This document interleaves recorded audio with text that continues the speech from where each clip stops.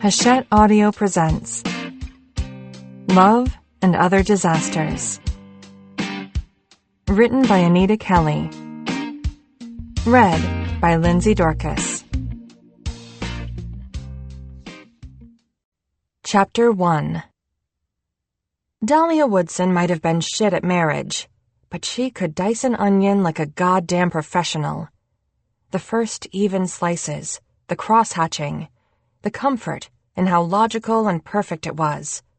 Dahlia had put in the work, onion after onion, until she could create consistent knife cuts every time, until she trusted her hand, her knife, without having to think about it at all. Fast and efficient and right. When Dahlia stepped onto the set of Chef Special in Burbank, California, on a Tuesday morning in late July, she thought about onions.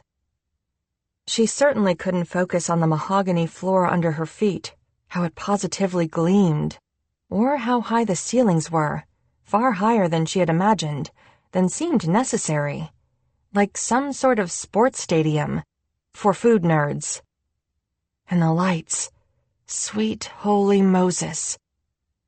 It felt like walking into an airport terminal after a long cross-country flight. Everything too fast, too loud, too full of new. Except the set of Chef Special wasn't new, not exactly. Dahlia had seen it before, back home on her TV set. But it was different in person, more overwhelming, more surreal. She approached the soaring wooden archway that marked the rear edge of the set. It was majestic and unmistakable, like the doorway of a cathedral, if a kitchen could be a church. She shuffled around it, staring in awe, dazzled by the shining lights above. And a second later, smacked herself right into a solid wall of person.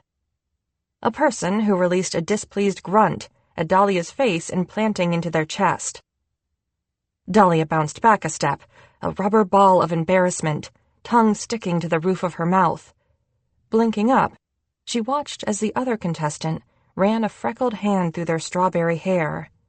It was buzz-cut on the sides, longer on top, and when their hand released, a flop of it fell back over their right eyebrow. Dahlia cleared 5 feet, but barely. And this person was tall. That eyebrow hovered what felt like a full floor above her. But it was cute, the strawberry hair. It made Dahlia think of leaves changing color in the fall, and Anne of Green Gables, and sunsets reflected off of still water. They hadn't moved since her face met their chest, and the nearness of another body felt grounding somehow, like when your eyes lock onto someone in arrivals you recognize, the cacophony of the airport finally settling around you. And so, maybe it was the sunset hair, or the simple proximity of another sentient human being, but Dahlia opened her mouth and... "Oh God! I just ran right the fuck into you. I am so sorry. I am just so nervous. Like, I think the last time I was this nervous was my 4th grade spelling bee, when I forgot how to spell whistle, and everyone laughed at me, and I maybe peed my tights just a little. God, wearing tights is the worst." Dahlia sucked in a breath. She could see, from the corner of her eye, the other 11 contestants milling around, waiting to be herded to their assigned cooking stations by a producer named Janet. Strawberry blonde hair kept standing there, staring at her with a blank look on their face. Dahlia felt awkward ending the conversation here, but she didn't know how to transition smoothly from 4th grade urination, although, for the record, she stood by her assessment of tights. So she simply barreled on, her brain scrambling to find a more relevant way to finish this horrifying minute of her life. "Anyway, this is weird, right? That we are going to be on TV, that this is real. All I can think about is onions, which is so dumb because everyone else is probably thinking about, veal and foie gras or whatever. Although I'm also thinking about how I'm probably going to trip over someone's feet the first time we all run into the pantry, and how I will likely forget how to cook as soon as the timer starts." She paused to laugh a little at herself.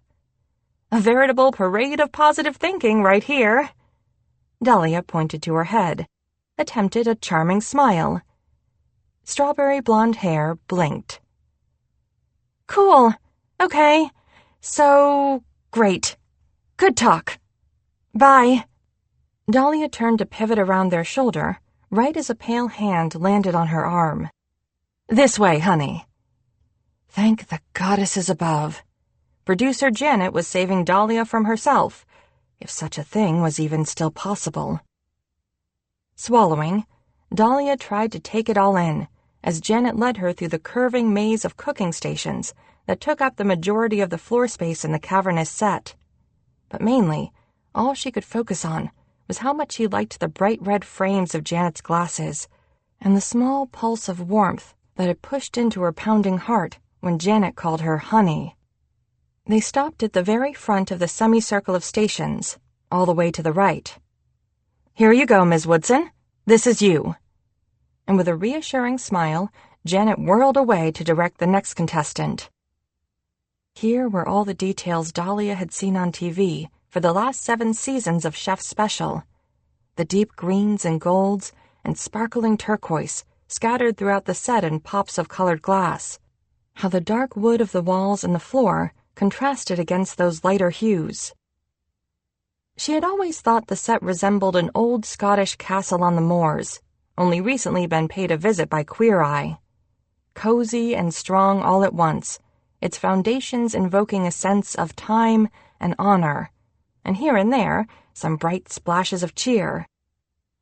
Dahlia stared down at the shining, stainless steel countertop of the station. Her station. She recalled the blank look on Strawberry Blonde Hair's face a few minutes ago, as she made a fool of herself within minutes of stepping onto set, and resisted the urge to lean down and smack her forehead against that stainless steel a few times. Instead, she closed her eyes and breathed in through her nose, like that yoga class she went to once a year ago had taught her. Onions. The scraggly brown bits on the top and bottom. The pure white of the insides, firm yet pliant.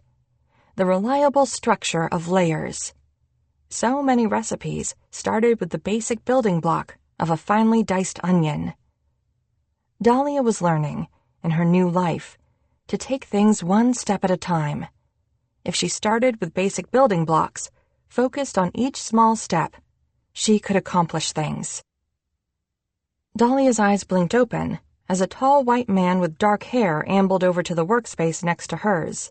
He was looking down, furiously scribbling in a small notepad. Oh God, people were taking notes, and Dahlia felt like she'd barely heard half the words coming out of Janet's mouth this morning, and Janet was loud.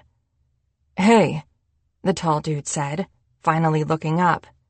He stuck his pencil behind his ear, all cool-like, and held out a hand. Jacob, looks like we're table mates. Dahlia shook his hand. She thought she maybe said her name. She was thrown by how confident he seemed, when all she could think about, aside from onions and that embarrassing scene under the archway, was how gassy she suddenly was. Her stomach was making alarming gurgling sounds. She glanced around the room. All the other contestants were making idle chatter, smiling at each other.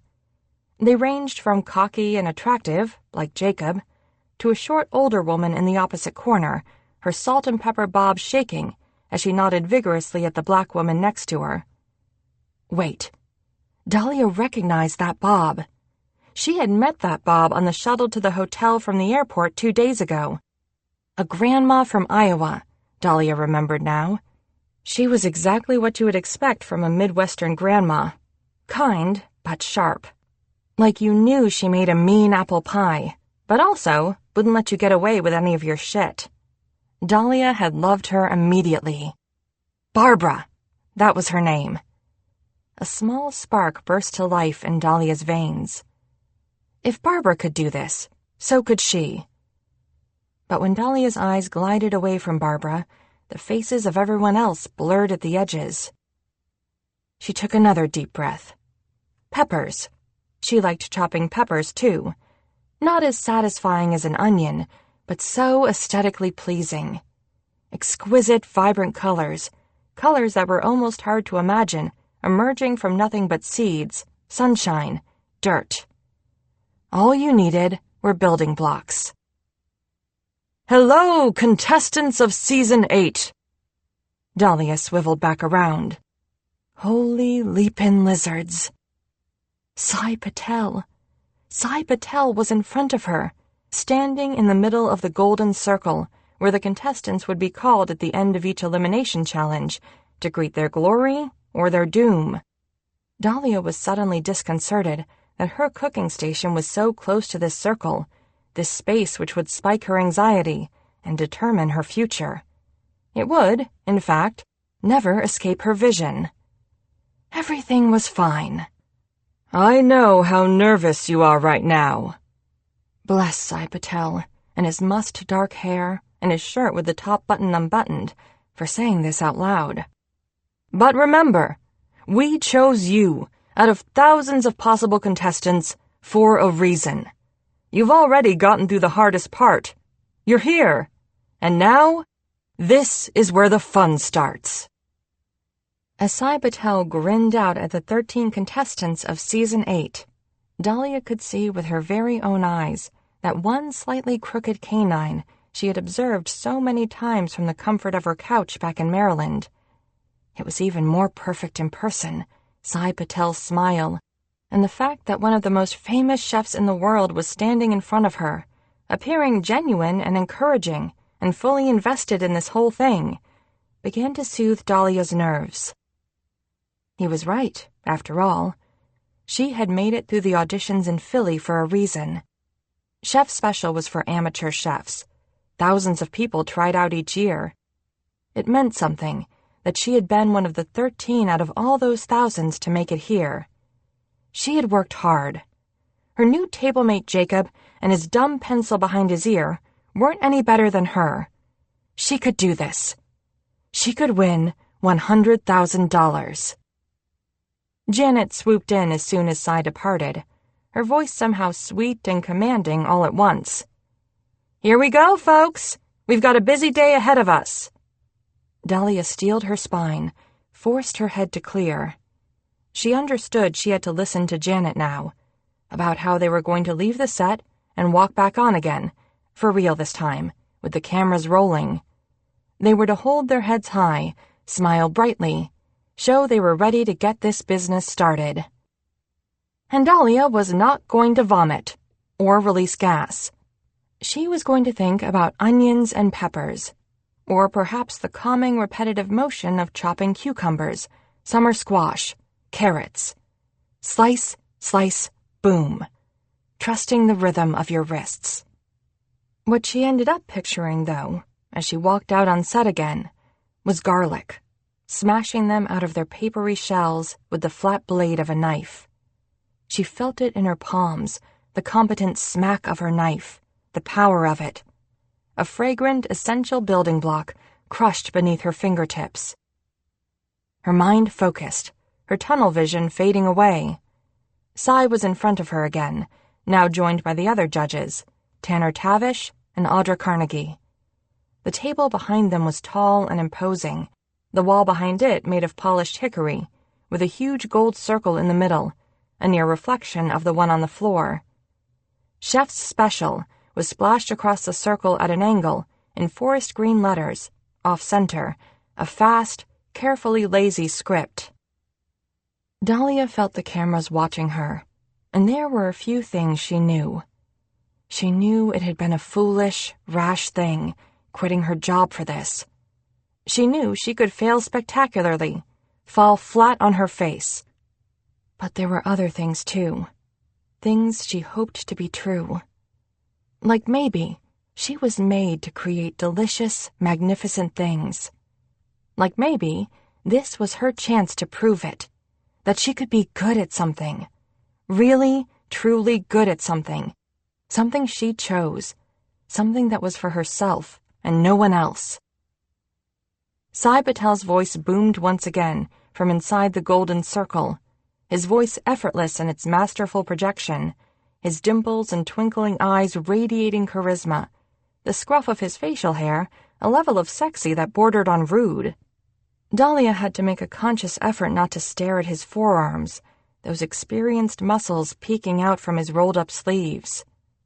And then the camera stopped, because apparently Audra Carnegie's skirt wasn't lying exactly right, and some of the contestants weren't smiling hard enough. Dahlia breathed out and glanced around her again, taking in more of the set. The abstract Chihuly glass sculptures, all perfectly lit in hues of green and blue, that dotted the clear wall between the cooking stations and the pantry. She could just glimpse the pantry through them, and her pulse ticked up at all the fresh produce on display, the just visible corner of the refurbished library card catalog she knew held every spice she could imagine. Dahlia could not wait to get herself inside that pantry. It was when she turned her head to see what lay on the other side of the set that her eyes landed on that strawberry blonde hair again. And a face, she saw more clearly now with the increased supply of oxygen to her brain, that was generously dotted with freckles. Their hazel eyes were staring straight at her. At least, Dahlia thought hazel was the right word. An arresting greenish-gray, with flecks of gold and flashes of darkness mixed within. The hue of their hair seemed even brighter here, under the full effects of the stage lights, like they were cast in a heavenly glow. If heavenly glows also included grumpy scowls. If cool, lean Jacob next to her was a jaguar, strawberry blonde hair was a lion. They were at the station directly behind hers. Dahlia's face warmed again at the recollection of their interaction earlier, but creeping rays of confidence were seeping into her now. She could make this better, too. She worked up a friendly smile. "Good luck," she whispered, which was a much more normal thing to say to a fellow chef special competitor than, talk of fourth-grade spelling bees. They looked at her, unmoving, for a second longer. She thought, maybe, she saw their jaw clench. And then they grunted. Again. Except this was a purposeful grunt. They thought about this one. They grunted at her, and then averted their eyes. So, that would be a no as to whether they had found Dahlia's freak-out charming. Dahlia turned back to her station. She glanced at Jacob, who was staring straight ahead, arms crossed at his chest, standing in a wide power pose. Fine. You couldn't win them all. She still had the prospect of friendship with Barbara from Iowa, at least. Screw these people. Grandmas were awesome. It took far longer than Dahlia had anticipated, but finally, over an hour and many surprisingly specific instructions later, it was time to cook. The first challenge was always simple, open-ended. Each contestant cooked whatever they wanted to showcase their personal styles, their signature skills. Everyone knew this, had time to plan for it for weeks. She in fact didn't trip on the mad dash to the pantry. As soon as Dahlia got her hands on some limes, she felt calm. Back at her station, she swept her dark hair onto the top of her head as the red clock embedded in the judges' table clicked away, and she made a game plan.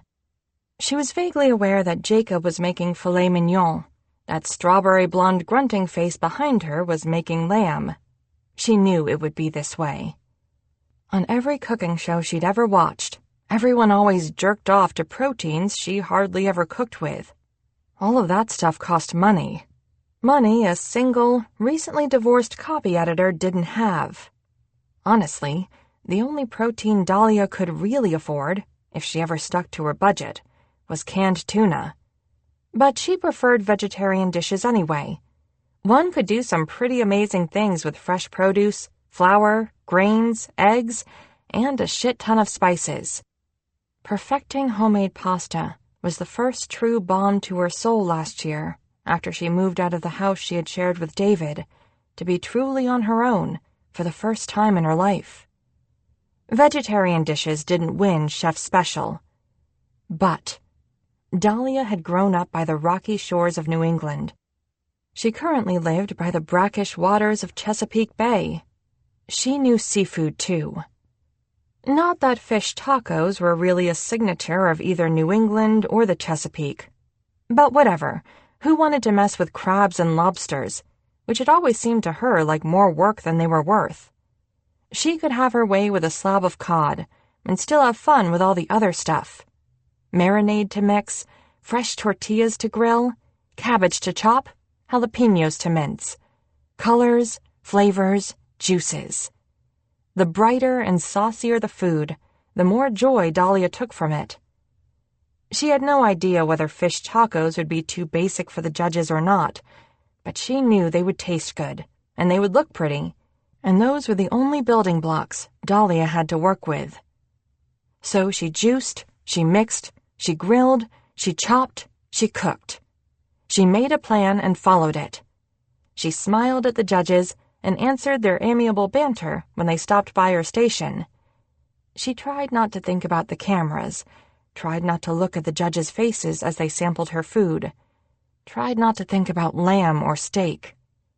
And even though this first day of filming had already seemed to take 1,000,000 hours, the 60 minutes they had to cook truly did fly by. Somehow, there were only 5 minutes left, and Dahlia felt tense but good, this rush of adrenaline wiping all other thoughts from her mind. Her hands were steady as she plated. She even had an extra minute to tidy her station. When Tanner Tavish yelled, "Time's up!" her arms fell to her sides. Her feet took a step back. And that was when Dahlia started to shake, which she hoped wasn't noticeable in all of these high-definition cameras, or to the judges in front of her, who had been around the world and cooked in Michelin-starred restaurants, who walked around set like they owned the joint, because they did. At worst, she hoped her trembles were only noticed by freckled grumpy pants behind her, whose opinion of her probably couldn't get any lower at this point anyway. There was a brief break, as Janet and the production assistants and the judges huddled and pointed and discussed who knew what. Contestants' plates were adjusted slightly, perfected for the cameras. Contestants ran to the bathroom, laughed nervously with each other. Dahlia stood in place, biting her lip. And then they were back. And Audra Carnegie said her name. Seriously? She would be the first to have her food judged? Dahlia had no idea whether this was a blessing or a curse, but she did know her nerves were still recovering from 60 minutes of hyperfocus. Closing her eyes for just a second, she took another yoga breath. She placed her hands underneath her plate. She stepped away from her station. She rounded the table. And she tripped. The world went in slow motion, a torturous horror film. From outside of her body, Dahlia saw Sai Patel rush forward, hands outstretched, brown eyes wide. She thought she heard someone curse. Had there been something in her way? An upturned snag of electrical tape? Or had she, Dahlia Woodson, for the love of all that was holy, really tripped over her own feet after she had made her very first meal on national TV? Oh, dear Lord. She was going to literally fall flat on her face. Somewhere, in the recesses of her brain, she thought, well, naturally, before her mind went numb. The studio lights were blinding, as starbursts of rice, ribbons of purple cabbage, and a playful dash of lime crema took flight, moments before her body slammed onto the floor. Chapter 2. London just needed a moment to themselves. They had stepped into this dim hotel bar to find it, escaping to this grimy table in the corner, crumbs and drink rings littering its surface. Just one moment to themselves. They could have continued up to their hotel room to decompress after this entirely too long first day of filming, but their hotel room didn't have bourbon. The first taste had felt so good, burning the back of their throat in exactly the way they desired. Cold, strong, a kick of home. It cleared their mind, just a touch. Another glass, and they might clear this whole funky headspace entirely. They had performed well today, but that was likely only because they had practiced making that lamb approximately 98 times. Tomorrow, the real chef special started. Face-offs, ingredient innovations, elimination challenges where they didn't have weeks to prepare, real-world challenges. They had to get their mind in order as soon as humanly possible if they wanted to succeed. And maybe they were only here because they got too drunk with Julie last Christmas when they saw the ad about chef special auditions coming to Nashville. Julie had dared them to try out, and they had never once in their life said no to a dare from their twin sister. But now that they were here, it was real. And the more London thought about what they would do with that prize money, the better they felt about it. London wanted to succeed at this more than anything. So they spent the next 2 sips of bourbon clearing their head and preparing for tomorrow, for the next day, for every challenge to come. And then a bag slammed into the empty chair across from them.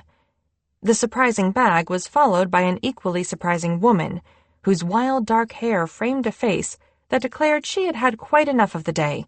Thank you very much. She stuck her hands on her hips, visibly huffing, and glared at them. Dahlia. London winced, recalling her spectacular trip on set, which had occurred hours earlier at this point, but was still imprinted on their mind, because how could it not be? It had been epic. I am so... Oh, shut up! She waved a hand. Everyone is so sorry for me. I know. Believe me, I'm sorry for me too. I don't want to talk about that. London gripped their liquor, unsure what in the world they and Dahlia Woodson had to talk about, if they couldn't talk about that. But Dahlia apparently knew. Why didn't you say good luck back? London blinked. Or even smile, she continued, booming with anger when London didn't respond. You didn't have to say anything, but you could have at least smiled back, or said literally anything to me after I embarrassed myself at the beginning of the day. All I was trying to do was be friendly, look for a little reassurance before the most terrifying thing in my life commenced. Why be such a jerk? London was too stunned to reply, or to even take another sip of bourbon, which they sorely needed. Dahlia crossed her arms over her chest. Did I do something to you? London could feel it now, see it in her eyes, as Dahlia attempted to bluster on, how the heat was going out of her. Her anger was quickly giving way to sadness, or fatigue, or something else. And while the anger had been startling, no part of London had any room for this stranger's sadness. By the time she pushed out her last question, she only sounded tired. Or are you just one of those people who indiscriminately hates everyone? London frowned at this characterization, even if it had been weakly thrown. I don't hate you. That's not... No. They took a breath. Fine. They'd put an end to this thing. I'm sorry I didn't say good luck back.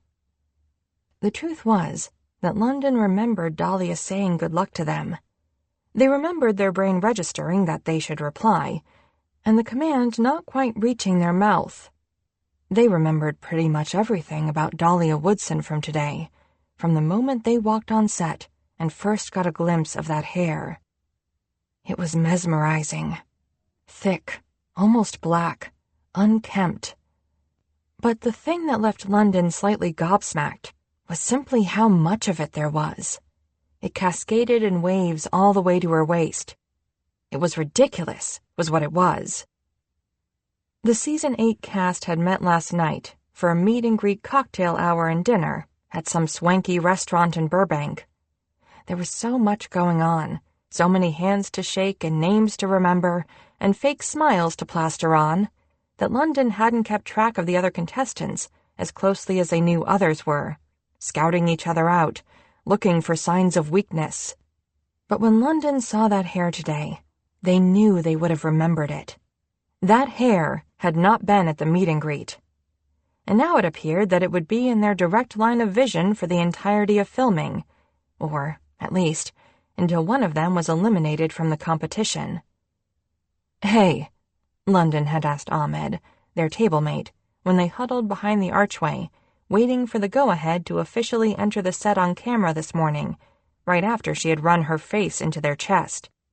"Do you know who that woman is, in front of us? Next to Jacob? With the hair? Name's Dahlia Woodson, I think." "She wasn't around last night, though, right?" "Nope. I only think that's her name because I heard Janet say, 'Where the hell is Dahlia Woodson?' at some point." "Huh." London simply didn't like being thrown off, was the thing. It was fine, of course, that Dahlia had apparently blown off the meet and greet, that she was stationed in front of them. But it was unnecessarily distracting, really, that all of that hair was down, completely untamed and uncontained. Like, was she actually planning on cooking like that? Because, for starters, it was completely unsanitary. It would never fly in a professional kitchen. But hairnets weren't sexy on screen. Maybe the producers had asked her to keep it down? But no, a quick glance around set had revealed several other people with their hair up. The more London had stared at it, the more infuriating it became. London had been so distracted by it when they first saw it that they had simply stood there, like an idiot, as Dahlia whirled up to them under the archway, a tiny hurricane of energy, and smashed into them, and proceeded to be adorable. Her hair was up now, drawn into an enormous, slanting bird's nest on top of her head, the mechanics of which, honestly, London couldn't compute. When she collapsed into the seat across from them, unceremoniously shoving her bag onto the floor, a few more strands escaped, floating around her face, her tanned skin. She looked exhausted, but somehow, that skin still seemed to glow anyway, even in this dim bar lighting. Which was, London thought, scratching at the back of their neck, scraping across their own ghostly skin, extremely unfair. "Can I get something for you?" A petite waitress, the roots of a fading dye job clear in her sloppy blonde bun, stopped by the table. There was an orange stain on her left shoulder. She, too, looked exhausted. It was a real party in this hotel bar tonight. Dahlia jutted her chin toward London's glass. "What's that?" "Bourbon." London still felt tongue-tied, trying to process this whole interaction, but their brain remembered this. "Yeah, that. That sounds good." The waitress nodded and walked away.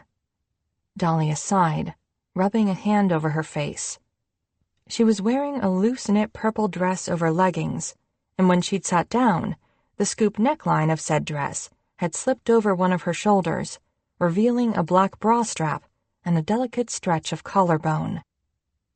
London had barely talked to this woman, and they already felt like they knew too much about her. That she had peed her pants, but just a little, in the 4th grade. How vulnerable her face looked after falling on national TV, a bit of crema on her cheek. That she was wearing a black bra. That she had been nervous today. London hadn't actually felt that nervous, somehow. Only generally disgruntled. The waitress returned, slipping the glass into Dahlia's hands before disappearing. Dahlia took a good slug, and London cleared their throat. They weren't quite sure why Dahlia was still here, why she had decided to sit down, but if London smoothed this over, maybe she'd leave faster. "I didn't mean to be rude to you today, if I was. I've, had a rough couple of days." Dahlia looked at them over the rim of her glass, freezing for just a moment. And then she slammed the glass on the table and began to laugh. With every passing second, she laughed harder. London couldn't do anything but stare. "You," she said eventually, wiping at her eyes. "You made lamb that was so, quote, magnificently cooked that it looked like Audra Carnegie wanted to kiss you, and you managed to not spill your entire plate while busting your ass on national television. But sure, you're having a bad day. All right." Dahlia rolled her eyes, gathering her breath back after her laughing fit. She took another massive slurp of bourbon. London felt their cheeks flame, even more so than usual. "Audra Carnegie did not want to kiss me," they said. "And they liked your fish tacos, too. After they let you reassemble them," they added, more lightly, scratching the back of their neck again in an attempt to dispel their second-hand embarrassment. "Yeah, well," Dahlia finished her bourbon with another eye roll. She shouldn't be that put out, really. The judges had already sampled her tacos before she made her dramatic on-screen tumble. Filming the judging portion of the show took so long that the food normally got cold. So most of the judges' assessments came from taste testing they did throughout the actual cooking process. This had been one of the first things Janet had told them. Dahlia's feat of aerodynamics had been impressive, but it didn't actually threaten her spot on the show. London had watched her make those tacos. They could tell they were good. "Hey, can I get another one of these?" Dahlia called out to the waitress as she was about to fly by their table again, motioning to her empty glass. The waitress raised an eyebrow, likely at how quickly the glass had been drained, but it was clear Dahlia didn't much care. She scanned a greasy placard that was at the edge of the table. "And some chips and guacamole. Yeah, awesome. That would be awesome." "Awesome," the waitress repeated, deadpan, before floating away. London felt much the same. "Just to clarify," they said, leaning slightly forward. "Are you mad at me?" London understood that Chef Special was a competition, that they should not care what Dahlia Woodson thought of them. They had spent the last few years of their life working hard at not caring what people thought of them. But it felt wrong anyway, that they could make a stranger angry so quickly, for reasons they still didn't 100% understand. For some reason, they didn't want Dahlia to be mad at them, however strange she might be. "Nah," Dahlia shrugged a shoulder. "Honestly, I'm not that good at being angry in general. Whenever I'm angry about something, I always end up getting sad in the end instead, so I try to avoid it. And that was too much information. Yikes, I need food in my system." She paused. "It was a valiant effort, though, right? At being angry?" "You called me a jerk," London affirmed. Dahlia grinned. "See? That felt weird coming out of my mouth, but I said it anyway. Look at me." She reached out and grabbed London's glass. "Why are you not drinking this?" She took a long sip and winced, as if it had hit her throat too fast, before pushing the glass back across the table. "Anywho, so I'm done. Now, tell me about your horrible day." She really just did that. She drank London's bourbon. Dahlia Woodson was a real piece of work. The chips and guacamole arrived before London could think of what to say, along with Dahlia's second bourbon on the rocks. She crunched into a chip the moment the waitress placed them on the table, and her eyes went wide. "Oh, man! Oh, wow! They do not have chips like these on the East Coast. You should have some." London did not reach for a chip, but they finally took a sip of their own bourbon again. They felt harried, like they were constantly one step behind in this conversation, like they never knew what Dahlia was going to say or do next, and they had no idea how to extricate themselves from this sad, poorly lit bar. "So, your bad day. I'm all ears," Dahlia prompted again, as she dug into the guacamole, chomping on another chip, smiling now, like she was suddenly having the time of her life. "Why weren't you at the meet and greet yesterday?" London asked instead. Her smile drooped, and she looked slightly shamed. "Oh, the whole idea of that gave me supreme social anxiety. I told a PA I was having bad cramps." Are you serious? London burst out, incredulous, their mouths suddenly working again. It gave all of us social anxiety. This entire show is like an exercise in surviving social anxiety. And you used cramps as an excuse? Hey! Dahlia frowned. My menstrual cramps are really bad, okay? When I have them. Don't judge me. But London was judging her. In fact, they were pretty angry at her now, irrationally or not. Because they were going to have to come out to her now, to get it over with. And if she had just shown up for the dumb meet and greet, they wouldn't have to do this again. If she just had some control over her fucking hair, London would have said good luck back hours earlier, or reacted in whatever way Dahlia found acceptable, and she wouldn't be here, right now, ruining London's moment of peace. They took a breath. Last night, at dinner, I came out to everyone as nonbinary, so everyone would know my pronouns, which are they, them.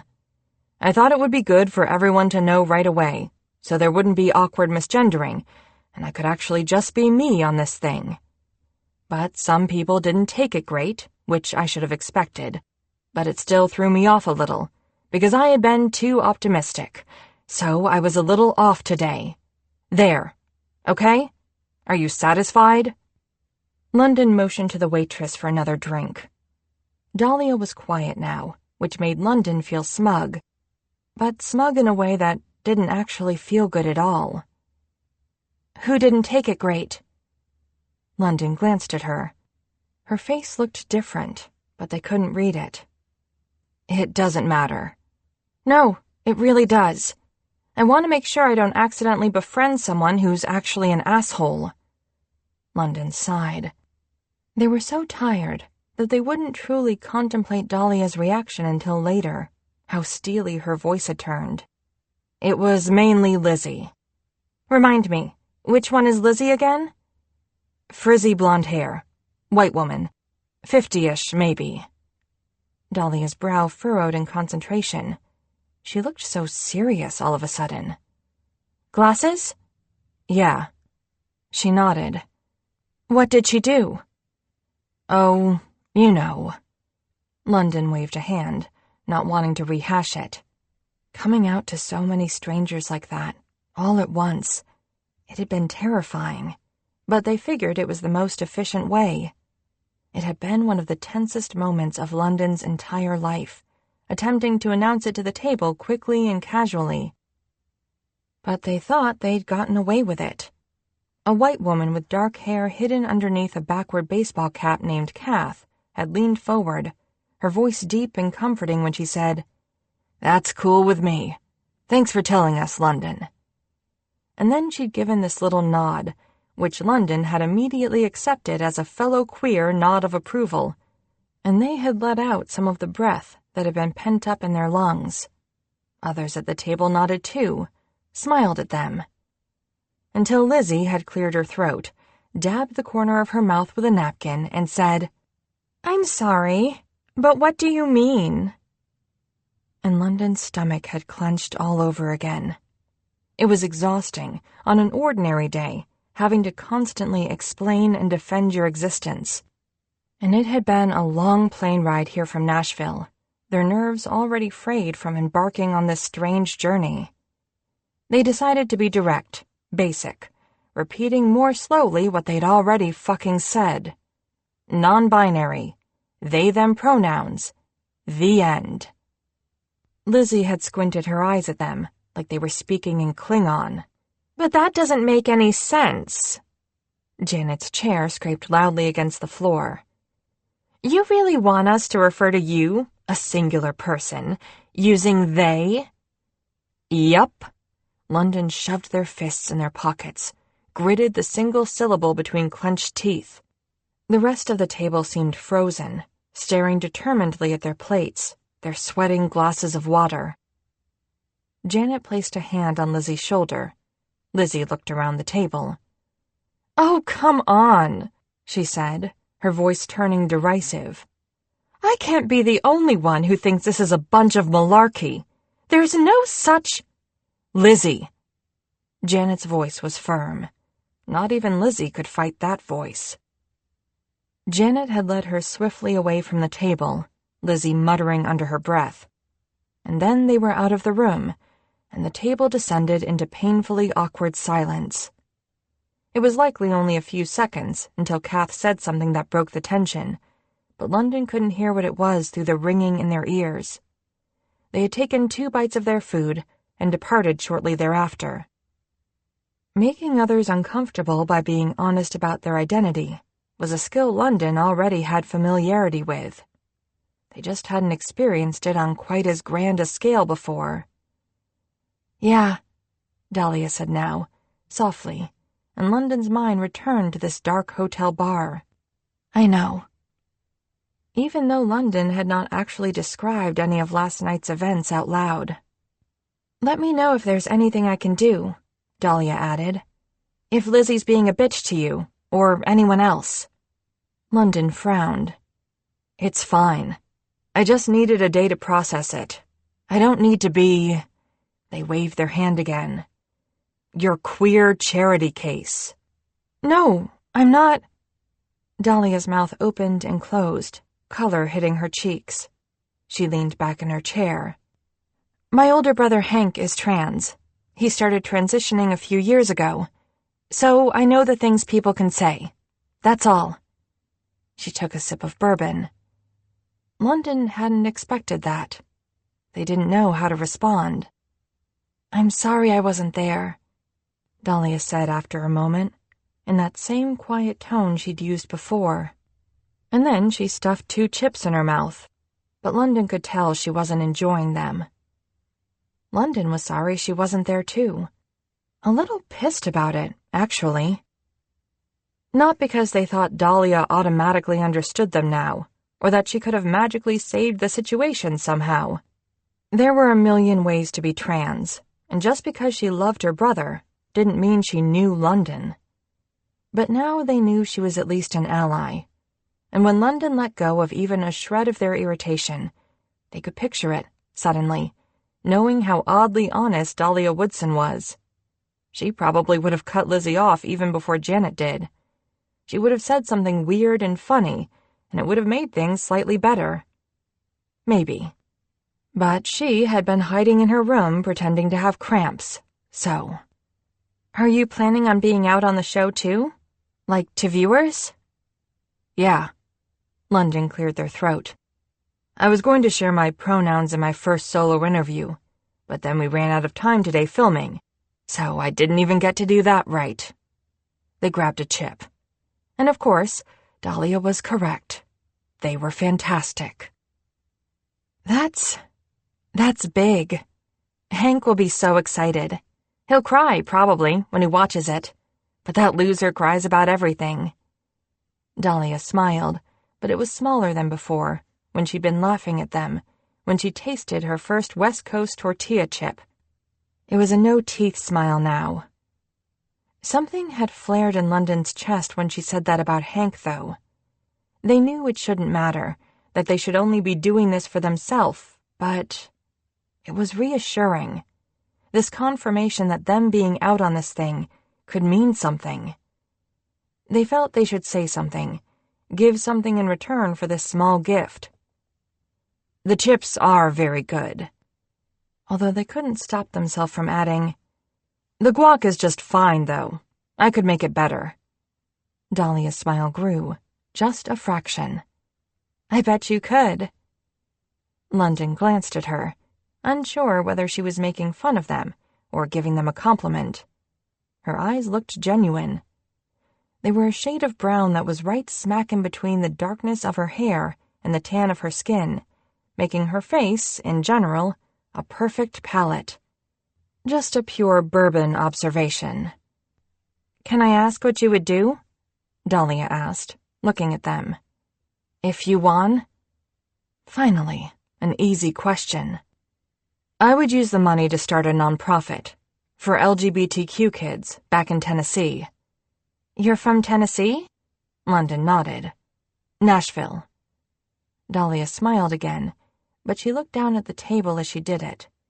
She readjusted her dress, dragged the purple material back up over her shoulder. London ignored the tiny spark of loss that dragged under their skin. Hank has always wanted to go to Nashville. He loves country music. Named himself after Hank Williams. London watched her pick up a chip, place it on its edge on the tabletop. She held it there with her fingertips, making no move to bring it to her mouth. "That's really noble," she said. "The nonprofit thing." "I mean, I have no idea how to actually start a nonprofit," London said automatically, embarrassed, because Jesus, they didn't want to be seen as noble. That felt gross. "But, yeah, I'd like to try." "That's great." London had never seen a sadder tableau than Dahlia Woodson staring at that chip, unmoving. "Hank should go," they said, deciding suddenly to make a real effort at not being a jerk, at drawing Dahlia back out from wherever she had disappeared in the last 5 minutes. "To Nashville. It's a great place." "Yeah," she said, half-heartedly. "What would you do with the money if you won?" London asked. If it was possible, Dahlia became even more still. "I have a lot of debt," she said finally, shrugging. "It turns out divorce is expensive. And I have student loans and—" She trailed off. "I don't know. Some money would be nice." Wait, this woman was divorced? She couldn't be much older than London, and they were only 26. Maybe London, in fact, knew very little about Dahlia Woodson. "Anyway, I should probably go. Sorry for interrupting you." Dahlia stood abruptly, draining the last of her bourbon as she went, leaning down to grab her bag. She dropped some bills on the table and then paused, fiddling with the strap of the bag. "So, this is embarrassing," she said, not meeting their eye. "But I'm not 100% sure. It's London, right? There were so many new people to meet today, and I was nervous, and—" "Yeah, it's London." And then they added, dumbly, like they were reciting roll call in school, "London Parker." She smiled, just a little. "I'm Dahlia." "Yeah, I know." "Oh, right. Okay. Sorry again. See you tomorrow, London Parker." London felt strange after she left. A little lonely, maybe, even though they had come here to be alone. They chugged the rest of their bourbon before paying their tab, not caring to linger in this bar any longer, too close to the knowledge of how much they liked the sound of Dahlia's voice saying their name. Chapter 3. Janet's hand landed on Dahlia's shoulder the next morning, 5 minutes after the cameras turned off for a break. "Dahlia, honey," she said. "Time for your first interview." The frames of Janet's glasses were purple today. She smiled reassuringly. Dahlia took a breath. She had just lived through her first face-off challenge, where each contestant squared off against another to complete a basic culinary task. The winners of each face-off gained advantages for later challenges. Dahlia had lost her face-off. To Lizzie, of all people, which sucked. It sucked real hard. And she had a slight bourbon headache. Still, she hadn't fallen on her face so far today. And she hadn't made a further fool of herself in front of London Parker. Dahlia was determined to look like less of an idiot in front of them from this moment forward. She was trying, in other words, to have a positive outlook. But as Dahlia followed Janet toward the back corner of the set, Janet's curly hair bouncing in a loose knot as she walked, Dahlia curled her fingers into the hem of her tank top. Her humiliations of the past 24 hours, including the California rolls Lizzie had just crafted faster and more artistically than Dahlia had, dropped away as a different anxiety settled in her gut. Dahlia had been thinking about this moment since she'd learned she made the cut for the show a month ago. When the contestants introduced themselves in their first solo interview, they only had to state a few basic facts about themselves: where they were from, their jobs back home, what they hoped to get out of the show. But even trying to think of answers for these simplest of questions made Dahlia feel inadequate and confused these days. She was from New Bedford, an old whaling town in southern Massachusetts, next door to Rhode Island. It was New England who had raised her. But she lived in Maryland now. Her ex-husband David had commuted to D.C., and she commuted to Baltimore. They lived between the two in suburbia for the 6 years of their marriage. She had contemplated moving to Baltimore proper when she moved out last year, but she ended up sticking to what she knew. Because everything, from getting up in the morning to feeding herself, had felt hard, and sticking to what she knew felt like the only option. She found a small apartment in their same dull town, even though she no longer felt any real allegiance to it, to its string of mini-malls and chain restaurants. She wondered, at times, if she ever had. David had moved to Arlington, so at least she didn't have to worry about running into him at the Food Lion. The small set where the chef's special contestants would film their solo interviews was tucked in a back corner of the soundstage, beyond the wooden archway, next to craft services. A thick marbled window lit from behind and made of stunning turquoise glass took up the entire back wall. It was beautiful, and it soothed Dahlia immediately when she walked in the room, even if it didn't give her any better ideas of what to say. She sat on a stool. She blinked while the camera focused on her, while PAs adjusted the lights. The young woman behind the camera, with short, tightly curled hair, peeked out at her and smiled, full of friendly vibes. "Hey, Dahlia, I'm Maritza. Remember, we just need the basics here. Start with your name, age, location. Good to go?" Dahlia nodded numbly. Wordlessly, Maritza counted off with her fingers and then gave the signal. "My name is Dahlia. I'm 28 and originally from Massachusetts." Her mind blanked.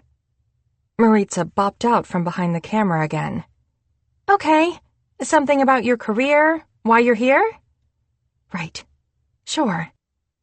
Except Dahlia didn't have a career. She had worked as a copy editor at a small Baltimore paper for the last 4 years, and enjoyed it, for the most part. She had always liked writing and editing, and the work was interesting sometimes. More and more of the paper was simply canned from larger news wires, but the local beats the reporters still got to cover felt important. She liked her co-workers, especially Josh, who covered their online marketing and social media, who made her laugh and had always treated her with respect.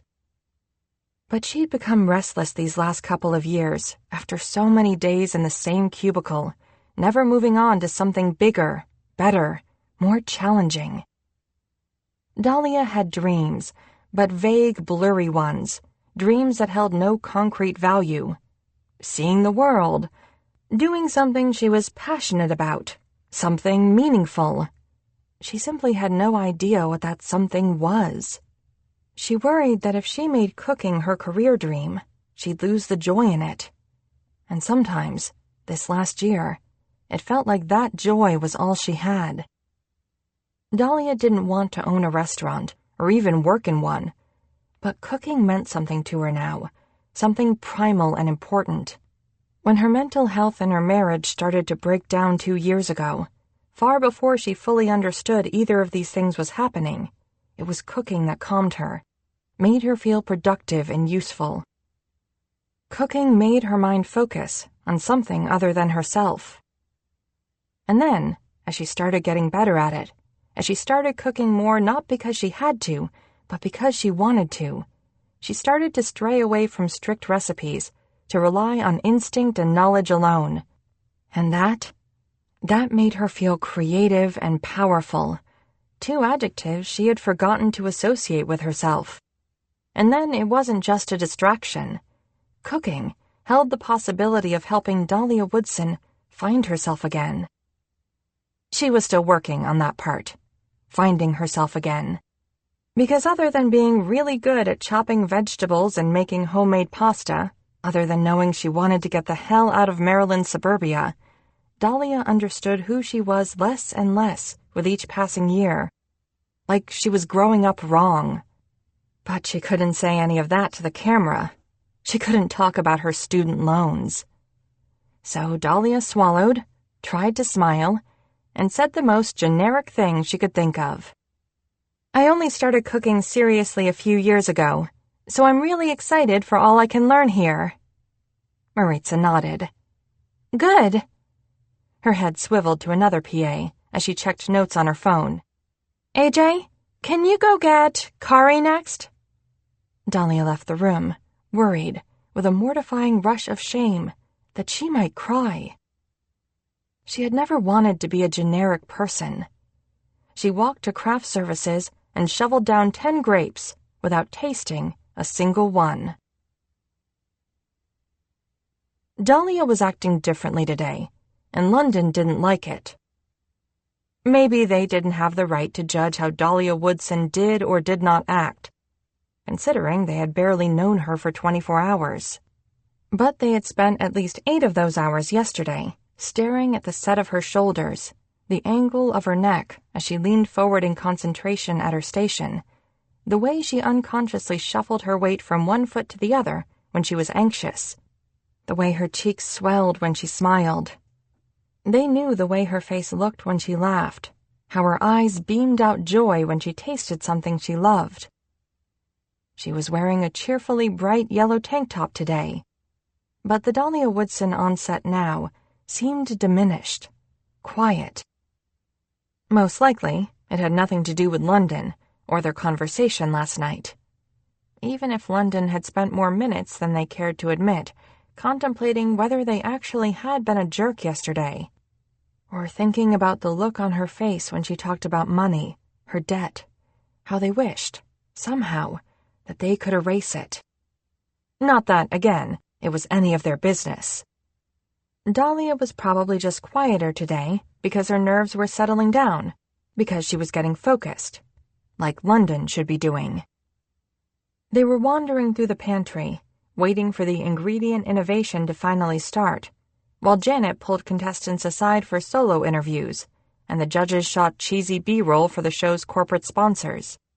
The ingredient innovation was the most creatively demanding segment of the show, and London was antsy about it. The judges presented an oddball or lesser-used ingredient, and the contestants had to produce a small plate, usually a side dish or a simple dessert, that featured the ingredient and didn't taste like garbage. London had always been good at following recipes with precision, at improvising with ingredients they were familiar with, but the element of surprise stressed them out.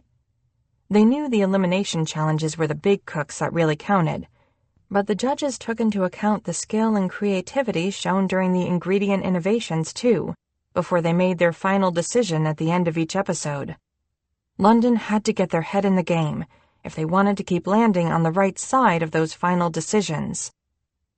And yet, as if the universe was determined to put Dahlia Woodson in the way of London's focus, there she was, standing stock still in front of the card catalog of spices in the pantry, clutching a tiny notebook to her chest.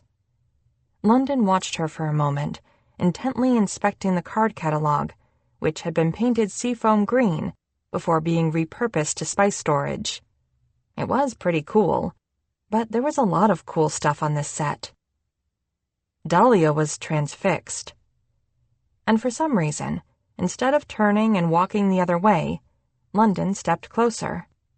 "Hey," they said. "You okay?" Dahlia's eyes didn't stray from the card catalog, but she nodded. She whispered.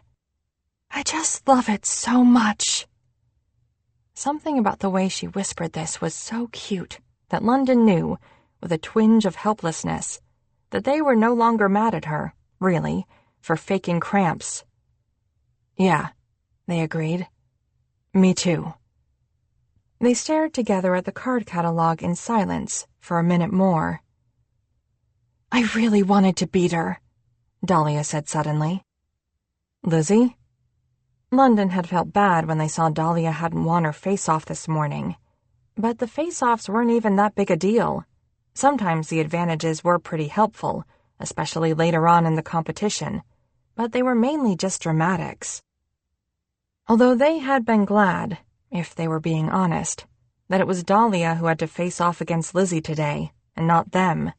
That they had had the good fortune of being paired with Kath, who had kicked their ass in the face-off, assembling her California rolls way faster. London had been too concerned about being neat with them, and punched their arm in victory when the timer buzzed. Their arm was still a little sore, actually, but it had made them laugh. It was true, though, what they had told Dahlia last night about Lizzie. They just needed some space to get over the meet-and-greet dinner. You couldn't let transphobes keep you down forever. Yeah, Dahlia nodded, her brow furrowing. She was so nice to me. She was still hugging her notebook to her chest. It was irritating. A small smile crept onto London's face. I know what the first secret ingredient is, for the innovation challenge, Dahlia said a few seconds later, changing subjects abruptly. London was almost getting used to it now, never knowing what Dahlia was going to say next. I saw a crew member moving some stuff around. Really? London turned to her. What is it? If Dahlia were a smart competitor, she wouldn't even be telling them this. But she opened her mouth without hesitation. Spam. Huh. London turned back to the spice cabinet, their mind already whirring. That seems like a bit of a softball. Spam's easy. Yeah, I know. They stood for another few moments in silence, until London started to feel awkward. All right, I'm going to head back out there. They motioned behind their shoulder with their thumb. You just going to stand here staring at this thing until they call us back? Dahlia nodded. Yep. London stuck their hands in their pockets and tried to hide another grin. On a whim, they turned back to her once they'd reached the pantry doorway. Hey, Dahlia? Yeah? She finally tore her eyes from the card catalog to look over at them. Good luck. They only allowed themselves the briefest of glances at her smile before they turned and walked back to their station, where they had the misfortune of overhearing a conversation between Jacob and Jeffrey, who were standing at Dahlia's station in front of them. This is what I'm saying. Jeffrey, a balding white man from Texas, was gesturing emphatically. America needs to get up to speed on the insect scene. We're entirely too cocky about our proteins here. Exactly, Jacob said. When I was in Brazil last year, I had these beetles. London glanced back toward the pantry, wondering if they should go back and ponder the spice cabinet with Dahlia a minute more. London agreed, honestly, about eating more insects. But it was the way these people talked. All around them, all morning long, London had overheard other contestants boasting to each other about cooking accomplishments they'd already achieved, the most exotic dishes they'd ever prepared, the places around the world they had dined in. London had grown up around people like this, people who overvalued their own importance, had grown tired of them, long ago. A part of them daydreamed about dragging Dahlia to the side of the set, complaining about everyone else in the room together. Did she also hate Jacob? Because the dude seemed like a real drag. London had lucked out, they thought, with Ahmed as a table mate. The set felt surprisingly like high school, all this posturing around strangers. Ahmed and Kath were the only people London felt comfortable around so far, the only people they'd want to sit with in the cafeteria. Along with, they admitted to themselves, the woman with the infuriating hair who had declared them a jerk. They couldn't exactly explain it, but it had felt, for a moment last night, and for a minute just now in the pantry, like maybe they were on the same side, made for the same lunch table. And London longed, suddenly, to see Dahlia roll her eyes at someone who wasn't them. They shook their head, mentally blocked out the voices of Jacob and Jeffrey. This wasn't high school. It was a competition, one that was televised, and London had to start really paying attention now. Dahlia was a competitor, not a science project partner. She could stay in the pantry. London would keep their grumbling to themselves. They took out their notebook from their back pocket and started to make some serious plans for spam. Chapter 4. Dahlia felt the tiniest bit guilty about the excitement that poured into her veins when she walked onto set the following morning and saw the poor things. Their gaping, airless mouths, their bug-eyed, frozen faces. Jacob gagged next to her as they approached the feast of fish laid out on a table in the middle of the golden circle. It did smell god-awful. It also smelled familiar. Today was their first elimination challenge day, and finally, it felt like a day that would go right from the start. The funny thing was, Dahlia wasn't even super into fish. Not really. But she had gone to a class run by some fishmongers in Baltimore last year, right on Inner Harbor, that had deepened her knowledge of the slippery creatures.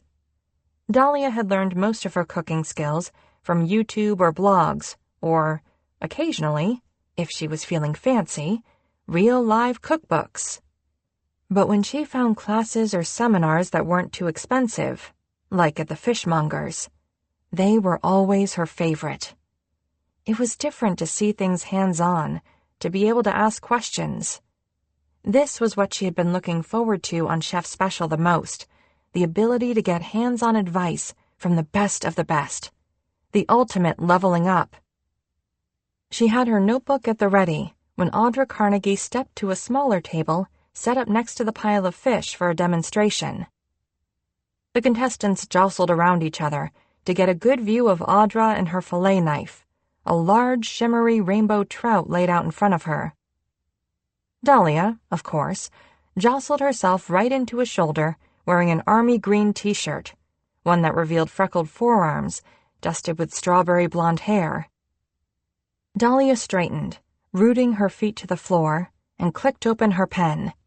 She stared determinedly over Barbara's shoulder at the trout, like a professional-ass chef, about to take some professional-ass notes. She did feel a smidge better about her relationship with London now, after their brief interaction in the pantry yesterday. She still wouldn't call them friends, but it appeared they had moved past whatever weirdness she had created in the hotel bar, which was a plus. Another plus, Audra Carnegie looked hot as hell, gutting and filleting this fish in front of them like a boss. Her dark skin shone under the studio lights, her braids swirled into an intricate knot on the top of her head. She went slowly and spoke calmly, but she never hesitated with her knife, with her skillful hands. After you make your incision behind the gill plate, we're going to look for the spine. Remember, again, always, always keep your hand behind your filleting knife. Dahlia was delighted Audra was doing this demonstration instead of Cy or Tanner. She'd always felt like Audra got the shaft on this show, only thrown in for her feminine touch, her advice on plating, salads, baked goods. But girls could break down a fish. They could scoop out innards with their bare hands. By the time Audra had 2 perfect trout fillets in front of her, Dahlia was ready to give her a resounding high five and begin smashing the patriarchy of the food world together. But before Dahlia could get to patriarchy smashing, the 13 contestants of Season 8 were sent back to their stations. Now that we all feel confident about breaking down a trout, Sai Patel said with a smile, there's a small twist. Winners of yesterday's face-off, please come to the Golden Circle. Lizzie, Kath, and the other face-off winners did as asked. Now, each contestant will be assigned a different fish today. Sai gestured with an arm to the cornucopia of fish on the table. And your advantage, face-off winners? You get to choose which contestant is assigned which fish. Intrigued murmuring ensued, and then Lizzie and company were let loose, to decide the losers' fates. They walked around the table, whispering to each other and making notes, until handing a final list to Cy. Dahlia ended up with swordfish, which was significantly larger, and hence more difficult, than rainbow trout. She was happy with it, though. Such a funny and badass creature, the swordfish. Dahlia leaned down and tapped its intimidating bill. "I'm sorry I'm going to slice through your anus and tear your guts out through your throat," she whispered. She could practically feel Jacob's eye roll next to her, and she didn't care. She felt good today.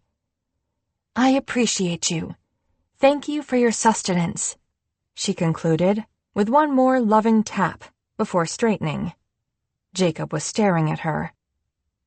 Oh, she could use some of those peppercorn she'd seen yesterday in the pantry. They were so pretty, a dazzling mixture of black, gray, burgundy, and hunter green. Dahlia could already hear them popping in her pan, the sizzle of the swordfish and butter.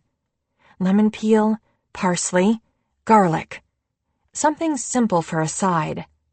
She started stacking the building blocks in her head, and anticipation buzzed in her toes. "Ladies and gentlemen!" Tanner Tavish raised his arms dramatically from the middle of the golden circle. "Prepare yourselves for your first elimination challenge. Your hour of fish filleting and cooking is about to begin." London groaned, both at the dead fish lying on a thick black mat on their station and at Tanner's "ladies and gentlemen." Both, at the moment, seemed equally irritating. London had never actually gutted a fish before, which, in hindsight, seemed like an embarrassing skill to miss. Their assignment of halibut was a relatively common whitefish, whose meat London had cooked with before, but they had apparently never actually seen a halibut. It looked nothing like a rainbow trout, London knew now. "Careful with this one," the crew member who had flopped it onto London's station had said.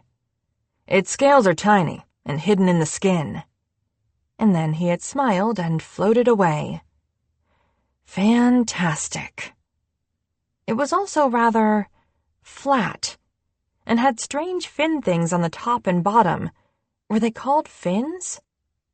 London should have tried harder with their California rolls. "And your time begins!" Tanner leaned forward, drawing out the pause. "Now!" The red numbers at the judges' table clicked from 60 to 59. London picked up a knife. Things went smoothly for a while, or as smoothly as a slippery, unwieldy piece of protein could go. Scales were indeed sons of bitches, but once London had sliced their first fillet from the spine, they started to breathe easier. And then they made the mistake of looking up. Dahlia's swordfish was already done somehow, and her fillets looked flawless. She was currently helping Jacob, with Tanner Tavish observing, likely to make sure Dahlia didn't help too much. She was gesturing with one hand, holding Jacob's knife along his catfish with the other.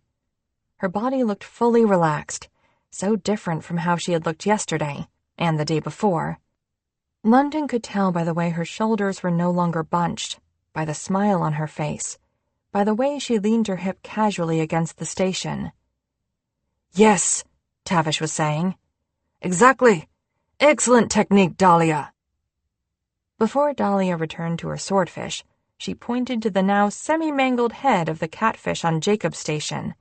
She motioned to her own chin, surely saying something about the horrifying, slimy whiskers on the fish, although London couldn't hear exactly what she was saying over Ahmed's frustrated cursing next to them. London flipped their first fillet over, slightly hacked but intact. Not bad for their first try, they thought, and started on the halibut's other side. From the corner of their eye, they saw Dahlia hold Jacob's catfish up to her face, bug out her eyes, and make a loud sound to the effect of, "Blarg!" London started to laugh. Their hands slipped, and then everything happened very fast. Somehow Dahlia was there in a flash, reaching out to grab London's hand, bunching up a corner of her apron and wrapping it around their thumb. She was applying pressure to the wound before Ahmed even looked over or Tanner Tavish had time to hustle around to their station. "Medic!"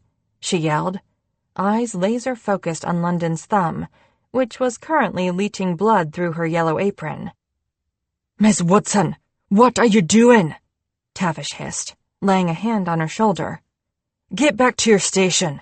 Seriously, you're ruining your apron." "Oh, whatever. It'll come out with some hydrogen peroxide, which I'm sure the medics have. Hey, guys." Dahlia smiled at the two EMTs who had hustled over, only stepping away when they took over. London felt it acutely, the moment her fingers left theirs. 10 minutes later, London sliced a lemon. They had no idea if this was the next logical step in their carefully formulated plan, but the lemon was there, so they sliced it. Their thumb ached, pulsing behind the lumpy gauze the medics had applied. Good God! London could not believe they had done that. After Audra had cautioned the contestants no less than 10 times to keep their hands behind their filleting knives. London deserved to get eliminated for this, probably. In the very first week. Mortifying. This was why London was upset. Because they were a competitive person who wanted to win this thing, and they'd made a truly dumb mistake. Because cooking with a huge wad of gauze around your hand was a real pain in the ass. It had nothing to do with Dahlia Woodson's fingers squeezing theirs, or the way she had said, "Oh, whatever," to Tanner Tavish, who was, by all accounts, the scariest person on set. London picked up another lemon. It matched the color of the tank top Dahlia had worn yesterday perfectly. She was wearing a raspberry-colored sweatshirt and floral-patterned shorts today. The sleeves of her sweatshirt had been pushed up her forearms when she reached back to grab London's hand, but the fabric had still brushed their arm for a second, soft and comforting. Her hair was up in that ridiculous bun. She'd put it up right before she started taking notes during Audra's demonstration. An escaped ribbon of it had fallen over her eyes when she leaned over to examine London's thumb. London had wanted to reach out and tuck it behind her ear. Oh, God. London wanted Dahlia Woodson. They sliced a third lemon, for no good reason at all. They had wanted her, probably, from the moment they first saw her, but the last 20 minutes had really slapped them across the face with it, and this was dumb. London couldn't remember the last time they had wanted someone real, someone beyond thirst traps on the internet. And now they were in lust with this woman who stood less than 10 feet away from them, who they might not ever see again if they were kicked off today anyway, who was recently divorced, from a dude probably, who was a distraction they did not need. Dumb, dumb, dumb. London hadn't dated since they first came out as non-binary 3 years ago. Dating while non-binary felt confusing and intimidating, even though they knew there had to be some dating apps out there with trans-friendly options available. Right? Right. But they still felt so messy inside most of the time, and on a related note, London hated halibut. They cooked it anyway, grudgingly. Once the hour was up, the cameras turned off for a brief break, and Dahlia turned around. "You doing okay?" she asked. London felt a surprising urge to grunt at her again. God, they were a jerk. "Sure," they said. She stepped toward them. "It was the rib cage, right?" They nodded, feeling their cheeks flush. Dahlia held out her palm, traced a white line that ran right near her left thumb. "The first time I tried to gut a fish," she smiled. "Tricky bastards." London wanted to lift that hand and run their tongue along that scar, and then move to that mouth, smiling and red and full, her lips the same color as her sweatshirt, the teeth behind them blinding. They swallowed. "Yeah. It was a pretty big mistake, though." "Whatever. It doesn't matter if your food's still good. And it looks great." She nodded at London's plate. She was lying. It did not look great. Her face looked great. "Thanks for, you know." London lifted their bandaged hand. Although they didn't know why they were still talking. They wished for this conversation to end, desperately, so they could return to stewing about the other contestants and not talking to anyone ever, except maybe Kath and Ahmed, and definitely only thinking about food, and food only. "Oh, of course." Dahlia smiled again.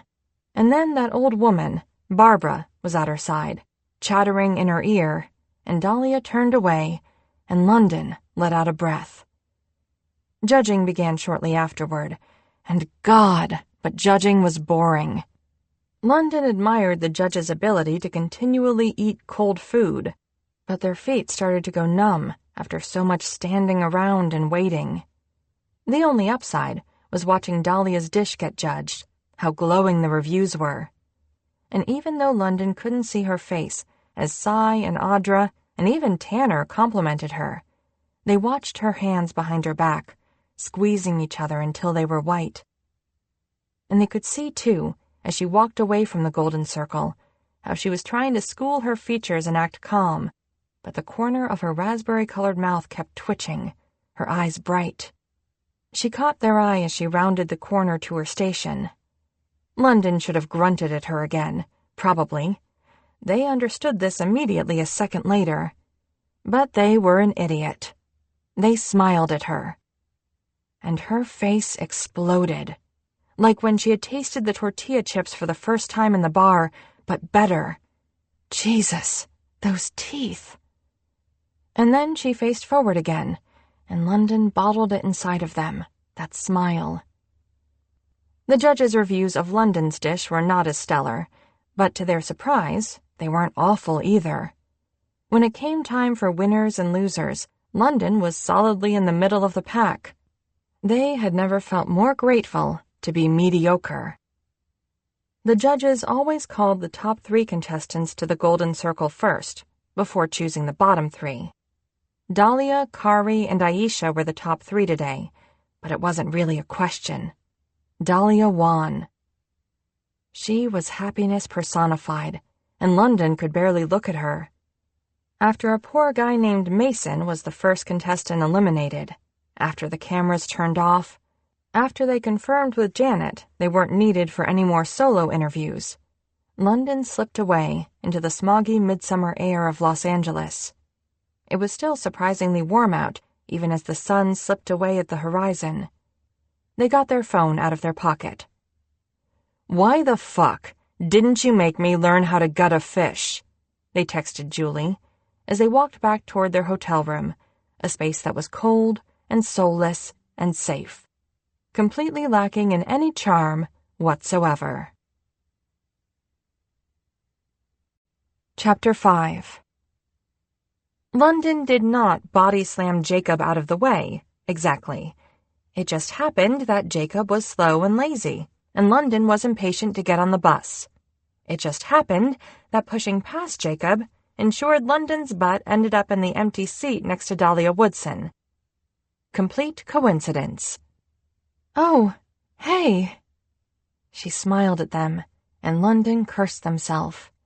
They had spent all of last night texting everyone they knew in Nashville, followed by reading Twitter for hours, to distract themselves from any thoughts of blinding smiles, or shoulders exposed by yellow tank tops, or fingers wrapped around their thumb. They hadn't even left their room for fear of running into her.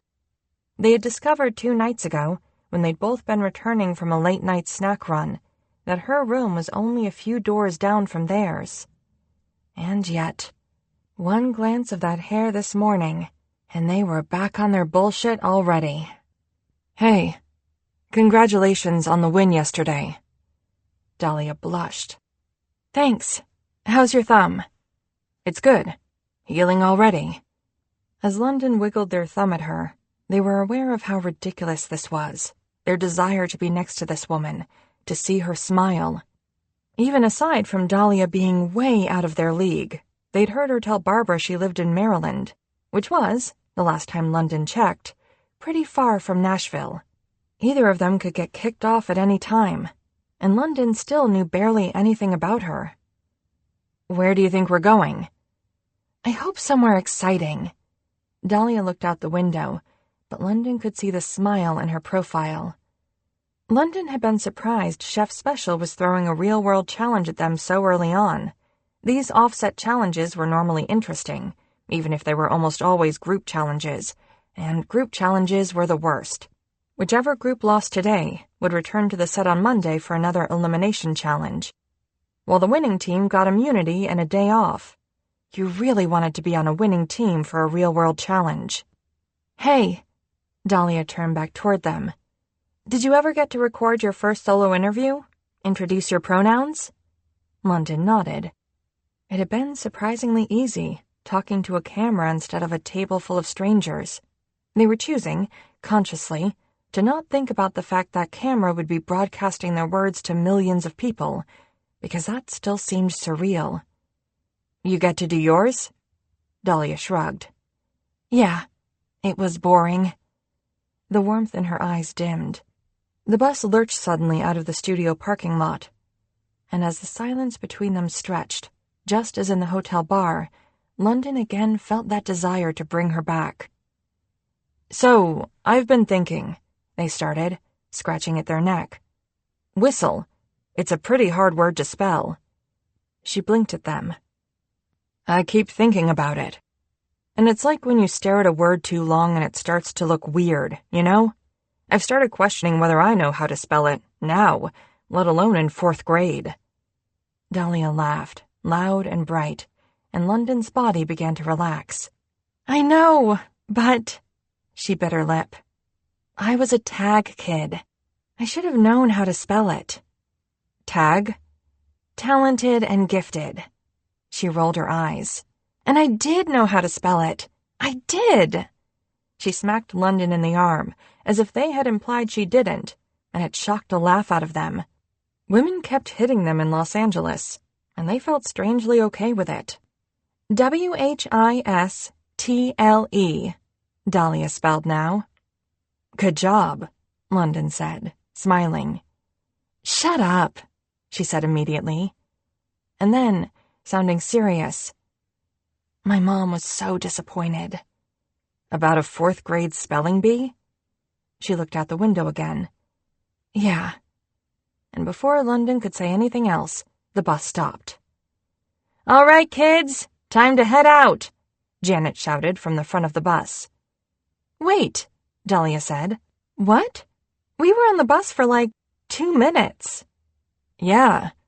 London leaned over her slightly to peer out the window, not at all noticing that she smelled like peppermint.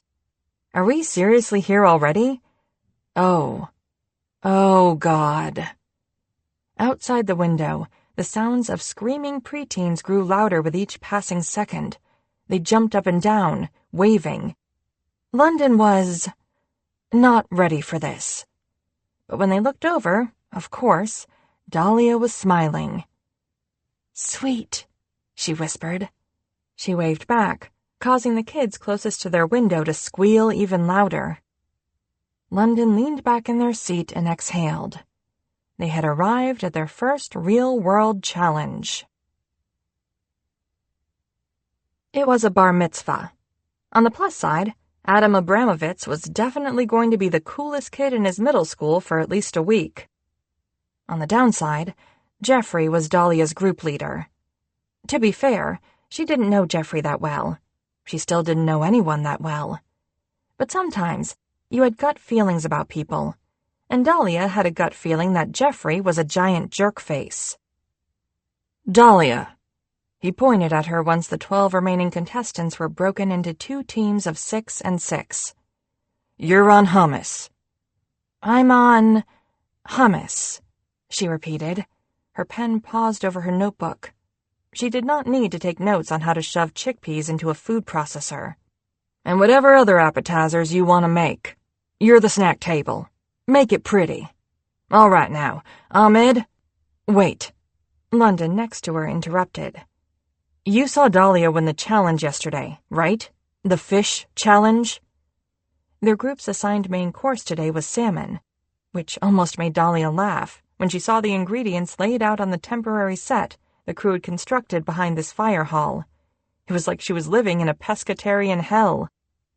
Yeah, and luckily she didn't fall on her face yesterday. I'm not going to have our main course scattered all over the floor. Jeffrey raised a condescending eyebrow. This isn't just for the judges. This is a real event. What the? Dahlia elbowed London lightly in the ribs to stop them. She was glad London was on her team and appreciated them standing up for her, but now Jeffrey had actually embarrassed her, and she just wanted everyone to move on. Anyway, I believe I'm the team leader here. Jeffrey glared London's way, and from the corner of her eye, Dahlia saw their jaw clench. Dahlia's on apps. London, you're on desserts. Now, Ahmed and Beth. Whatever. She could make a kick-ass hummus. She loved apps. Remember to take this seriously, London muttered to her, scribbling in their own notepad. This is a real event for 13-year-olds. Dahlia suppressed her snort.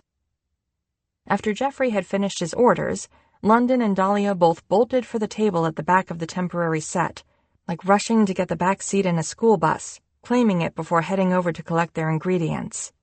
The reality of a challenge like this set in pretty quickly once the judges had given their spiels and the cooking actually got underway. The food didn't necessarily need to be Michelin star quality.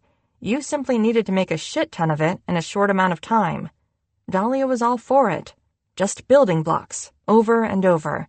Consistency was her jam. Plus, she felt a small thrill at the idea of making food that was going to be consumed by actual people, not merely sampled by 3 judges before being thrown away, whether those actual people were 13-year-olds or not. And, she discovered, there was something calming about working next to London. They were a solid worker, both chill and efficient. The more they worked together, the more she felt like they had gotten the best deal. Appetizers and desserts? That was the good stuff. They spent the first 20 minutes in comfortable, productive silence. Dahlia's good vibe started to wane, however, by the 3rd time Jeffrey had stalked over to criticize her. Come on, Dahlia, he had shouted the first time, followed by, You haven't even started the hummus yet?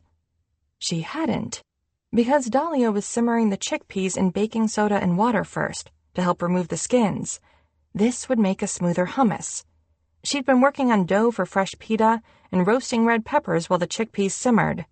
Her building blocks were stacking up perfectly. She knew what she was doing. Still, Jeffrey returned 10 minutes later with a, Step it up, Woodson! And an aggressive hand clap in her face, for no apparent reason.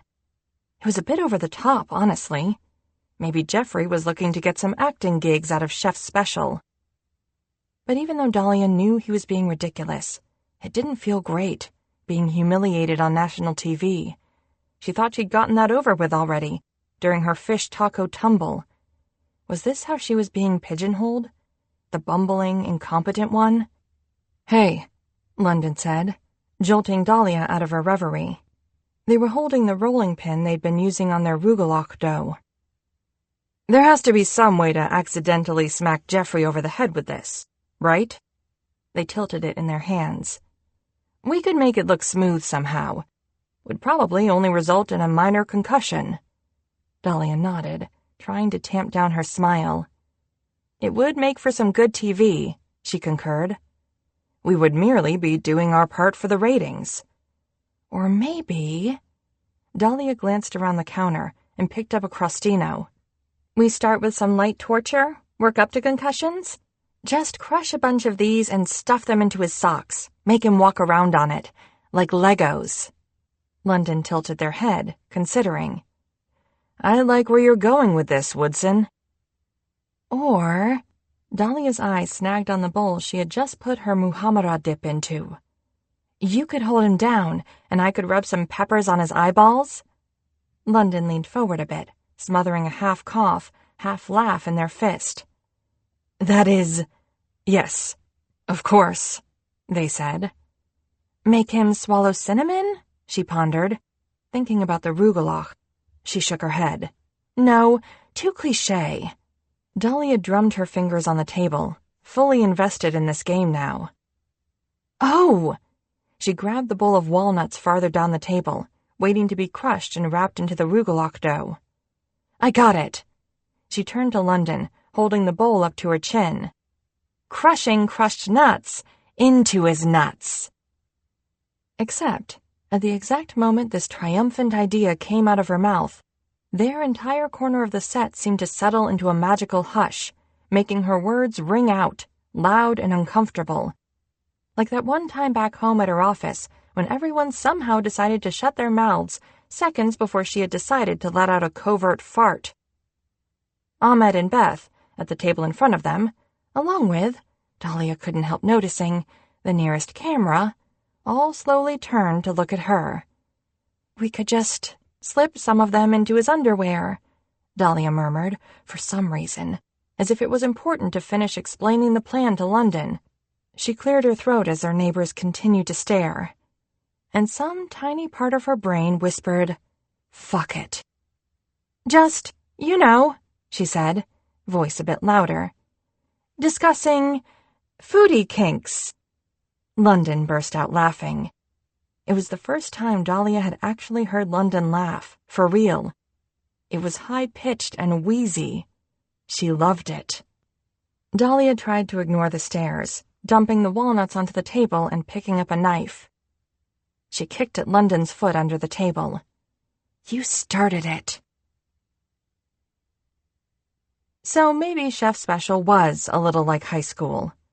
Ahmed and Beth eventually turned around, and London looked down at their hands, shaking their head. They tried to calm their face, refocus on their tasks. Knives, they said quietly, after a moment. Huh? Dahlia looked over at them, eyebrows raised. For our torture, we could probably get a lot done with knives. London, Dahlia blinked. Damn, you are getting dark with this. Look, I'm doing what I can to get my brain away from foodie kinks. Fine, Killjoy. Dahlia paused her walnut crushing to reassess the table once again. Her eyes went wide. But listen, if Jeffrey was into some weird food stuff, just imagine how many things here he could... Ms. Woodson? London jumped as Tanner Tavish appeared in front of them, breaking London's half-horrified, half-turned-on anticipation of whatever Dahlia was about to say next. Tavish planted his hands on their table, leaned in disturbingly close to Dahlia. She straightened, sobering. London clenched their fists. I'm intrigued to see that this competition is so entertaining for you. London noticed a cameraman closing in behind Tavish's shoulder. But the time is ticking, and the work you do today affects your teammates as well. I might also remind you both, his eyes flickered London's way before refocusing on Dahlia, that you are mic'd while you are on set. If you can't take this competition seriously, or conduct yourselves with professionalism, I assure you, there are countless other amateur chefs across America who would be happy to take your place. With that, he turned on his heel and marched away. Dahlia looked down, face beet red. She wiped some scraps from the table onto her palm, dumping them into the trash. Picking up a rag, she busied herself with cleaning their already clean counter. London scowled, their short fingernails digging into their palms. If they were getting the work done, what did it matter if they were having fun? Because London had been, they realized. Having fun. I'm sorry, they said quietly.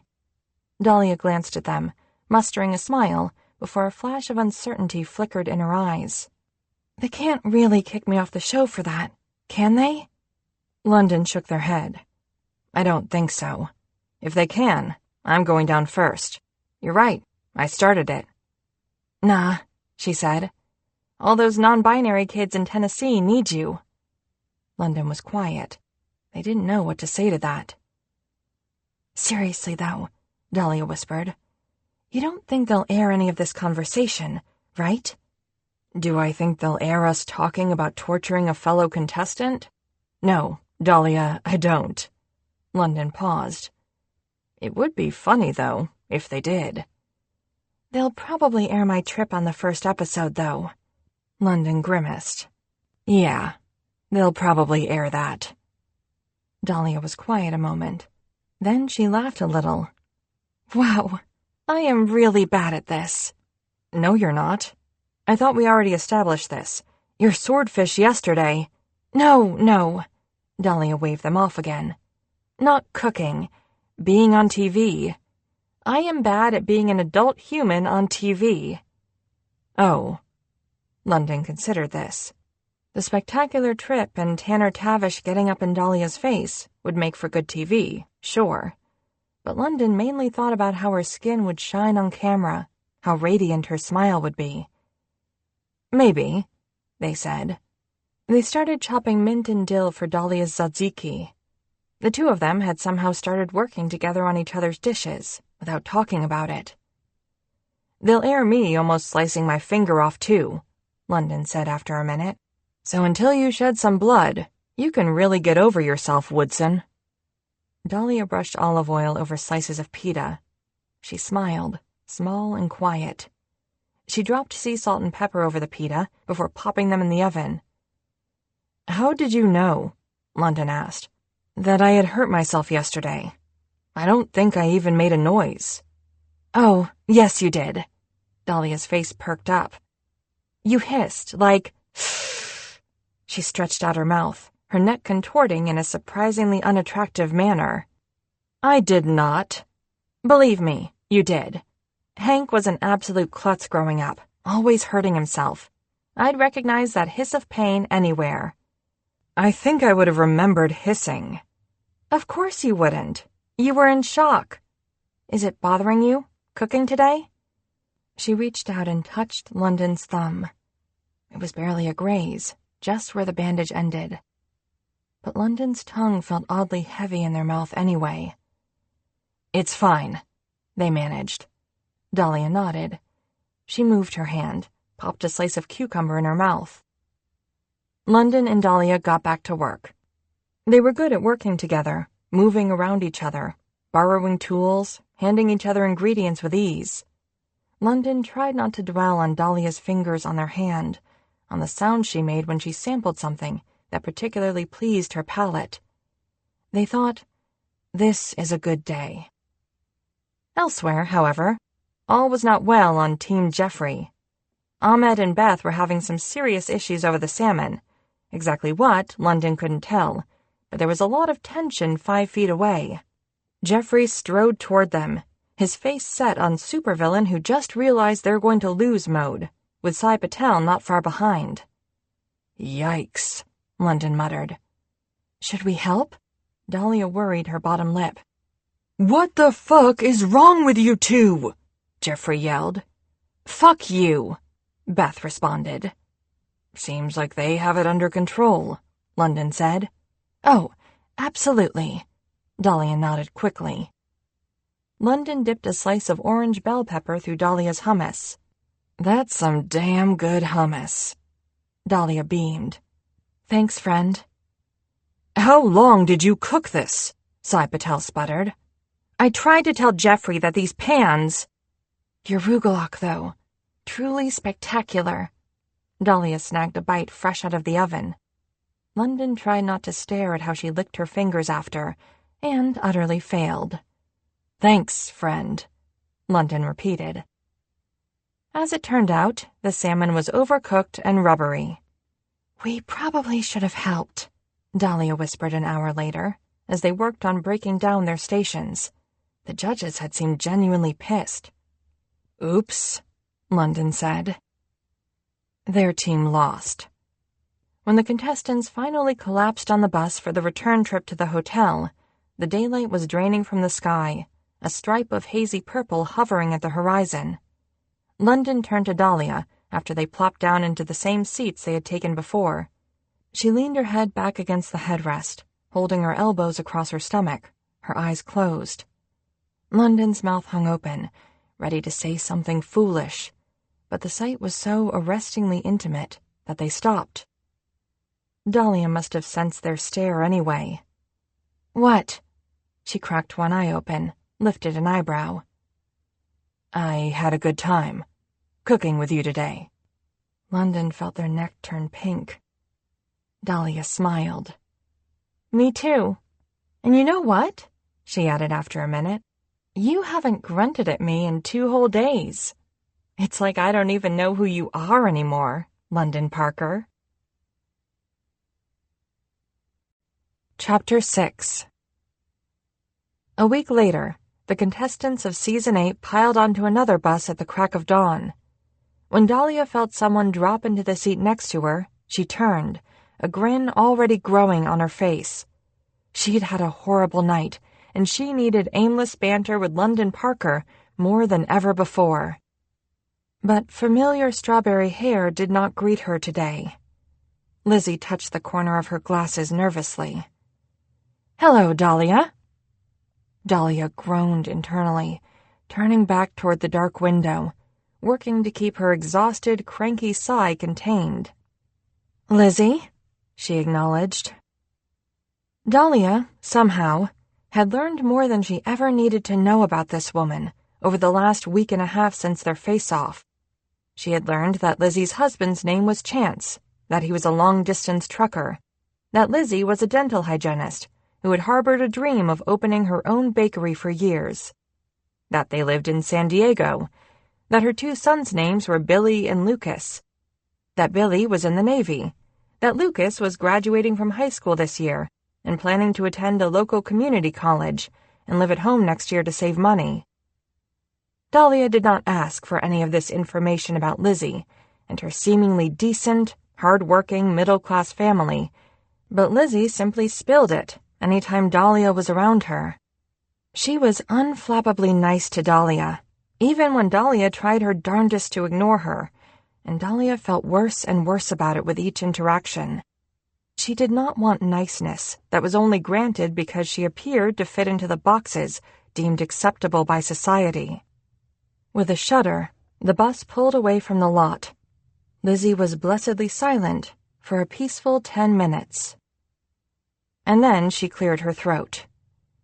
"So, Dahlia," she started, her voice low, confidential, "I've noticed you've become friends with London." Oh, dear Lord. Dahlia closed her eyes, willing herself strength from whatever deities were up there. From what Dahlia had been able to tell, Lizzie and London avoided each other like the plague on set. London hadn't mentioned anything else about her since that first night in the bar. Dahlia had been hopeful that meant Lizzie wasn't bothering London too much, and that London, accordingly, hadn't wasted too much of their brain space on her. "And I just worry," Lizzie went on now, "that they might have told you some inaccurate things about me." Except Lizzie didn't say they. Dahlia's eyes popped open. "I know we didn't get off to the best start, but honestly, Dahlia, I'm just trying to look out for—" "Lizzie?" Dahlia interrupted, working hard to keep her voice equally low. How hard was it, really, to use the right word? Dahlia wanted to throw the last 12 hours of her life into a dumpster and set it on fire. "I'm going to stop you right there, because it's way too early, and I'm tired, and honestly, if you want to be friendly with me, or whatever it is that's happening here, you can start by not misgendering my friend in front of me. Or anywhere, actually, ever." Even in the low light of the bus, Dahlia could see Lizzie's face pale, her mouth scrunching into an ugly pucker in the middle of her skinny, wrinkled face. She reminded Dahlia of her elementary school nurse, Ms. Tucker, who never believed Dahlia when her stomach hurt.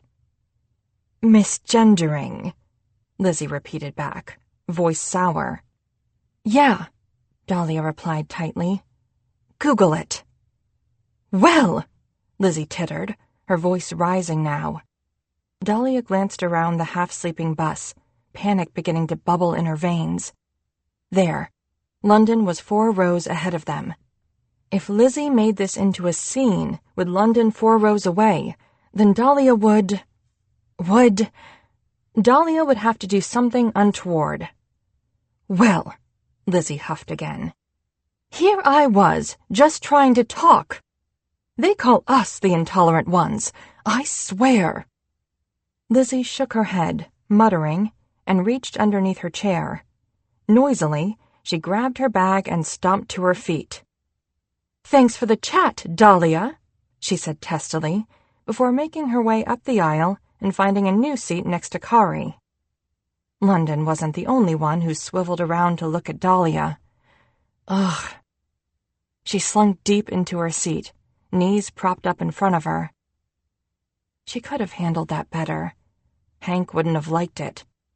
He was all about opening hearts and minds, the big soft dummy, and Dahlia had just ensured that Lizzie's heart and mind were slammed shut to her now. She wiped her palms on her jeans and took a deep breath. She was sleep-deprived and disoriented, and feeling just a tad sick of people. People like Lizzie being disappointingly shitty. People like David sending disconcertingly nice emails. She had stared for it for too long when it hit her inbox last night. Had it practically memorized by now. Dolls. Hi. This is probably the most awkward email I've ever sent, but I wanted you to know. I've started seeing Megan McCombs. She was a year ahead of us in school, not sure if you remember her. I just wanted to tell you, before you heard it from someone else, or saw it on Facebook, or something awful like that. I don't know why I felt like I should tell you, but anyway, there it is. Of course, Dahlia remembered Megan McCombs. Megan had been part of student government in high school, helping lead pep rallies and Veterans Day assemblies. She was a star volleyball player.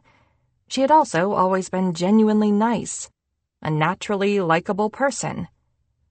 Dahlia wanted this to be okay. David deserved someone like Megan. If anything, it surprised Dahlia that he had taken this long to get back out there again.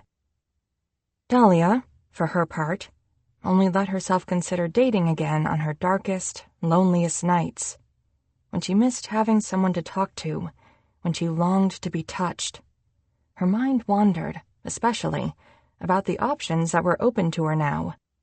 Dahlia had known since college that she was queer. But since she'd only ever been with David, she'd never truly been able to explore that part of her, at least, not in the way she sometimes fantasized about. Dahlia considered, on those lonely nights, throwing on something slinky and driving into D.C. or Baltimore, finding a queer bar, kissing whoever she happened to find attractive up against dirty bathroom walls, having one-night stands, or even signing up for the dating apps everyone in the world other than her knew how to use. And then she'd wake up the next morning and remember that she still felt too guilty and sad to do even that. That she wanted to reassemble herself first, on her own, before she brought someone else into the mix of her confused heart. And so, she'd watch another YouTube cooking tutorial and practice her knife cuts instead. It made sense, though, that not only would David be dating again now, but that he would have waited until he found someone solid, that he would stick with someone they knew in high school, someone who was sensible and successful. Dahlia had no idea what Megan McCombs was up to these days, but she assumed she was successful. Most of all, Dahlia knew in her gut that she would make very nice babies, that Megan McCombs would be a great mother. I hope you're doing well on Chef's Special. I still can't really believe that's happening, but I'm happy for you. I haven't decided yet if I'll watch. I don't know if it would be good for me, but I'm proud of you. I really do hope you're doing well, Dahlia. Okay, that's all. Don't feel like you have to respond to this. David. Dahlia closed her eyes and leaned her temple against the cold glass of the window. The bus wheels rolling over cracked asphalt vibrated through her skin, rattled her brain inside her skull. What had David wanted Dahlia to feel when he sent that email? The confirmation that he was absolutely decent? Dahlia watched the LA scenery fade away outside the window, stretch into dusty hills, the emerging morning light casting a thin golden light over the landscape. And she thought, how nice that must be, moving on, not feeling angry at me anymore. Hey. London scraped the toe of their sneaker against the gravel of the parking lot as they approached Dahlia's side. She stood with her arms crossed, staring stonily across the fields of Graham Family Farm. You okay? Dahlia glanced at them, and her eyes softened. She dropped her arms. Yeah. London stuffed their hands in their back pockets. A part of them was dying to know what had happened between her and Lizzie on the bus, but a larger part of them had exactly zero desire to ask. This was their 5th day of filming in a row this week, and London was feeling it today, the exhaustion heavy in their limbs. But their mind felt good, limber. They were ready for this second real-world challenge today. They had done well this week, including a win during yesterday's elimination challenge. Talking to Dahlia on set had become easy after Adam Abramovitz's bar mitzvah, even with their continuing attraction to her, which they were working on tamping down. London was precariously close to having a surprisingly good time with this whole chef special thing. This view isn't bad, they ventured, after a few moments of silence. The 8 other remaining contestants milled around behind them, waiting for the producers and crew to finalize logistics. The farms in Tennessee are better, they added, but this one's okay. You've spent a lot of time on farms? Dahlia asked, her shoulders relaxing. I thought you were from Nashville. My roommate Eddie is on the board of this local co-op, and he got me involved in it. I tried to work at the storefront a couple times, but I was not the best at customer relations. Dahlia grinned. Ah. London shot her a defensive look. I can be quite friendly, you know. These co-op customers are just special. So now I help with runs to local farms a couple times a month, transporting stuff back and forth. Most of the farms do their own deliveries, but if we have a special order or a sudden demand, London shrugged. Some of the farmers are old and cranky, but a lot of them are young, actually, doing really cool things, although I like the old and cranky ones too. A pang of homesickness hit London's gut. I like them, the farmers. So sometimes if I'm bored or whatever, I'll go to some of the farms to help out. They always need help. They paused, aware they were rambling. Even still, they felt compelled to add a minute later. It feels good, seeing where your food comes from. And then they blushed at how earnest this came out, and they finally did shut their mouth. Helping out at the co-op, working on the farms, meant a lot to them, though. For the last few years, London had made a conscious effort to give back, to be a more useful person. It was why they felt so invested in this LGBTQ nonprofit idea, if they won Chef Special. Their family had always been well off. London's parents both worked in pharmaceuticals, each in different capacities. Their mom on the science end, their dad on the business side. They had grown up in a large house outside Nashville, with a nanny and private tutors, housekeepers and landscapers. The house was surrounded by a spacious, lusciously green yard with rolling hills beyond, which London would gaze upon from the small balcony off their bedroom. The Parkers kept a boat on Percy Priest Lake and took vacations every summer to locales both near and far. London had loved almost everything about the external parts of their childhood, and they realized now how lucky and privileged they had been. The internal parts of their childhood, of course, had been trickier. Julie had always been their steadfast best friend, and they'd had other friends too, a couple of relationships in high school. But London had always felt off, painfully awkward, never quite fitting in, or at least not exactly, not the way they wanted to. They figured all teenagers felt a little strange in their skin. It wasn't until college that London realized not all teenagers felt quite like them. Huh. Dahlia was smiling now. Interesting. So why are Tennessee farms better than this one? London looked out at the soft hills on the horizon. They seemed to leap from the flat earth out of nowhere, breathtaking in their own way. They were also entirely devoid of trees, and strikingly, undeniably, brown. Isn't it obvious? London swept their arm over the scenery. Tennessee is green. Dahlia thought this over. Sure. This is pretty too, though, right? In a less green way. No, it is. It is. I just could never live here year-round. Really? You could? London lifted a brow. I mean, you're from the East Coast, right? Could you imagine living in a place that didn't have real seasons, where the leaves didn't change colors in the fall? I do like seasons, but... London waited, watching Dahlia's thoughtful face, the one she got when she was planning out a recipe, her eyes slightly narrowed, her mouth pinched on one side. California does have palm trees, and you have to admit, palm trees are spectacular. I do not have to admit anything. They freak me out a little, to be honest. Dahlia gasped. Are you serious? Oh my God, I love them. They look like an alien species. London shook their head. Like, they make no sense. Dahlia shook her head back at them. You're wrong. They're fantastic. They stood in amiable silence for a few minutes.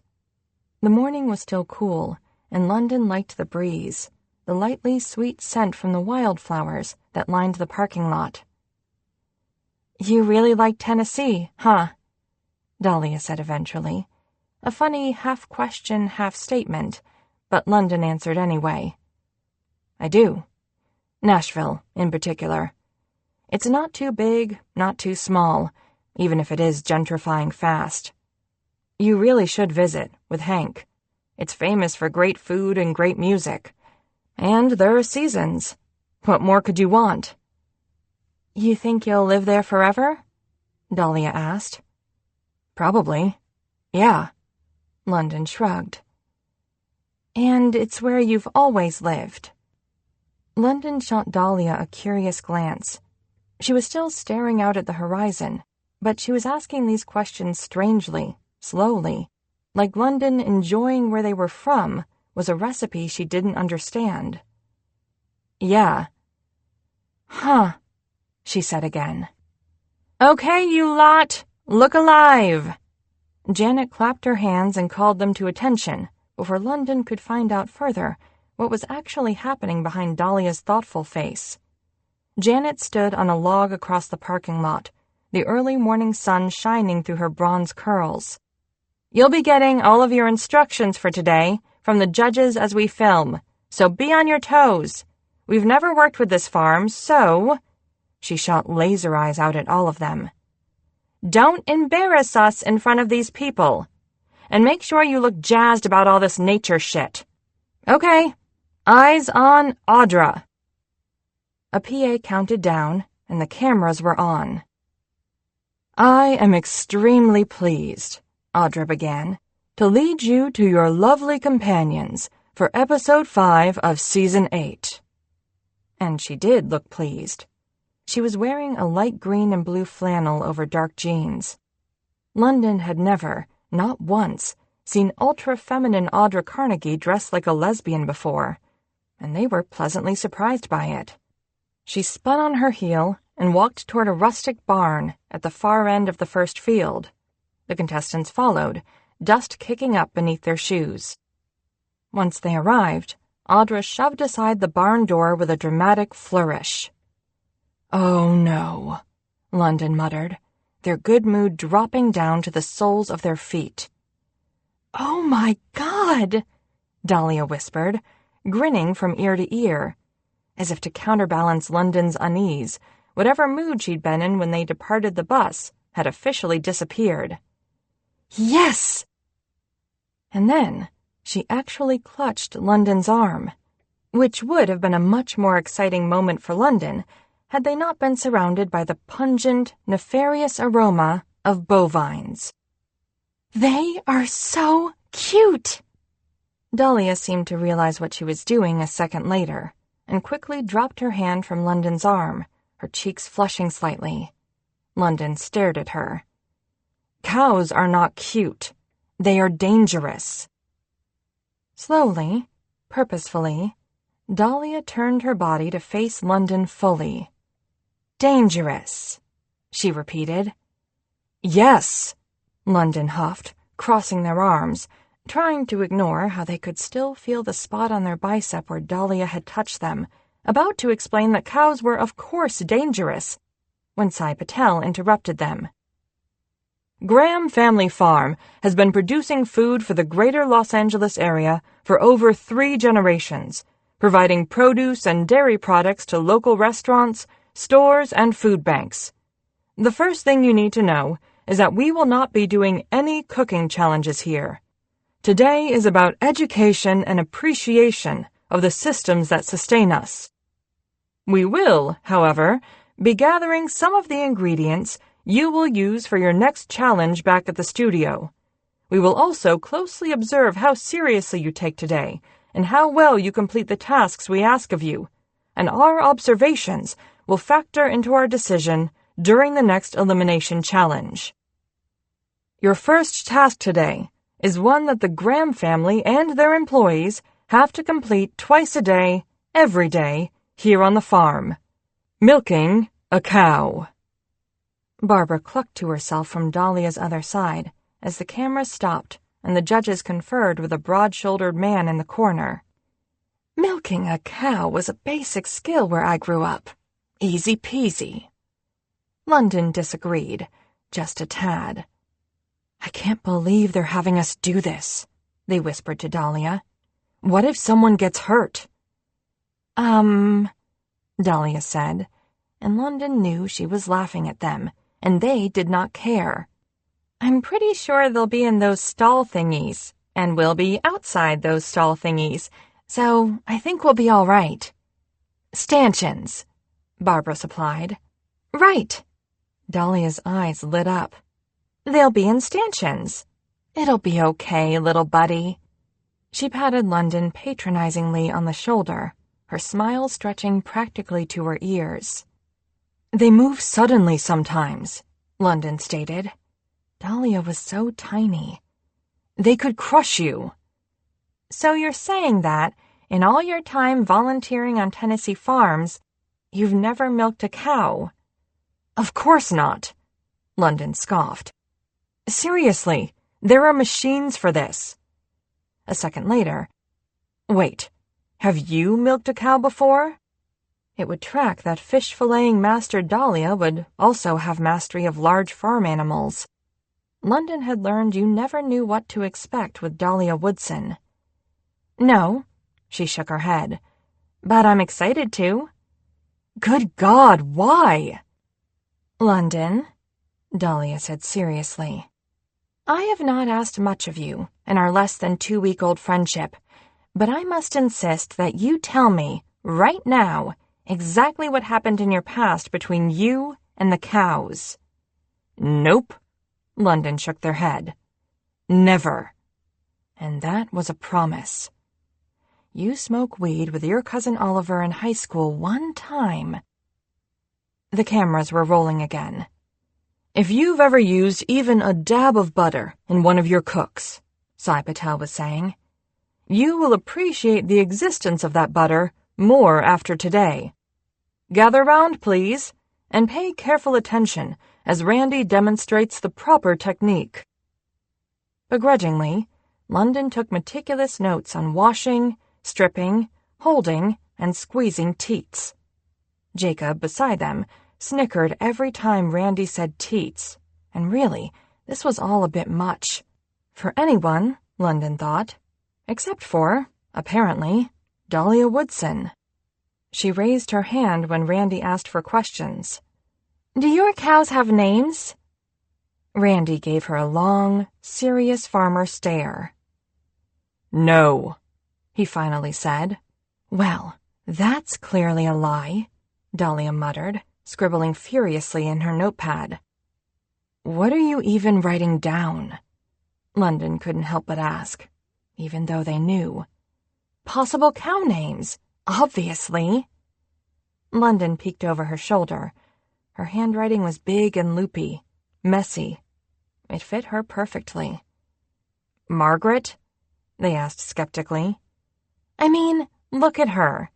Dahlia gestured to the cow behind Randy, freshly milked. "She is clearly a Margaret." "You know, I agree, love," Barbara piped up. Dahlia beamed back at London. "See?"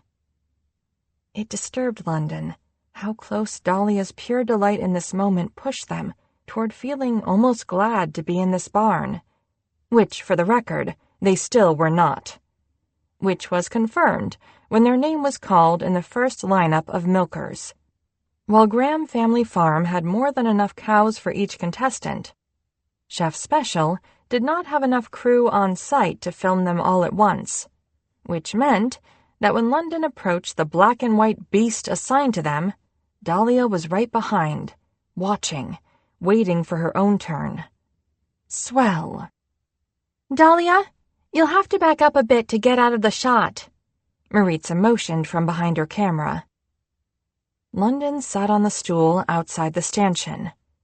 They put on gloves. It was cold in the barn, and flies buzzed around their head.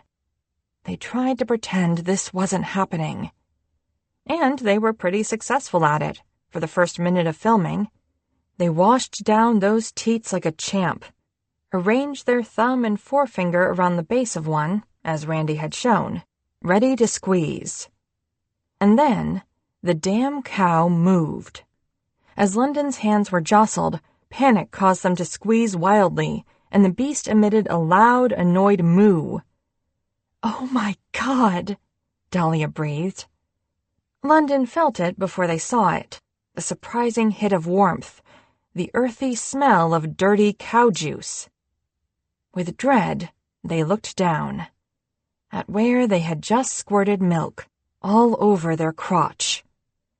For a moment, they were speechless. And then they said, "I fucking hate cows." Dahlia exploded into giggles. "London, try not to curse on screen," Maritza said, and they could hear it in her voice too, how hard she was trying to hold in her own laughter. "Huh," Randy said, because of course Randy was there, and of course he wasn't laughing. "Interesting one, there. Remember, you're not actually pulling on the teat. That's a misconception. You're just gathering up the milk and then squeezing. Downward. Away from you. Into the bucket." I wasn't pulling, it just..." But Randy was already walking away. "Oh my God, London, if you hurt Maisie, I will never talk to you again." London turned to Dahlia. "Maisie." "How did that even happen?" Dahlia covered her mouth, flapping her other hand around, tears in her eyes. Maisie flicked her tail. It swung and smacked London right in the head. "Fucking!" Dahlia and Maritza couldn't even make coherent sounds now. They were both giggling so hard. London rubbed their ear. "I suppose you don't care that that actually hurt," they muttered to themselves. "Okay, London." Maritza's voice was high-pitched from wheezing as she stood up. "You actually have to finish the milking now." Of course they did. London took a deep breath and refocused, which was hard to do, what with a wet, weirdly warm crotch. Maybe they could bribe Maritza somehow, to make sure Sai Patel never saw this footage. By some small blessing, the 3 judges were all busy watching over other contestants. "Wait," Dahlia said suddenly. "Oh my God. Oh my God!" "What?" London gritted out, exasperated, turning to look at her when they heard a soft plop. This time, they smelled it before they saw it. "London," Dahlia breathed. Maisie just took a gigantic dump. London closed their eyes and counted to 10. I can see that, Dahlia. They heard rustling on their other side. Opening their eyes, they watched Maritza sink onto her haunches, hand on her mouth, face red. Until Tanner Tavish appeared out of nowhere and asked, "How are things going over here?" Maritza straightened. Dahlia choked on a snort. Fine. Things are going just fine, London said between gritted teeth. They shoved their hands around Maisie's teats, squeezing her blasted milk into the goddamn bucket. Chapter 7. It took 24 hours and 2 showers to get the cow smell off London's skin. And during those showers, they found themselves humming the inane song Dahlia had made up while she milked her own cow, which, of course, she had handled flawlessly. This should have been irritating, Dahlia's cow song being stuck in their head. But instead, throughout that whole blessed Saturday off, London kept catching themselves smiling, while catching up on social media, when her laughter randomly burst into their frontal lobe, how she couldn't stop giggling the whole bus ride home. After they decided to take a dip in the hotel pool, lying on a chaise underneath the bright sun to dry off, when they closed their eyes, and all they could see was Dahlia's face, shining and open, when she found the perfect artichoke in the fields of Graham Family Farm. All of which made it especially confusing hours later, when London ran into Dahlia in the lobby of the hotel, and her face was pinched and closed off, her eyes red and blurry, like she'd been crying. London had a hard time remembering the cow song then. They had been watching a movie in their room, had come downstairs to get junk food from the gas station across the street.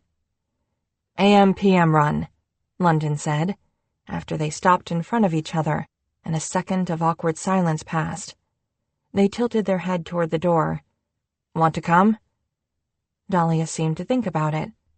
London shoved their hands in their pockets to prevent them from touching her. Eventually, she nodded.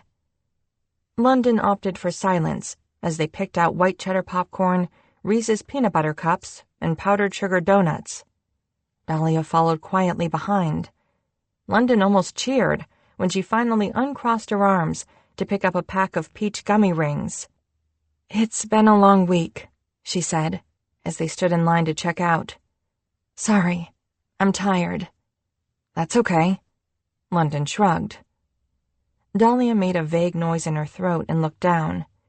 She was wearing a fitted pink t-shirt today, a black polka-dotted skirt, and sneakers. She was one of those girls who could really pull off skirts and sneakers. Probably because her legs were so damn pretty. Probably because she could pull off anything. London scratched at the back of their neck as they walked back toward the hotel. They had never been very good at being comforting. Whenever they wanted to make Julie feel better, they just made fun of her until she yelled at them. Yelling at London always made Julie feel better, but they didn't think that strategy would work here. They paused when they reached the sidewalk outside the hotel. Something at the corner of the building caught the edge of London's vision. Out of simple desire to not leave Dahlia yet, they feared as soon as they walked back inside the lobby, she would scurry away like a very cutely dressed mouse. They followed it.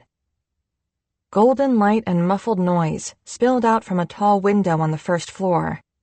London peeked through the narrow slit where the heavy drapes of the window parted, offering a glimpse of a ballroom. Dahlia waited silently behind them. London watched the swarm of bodies inside for a minute more. And then they made a decision. Dahlia! They swiveled back around to face her. Her head was cocked to the side, her eyes tired but curious. Did you happen to have any plans this evening? Dahlia bit her lip. Sleeping? Or... Feeling suddenly bold, London gripped her shoulders. Come crash this wedding with me instead. Dahlia's eyebrows shot up into her forehead. Come again? Crash this wedding with me." Dahlia shook her head. "What?" And then, "We'd get in trouble." "I don't think so. Look at them." London pointed their now healed thumb behind them at the window. "This is clearly a huge wedding, and everyone's trashed. Like, they are drunk. No one will even notice us. Look at that bride. She would probably give us a hug and thank us for our years of friendship at this point." Dahlia stared at them. London, a complete fool, kept their hands on her shoulders. Because it was the weekend, and because it felt good. And then, a ghost of a smile appeared on Dahlia's lips. "Are you a frequent wedding crasher?" she asked. London shook their head. "But there's a first time for everything, right?" "A first time for everything," she repeated. One of them could get kicked off next week. But right now, it was Saturday. They'd survived a long week, and London had almost turned Dahlia Woodson's frown upside down. Whatever happened from here on out was worth it. "We'll have to get changed." Dahlia's face turned thoughtful now, plotting. Damn, but London loved that thoughtful face. "Do you have wedding attire?" London hadn't thought this far. "Maybe I have a bow tie? I don't know. I'll fake it." "I have a dress," Dahlia said slowly, like the existence of it was precarious, and London's stomach flipped, imagining the possibilities of this dress. "Okay." Dahlia stepped away, nodding. Her smile was shaky, but it was there. "Okay, let's do this thing. I'll meet you at your room in 15? London nodded. And now she was really smiling. "All right, London. Go make yourself dapper." Dahlia's head tilted to the side. "Are you listening to Tegan and Sarah?" "Is that weird?" London glanced at Dahlia once, before retreating back into their room, picking up their phone to stop the music. They couldn't spend any longer than that brief second staring at that dress. It was a silky black thing, with a severe neckline that dropped between her small breasts, practically down to her navel. Jesus Christ, it was indecent and incredible. No wonder she had paused before she mentioned it. It was the first thing that sent flares up in London's brain, that perhaps this had been a bad idea. "No, I guess it's not weird," she said. "I just expected you to listen to, like, a lot of hip indie rockers I'd never heard of, or something." London did listen to hip indie rockers Dahlia had probably never heard of. But when they were nervous, they retreated to their playlist of early to mid-2000s music they and Julie had grown up listening to when they were just kids. Tegan and Sarah, The Shins, Modest Mouse, Death Cab, stuff they listened to before they could even understand the lyrics. Being twins, they and Julie fought constantly, especially in elementary school. But as the two of them grew into adolescence, music had started to tether them to each other. It likely always would. This playlist always made London feel grounded and calm. "Okay, I'm ready." London approached the door again, where Dahlia was still standing. She didn't move, forcing London to stand there awkwardly, waiting. They tried for dear life to hold on to their Tegan and Sarah calm. Dahlia reached forward and straightened London's bow tie. "You look cute." London was ready to crash this wedding, but they did not think they looked cute, and they certainly didn't expect Dahlia to say they looked cute. A printed button-up accompanied by the bow tie and dark jeans was the fanciest thing they could conjure up. Even if London had accepted it more in the last few years, had worked to make it more comfortable, they still thought they had a weird body. Lumpy in places it shouldn't be, like their stomach and hips, too narrow in others, like their shoulders. They looked like an Oompa Loompa compared to Dahlia. She had put on makeup, too, her eyes even darker than normal, her lips redder than before. She was unequivocally gorgeous. For a second, while getting ready, London had considered putting on some makeup, too. The desire to mess around with makeup was a pull they experienced maybe once or twice a year. They'd gone so far tonight as to pull out mascara from a bag stuffed in their closet. But then they'd remembered that the only person who could make makeup look semi-decent on them was Julie. And the few times they'd let Julie do it, they'd been drunk. They didn't even know why they'd brought it here to L.A. Anyway, even if London did look cute, did they want Dahlia to think they were cute, specifically? Cute was for puppies, for babies. London cleared their throat and walked forward, forcing Dahlia to back up so they could close the door. It was time, clearly, for alcohol. "I'll take a rosé, please."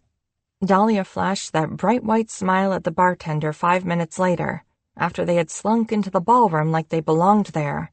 Or rather, London had watched Dahlia slink. She was into this now, London could tell, and she was a far better slinker. London mainly walked awkwardly, with their hands in their pockets, and tried not to look at Dahlia's exposed torso. "And for you?" The bartender looked up at London, and London recognized it immediately. The pregnant pause, the way the bartender looked at them for a beat too long, trying to puzzle out whether they were a man or a woman.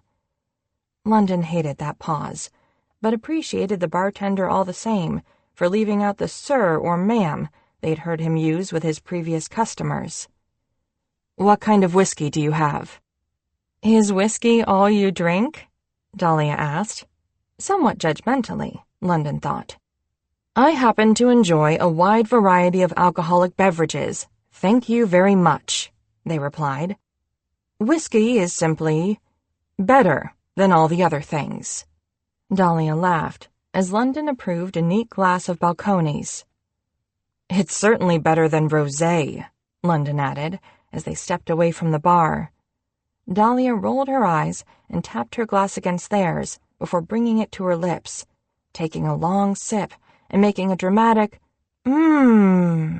noise for emphasis. London knew Dahlia didn't mean for this noise to sound absolutely filthy, but they had to take a long sip of their own drink and avert their eyes anyway. "All right," Dahlia said decisively. "Let's dance." London looked over and realized her hips were already moving, her feet already shuffling, to what they believed were the sonorous tones of Usher. She was throwing back her rosé entirely too fast, although with rosé, London supposed, it didn't matter whether one consumed it properly or not, and London barely had a moment to appreciate the way her neck bobbed when she swallowed, before she was depositing the glass on an empty table and grabbing London's hand. "Oh," they said, clearing their throat again. "Right, I don't really dance." "London Parker." Dahlia put her hands on her hips, squinting at them. "You invite me to a wedding, and then you tell me you don't dance?" "Well, London sputtered. "I was mainly thinking of the free alcohol. And I wanted to make you happy. Speaking of, I'm going to get another drink." They clanked their empty glass down on the table next to hers, not wanting to be outdone. And by the time London had acquired their second glass of whiskey, Dahlia had jumped headlong onto the dance floor by herself, throwing her hands in the air and smiling at everyone around her. She fit right in, as expected. London drank this whiskey slower, tracking Dahlia with their eyes around the room.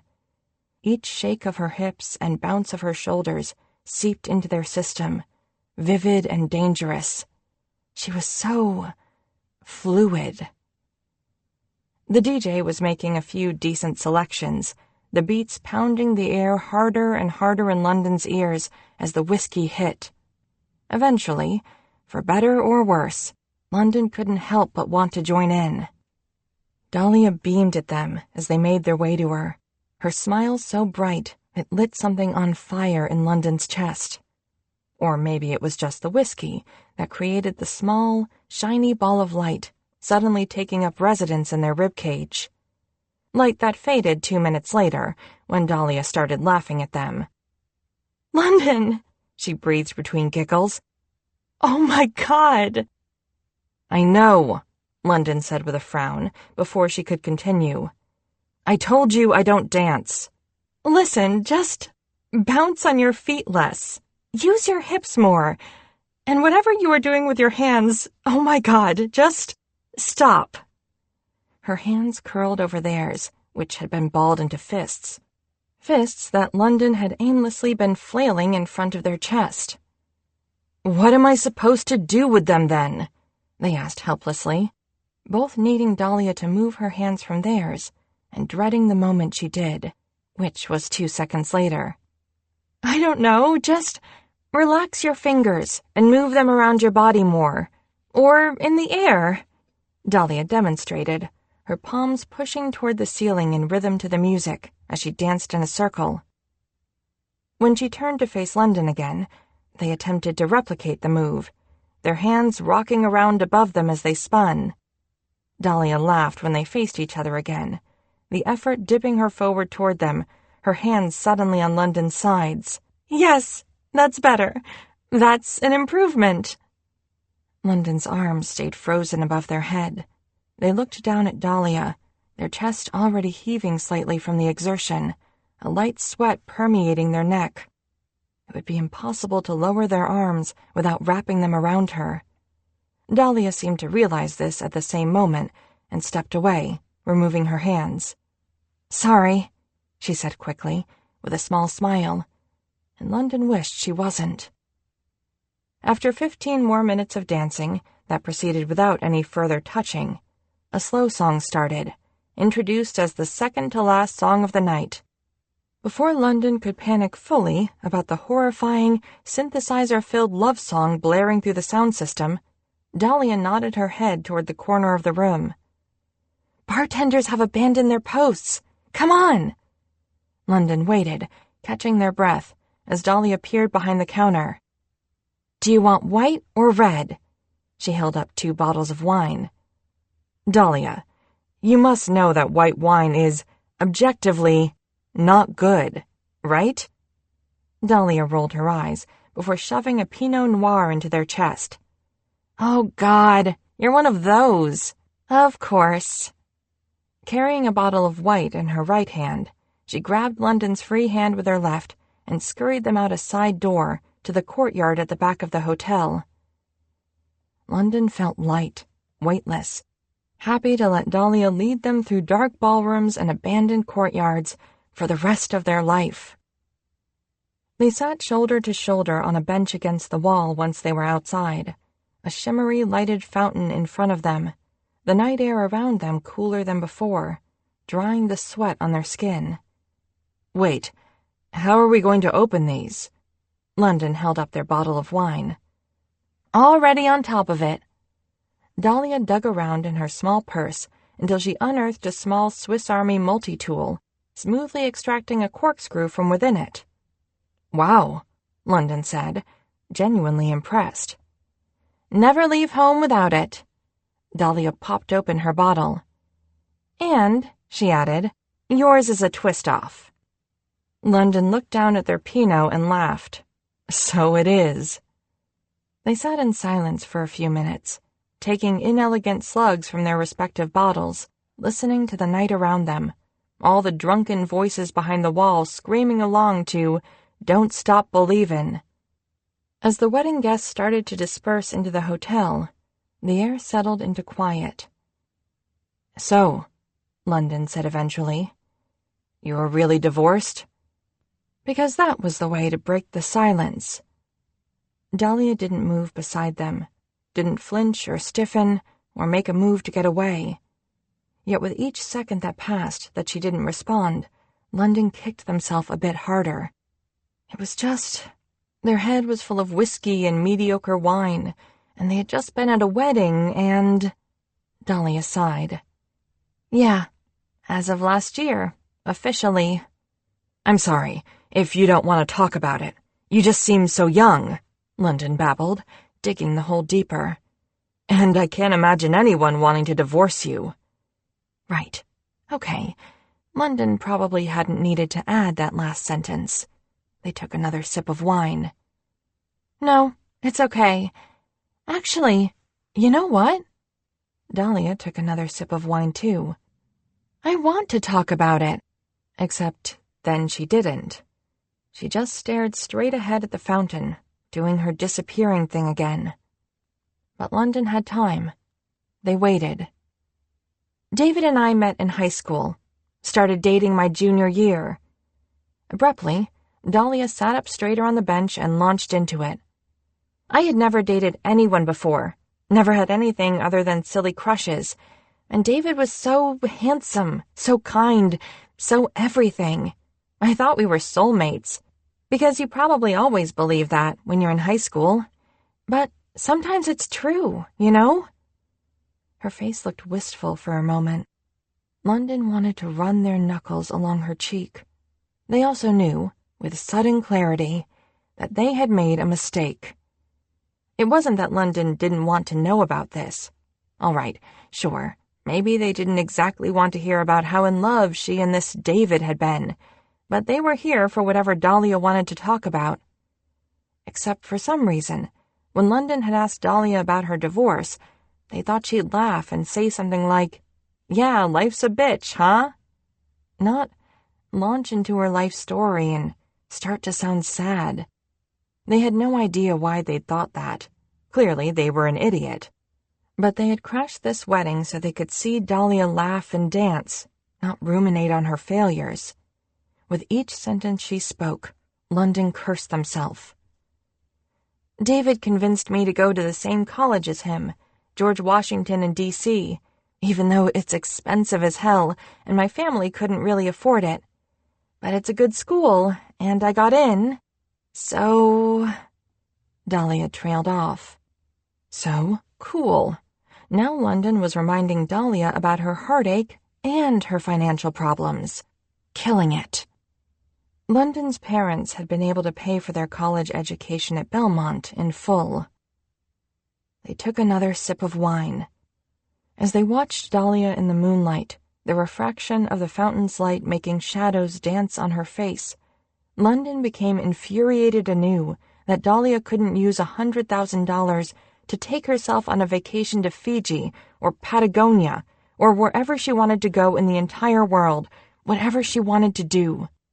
London pictured her on a sailboat, flying across the open sea, that hair blown back in the wind like a piece of art.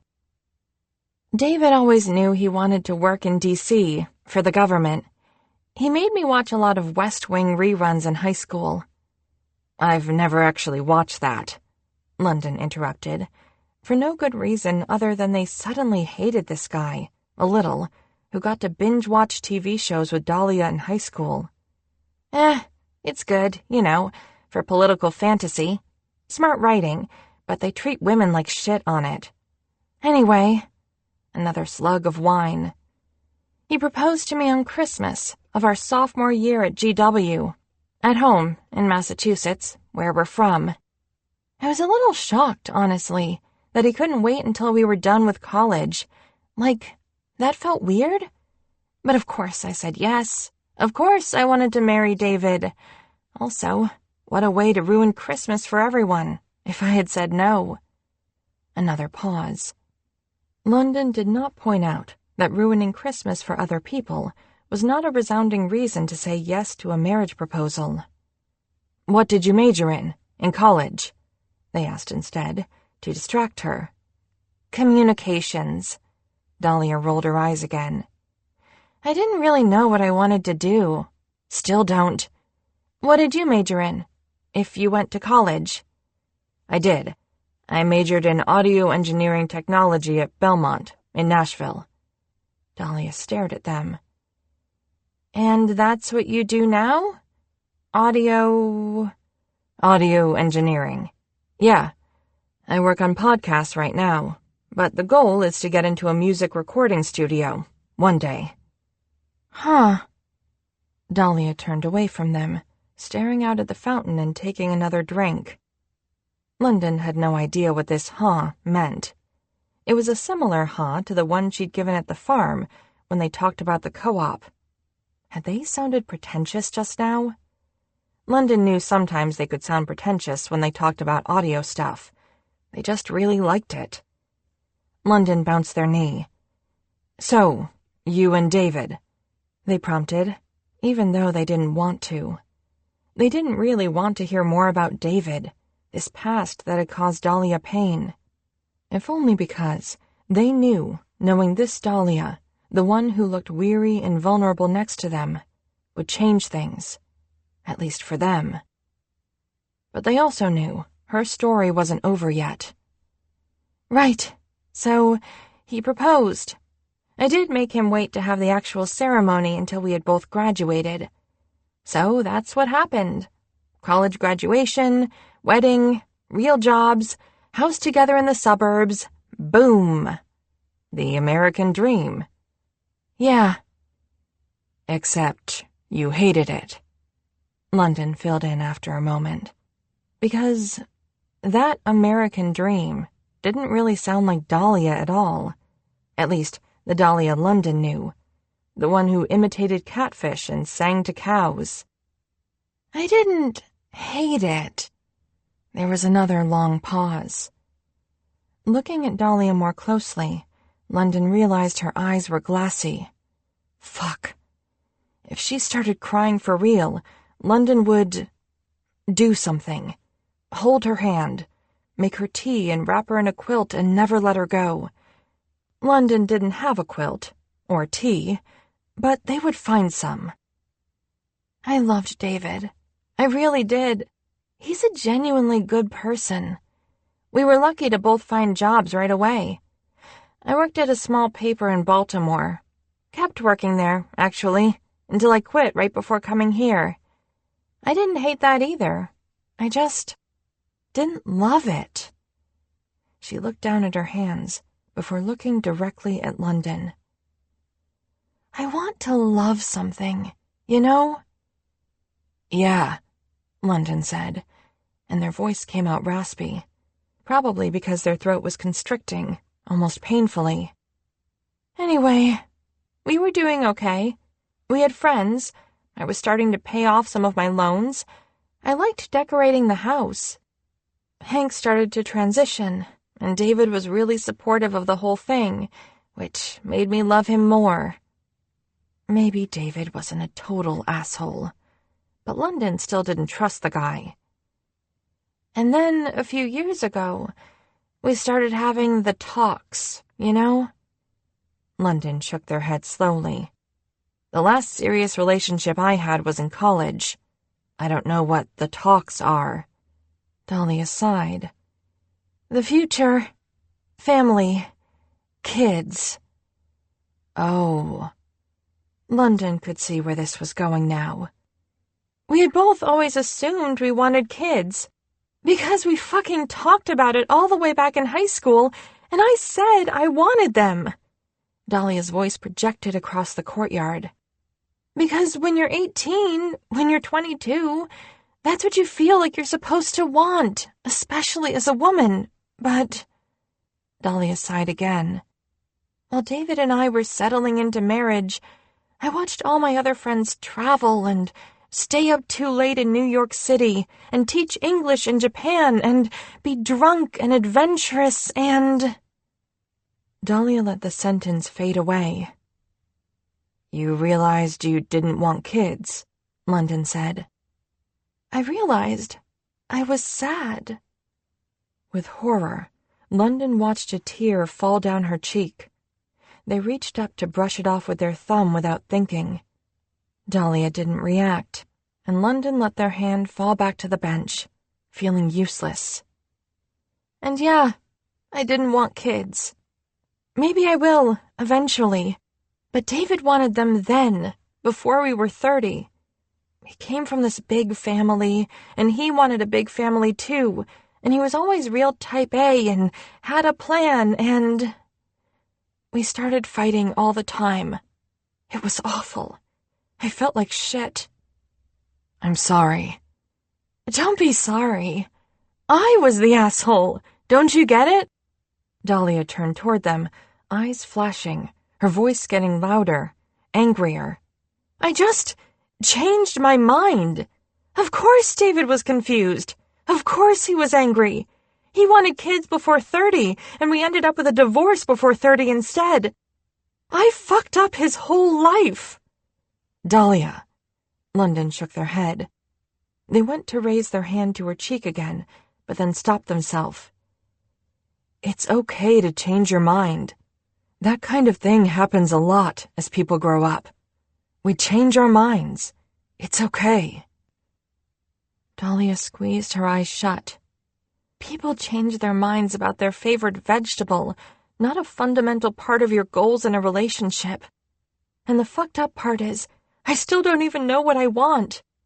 We got divorced, and I still worked the same job I didn't love, still lived in the same Maryland suburb that didn't feel like home anymore.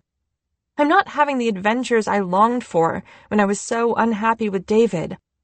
I broke a good person's heart, and now I'm just boring and unhappy alone. Way to go, me. London had witnessed Dahlia's shifts in moods, the way her eyes lost their joy, her mind scurrying away. They always knew it wasn't to someplace good. But this was still hard for them to swallow, this frustration and self-deprecating anger. That hidden behind yellow tank tops and blinding smiles, Dahlia Woodson was sad.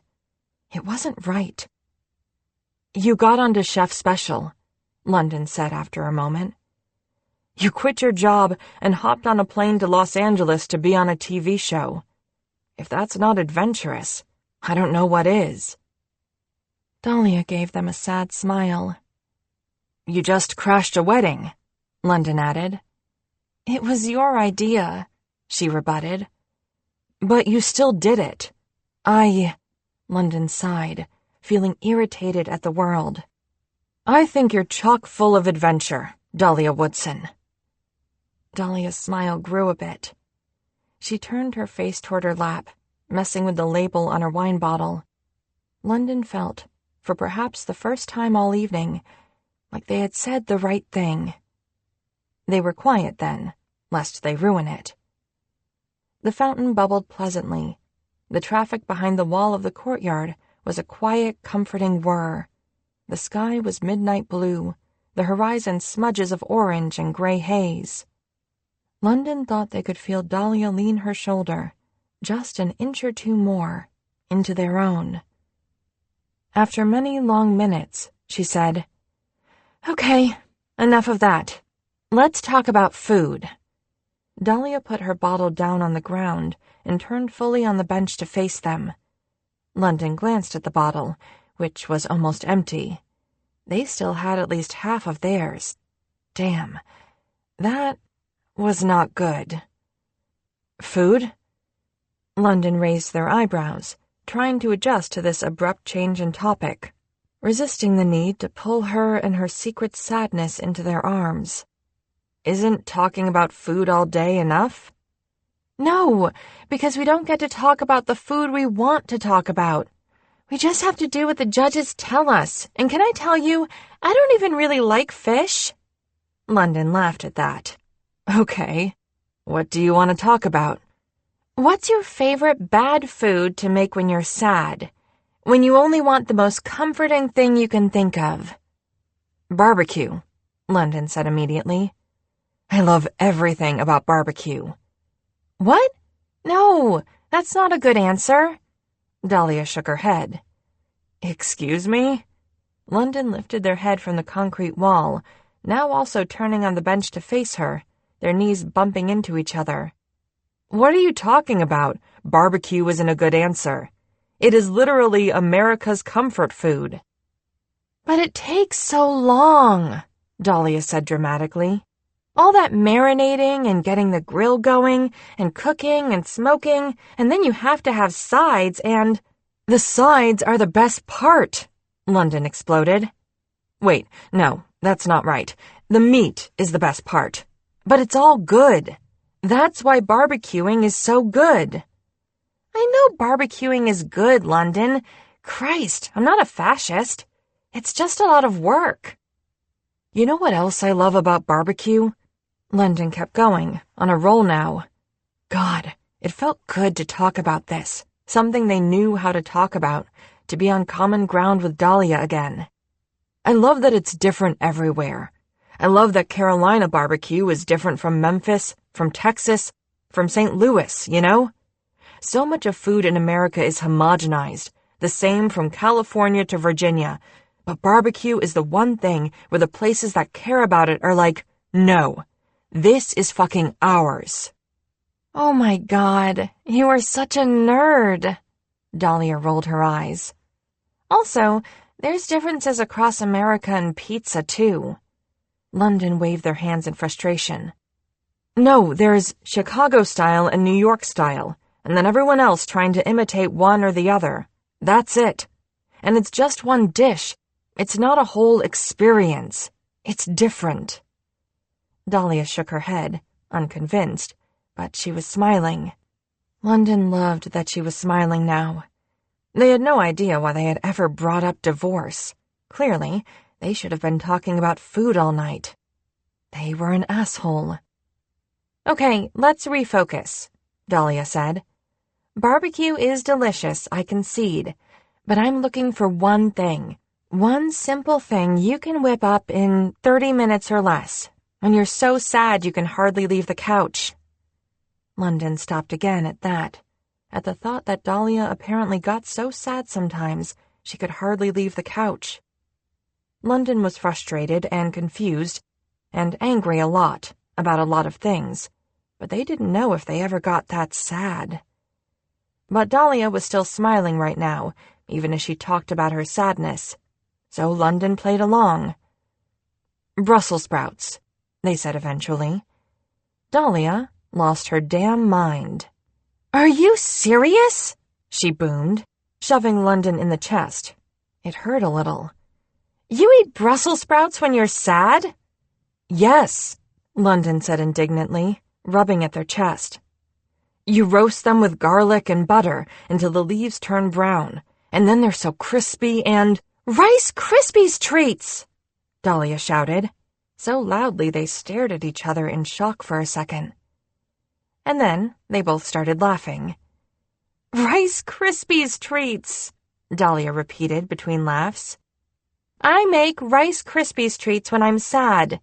That is an acceptable answer. London smiled. I'm sticking with Brussels sprouts. They're good. You are the worst. She smiled back at them until London's heart started beating too emphatically, and they had to look away. Or Muddy Buddies, Dahlia said after a minute. Muddy Buddies are also good in a pinch. Please don't push me again when I ask this, but what the hell are Muddy Buddies? Oh, you know, maybe you call them something different. When you take melted chocolate and peanut butter and powdered sugar and mix it all together with cereal in a bag. I don't make them as much, because I literally can't stop eating them until I've eaten the whole bag, and then I feel sick. London squinted in thought. Maybe my nanny made those once or twice when I was a kid. Dahlia looked at them. You had a nanny? Shit. Yeah. London scratched at their neck. She's the one who taught me how to cook, actually. In fact, other than Julie, their nanny had been London's best friend for a majority of their childhood. Her death London's sophomore year of college was still the greatest loss they'd ever experienced. Oh, Dahlia nodded. That's cool. London felt, with slight panic, something slipping away from them again in Dahlia's face. Fucking money. How did you learn to cook? They asked, desperate to divert the conversation back to her. She shrugged. I started getting really into it a couple of years ago, when my marriage was starting to crumble. It was a good distraction, you know? It calmed me down, made me focus on something I could understand. I watched a lot of YouTube videos. Wait. London stared at her as this sank in. So, you only really started cooking a couple of years ago? And you just taught yourself? Dahlia frowned. Yeah? Is that bad? No, Dahlia, that's amazing. You are so good. Most of the people on this show have been cooking since they were kids. Some of them have had professional training. Jesus, you're really talented. Dahlia looked over her shoulder toward the fountain. I don't know about that. We've only done a few challenges, London. I mean, remember last week? I was assigned hummus. Anyone can make hummus. Come on, that was just because Jeffrey was an asshole. And I should add that you made really good hummus. And you've been in the top 3 and won and... London, I don't want to talk about the show right now, okay? Okay. London bit their lip, looked at her looking across the courtyard. The light from the fountain was still casting faint blue shapes across her face, strangely pretty and ethereal.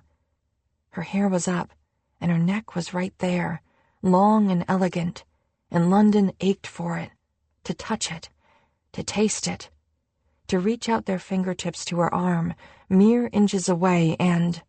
We should probably head upstairs. It's getting cold. Dahlia stood up, and sat back down. Oh, she looked over at London. I am very drunk. London smiled. Yes, I know. She pressed her palms to her eyes. I might need your help. London stood and offered her their hand. Once Dahlia accomplished a standing position, she released London's hand so she could clutch their entire arm instead. All 10 fingers wrapped around London's bicep, and they felt drunk too, and it was hard to say whether it was from the mediocre wine or the heat of Dahlia's body, so close to them now. Intimately close. Oh my God, Dahlia groaned, leaning her forehead on their shoulder. Fuck, her hair smelled good. I didn't even realize how messed up I was until I stood up. I felt totally fine before. God, bodies are so weird. This is what I've been saying for years, London said ruefully. Our rooms are so far away. Can you even believe this fountain? Oh my God.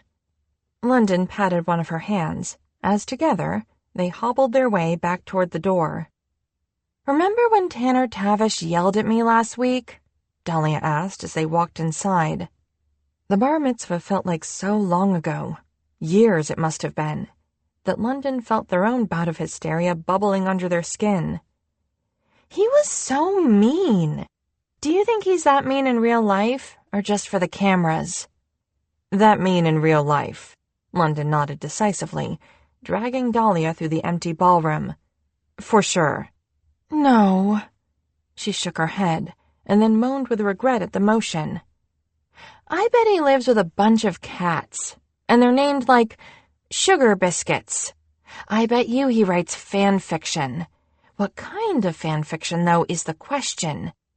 Supernatural? Downton Abbey? Yes, that's it. Dahlia smacked London's arm. He writes super dirty Downton Abbey fan fiction. By candlelight, while wearing bunny slippers and a silk nightgown. And can I tell you, London? London really wanted Dahlia to shut up, so they could kiss her. He really loves his grandma. Aw, geez. I think I love Tanner Tavish. Okay. London patted her hand again. It was soft and made them think delirious things. Oh my God, London! The cows! Dahlia stopped in the middle of the hallway, doubling over in laughter.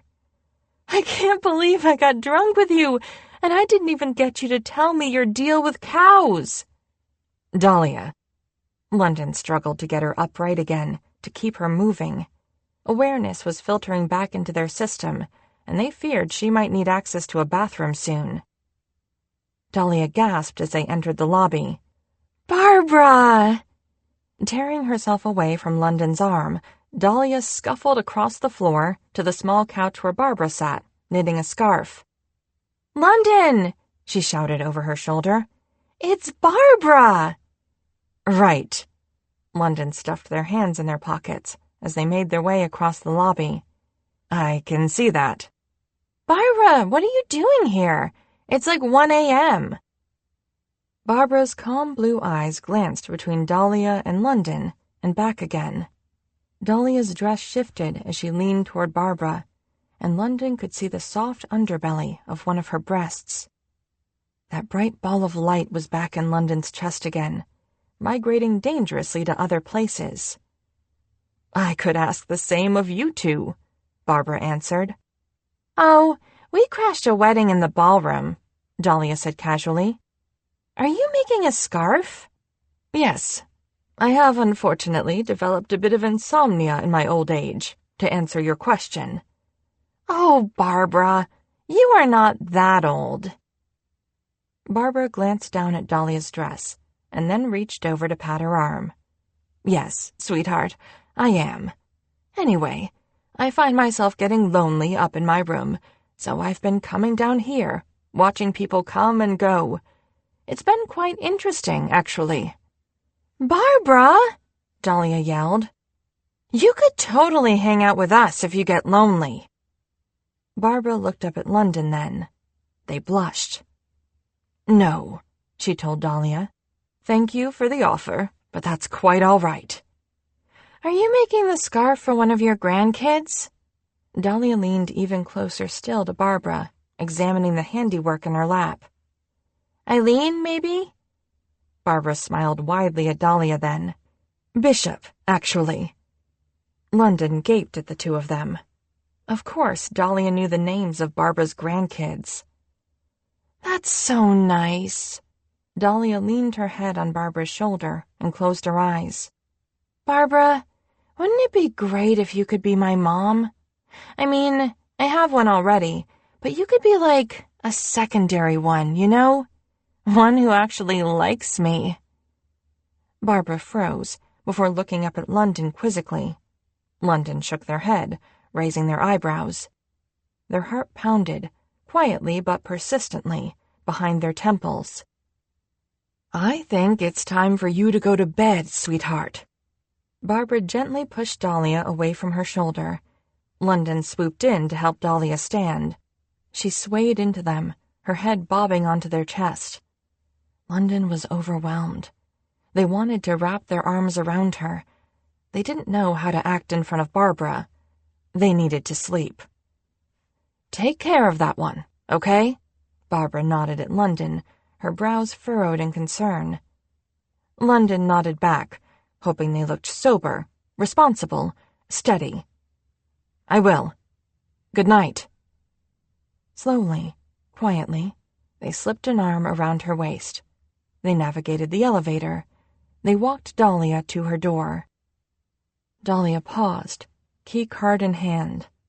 London waited, a step behind her, hands back in their pockets. They were unsure what was going to happen here. If she was about to be sick, if she was about to invite them inside, if she had just forgotten how to open a door. She twirled toward them and poked them in the chest. "I just want my life to be big, you know?" Dahlia's brown eyes were unfocused. Like the way your favorite song feels when you're 16. I want my life to feel like that. I want to feel big. I want to do messy, wild things I'll remember, things that are interesting. She bit her lip. London wasn't sure if they were breathing. "Maybe Hank will have kids one day, and I can be that kooky aunt with lots of stories, you know? I'll wear chunky jewelry like Janet and say funny, inappropriate things, and they'll be like, 'Oh, that Aunt Dahlia.'" She smiled. "I would like that." London's throat felt tight, aching from things they wanted to say but couldn't find the words for. Dahlia turned toward her door again. She put the key in the handle. Barely audible, she said, "I don't want to be small." She walked inside without saying goodbye. London stared at the door helplessly as it started to close. Suddenly, Dahlia turned and opened it again. "Hey," she said, smiling. "You know what I like?" "Rice Krispies treats?" "Making you laugh. Your eyes disappear, and your face does this thing." She waved a hand over her own face, not helping with this description at all. London had no idea what she was talking about. But for perhaps the first time in their life, They were exceedingly grateful for their face, for making Dahlia's own face look like it did right now. Like her previous monologue, like her divorce, had never happened. "Can I see your phone?" London asked quietly. Dahlia looked confused, but she handed it over. Quickly, they typed in their number, sent a text to themselves, so they could check in on her tomorrow, make sure she was okay. They handed it back and looked at her one last time. "Good night, Dahlia," they managed to say. Dahlia smiled. The door clicked shut. London stood in the quiet hallway for a long time.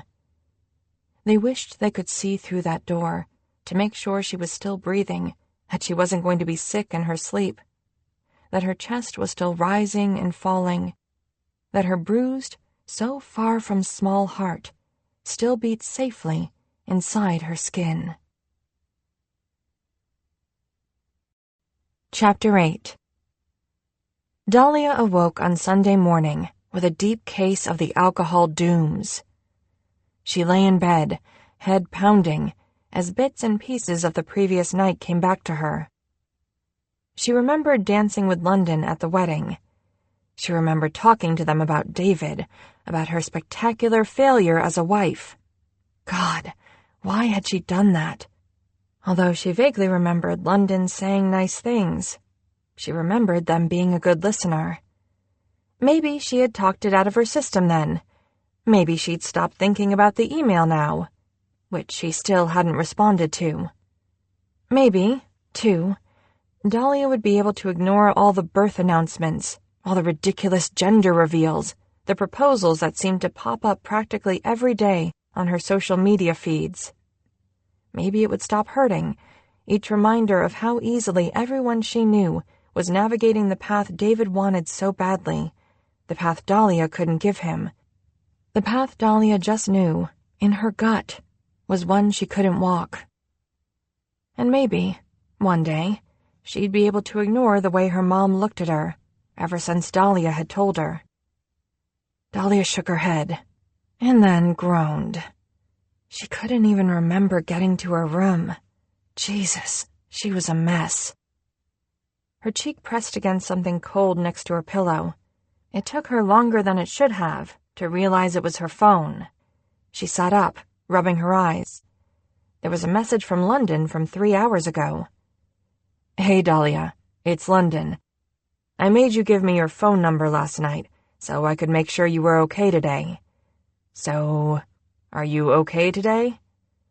Yep, definitely didn't remember that. Dahlia texted back a quick reply, and then stood, stretching. While she wanted to stay snuggled under the covers, it was already 10:30, later than she had slept in years. She felt god-awful, and she knew from experience that wasting away the day in bed would only make her feel worse. She needed to get out, explore at least a small piece of LA while she had the chance. After a hot shower and a detailed toothbrushing, with a side of ibuprofen. 30 minutes later, Dahlia walked through the hotel lobby, feeling as refreshed as it was probably possible for her to feel. She was almost at the door when she saw Barbara sitting on a couch to the right, eating a blueberry muffin. "Hey, Barbara." Dahlia swung her bag down and sat on the love seat across from her. "How are you?" "Dahlia, sweetheart." Barbara smiled. "You're looking better than I thought you would. I swear I don't actually live on this couch, by the way. You just have funny timing." What?" Dahlia blinked at Barbara, while something fuzzy scratched at her memory. "Hold up. Did I talk to you last night?" "Yes," Barbara nodded. "But I'm gathering you don't remember." "Oh my God." Dahlia rubbed her forehead. "I haven't been that drunk in a long time. Was I embarrassing? Did I do something dumb?" "No, you were sweet." Barbara smiled reassuringly at her. Barbara probably would have smiled reassuringly at her, even if Dahlia had vomited on her shoes, though. Oh, God. "And you looked hot." Barbara grinned before taking a bite of her muffin. "Babs!" Dahlia laughed, blushing. Thank you? You two looked like you were having a good time. Yeah. Dahlia leaned back in the love seat. It was surprisingly comfortable. What about you? Are you having a good time here? I mean, not just on this couch, but on the show? Barbara looked thoughtful. I am. It's been nice getting to meet so many different folks. Like you. She smiled. It's definitely more work than I anticipated, though. I knew the challenges would be stressful. I never underestimated that. But I didn't know the filming times would be so long. I am absolutely tuckered. Barbara chuckled. My kids are never going to hear the end of it for convincing me to do this. Dahlia smiled. I bet they're so proud of you, though. They are. To be honest, I thought I'd be one of the first ones out. All my recipes are kind of old-fashioned. But I've been lucky so far. If you know food, it doesn't matter if you're old-fashioned. At least, I don't think so. Dahlia didn't even know what Barbara meant by old-fashioned, other than delicious and good. I tasted those dumplings you made on the first day. Oh my God, they were amazing. Thanks, sweetheart, Barbara said. Still, I'm not up to par with you or London. You're going to go far. Maybe. Dahlia looked out the wide front window to their left. It was a gorgeous August day, and she should get going before it got too hot. But she liked talking to Barbara. She was such a comforting woman. She radiated vibes of chicken noodle soup and weighted blankets. I thought I'd be one of the first ones to go too, Dahlia admitted, feeling surprised that she wanted to say what she was about to say.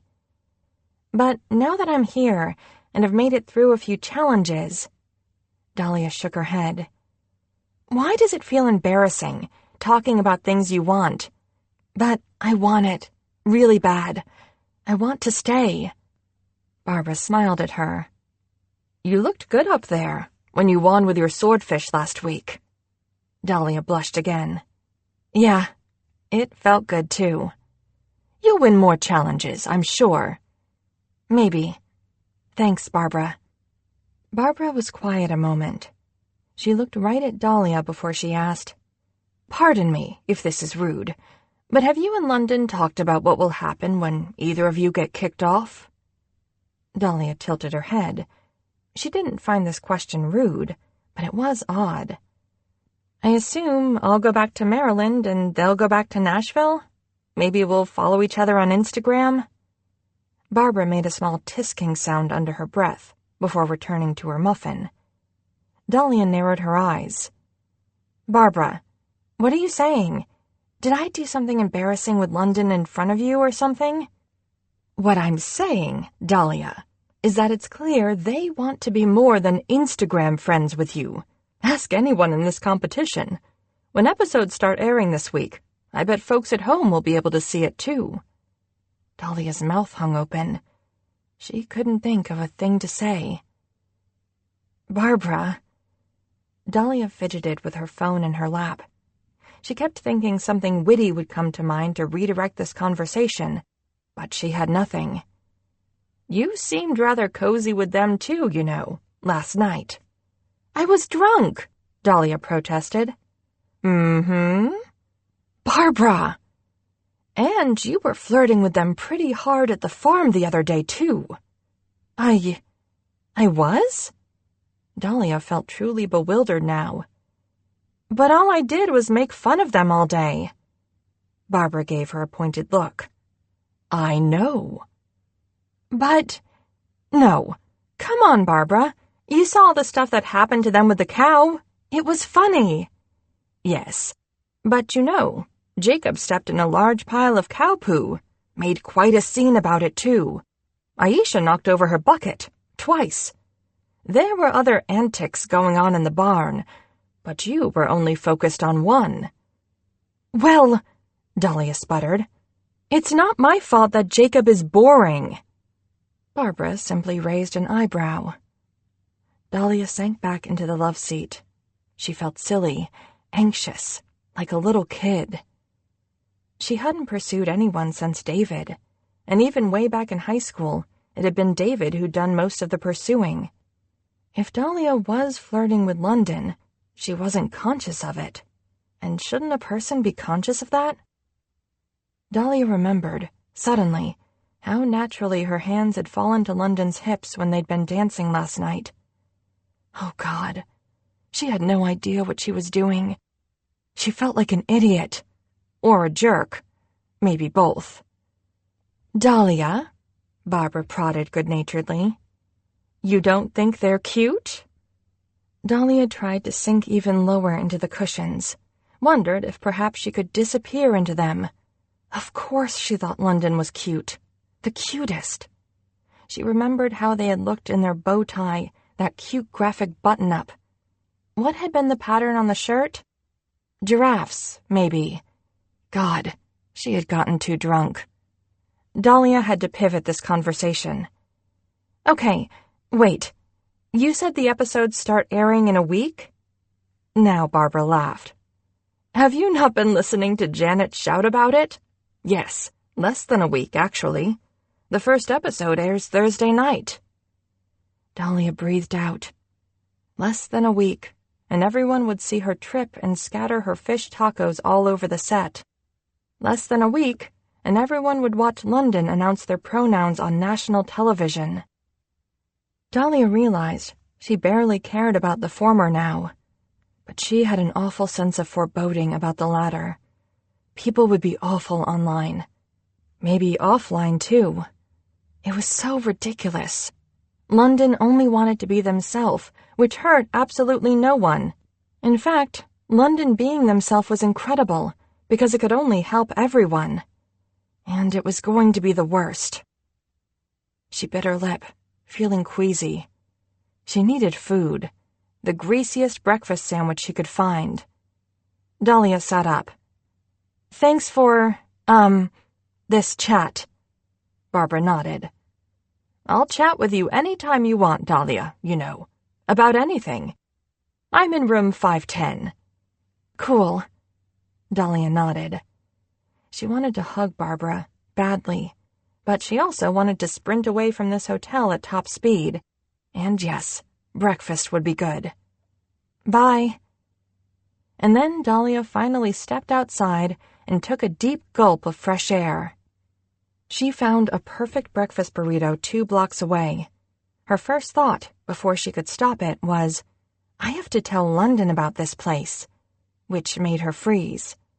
When, over the last 2 weeks, had "I need to tell London about this" become her first reaction? Oh my God. And then her brain said, "You have their phone number. You can tell them about it right now." But she didn't. Dahlia pretended she hadn't been reaching for her phone at all. Because she was hungover. Because she felt weird. Because, as Barbara had so astutely pointed out, either of them could get kicked off the show any day now. They were just friends. London probably already had their fill of Dahlia Woodson last night. There was no need to bring texting into it. They were already together for like 3/4 of all their days. Texting meant they could contact each other during the other quarter, too. Texting meant Dahlia could tell London Parker whatever she was thinking, whenever she wanted. And the thing was, she knew they would always listen. Still, London's text this morning had been thoughtful, kind. She liked how it had been a proper little paragraph of text, all correct punctuation and capital letters. So London. Dahlia threw away her burrito wrapper and stepped back outside. She put on her sunglasses and hopped on a bus. She ended up in North Hollywood. She walked down Lankershim Boulevard, popping in and out of stores without buying anything. She texted a picture of a bar called the Idle Hour, which was shaped like a giant wooden barrel, to Hank, because she knew he would love it. He texted back seconds later in all caps, "Dude!" She smiled and wished he was there with her. But Dahlia also felt a little proud to be there alone. Look at me, she kept thinking, as she walked around this brand new place, all on her own. I'm doing it. But it didn't feel quite right. It didn't feel like she'd hoped it would when she was packing for this trip back on the East Coast, when she'd filled her head with affirmations and expectations about who L.A. Dahlia could be. She had maybe felt like L.A. Dahlia last night, wearing a sexy dress, dancing with strangers, drinking with someone who only knew her as she was right now, laughing by that fountain under the muggy desert city sky. Dahlia sucked down an iced tea as she walked and wished she could feel like that again, right now, by herself. It felt close, right there, this new, carefree person she wanted to be. If only she could dislodge this pebble in her shoe that kept her from stepping into it properly. She found the North Hollywood Library, named after Amelia Earhart. She took a selfie in front of it and sent it to her dad. A university librarian at Johnson & Wales in Providence, her dad always dragged her and Hank to libraries wherever they went when they were kids, even when they were little neighborhood ones like this. He kept track of all the ones they had ever visited in a tiny leather journal he always kept in his pocket to record such things. Dahlia loved her dad so much. She missed him. Dahlia wanted to walk until everything that was mixed up in her brain, last night, David, her mom's sad and disappointed face, old lonely Maryland Dahlia, new confusing L.A. Dahlia, made sense. Instead, she just walked until her feet hurt, and she knew she had to go back. Dahlia got out her phone while she waited for the bus. She bit her lip, staring at her messages, and then she finally typed it. "Hey," she wrote. "Sorry if I was weird last night." London's response came back immediately. "You weren't." And then, "You doing okay?" "Yeah, thanks." Dahlia stared at her phone for another minute, her head feeling dangerously empty and chaotic all at once. She wondered if she should say more, if London was going to say something else. What should she say? What did she want them to say? Her bus came. Dahlia stuffed her phone back in her bag and stared out the window on the ride back to Burbank. Her headache had reappeared, and soon she closed her eyes to block out the bright sunlight, the rhythm of the bus lulling her mind in and out of consciousness. Each time she jolted herself awake, she told herself to buck up. She was determined to not miss her stop, to be competent in this new, dazzling, overwhelming place, the land of palm trees and clean cars and blue sky. And each time she drifted back into a half-slumber, Dahlia allowed herself to think about London's face, annoying and cocky, telling her that her choice of wine was shit. London, fist to their mouth during the bar mitzvah challenge, shaking their head because she had made them laugh. London's hands on her shoulders, a funny, surprising glint in their eye, inviting her to crash a wedding. London, listening to Tegan and Sarah in their room, wearing a crooked pink bow tie. London's body next to hers on a sweaty dance floor, awkward, but still full of joy, irrepressible, even if they tried to hide it. London, trying to make her feel better about her 4th grade spelling bee. London, who was an audio engineer. Dahlia didn't even really know what that meant, but she was pretty sure you could win an Oscar for it, which was more interesting than anything she had ever done. London from Nashville. London, who was a better cook than her. London, who had the realest chance of all of them, probably, of winning. London, who wanted to do good in this world, who volunteered their time doing farm labor just because, who wanted to make things better for queer kids.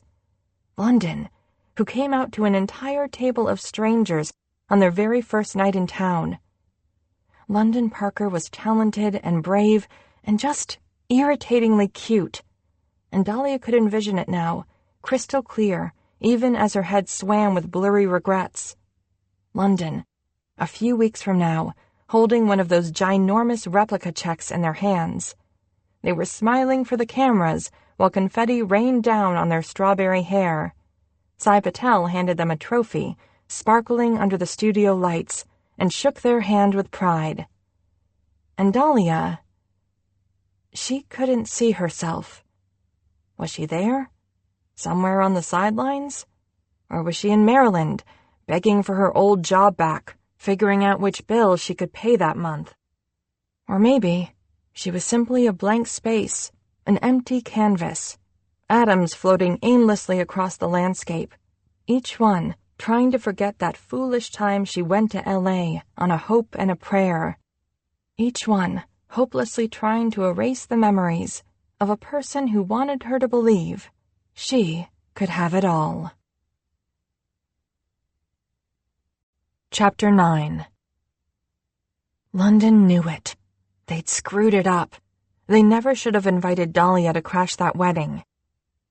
She was being super weird today, in a way that was different from her other subdued moods. When they saw her in the morning at craft services before filming started, they'd asked how the rest of her weekend had gone, and she'd said, "Oh, good. Fine. Good. Yeah, totally fine." And then she had forced a smile that looked like she had just tasted something gross, but was trying to be polite about it. She didn't ask how London's Sunday was, which was fine, because their only answer would have been, staring at my phone, wondering if I could text you again. Throughout the entire day of filming, through another face-off, London had been paired with Jacob, and they kicked that guy's ass. And another ingredient innovation, Dahlia kept looking at them, and then looking away when London made eye contact. And then she'd look at them again, until the feel of Dahlia's eyeballs made London paranoid there was something on their face. She was twitchy. London should have let it go, but for some reason, they found themselves waiting for her to get out of the solo interview set at the end of the day. They didn't know if another attempt at normal conversation would work at this point, so they got desperate. "Hey, mate!" They jumped into step with her as she exited the set and walked toward the studio door. "Jammy day, eh?" Dahlia stopped, so London did too. She turned and stared at them. London scratched at their neck. "Oh no, yees and me go, London," Dahlia interrupted. "What the hell are you doing?" London frowned. "My finest Tanner Tavish impression, obviously." Dahlia stared at them a moment more. And then, finally, hallelujah, she started laughing. London pushed open the studio door. "Tanner Tavish does not use whatever words you were just saying," Dahlia said, following. "I know, and that's why I think he's full of shit." "What do you mean?" "That dude is not from Scotland," London said. Dahlia laughed again. "And how do you know that?" "His accent is all wonky. I doubt his name is even Tanner Tavish. I think his whole," London waved their hand, "thing is an act." "So you're an expert on Scottish people?" London shrugged, stuffing their hands in their pockets as they walked toward the hotel. "Nah, just an expert on Egypts. And Tanner Tavish is most definitely one of those." Dahlia shook her head, smiling. "He's a pretty hot Egypt, though." London frowned again. "He's not that hot." Dahlia crossed her arms over her chest as they walked. London was feeling surprisingly grumpy about this pretty hot comment, but at least Dahlia was talking to them again. "Do you think they always knew they wanted to be chefs? Tanner and Audra and Cy?" London shrugged. "Maybe. Cy, definitely. I watched a documentary about him a while ago." "Yeah." A car driving by blared its horn. "What did you want to be when you grew up, when you were a kid?" London asked. Dahlia was quiet a moment, but finally she answered. "A writer. When I was in elementary school, I filled notebook after notebook with these stories about girls at camp. My parents could never afford to send me to camp, at least a real sleepaway camp, not just, summer classes at the Y. So I lived out all my camp fantasies in those books." "What was the camp called?" "Camp Sunnywood." Dahlia smiled. and London saw her shoulders relax. Whenever I finished a story, I'd rip the pages out of the notebook and make a front and back cover out of construction paper and tie it all together with purple yarn. Her smile grew. I gave them to my dad to read, and he'd write blurbs on the back of each one, like, "Woodson's finest Sunnywood yet." She laughed, and London laughed with her. They were approaching the hotel now. Oh man, I definitely spent almost the entirety of 5th grade working on Camp Sunnywood, Super Edition #1. Tiffany and Molly got in a huge fight and tipped over each other's canoes, and then Molly dumped Sunny D all over Tiffany's clothes. London pressed the button for the elevator and looked down at her. Her eyes were so bright now. "What a bitch," London commented as they stepped inside the elevator. "No, listen, Molly was just going through some stuff," Dahlia said emphatically. Her parents were going through a divorce, and honestly, Tiffany was acting real petty that summer. She never let Molly ride her favorite horse at the stables. London realized they would be perfectly satisfied to spend the rest of the evening learning every single facet of Camp Sunnywood.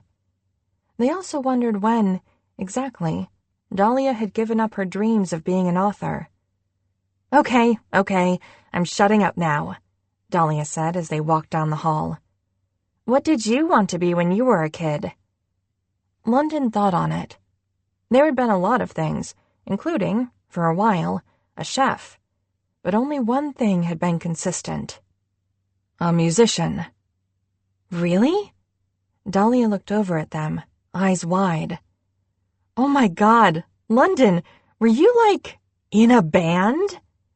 London huffed self-consciously. You are overestimating my coolness. I was in concert band, if that counts. They reached the door to London's room. London leaned against it, while Dahlia leaned against the wall, facing them. What did you play? Trumpet. Still play, actually. Wait. Dahlia actually held out her hand in a stop gesture. You play the trumpet? Like, currently, just for fun. Or, oh my God, are you like in a jazz quartet or something? No. London squirmed, feeling embarrassed. Just for fun. Although they shouldn't be embarrassed. Playing an instrument was a totally normal hobby. They had no idea why Dahlia was so amused. Huh. What? Nothing. She smiled. It's just kind of sexy, playing the trumpet. London stared at her. Dahlia, have you ever actually seen someone play the trumpet? It is not sexy. This was true. It wasn't. But London might have spent the rest of the night blushing in their room anyway, congratulating themselves on graduating from cute to sexy in the eyes of Dahlia Woodson. They walked home together on Tuesday night, too, after London won the elimination challenge, which had been about hearts. This is disgusting. Of course you love cooking with hearts, you heathen, Dahlia had said to them, her face crinkled and adorable, back to her regular self. Even though Dahlia did just fine with her own heart. Jacob, however, did not. After he got the boot on Tuesday, Barbara shifted over to take his place at Dahlia's station on Wednesday morning. When Janet made the change, Dahlia had literally jumped up and down and clapped her hands. London had pretended to write some recipe notes in their notepad, but mostly they smiled pathetically at nothing. Ahmed was totally onto them and slugged their shoulder, which was embarrassing. By the time Dahlia and London walked back to the hotel on Wednesday night, after another face-off and ingredient innovation day, London was starting to feel dangerously confident at cooking on set, at making Dahlia laugh, at settling into this new routine.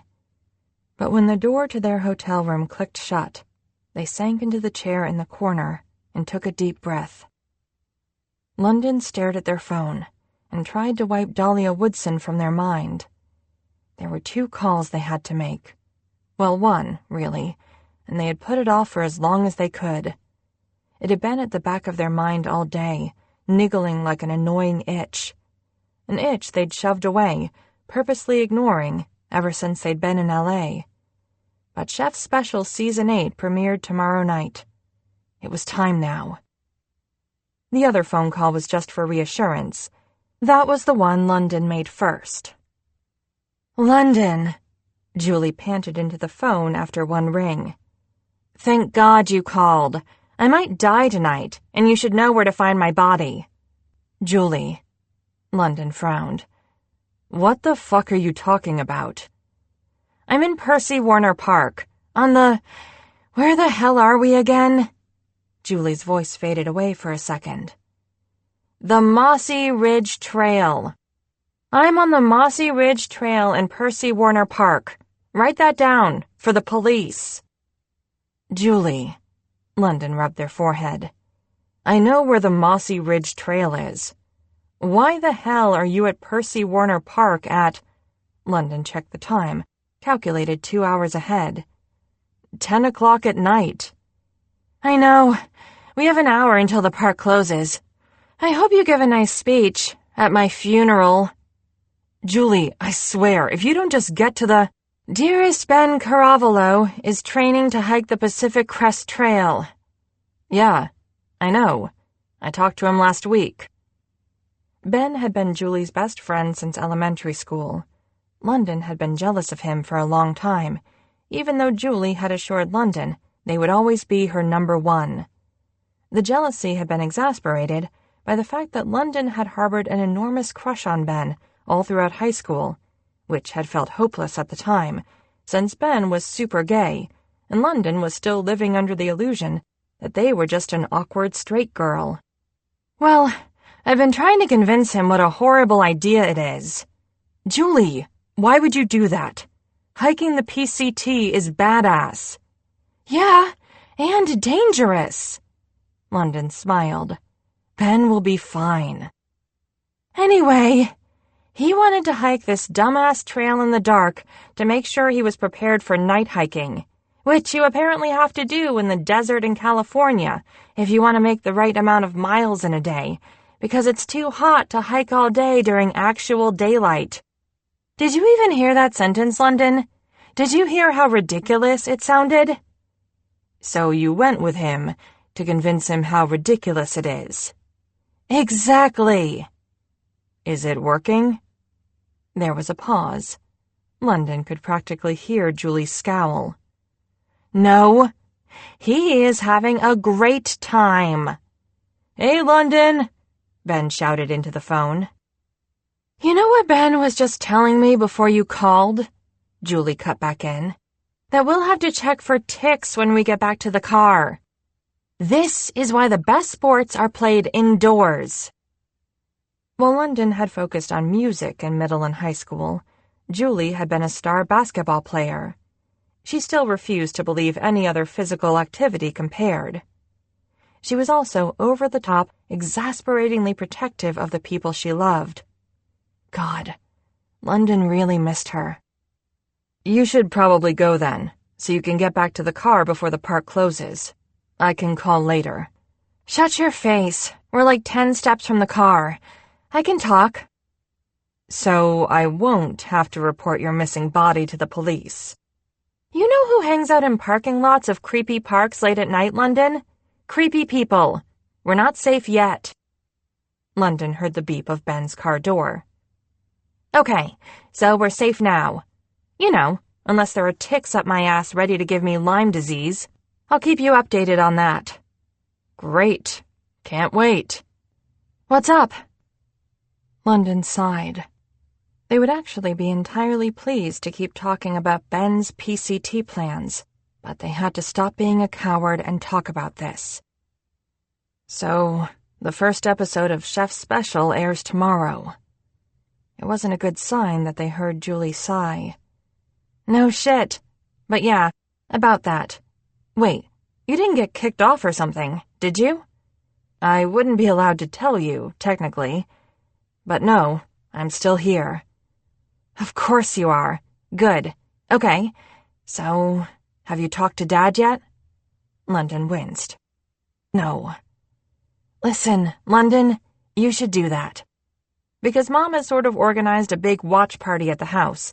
She's having it catered and everything." London groaned. This meant that half of Nashville would be tuning in, together, in the living room where London was raised. London shouldn't have been surprised. Of course their mom would organize a watch party. She loved her kids, and she loved an event. London's family was privileged, but they weren't a dysfunctional level of privileged. The Parkers were close. Growing up, London's parents worked long hours. Their dad, in particular, traveled a lot. But their parents still always attended every one of Julie's basketball games, all of London's band and choir concerts. They had dinner together at the dining room table every night they could, and a big Sunday supper every week that included an open invitation to any cousin, uncle, aunt, neighbor, or family friend who wanted to come. London's childhood had been full of love and community. "I've wanted to say something to Dad about it, to warn him, but—" Julie trailed off. "No, I know. It's my responsibility." And it was London's responsibility.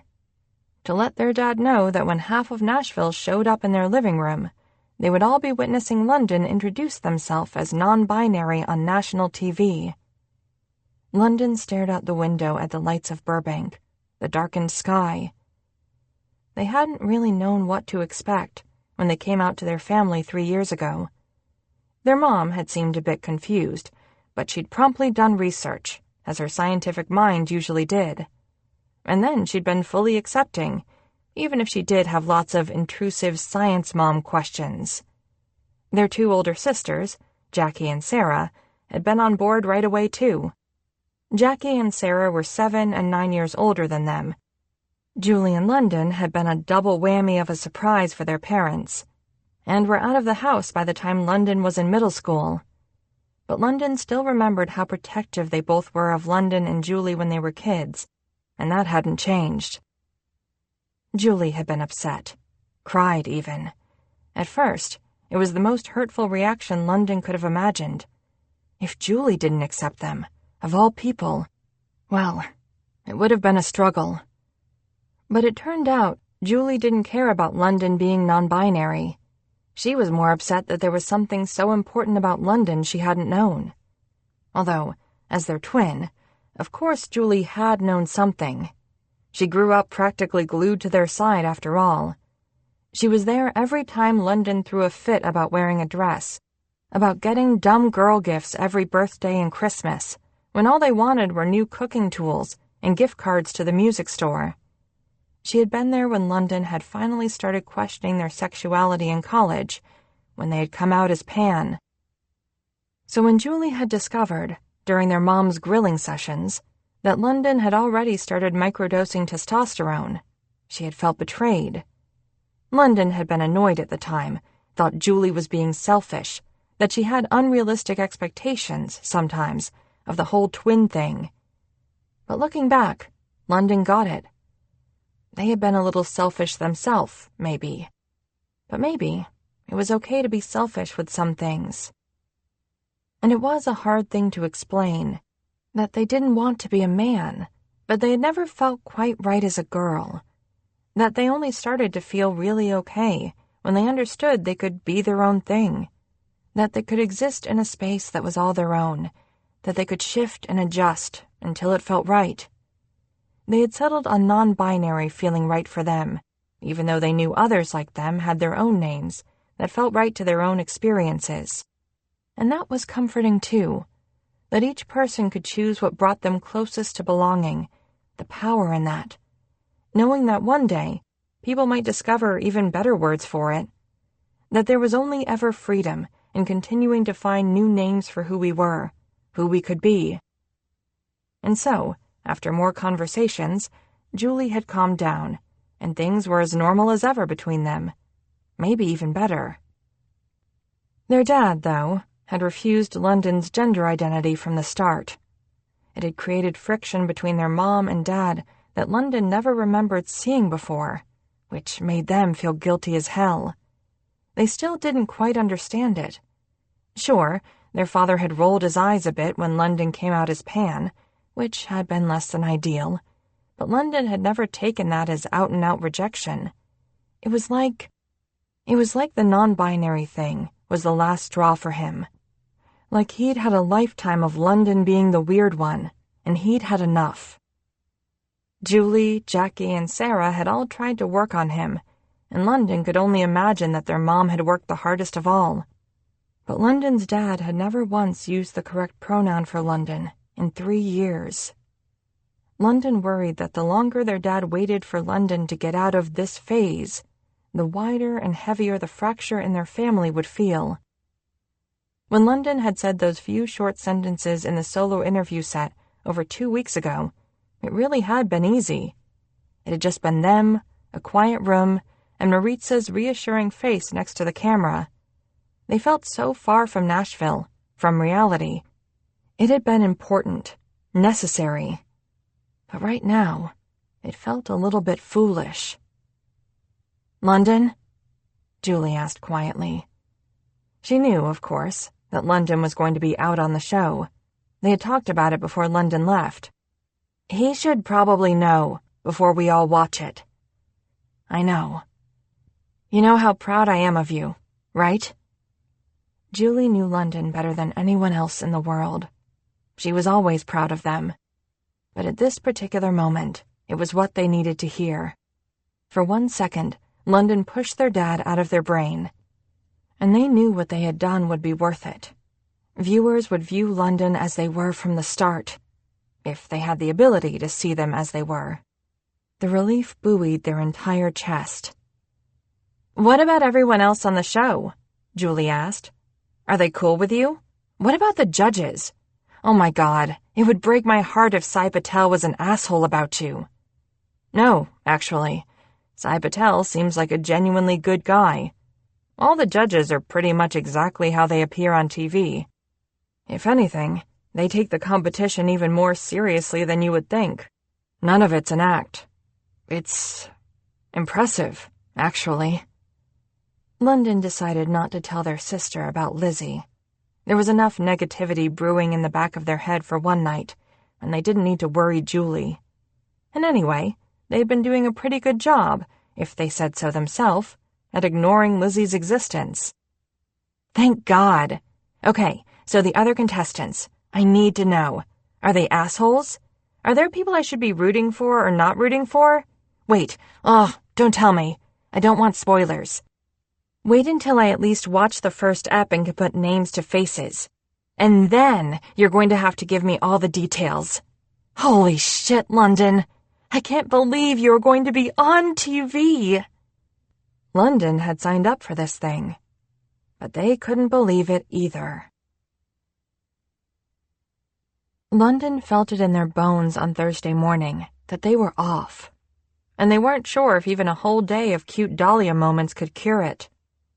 They had ended up texting their dad last night instead of calling, because they were, in fact, a coward. They had typed and retyped the message at least 10 times, trying for the most non-confrontational angle, warning him they were out on the show, but ending it on a miss you, love you type of vibe. It had taken their dad a half hour to respond, and when he did, it was with this. Okay. Just the 2 letters. The worst possible response in the entire history of texting. London wanted to chuck their phone out the window. And yet, what else had they been expecting?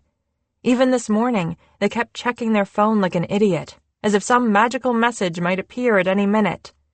Hey, kiddo, I thought about it overnight, and I decided to stop being such an asshole and accept you. Sorry for all those times I didn't use the right pronoun, and those 3 years I made you feel like you were fucking up our whole family. Super duper proud of you now, though, buddy. Go get 'em. London rubbed a hand over their face as they stood at their station. They hadn't slept well, and maybe that was contributing to how off-center they felt.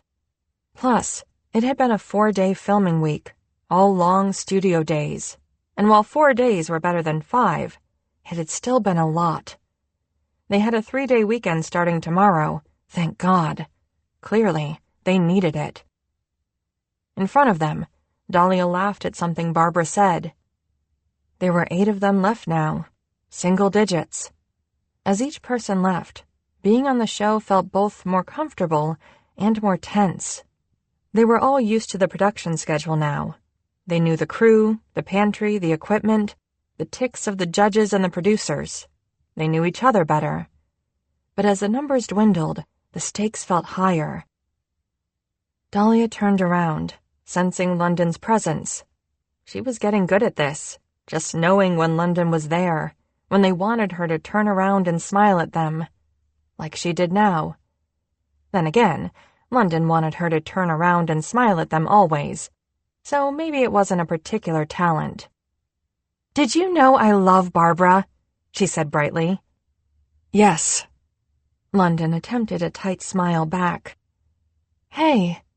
Dahlia tilted her head. "You okay?"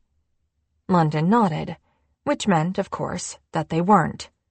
Dahlia frowned, understanding this, but then Janet gave the signal and the camera started rolling, and she faced forward again. She was wearing a floral print dress today, hibiscus and plumeria and birds of paradise scattered around a black background. It was lovely. London wanted to collapse into it.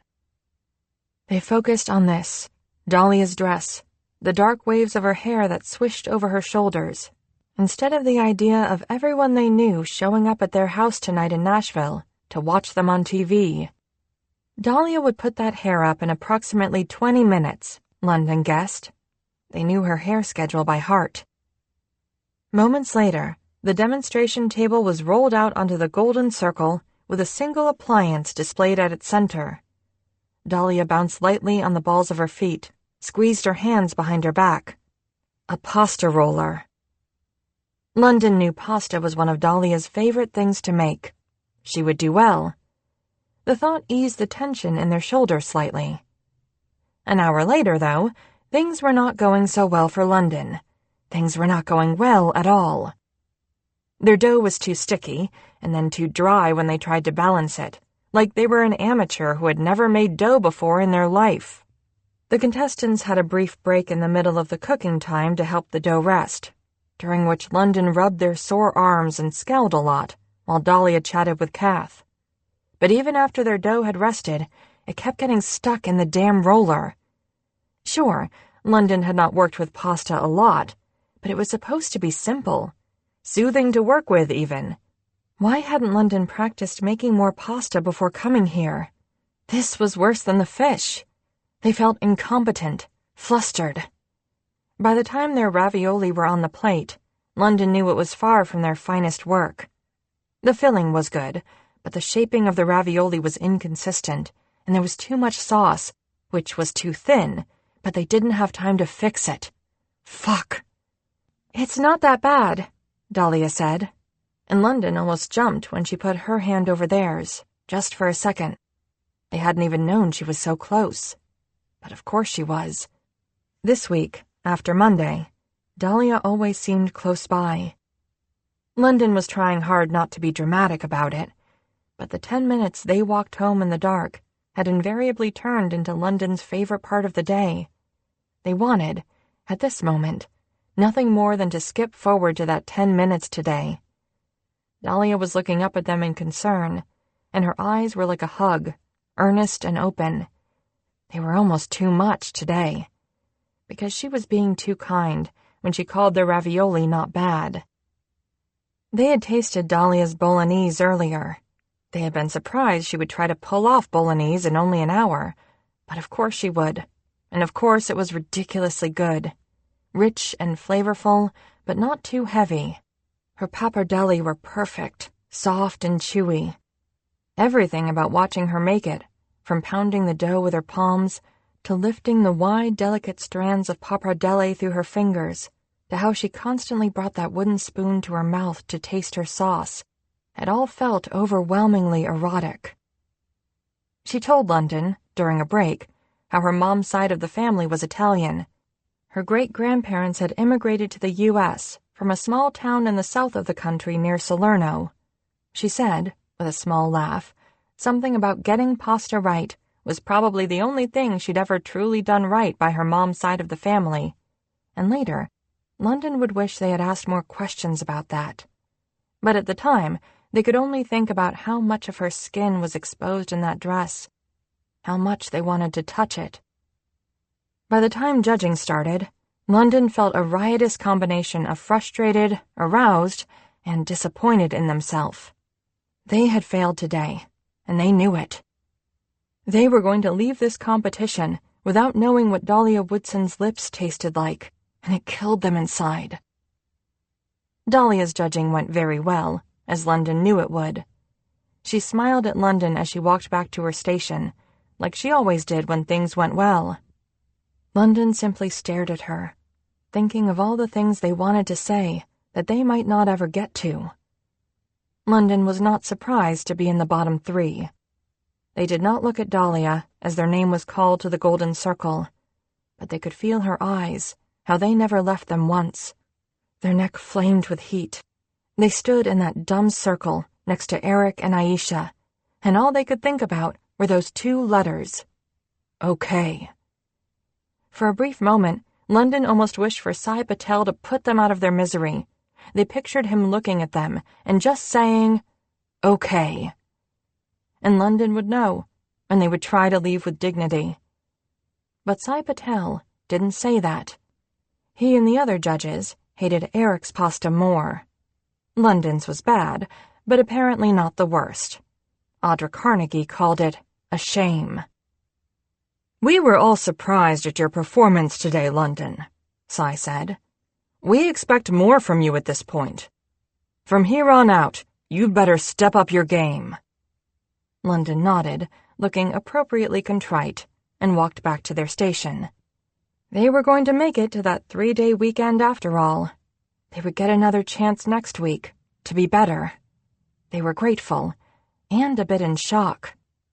But, they remembered a second later, the first episode was still airing tonight, and London didn't know what would come after that for them. Offset, back in the real world. It was like London's brain was a radio signal stuck between frequencies, constantly cutting out between LA and Nashville, and all they wanted was for the radio to shut off. London hardly registered, moments later, that the cameras had stopped rolling, lost in their own head. Until suddenly, stunning their brain into complete silence and snapping the radio dial clean off, Dahlia's arms wrapped themselves around their body. "Oh my God," she breathed into London's neck, squeezing them tight. "I knew your dish wasn't the worst, but still, London, you can't go yet." Amazingly, she kept holding on. London blinked, slowly comprehending Dahlia's body pressed completely against theirs, her hair brushing against their cheek. All the other contestants had paused at their stations, staring at them. Fuck it. London moved their hands to Dahlia's back, touching lightly, cautiously. They shifted their head just an inch, allowed themselves to breathe in her hair. It smelled like coconuts, rich and warm. Combined with the contrasting sharpness of her peppermint chapstick, London's senses were overwhelmed. They only ever wanted to smell exactly this, coolness and warmth, all at once. "Dahlia," they said, and then realized they had no other words. She stepped back, took a steadying breath, and even though London knew, objectively, that hug had been too long, too close, it didn't feel like enough. London's hands fell back to their sides. Their body felt cold without her. "Let's go," she said. They walked back to the hotel. Today, they were silent. Halfway there, on an impulse they didn't overthink for once, London reached over and took Dahlia's hand. Her fingers threaded through theirs immediately. London gave them a squeeze. Their head felt fuzzy. They meant to drop Dahlia's hand after the squeeze, but Dahlia kept holding on, so they did too. Her hand was soft and hot, and London swore they could feel her pulse beating in her pinky. They both let go when they entered the lobby, as if the whoosh of air conditioning broke a spell. When they got to London's door, London stuffed their hands in their pockets, looking past Dahlia's shoulder. "Thanks," they said roughly, and cleared their throat. "For not wanting me to go. I don't want you to go, either, for the record." Dahlia smiled, but it was small, close-lipped, not even a peek of those blinding teeth. "Yeah, I figured." She breathed out slowly. "Okay. Well, good night." London wanted to lean over and kiss her forehead. No, that wasn't right. They wanted to kiss her lips, feel her tongue on theirs. They wanted to kiss her neck, her shoulders. They wanted all of her. And then they wanted to rest their head on her lap and tell her about their dad, how he had been a really good dad before, how London didn't understand why he couldn't just get over it, how they didn't understand why they couldn't get over his not getting over it, how frustrated they were with themselves. If they stood any longer in this hallway, they just might reach out to her. They might just attempt any number of things. But it had been a long week. A headache started to come on when London realized that, on Central Time, the first episode of Chef's Special had probably already aired. It was done. The house party in Nashville had seen it, and there were probably strangers trolling their Twitter account as they and Dahlia stood there, staring at each other. The hug had been nice. The hug had been more than nice. The hug would have to be enough. Something about the air in this hallway felt reckless, and London didn't trust anything right now, most of all themselves. "Good night, Dahlia Woodson." London put their key in their door, and they stepped into the cool darkness. Chapter 10. Dahlia knocked on London's door Friday morning. Her palms were sweating. "Hey," she said when London opened the door. "Want to go somewhere?" They looked at her, eyes bleary, blinking a few times. They looked awful, as she had worried they would.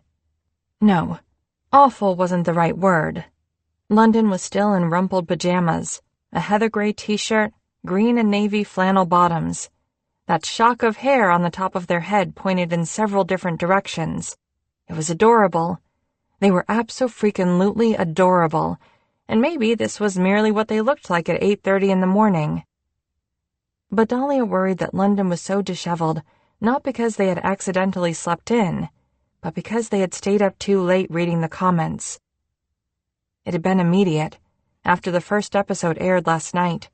She hadn't watched the episode herself. It would have been too cringeworthy. But she had scrolled social media feeds in her room, her stomach tense and queasy after saying goodnight to London, after holding their hand. The commenters who weren't talking about her epic trip were talking about London. She wished they were all talking about her, because almost everyone was being nice about her. "Oh my God, I have been nervous about a contestant tripping with their food ever since I started watching these dumb shows. This poor girl, my heart is pounding for her." Even the people who were laughing at her were simply laughing at her brief, embarrassing moment. They weren't laughing at her identity, who she was at her core. Dahlia was not surprised to see that her trip had been made into a GIF. The first time she watched it, she had been horrified, but with each replay of the loop, it felt funnier and funnier to her. The surprised look on her face, the way the rice and tacos were suspended in the air. It was funny.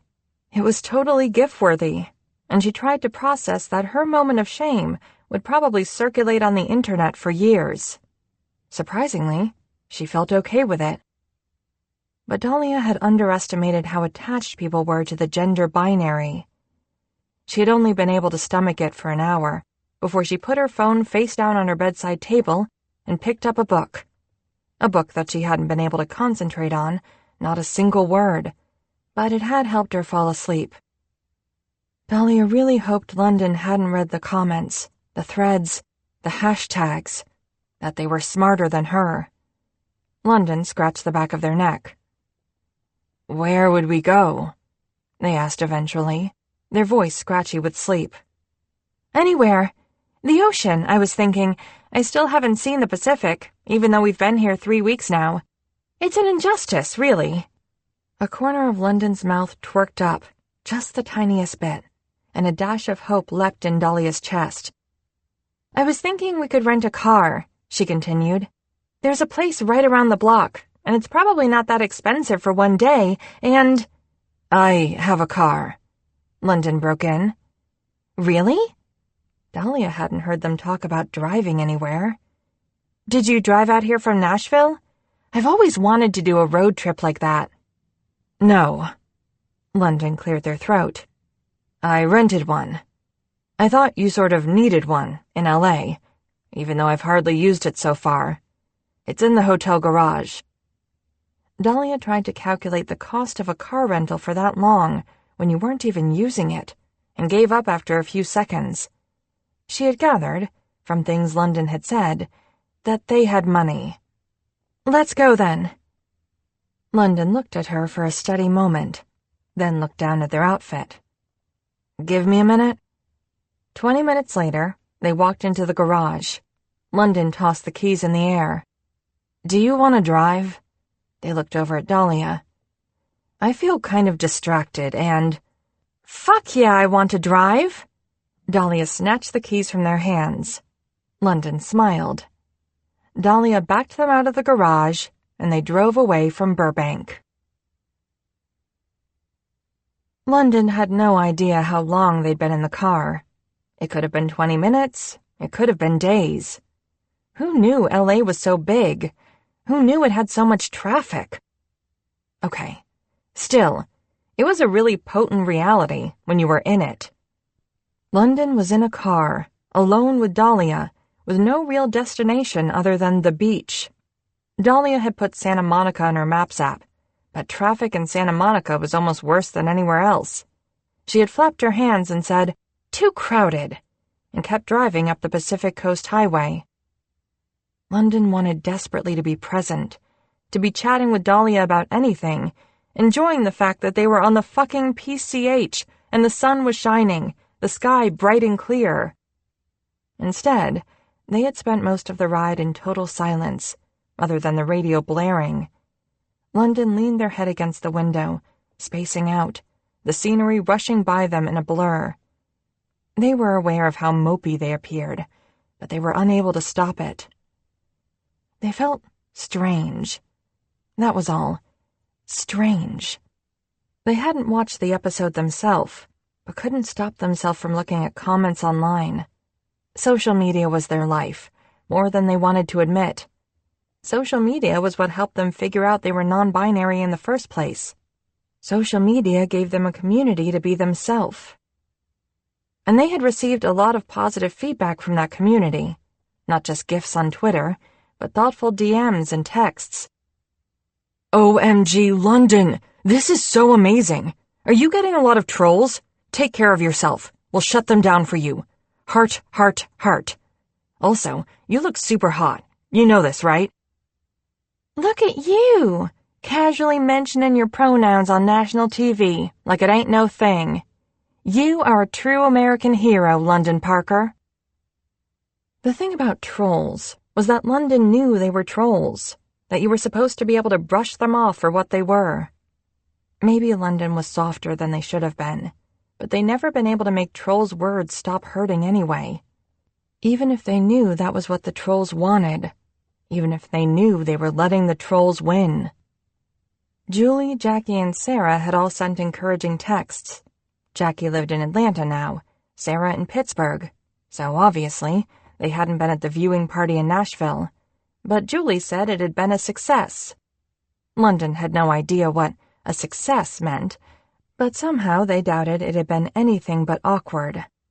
Their mom had texted too. Your lamb really did look like perfection.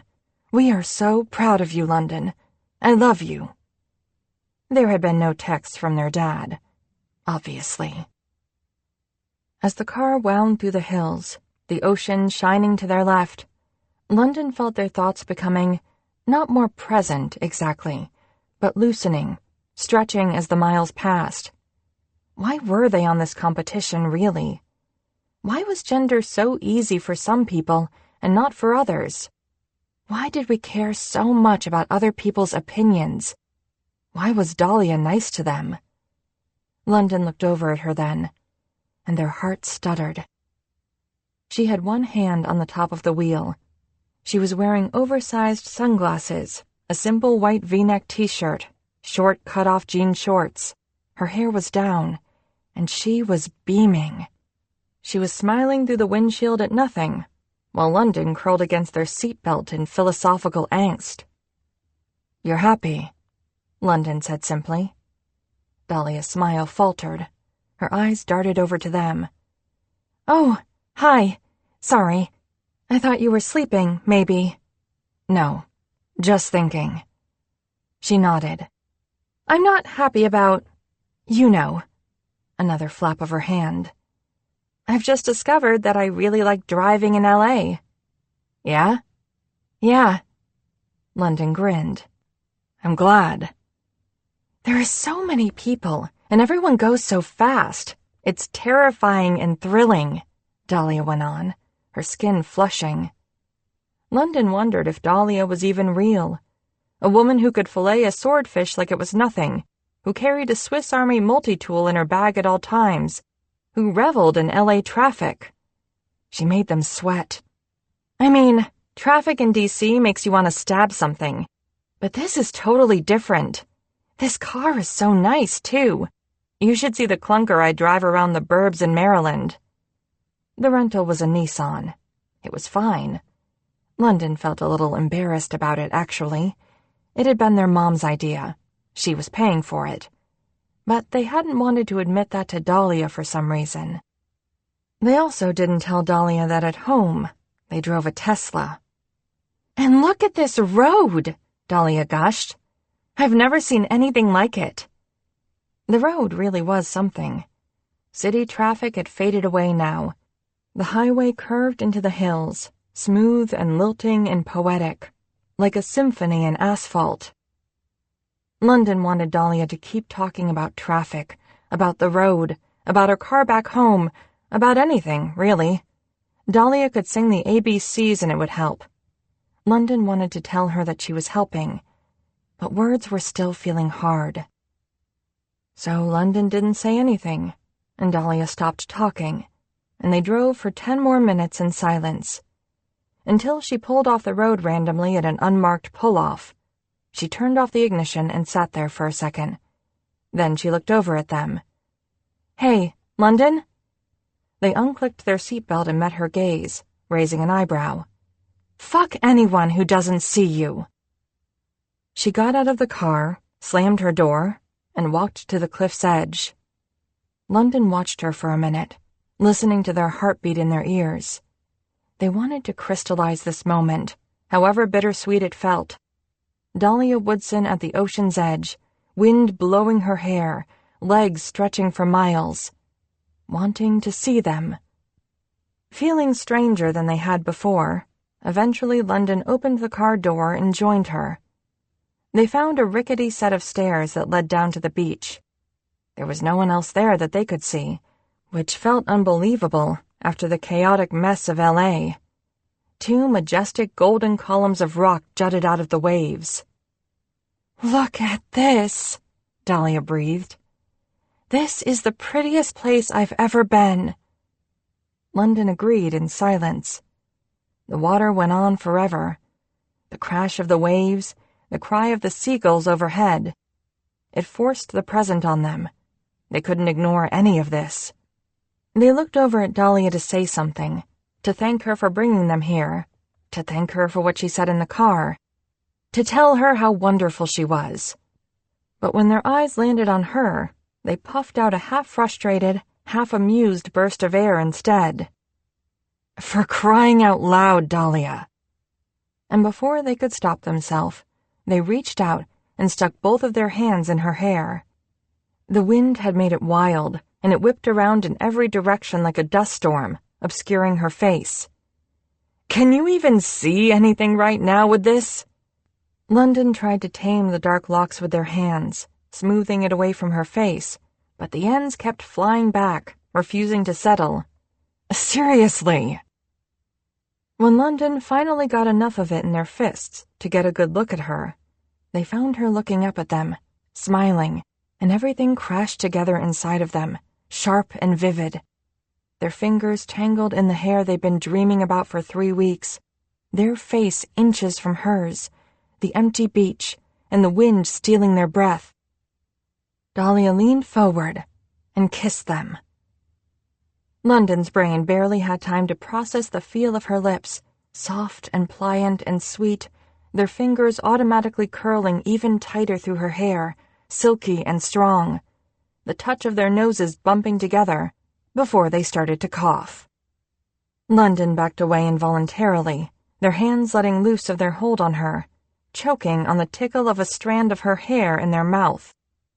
Dahlia started to laugh. She pulled away too, yanking on the black elastic that perpetually encircled her right wrist. She dipped her chin, gathering the strands of her mane onto the top of her head. London stood still, heart pounding, fascinated at getting to watch this process up close, even closer than on set. Stray pieces kept flying at their face as she worked on containing it, while disappointment dropped to their toes. They were positive the moment had passed. They felt every inch of space between them. How could London have blown that so badly? Although, technically, it was her hair's fault. But when Dahlia finally finished 30 seconds later, the longest 30 seconds of London's life, she closed the gap again. There wasn't even a beat of hesitation, which meant the first time hadn't been merely a spontaneous fluke, the result of London rudely grabbing her hair in their hands. Their hands remained at their sides now, limp and useless, but Dahlia stepped toward them anyway, close enough for London to smell coconuts. Her hands cupped their face. Oh, her hands were on their face. They were so soft. She was so soft. London looked down at her for 1 second, saw the smile in her eyes before she closed them and leaned in. London didn't waste it this time. They pushed into her lips so fervently that she stumbled back a step, and London quickly wrapped their arms around her, steadying her with their palm on the small of her back. Their mouths opened to each other, and there was her tongue, finally, hot and surprisingly determined, just like Dahlia, and the feel of it tugged at a string in their gut, a string that set everything else on fire. The world felt right for once.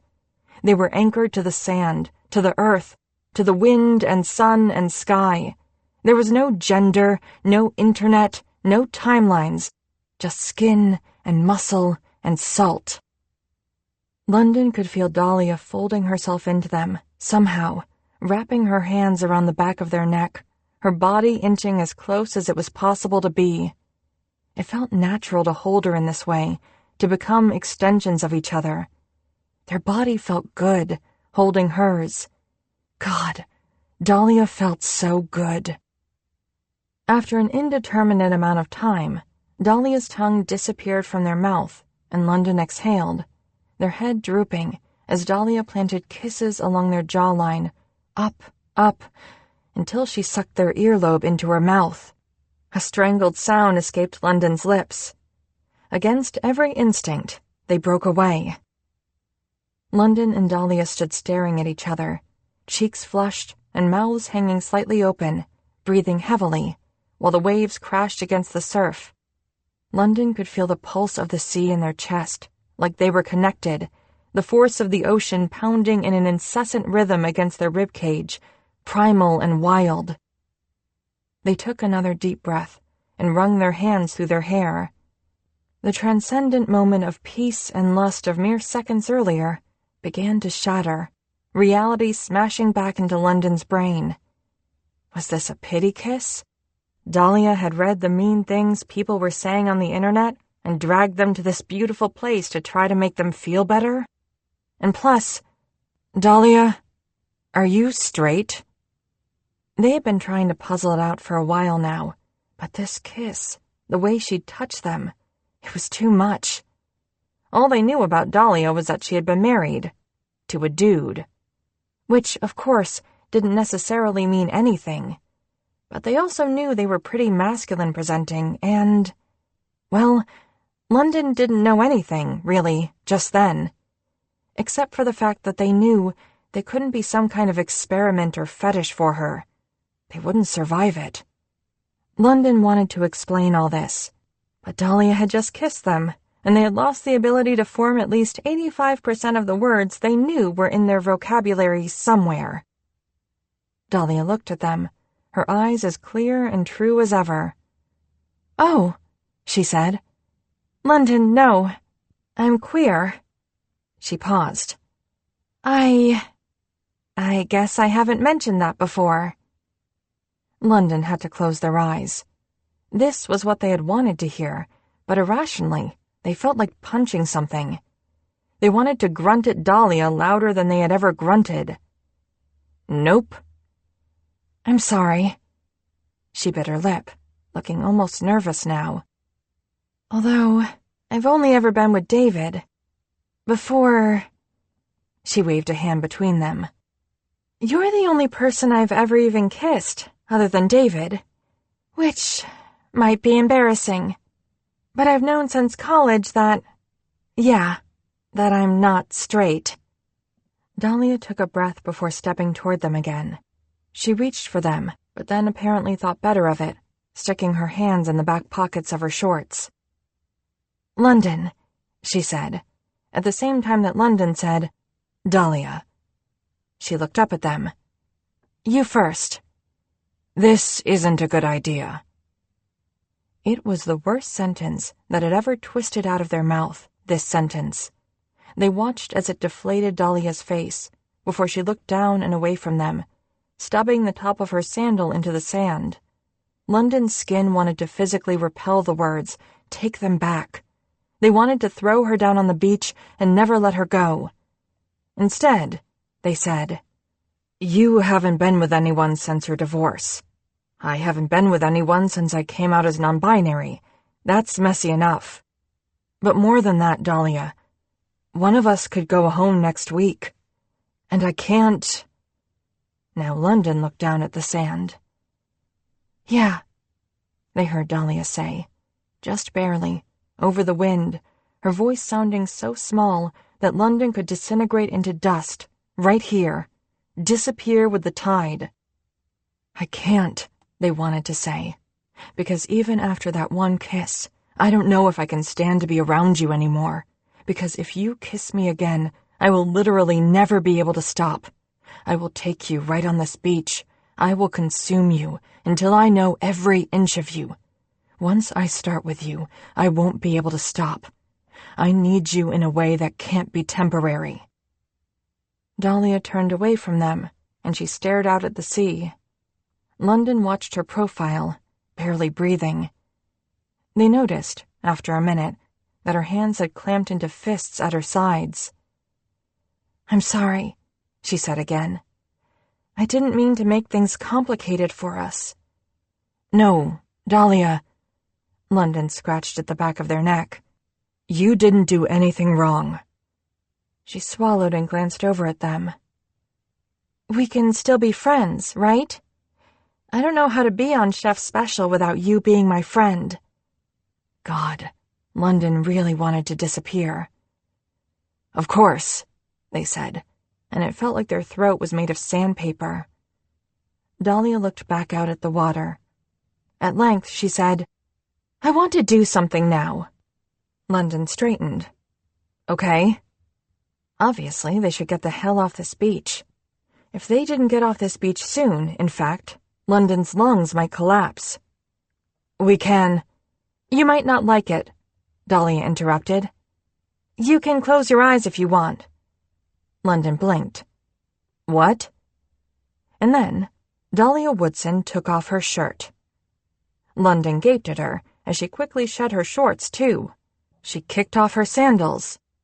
Dahlia didn't look back as she ran, full speed, toward the ocean, her heels kicking up sand as she went. "Fucking hell," London said to no one. Dahlia made a loud yip as the water hit her ankles, her knees, her thighs. London watched in a daze unmoving, as she threw her body into the waves. Her head disappeared under the water, which was violently blue. They saw her gasp as she resurfaced, and then smile, the whites of her teeth unmistakable, even from where London stood on shore. She splashed around a while more, never going far enough as to make London truly nervous. The sun shone down on her head, on London's face. They could feel their skin burning. They would have to stop somewhere to buy aloe vera. Oh God. Dahlia and London had to drive all the way back to Burbank together after this. Eventually, Dahlia made her way back to shore. She stepped slowly toward them, squeezing salt water out of her hair. London wondered, distantly, if they were perhaps having a panic attack, if they were hallucinating this whole thing. Dahlia's bra and underwear were a matching set. Smooth, clinging, dark purple silk. Her bare stomach was liquefying London's insides. She reached them, and she smiled, looking shy. London couldn't recall Dahlia ever looking shy. But then again, London had never stood in front of a Dahlia who was half naked and dripping wet. And London, try as they might, could not stop staring.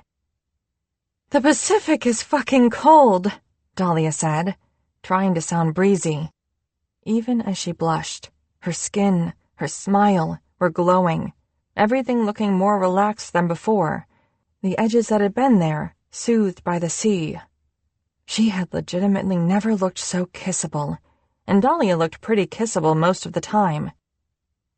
"Okay, now actually close your eyes." "What?" London asked again. She leaned over and picked up her dry clothes from the sand. "I'm going to change now. I can't wear this wet stuff in the car the whole way back. I'll chafe." London closed their eyes, cursing silently over and over and over. A minute later, they felt something cold and wet slap their hand. They almost screamed. "I am so sorry, but can you hold this for me? I don't want it to get all sandy."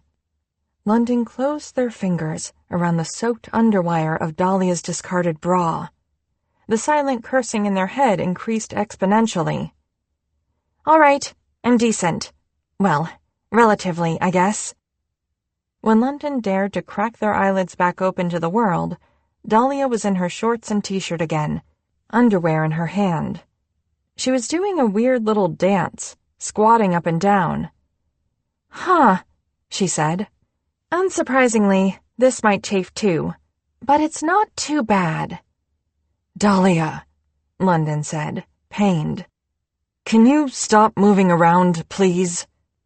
Their brain had been short-circuiting for long minutes now, but watching Dahlia squat around the beach, testing out how her jean shorts felt against her labia, all while they still held her wet bra, was going to actually terminate the functionality of London's existence. But when Dahlia did as they said, and stood straight and still in front of them, hands on her hips, London knew they were wrong. They were ruined either way. Her soaked hair dripped from its melting bun onto her shoulders. Through her t-shirt, London could easily see her peaked nipples, the dark pink outline of her areolas. She was the most beautiful thing they had ever seen. London was head over heels for her, and they had just instructed her to not kiss them anymore, although they were having a hard time remembering why. "Do you want to go in?" Dahlia pointed her chin toward the ocean. "I won't look. It clears your head."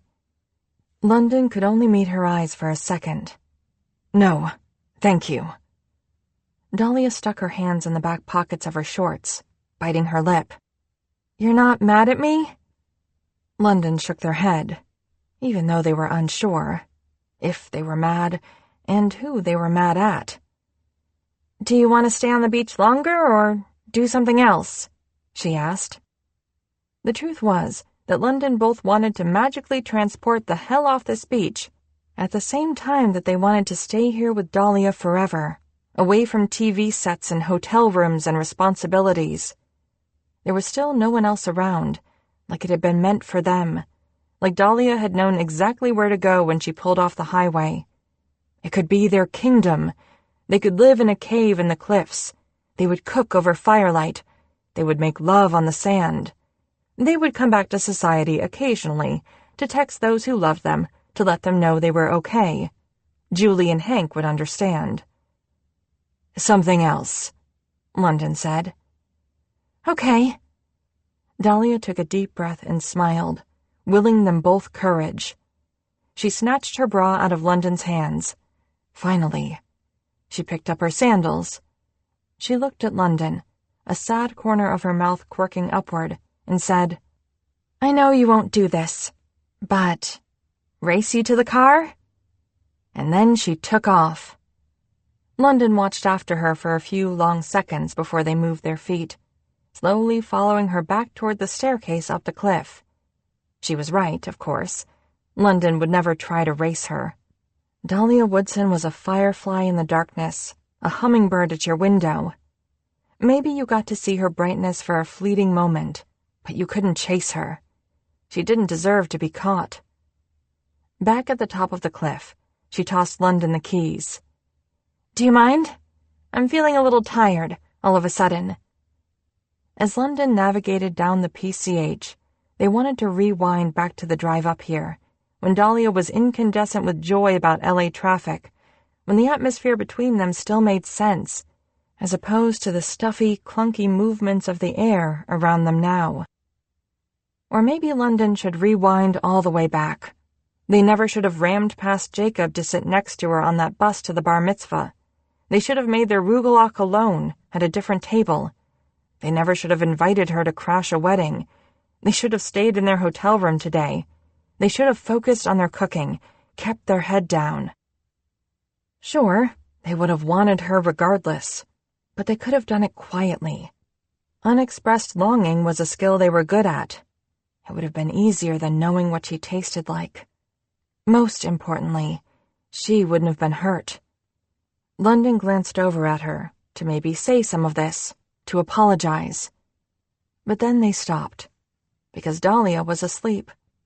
Her sandals were on the floor of their rental car, her feet tucked up underneath the tan skin of her legs, inches from the gear shift, her head resting against the passenger side window, her underwear balled up in her hands.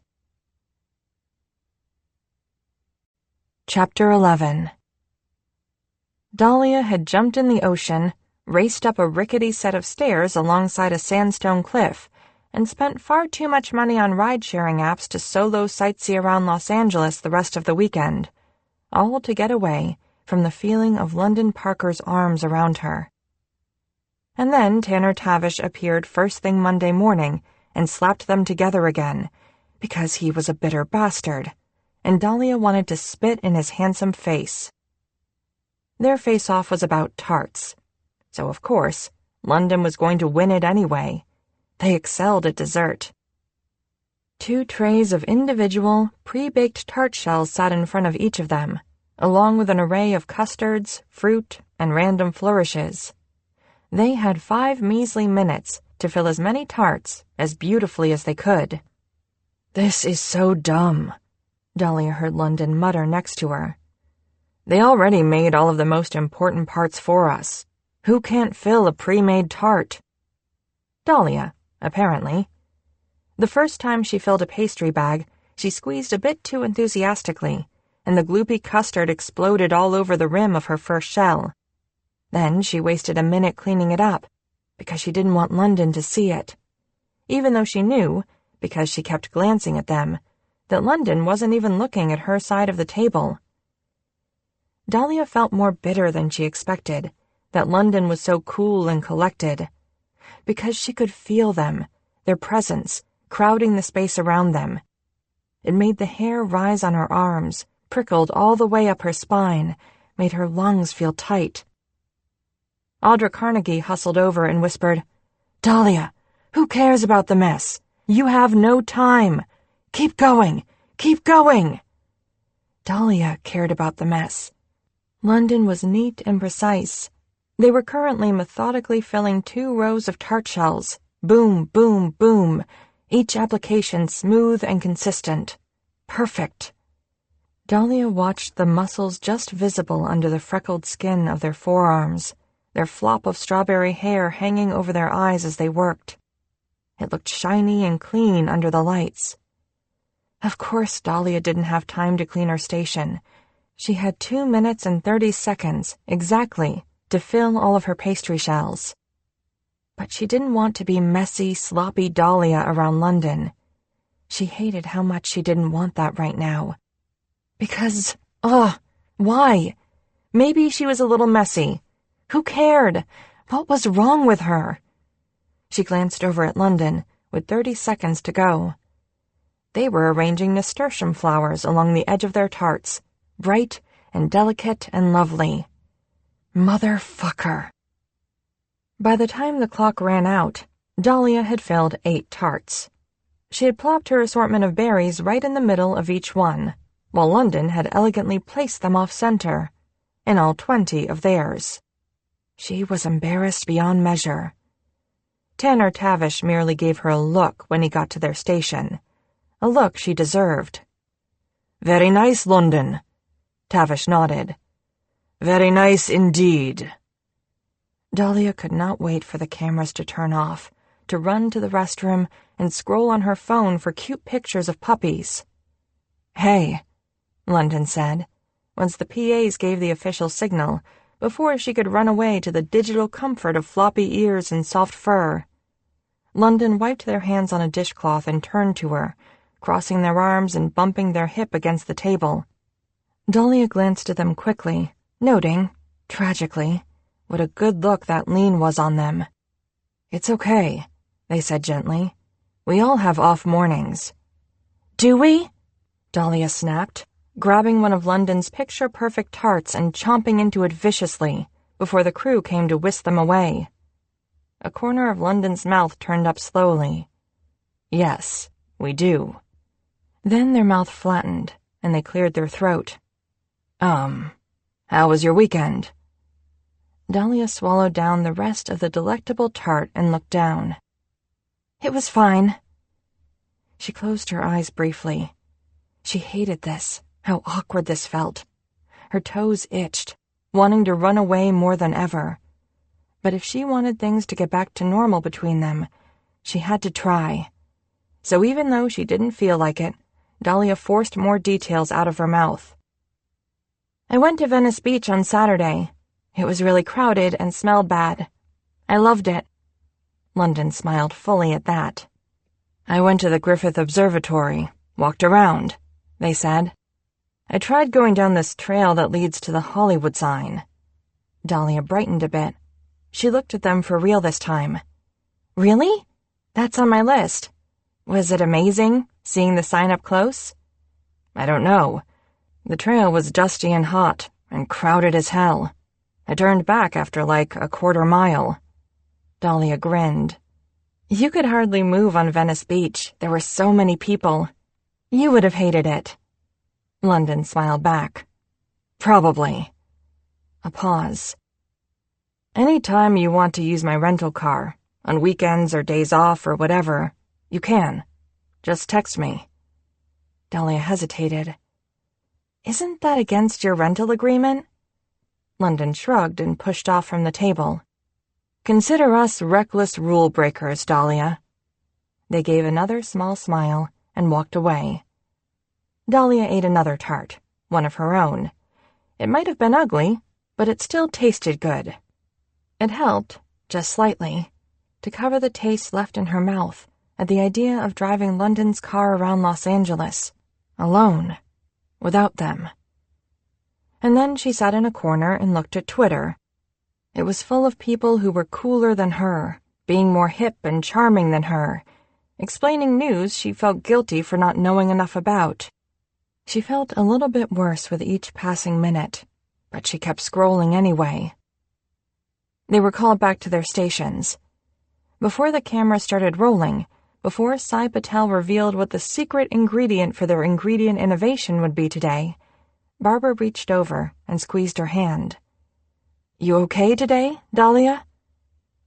Dahlia looked down at their intertwined hands, at Barbara's fingers, weathered yet soft, clutching hers so confidently, She didn't know why she had been so hurt by London's rejection on the beach. She just thought Barbara had said... But no. She felt the way London had kissed her back. She knew the way they looked at her. Or the way they had looked at her before today. Dahlia knew she hadn't made up the attraction between them, even if she had been slow on the uptake. Because apparently, only ever dating one person for most of her life had made her inept at understanding flirtation. Somehow, though, being slow on the uptake made it hurt worse. Because when it had hit her, how right it felt kissing London on that beach. How as soon as she did it, she understood she had wanted to do it for a long time. It was like a gut punch. All-encompassing, shocking, air-stealing. It felt awful to know that London was right, that nothing about going beyond that kiss was a good idea, even if every cell in her body wanted to rebel against it. It was a bad idea because, like London said, they could get kicked off the show at any time. As soon as tomorrow, in fact, Dahlia reminded herself. There was another elimination challenge tomorrow. No matter how comfortable she had started to feel here, nothing was guaranteed. But even beyond elimination, beyond the show, the truth was that London was an exceedingly stable person, a good person with goals and talents. They loved Nashville, a place Dahlia had never been or even seriously contemplated visiting, and they had no desire to leave it. They had a cool-sounding job they enjoyed. They were going to start a nonprofit that could potentially change lives, really make a difference. They had family and friends. London had a future. Dahlia had a boring apartment in a soulless building in an average suburban town, the rent on which she had no idea how she was going to pay next month if she didn't win $100,000. She had credit cards with maxed-out balances and too high APRs. Not only did Dahlia not have a job, but she had no idea what kind of job she wanted or would start looking for when she got back home. She had a dorky dad and a sweet brother who lived hundreds of miles away, who she didn't visit enough. She had a mom who was disappointed in her, who Dahlia didn't know how to talk to anymore. She wasn't even sure if she had friends. Dahlia was a mess, and London deserved so much better. Dahlia looked down at Barbara's hand in hers, tried to remember what Barbara had asked. Oh, right, if she was okay. No, she said quietly, because she always felt safe telling Barbara the truth. That's okay, love, Barbara said after a minute. It's okay to not be okay sometimes.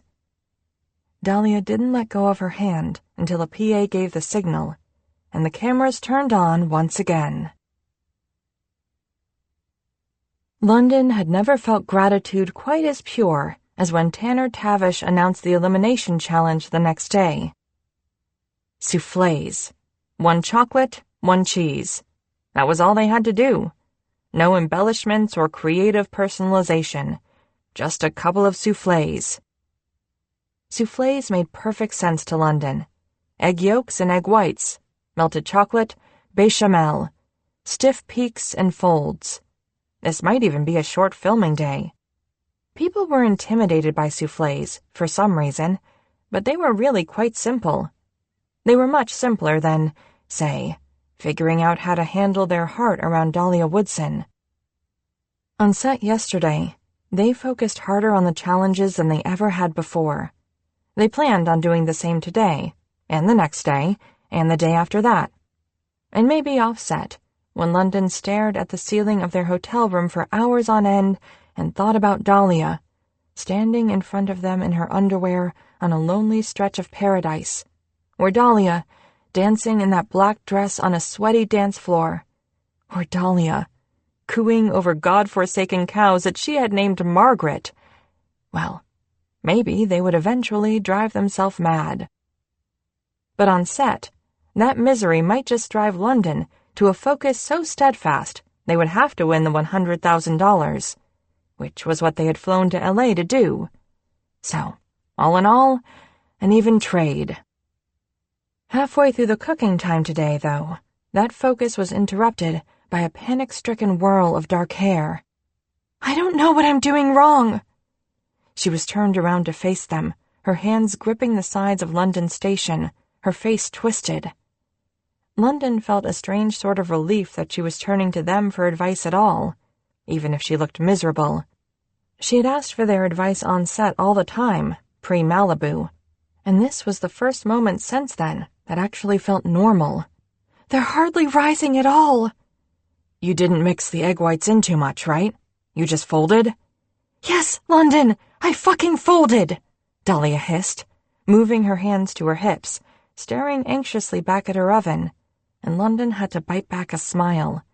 Now that felt normal. Dahlia cursing at them felt absolutely fantastic. "You still have time," they said. "Do as many ramekins as you can. They don't all have to be perfect." "What if none of them are perfect?" Dahlia distractedly blew a stray hair out of her face. There was a streak of flour on her cheek. "Yours are going to be perfect." She was freaking out. London hesitated. Then they reached over their station and put a hand on her forearm. They only kept it there for a second. Still, they felt it, the feel of her skin under their fingers, tingling all the way to their scalp. "You'll be okay."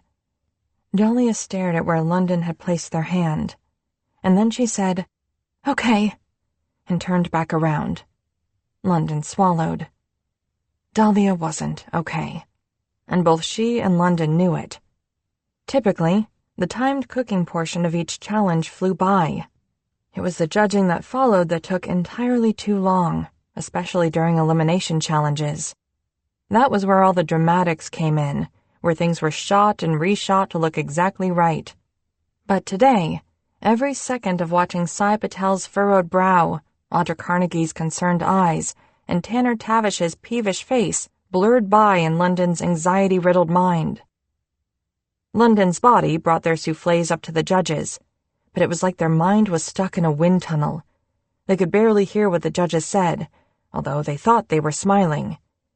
When it was Dahlia's turn to bring up her soufflés, their smiles disappeared. That was when London truly started to panic. This must have been how Dahlia felt when London had nearly been kicked off with those horrible ravioli. Maybe, if Dahlia got kicked off, they could volunteer to get kicked off instead. Just a little switcheroo, like Katniss in the Hunger Games. That was acceptable, right? That could happen. God, what had been Katniss's sister's name again? Why hadn't London tried out for the Hunger Games instead of this? Chef's Special was the worst. London realized, as the judges huddled together for their fake deliberations, that they were losing control of their thoughts. They needed to focus. They needed to... London, Ahmed, and Kari were called to the Golden Circle. Top 3. "Congratulations, London." Audra smiled at them. "Another stellar performance." Ahmed cuffed them on the shoulder with a grin. London's mouth tasted like chalk. Tanner Tavish announced the bottom 3. Dahlia, Barbara, and Kath. The top and bottom 3 switched places, and London could only watch with dread. They were all such excellent cooks, Dahlia and Barbara and Kath. It didn't make sense. What had happened? Maybe there was something wrong with the power in Barbara and Dahlia's station, something haywire with their stoves. Kath was saved. She walked back to her station, puffing out her cheeks on a deep sigh. Barbara and Dahlia remained on the chopping block, in that horrible, awful circle. They moved closer together, held hands. Barbara rested her head on Dahlia's shoulder. As London gripped the edge of their countertop, they tried to recall what had happened to the contestants who had been sacked already. They walked off set, and then... London never saw them again. The producers must really ship them off back home right away. It made sense. No reason to waste money on unnecessary hotel rooms. Suddenly, Barbara and Dahlia were hugging each other. They were crying. Wait, what the hell just happened? London hadn't heard what happened. They couldn't hear anything. Why were they so bad at existing right now? Numbly, they saw Barbara say something in Dahlia's ear, squeeze her arm, give a reassuring smile. And then, Dahlia walked back to her station. She didn't look at London. Her head remained down as Barbara walked off set.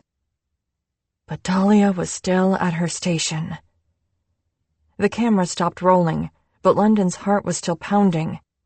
Dahlia was immediately called in for a solo interview, her shoulders tense as she walked away. Janet hustled over to London, told them to wait, that they'd be next. They assumed Janet would ask about winning the challenge, but instead, when they were shuffled into the solo interview set, Dahlia had disappeared, and all London could think about was where she had gone. Janet asked instead what it felt like to see Barbara and Dahlia and Kath in the bottom three. She asked about all of them, but London knew instinctively that Janet wanted to see their reaction to Dahlia.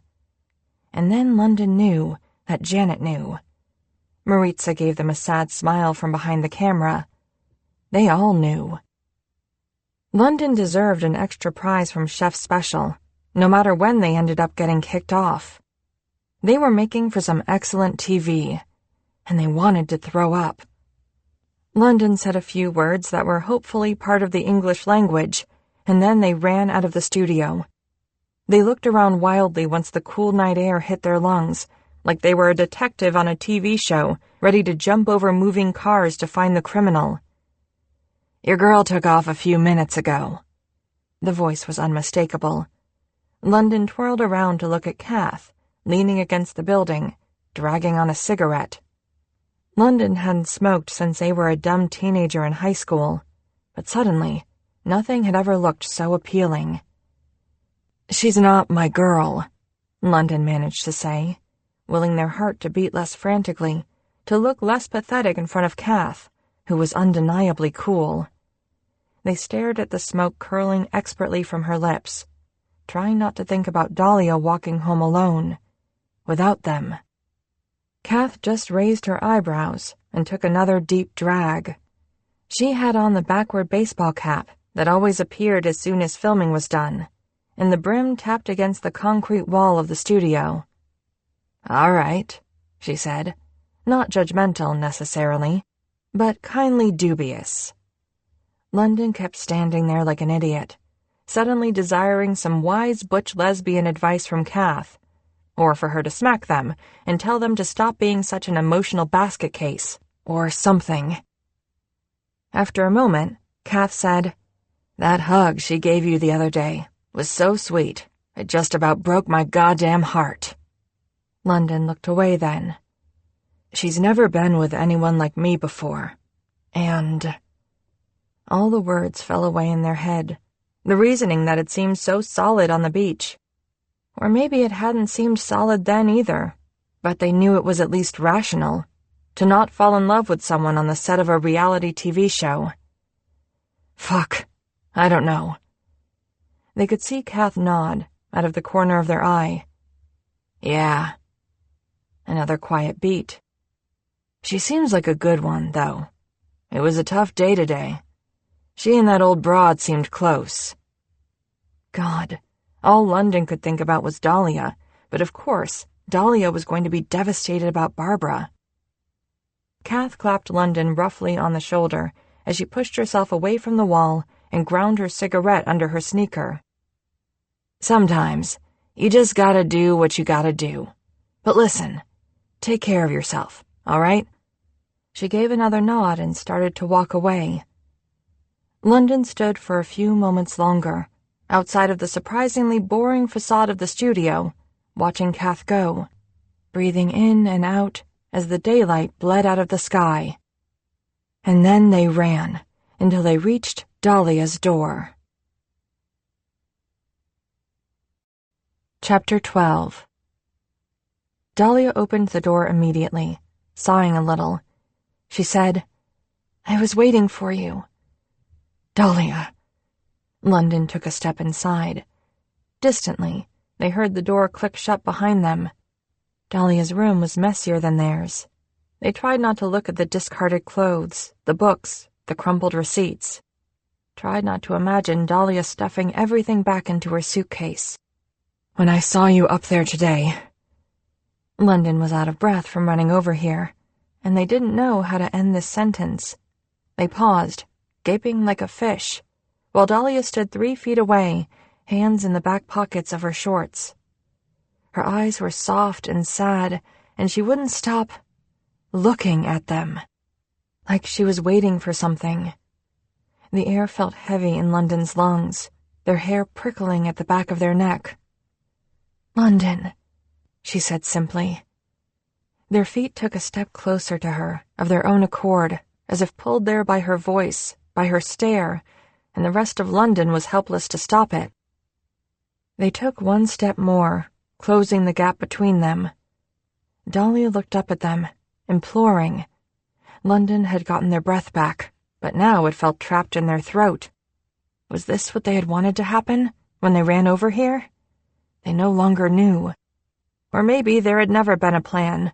There had only been panic, and now there was only Dahlia's face. "Please," she whispered. London cupped her face in their hands, ran a thumb down her cheek. She closed her eyes, leaning into their palm, and released a sigh that was so small and vulnerable it cracked whatever defenses London still possessed. They kissed her. There was no roar of the ocean here, no wind whipping at their faces, no salt in the air. There was nothing to detract from the realness of her, the taste of her, the noises of relief and want in her mouth. After a precious moment of tenderness, Dahlia kissed London back with an intensity that surprised them, that almost knocked them over, and they steeled themselves against her. She pushed her tongue into their mouth at the same time that she brought her hands to their neck, squeezing against their throat. London's heart roared, but their mind quieted.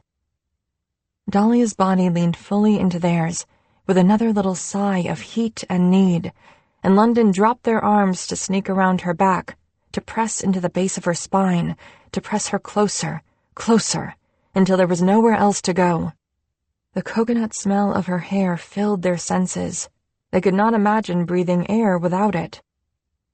Then suddenly, that irritating, instinctual alarm in London's brain went off again, forcing them to step back, disentangling limbs, inhaling fresh air into their lungs, whipping their hands away from Dahlia to rub their own temples instead. "Wait," they said. London was so very tired of breaking away from kisses with Dahlia. It was starting to feel like a horrible habit. "You're upset. It was an upsetting day. We need to talk, too." "London." Dahlia stepped toward them again. "No, this isn't just about today. Don't tell me how I feel, okay?" She brushed the back of her hand against their cheek, and it reverberated down to London's fingertips. She bit her lip, looking like she wanted to say more. London wanted to trust her, more than anything else they'd ever wanted. They wanted to give in. Dahlia stepped back and took off her shirt. "God, Dahlia!" London curled their fingers into their palms. "You keep doing that." She was wearing a necklace, a thin chain attached to a solid gold bar. London blinked at it, resting above her lavender bra. It heaved slightly, in rhythm with her breathing.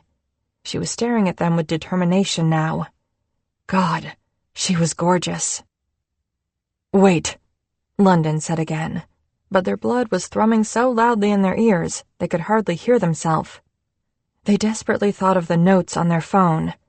They had made a list, on Sunday night when they couldn't sleep, of things they didn't know about her.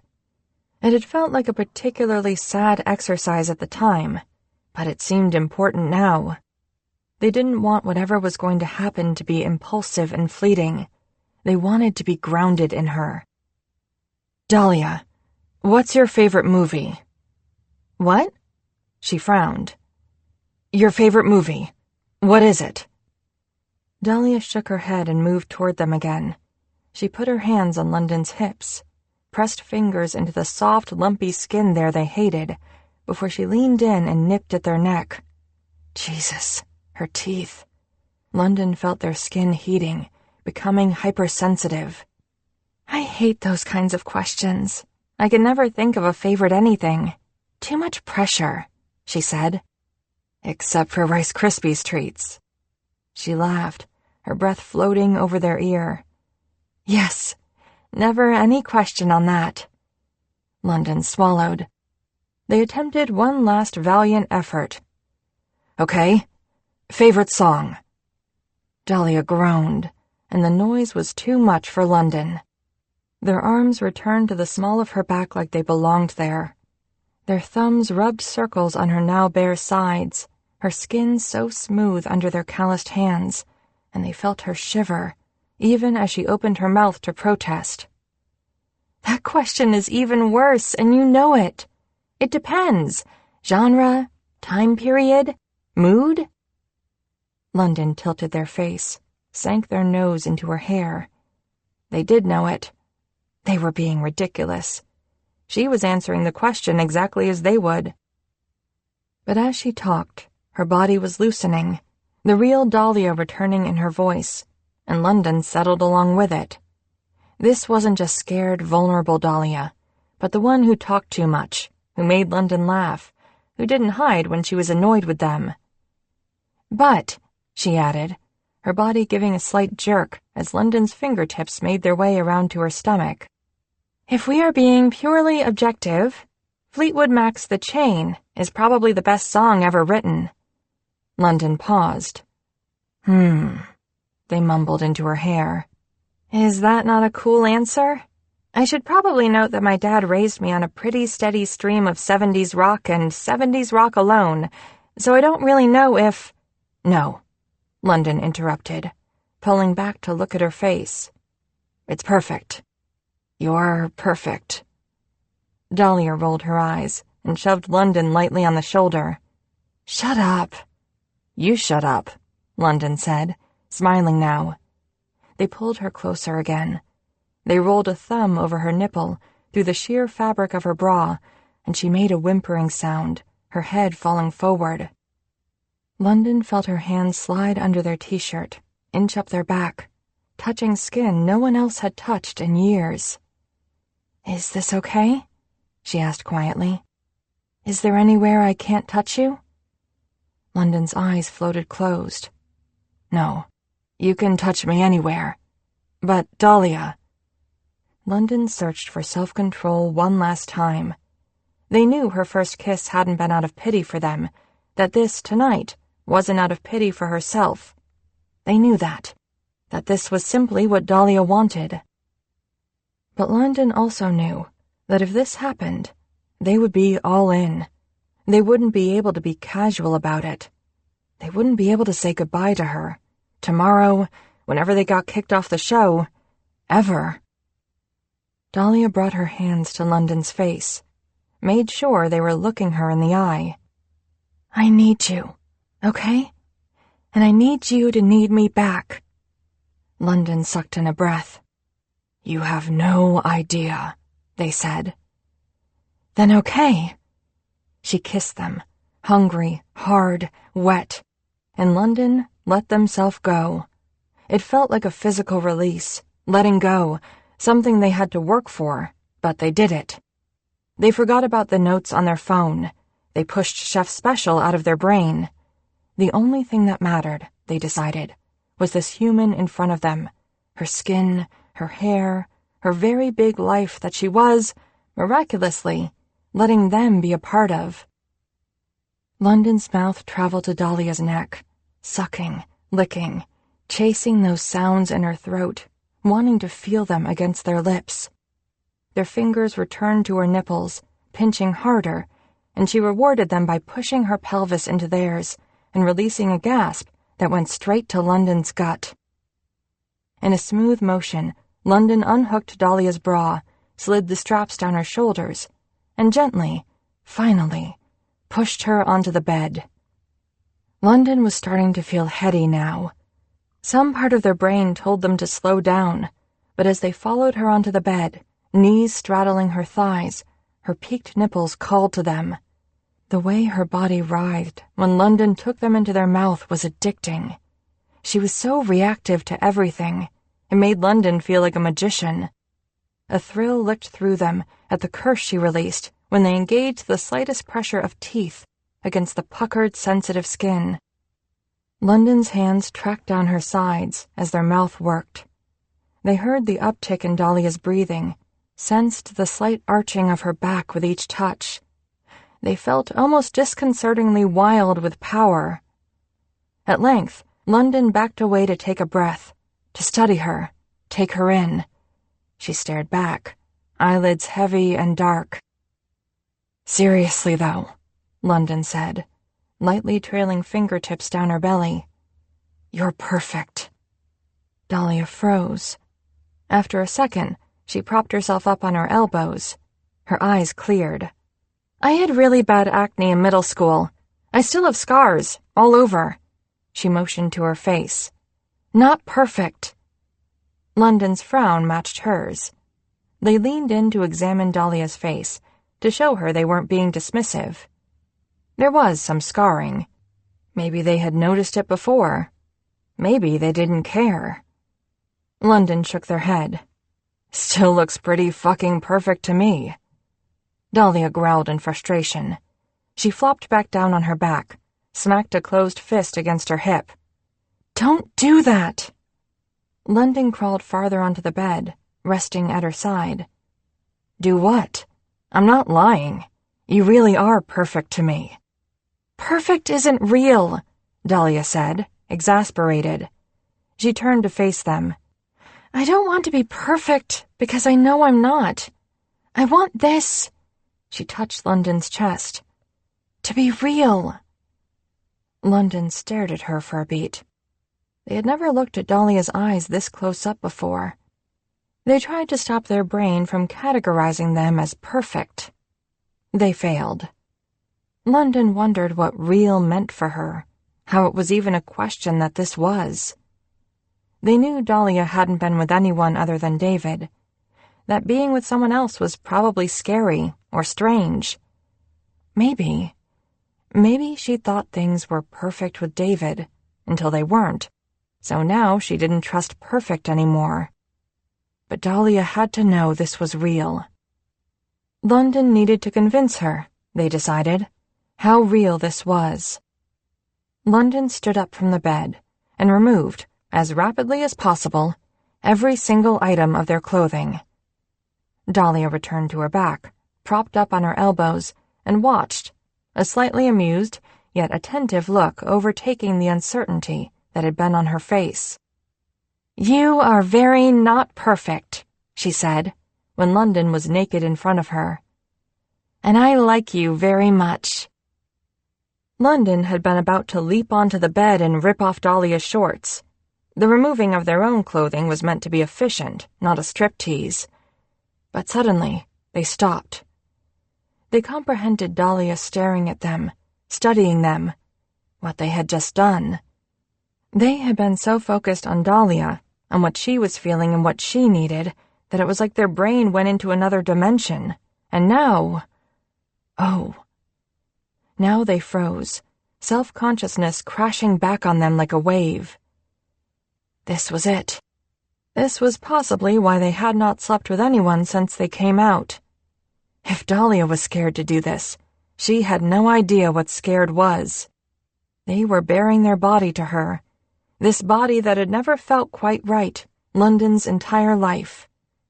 But it felt better now, due to time and education, internet friends, courage and testosterone. And maybe, London realized, they hadn't wanted to share that with anyone but themselves.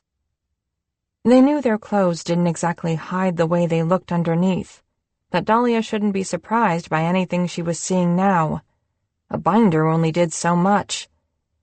But there was still this fear, pounding in London's temple, that things would be different now, that Dahlia would see them differently. "Hey," Dahlia said softly, moving to kneel at the edge of the bed, the amused look on her face gone. "You okay?" London managed a nod, their throat dry. Dahlia looked at them a moment longer, but she was only looking at their face this time. "Is it okay if I tell you what I like most?" she asked quietly. London met her eyes and attempted a small smile, trying to act normal. "All my imperfect things?" She nodded seriously. "Yes." London swallowed, and eventually they nodded back. "These patches of freckles." Dahlia reached out both hands to smooth over London's shoulders. "To die for." She ran her hands, flat and smooth, touching London from palm to fingertip, across their collarbone and down the middle of their chest. "And I like this." London glanced down to where her hands rested. They suppressed a grunt. "You like my pudgy stomach? I call bullshit." "Yes, although I don't like the word pudgy." She tickled her fingertips over it, and London sucked in a breath. "It's soft and lovely. This whole area, really." Dahlia grabbed London around the hips with surprising aggression. "It's like, meaty and strong, and I like it." London stared at her, not knowing how to respond to any of this. "And then, of course, there's your face." Dahlia lifted her hands from London's sides to gesture randomly in the air. "And I can hardly even talk about your forearms." Dahlia flopped herself back onto the bed, flinging her arms out to the sides dramatically. "They are ridiculous." This broke the spell. London knelt at the foot of the bed, blushing, and picked up one of Dahlia's petite feet. "Meaty," they repeated, before bringing the foot to their mouth and kissing her arch, fingers kneading her heel. "Is that not an acceptable descriptor? I said I liked it." Dahlia looked down at London caressing her feet for a moment before closing her eyes, her hands absently touching her stomach. She liked this. London liked that she liked this. "It is interesting," London said. "Imperfect and meaty.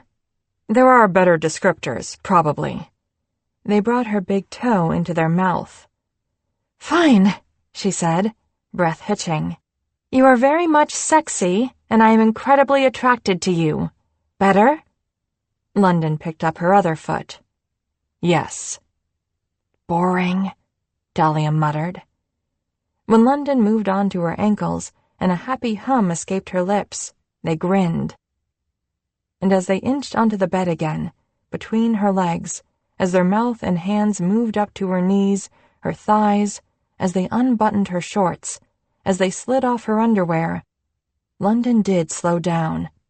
They let themselves truly absorb all of this. Because they realized that maybe they had still been unsure, not about how they felt about Dahlia, but about how Dahlia felt about them. That kiss on the beach had been spectacular. But even a legendary kiss was different from this, from bare, awkward bodies, London's body, from skin on skin in a quiet room. London was in the habit of trusting people when they told you who they were. They hoped, one day, the universe would extend this courtesy back to them, or at least for the next generation. That one day, people could just say, "This is who I am," and not be greeted with disbelieving puffs of breath, with, "What do you mean?" So, they trusted that Dahlia was queer. But the fact that she had only been with David, London knew, as they pressed kisses onto Dahlia's stomach, as they moved their mouth to her breasts again, that they had still been paranoid about being an experiment. Part of London had worried that if it came to this level of closeness and reality, she'd change her mind. She would be embarrassed and feel guilty about it, and London would accept it, and then it'd be over. But every noise Dahlia released, every shiver of her body, was an affirmation. London kissed the shiny, smooth spaces underneath her breasts, ran their hands down her sides. And as Dahlia's breathing grew heavier again, as she said, "Oh," and "Fuck, London," and traced her hands over their back, they let themselves believe it fully, that she hadn't blinked when London had disrobed in front of her, that she wasn't just trying to be cute when she listed the parts she liked, that she didn't see them differently now, that Dahlia had, in fact, always seen them for exactly who they were, and that she wanted them. London dragged their lips to her neck, moving aside her thick hair for better access. "Oh," she said, her voice sounding deliciously drugged. "I meant to ask." She cleared her throat, blinking, and struggled to sit up. London pulled back. "I know my hair is like a thing for you." "Well," London said, almost wanting to laugh at being called out like this. "It is rather inescapable. So, do you want it up or down for this?" London looked at her. Dahlia stared steadily back, and her eyes were bright, happy, not uncertain or embarrassed at all. "Up," London decided finally. "Better access to your neck." Dahlia reached for the elastic on her wrist. God. Heat pooled in London's stomach as Dahlia's fingers worked through the dark strands, arms moving over her head. Her forearms weren't bad either. "I love watching you do this." Dahlia glanced at them as she finished the final few twists of her wrist. "You love watching me put my hair up?" "Yes," London said solemnly. "You normally do it 15 minutes into a challenge, on set." They leaned forward to speak into her ear. "It turns me on every time." Dahlia exhaled a breath that London thought might have been a laugh, but that ended up sounding like a strangled, high-pitched wheeze instead. London moved their lips back to her neck, but Dahlia pushed them back again, lightly, her fingers pushing into their shoulders. "Okay, wait." Smiling, she licked her lips and took a steadying breath. She wiggled her hips, sat up straighter. "So what would happen if, say, one day I happened to wear a particularly faulty elastic, and after I put it up, this happens?" Dahlia yanked out the elastic suddenly, and her mane cascaded around her shoulders again.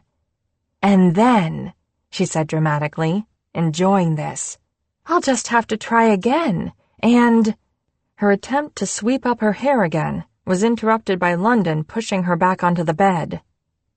"You," they whispered into her lips, "are a very not nice person." They pinched her nipple and kissed her jaw, and her smirk turned into a whimper. So, it turned out Dahlia's hair stayed down after all. They kissed her again, fervent and lazy all at once, and London felt now like they had never quite belonged anywhere as much as they belonged right here, with their tongue in Dahlia Woodson's mouth, their body fully on top of hers.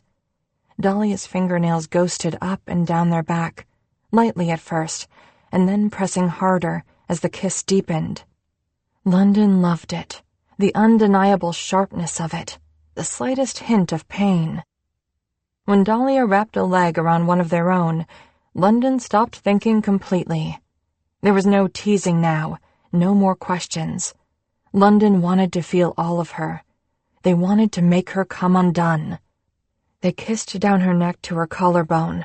Her skin was heated, tacky. They shifted themselves to move further down her body. "Wait," Dahlia said. London paused to look up at her. "Come back." She motioned vaguely but urgently, and the breathlessness in her voice made London comply immediately. London spoke into her ear again, gently this time. "I was hoping to go down on you. Do you not like that? It's fine if you don't, of course, but—" They kissed the skin just under her earlobe. "I am very good at it." Dahlia released a noise in her throat that London couldn't interpret. "Next time, I want you here." She wrapped her arms around London and pressed them even tighter into herself, to demonstrate. London let their weight fall fully onto her chest, providing the pressure and closeness she needed, letting the words, "next time, next time, next time," sink into their skin. They had to lift themselves slightly, though, to slink a hand between their bodies and between her legs. "Fuck!" Dahlia said this so loudly that London stopped again to look at her in concern. Had the touch been too sudden? They thought they'd been gentle, but maybe she needed more warning? "Sorry," she said. Her neck flushed as she bit her lip. "You just touched, the exact right spot right away. Jesus." Well, London could work with that. They maintained eye contact as their hand reconnected with this exact right spot, warmth spreading through their gut as they watched her pupils dilate, her focus growing hazy. "So this is real enough for you, then?" London tried not to sound too smug. "Fuck you," Dahlia managed to say, before she broke their stare, leaning her head back into the pillow, her eyes closed as London's hand started to move in a wider circle. A second later, she added, more softly, "Yes." London tried to keep as much of their skin pressed firmly against Dahlia's as possible, as she wished, while their hand found its rhythm. "Is this okay?" they asked, their fingers sliding further down her folds. "Yes. Uh-huh. Please," she breathed, eyes still closed, and London smiled into her shoulder. Carefully, slowly, they moved their middle finger inside her hips shifting forward as they sank into the knuckle. Their mouth dropped back to her sternum, tongue tasting everywhere it could reach, while their finger worked deeper inside of her, the base of their palm rubbing against her clit. "Can I do more?" they asked. "Huh?" Dahlia's eyes flitted open, but just barely, her voice scratchy and confused, like London had asked her a question in a language she didn't understand. God, she was breathing hard. God, London felt good. They spoke more deliberately this time. "Can I put another finger inside of you, Dahlia?" "Oh." Her eyes closed again, and she licked her lips. "Oh, no, that's all right. This is good." London smiled, drawing back their finger before plunging it in again, applying more pressure on her clit. "Just good?" She groaned. "London!" London angled their finger upward, biting lightly on her shoulder, and she whimpered and said, "You are the worst," followed almost immediately by, "Oh, that feels so good." And London felt like they were flying.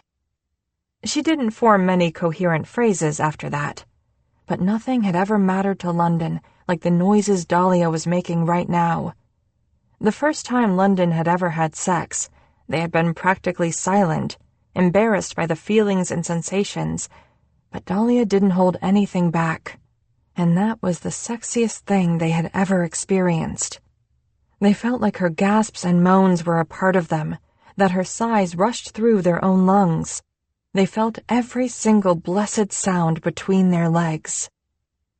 London knew she was close, her walls squeezing in on their finger, her leg clenched around London's thigh. Her brow was furrowed, her jaw clenched, almost like she was in pain.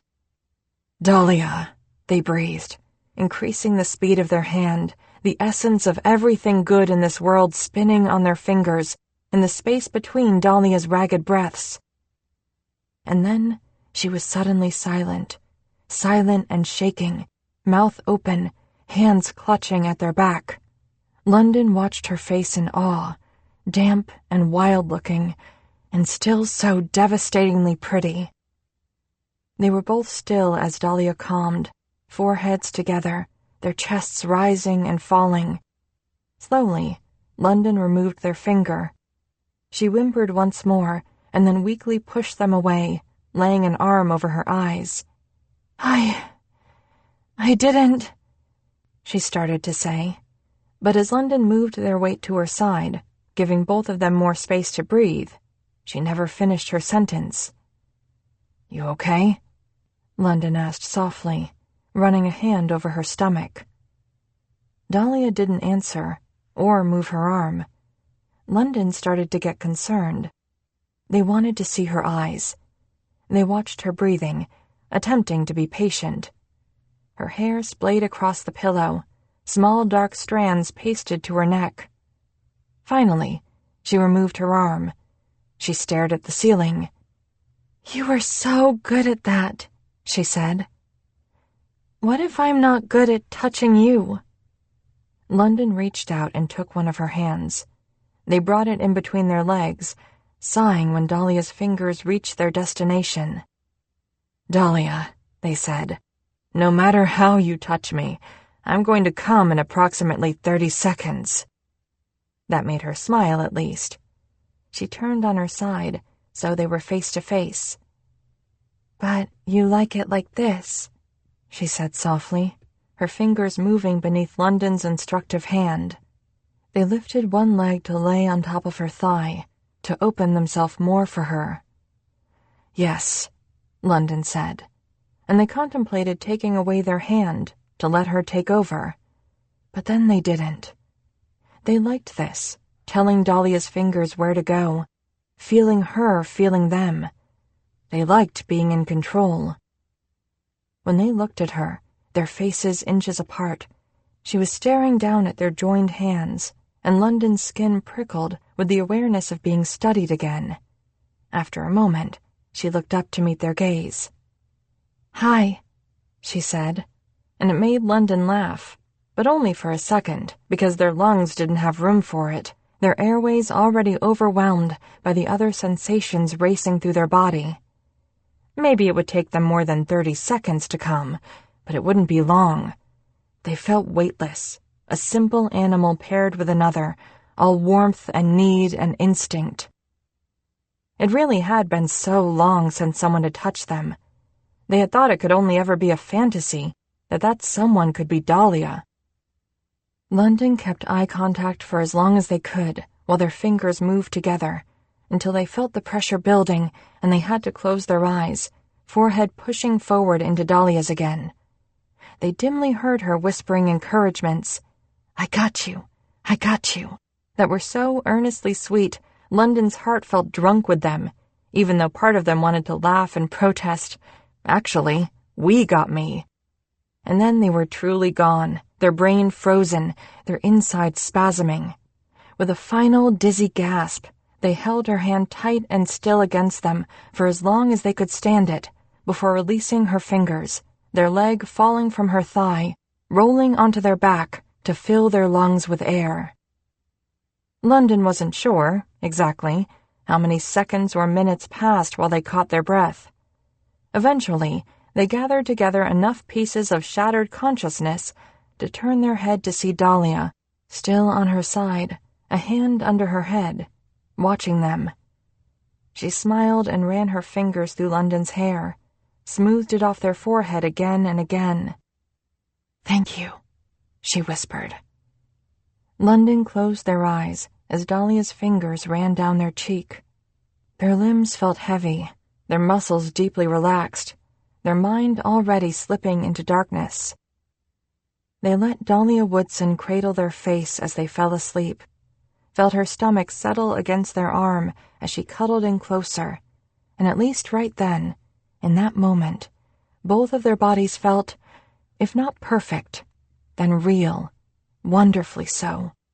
London's and Dahlia's bodies were meaty and scarred and warm, and they leaned against each other, just right, exactly how they were supposed to be.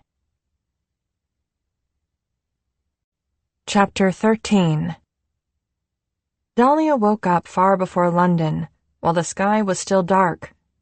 She stared at them, how their eyelids twitched occasionally, their eyelashes brushing against their freckled cheeks, which looked ghostly in the dim light.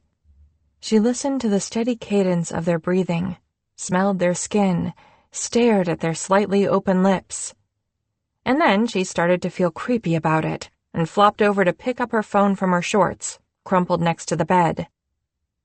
Dahlia looked through Instagram blankly, liking every single post, even the boring ones, even the ones she probably shouldn't be liking, from people she probably shouldn't be following anymore, that she should have cut off after the divorce, like they had cut her off.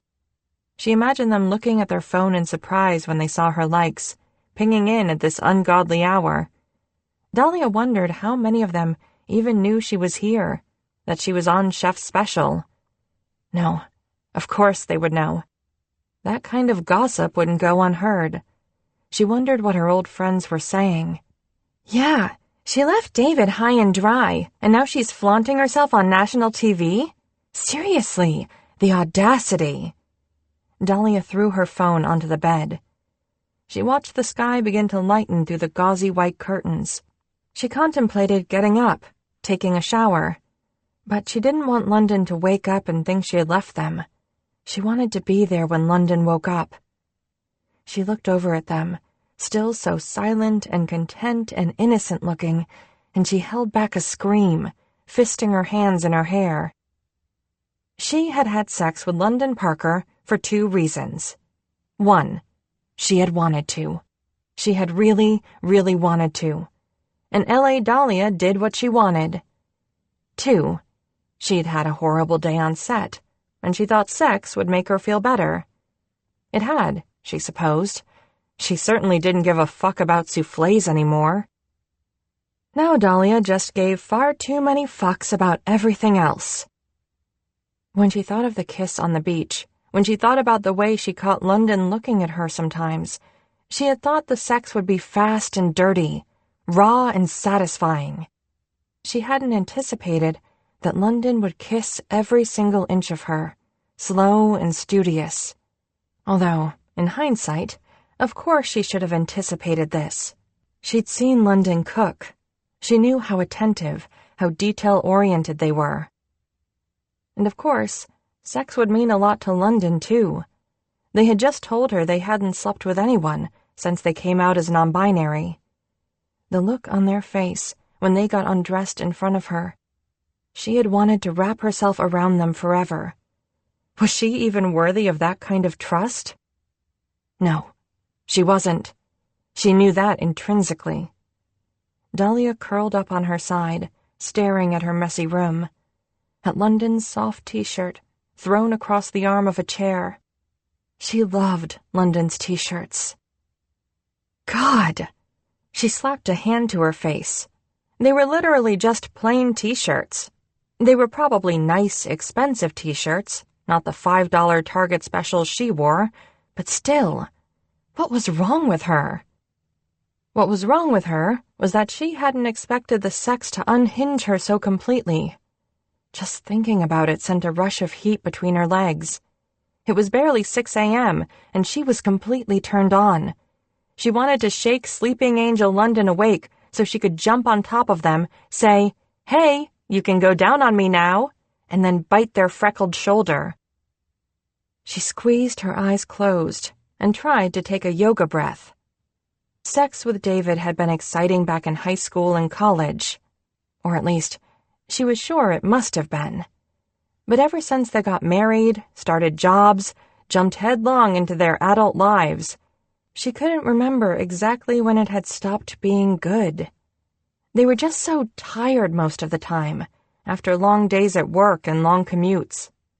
They still had sex, sometimes, although increasingly less as time went on.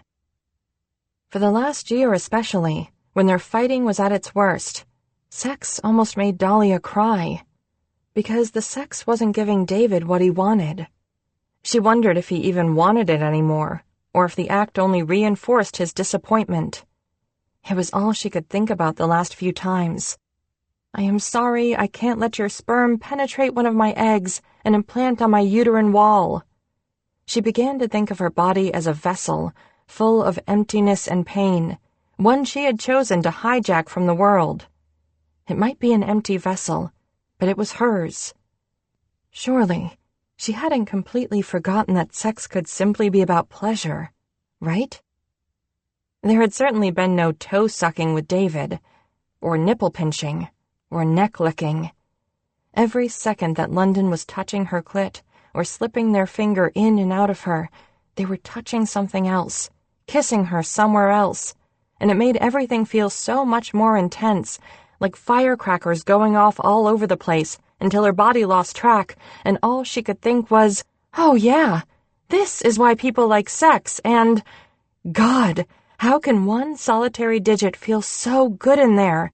And why is this person being so nice to me? And I think I forgot I have so much skin. And fucking fuck. And when London had held onto her hand while they got off, holding her to them, it was surprisingly sexy. David always pulled away when he came. She liked how London had leaned into her instead, pressed their foreheads together, so that she witnessed every emotion on their face, inhaled their breath. She wanted them to guide her hand all over their body, so she could learn every funny spot that felt good. Every single thing about last night had been different from anything she'd ever experienced. Softer, hotter, more tender. It wasn't just pleasure. It was closeness. Of course, it was when Dahlia was ruminating on this that London woke up. Which they did with a throaty groan. And if Dahlia wasn't already wet, well... "Hello," Dahlia said, hoping this sounded like a normal hello, and not a, "you have fucked me all the way up," hello. London rubbed their eyes before looking at her. "Have you been awake for a while? You look awake." "Maybe." They stretched their arms above their head. "You are totally a morning person, aren't you?" "Maybe." She totally was, even though that wasn't why she'd woken up so early today. London groaned again. "Of course you are." And they sounded so irritated that it delighted her right down to her toes, breaking her reverie, and she couldn't help it. She smiled so hard, her cheeks hurt. "What time is it?" Dahlia glanced at the clock on the bedside table. 10 to 6. London sat up. "Are you serious? Dahlia, we have to be on set at 6:15. Damn it! I have to do my hair." London rolled out of bed, furiously tossing on clothes. "You have to do your hair?" Dahlia repeated, trying to keep the laughter out of her voice. "Yes." "That's what they have hair and makeup for, on set." "They don't do it right," London shouted. Now Dahlia did laugh. "I hate you," London said, stepping into their pants. "No, you don't." "Yeah, that's true. Are you going to get dressed now or what?" Dahlia got dressed, while London ran to their room so they could throw on fresh clothes too. When she stepped into the hall, London was waiting for her, looking harried and adorable, and they hustled to set, London holding Dahlia's hand the whole way. Except, that wasn't exactly right. London wasn't holding Dahlia's hand. They were gripping it, holding on for dear life, like they were trying to tell her something. They dropped it only when they opened the door to the studio.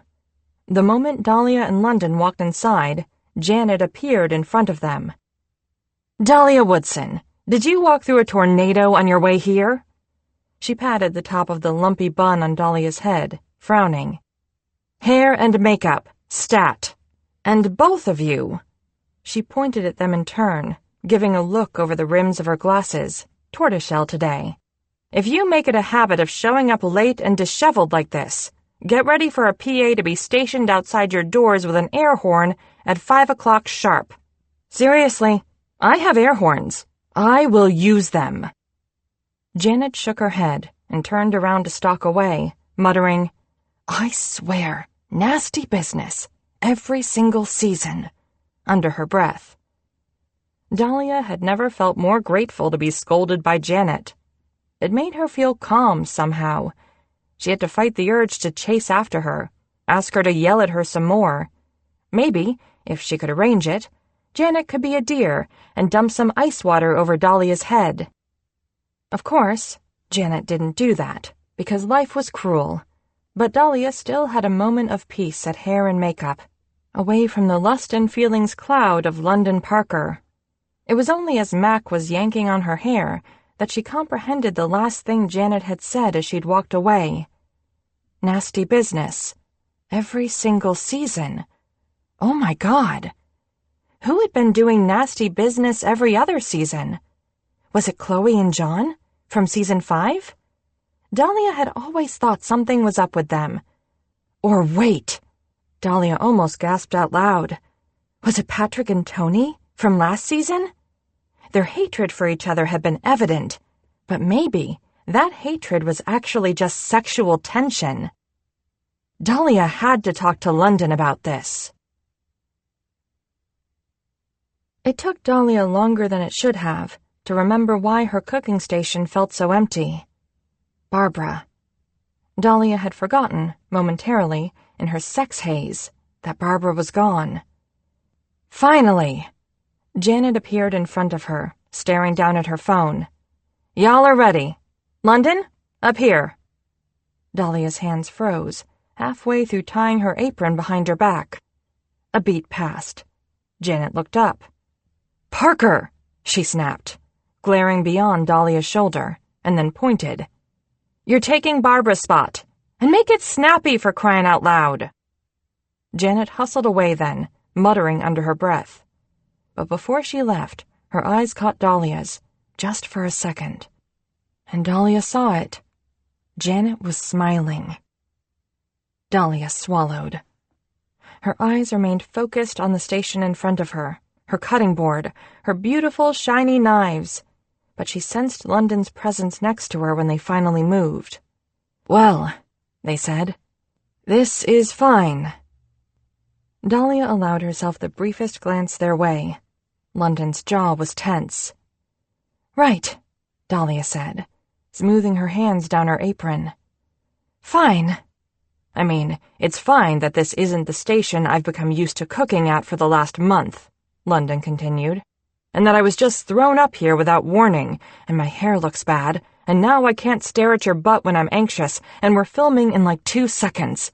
Everything is great." Dahlia looked over at them. A startled laugh caught halfway up her throat. But if London was freaking out, then Dahlia couldn't freak out. This was helpful. "Your hair looks fine," she said, because it literally looked the exact same as it always did. The morning she'd knocked at their door before their road trip to the ocean was the only time she'd ever seen it even slightly askew. And, well, last night, when she'd swept it off their forehead, and it was sweaty and... "Wait," she said. "You stared at my butt?" "No, mostly your hair. I don't know why I said your butt. I stared at your butt sometimes." Dahlia shook her head, smiling. "You can still stare at my butt if you want. Just tell me when you need it." London let out a burst of nervous giggles, which was so hilariously out of character, and Dahlia felt comforted that perhaps they were both losing their minds. As the camera started rolling, though, the lust and feelings fog settled hard around her again, every cell in her body aware of London next to her, their arms, their neck, their hips, their hands. She had consciously ignored Jacob's presence in the beginning of the competition. It was easier to focus that way. And then Barbara had been so non-intrusive, so pleasant, that cooking next to her had been a breeze.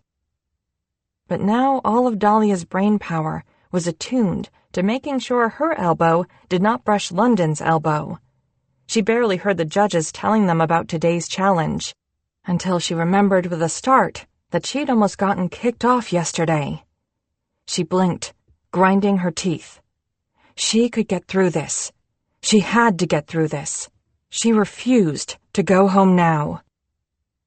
Dahlia took out her tiny notebook from her back pocket, with its polka-dotted cover and weathered pages, as the 6 remaining contestants gathered around the familiar demonstration table that had been wheeled onto the golden circle. A large, plucked raw chicken sat on top. London stood beside her as Tanner began his demonstration of how to properly break the chicken down. Their cotton t-shirt brushed against her arm, just so soft and wonderful. And seriously, didn't London want to go talk to Kath or something? Dahlia needed to focus. And after a few minutes, she did. As Dahlia watched Tanner slice a boning knife with authority into the chicken's flesh and bones, instead of the panic and uncertainty that had flooded her during some of the first challenges. She now took notes and thought, I can do that. And that was why she was here. She was paired against Ahmed for the face-off, a perfectly neutral party. They smiled at each other before the timer began, and Dahlia felt okay. Or closer to okay. She took apart that chicken like a boss. Her hands were steady. She felt almost herself again, mind-blowing sex almost forgotten. Dahlia's deconstructed bird was clearly better than Ahmed's, and when all 3 judges confirmed it, her chest filled with pride. Dahlia, Kath, Kari, you'll find out your advantage before the elimination challenge. Audra smiled at them. Now, get ready to take that confidence into the ingredient innovation. When the cameras turned off for a break, Dahlia returned to her station. She had thrown her notebook on the counter and was getting ready to rinse her hands when London approached. They didn't say anything, but their hand brushed against hers before they wrapped their pinky around her pinky for a quick squeeze.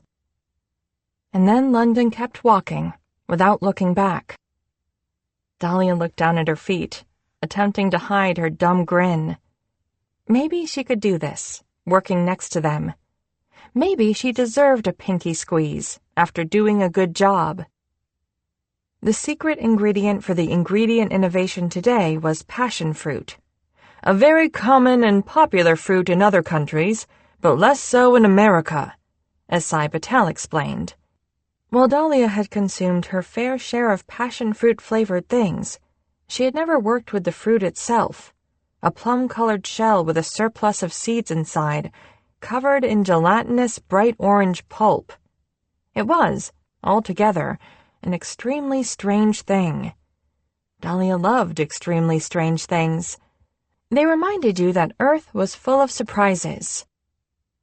Dahlia leaned over the countertop before heading into the pantry, pen poised over her notebook. She decided to make a passion fruit coulis, because she had never made a coulis before. Maybe it would top some simple but decadent cheesecake cups, which would be easy to do in 40 minutes. A crunch of crushed graham crackers on the bottom, creamy richness in the middle, the sweet but tart coulis on top. She had no idea if it would be too simple, but she already had an elimination challenge advantage. She would feel good about trying something new, at least. But 20 minutes later, she was less sure. The coulis tasted good, but was the consistency right? Should it be thicker? She turned without thinking. London. They looked up from their pile of passion fruit seeds. Can you taste this?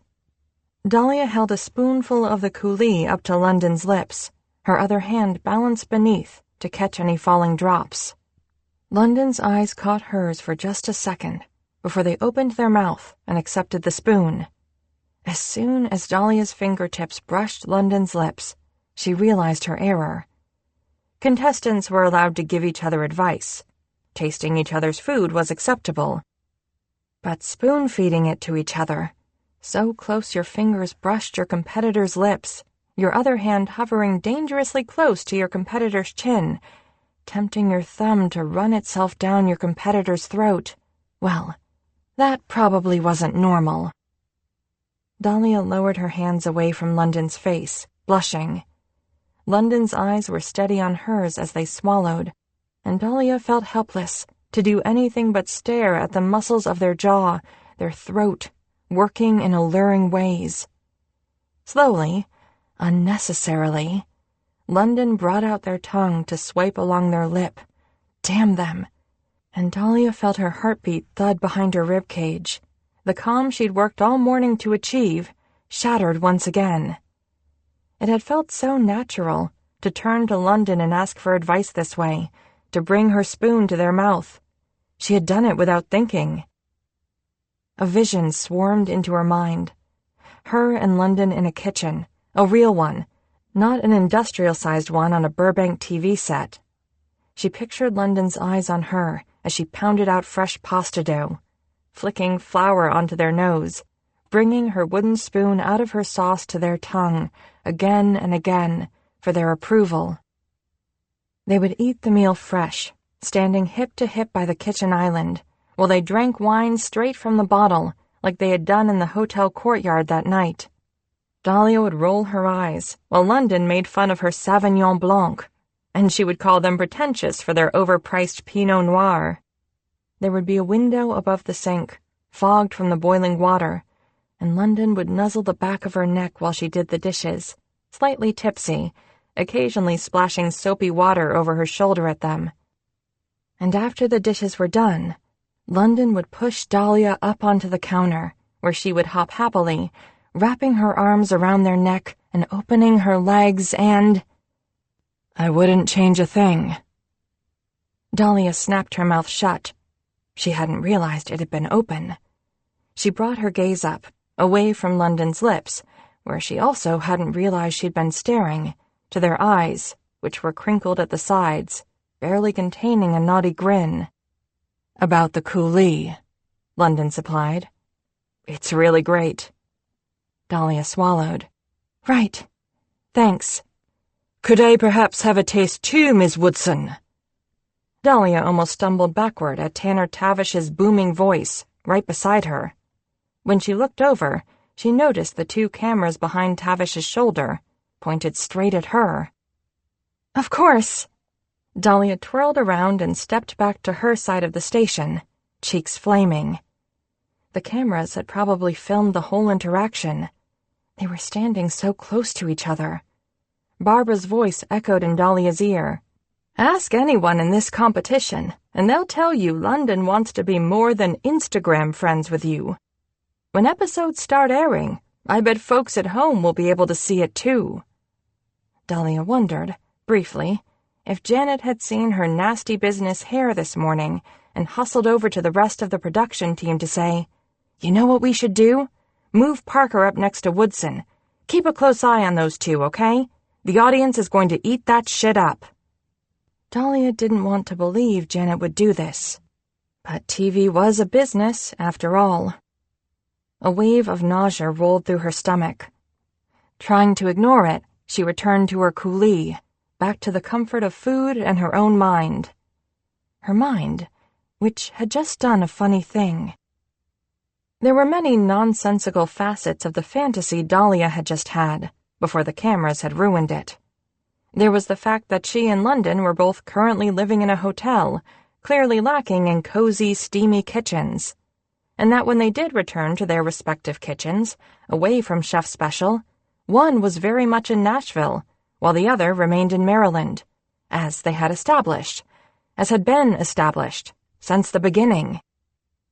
And anyway, Dahlia had already proved she was spectacularly bad at domestic bliss. Had she learned nothing? The idea of letting London down, like she had let down David, if London wanted domestic bliss too, made her stomach sink into her toes like a stone. Plus, they had slept together once. Her brain really must have been addled. She thought this morning she had just been overwhelmed by how good the sex was, but now here she was, mentally decorating their imaginary kitchen. She needed to calm the fuck down. Except London, apparently, wasn't very calm either. As soon as the crew called them off on a break after the cooking portion of the ingredient innovation was done, London waited until all the other contestants had walked off stage, toward craft services or the bathrooms, before grabbing Dahlia's hand and yanking her away into an alcove behind the solo interview set. They pushed her against a wall, their hands running down her sides, forehead pressing into hers, and it was all very fast and surprising and awesome. No more covert pinky squeezes then. Dahlia tried to hold in her quivery sigh at the sudden sensation of all of London pressed against all of her again. "Tell me what you were thinking about earlier," London said, lips inches away from hers, "when you had me taste your coulis, and your eyes went all glassy." "I don't want to." Dahlia cringed at how childish this sounded. London dipped their head to the side to suck on Dahlia's ear, while rolling their hips ever so slightly forward. Fucking A, London. Tell me. Their breath tickled her cheek. Blood thundered in Dahlia's ears. She swallowed. You're very authoritative and sexy right now. You know that? Seriously, impressive stuff. A+ work. Dahlia. She tried to whisk the cooking with London in our cozy home daydream out of her mind, but honestly, London's whole deal right now was only enhancing it. The things they could do to her against that imaginary kitchen island. I was thinking about what we could do, Dahlia said after a moment, mind racing. With food. This was not technically a lie, even if the implication in her voice wasn't what had been in Dahlia's head at all. But she was totally down with the implication that had just fallen out of her mouth too, so whatever. Nice save, brain. London froze. I'm going to need more details there, Woodson. Well, whipped cream is a little cliché, right? So maybe something else. London was quiet a moment. I don't know, they murmured into her hair. If it's homemade whipped cream, it might be worth it. Dahlia shook her head, feeling steadier now. Nah, that involves way too much whisking. I'd prefer you keep your wrist strength for other things. A bolt of laughter exploded from London's throat, and Dahlia smiled, relaxing further. God, she loved making London laugh. Maybe honey, or caramel, she said. Except those would get pretty sticky, probably. We'd mess up the sheets. I'd say anything we're thinking about here is likely to get pretty messy, Dahlia. Luckily, we're living in a place that employs a housekeeping staff to help with that. Dahlia frowned, pushing away a few centimeters. Is that kind of rude, though? Housekeepers have a hard enough job. They have to clean the sheets anyway. I guess so. Dahlia, what's your favorite fruit? Blueberries, she said automatically. London laughed again. What? She asked defensively. I'm just picturing dumping a tub of blueberries over you and having them roll everywhere. Doesn't seem very efficient. Name another fruit. Honeydew melon. London considered. We can work with that. Even though, Dahlia, that is a horrible fruit. Okay, fancy pants. What's your favorite fruit? Nectarines. Oh, good choice. I have very good taste.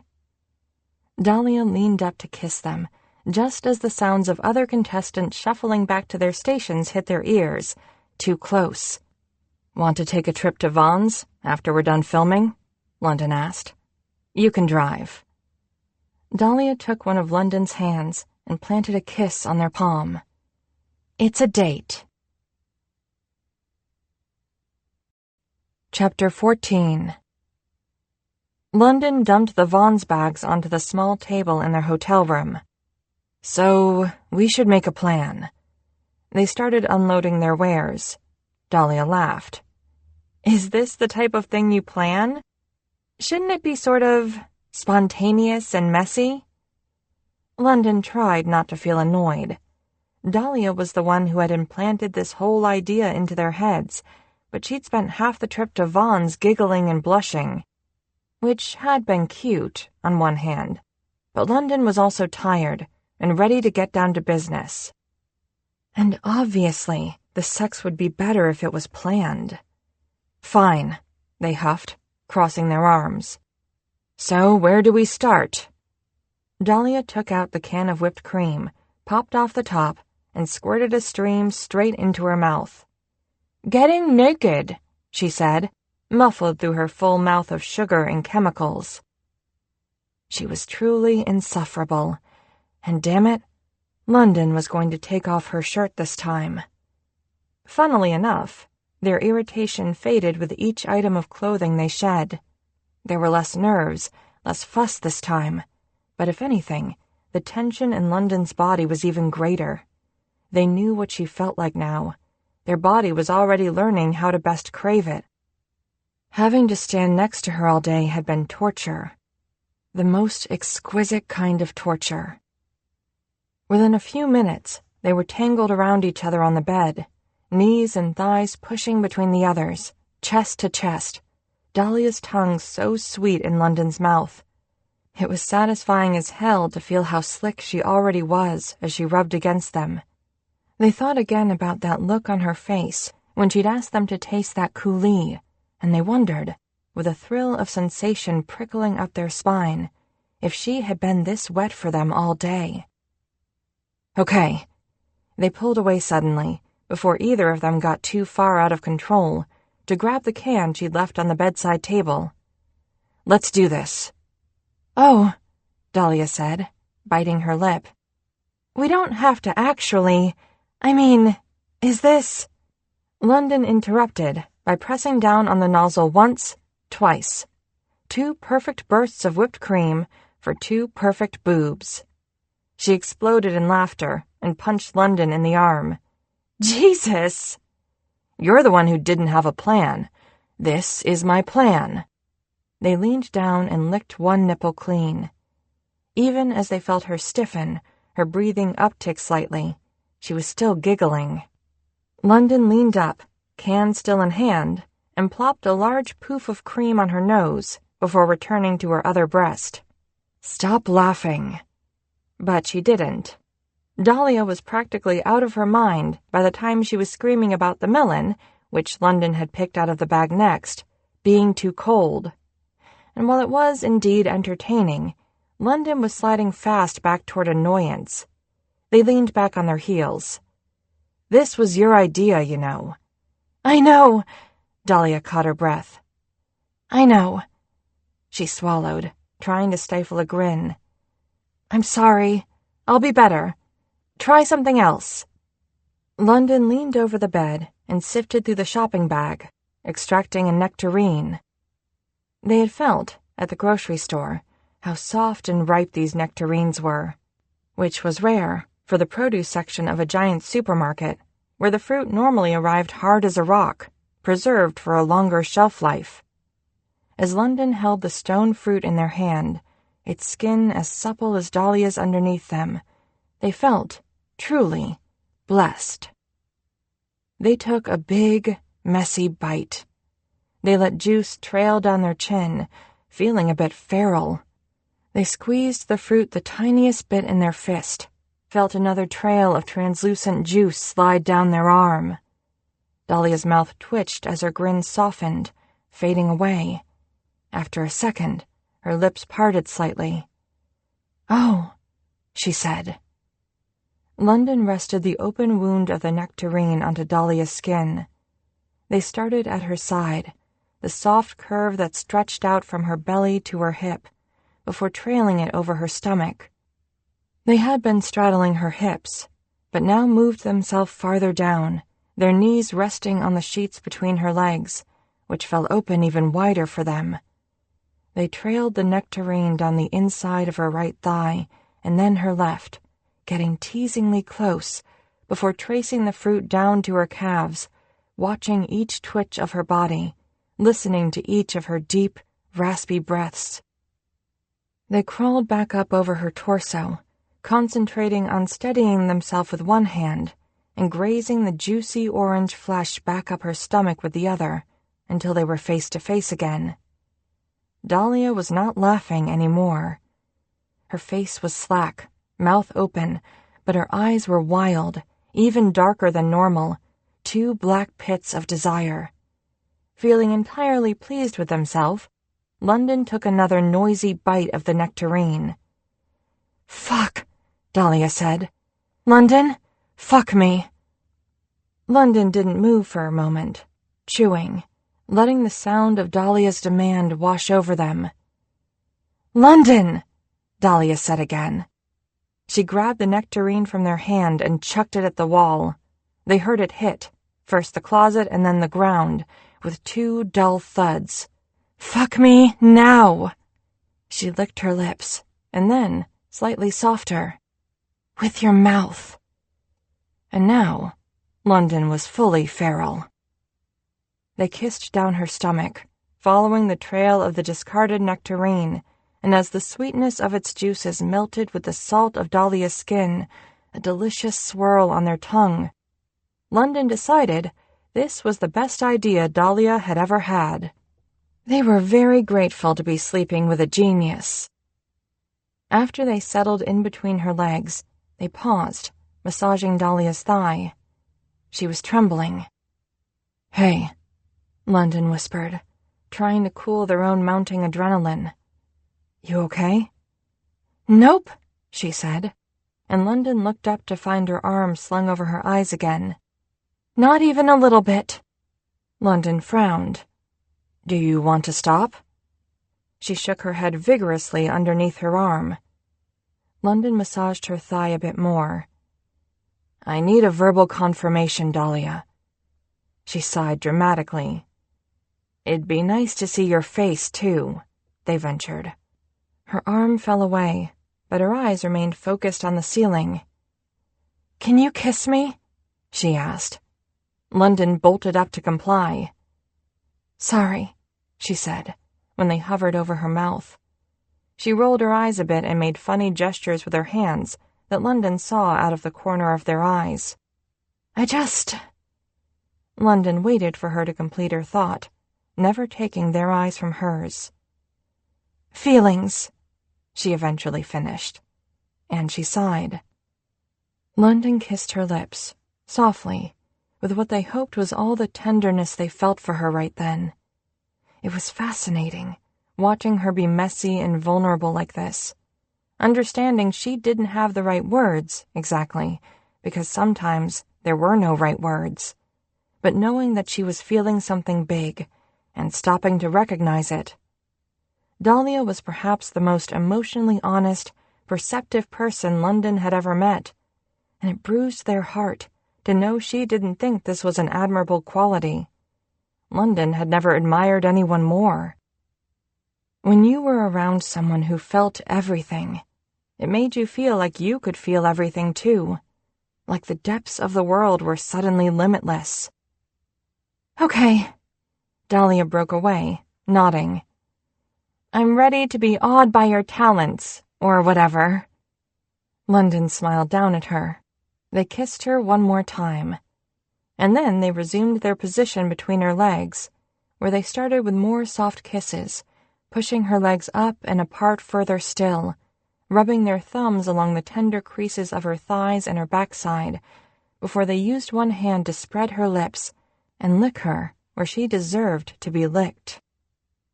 The whimpers she released made London less inhibited with their own moans, pressing close so she could feel the vibrations of their lips, their tongue on her most sensitive places, before starting a steady circular rhythm around her clit. "London," they heard her murmur.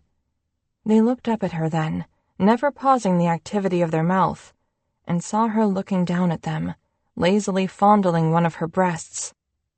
London maneuvered a finger inside her. Dahlia's head fell back, her eyes closing. "Can you do more this time?" When London moved in a second finger, they felt something shift within her, somehow, like she was loosening herself for them, inside and out. "One more, maybe," she breathed. London had to lift their mouth to make sure they were being careful with her. "Tell me if it doesn't feel okay," they said, adjusting their fingers inside her to make way for a third. Dahlia's eyes remained closed, but her mouth opened silently when London felt their way inside. They paused, waiting for her to adjust. "Yeah," she said, breathlessly a moment later, nodding. "That's good." With that confirmation, London's tongue got back to work, and with a moan, Dahlia let herself go completely. She pushed her hips up at them, and London worked with her to find the perfect rhythm of fingers, mouth, thrusts. When London glanced at her again, she had both arms cradled above her head, her teeth digging into her bottom lip.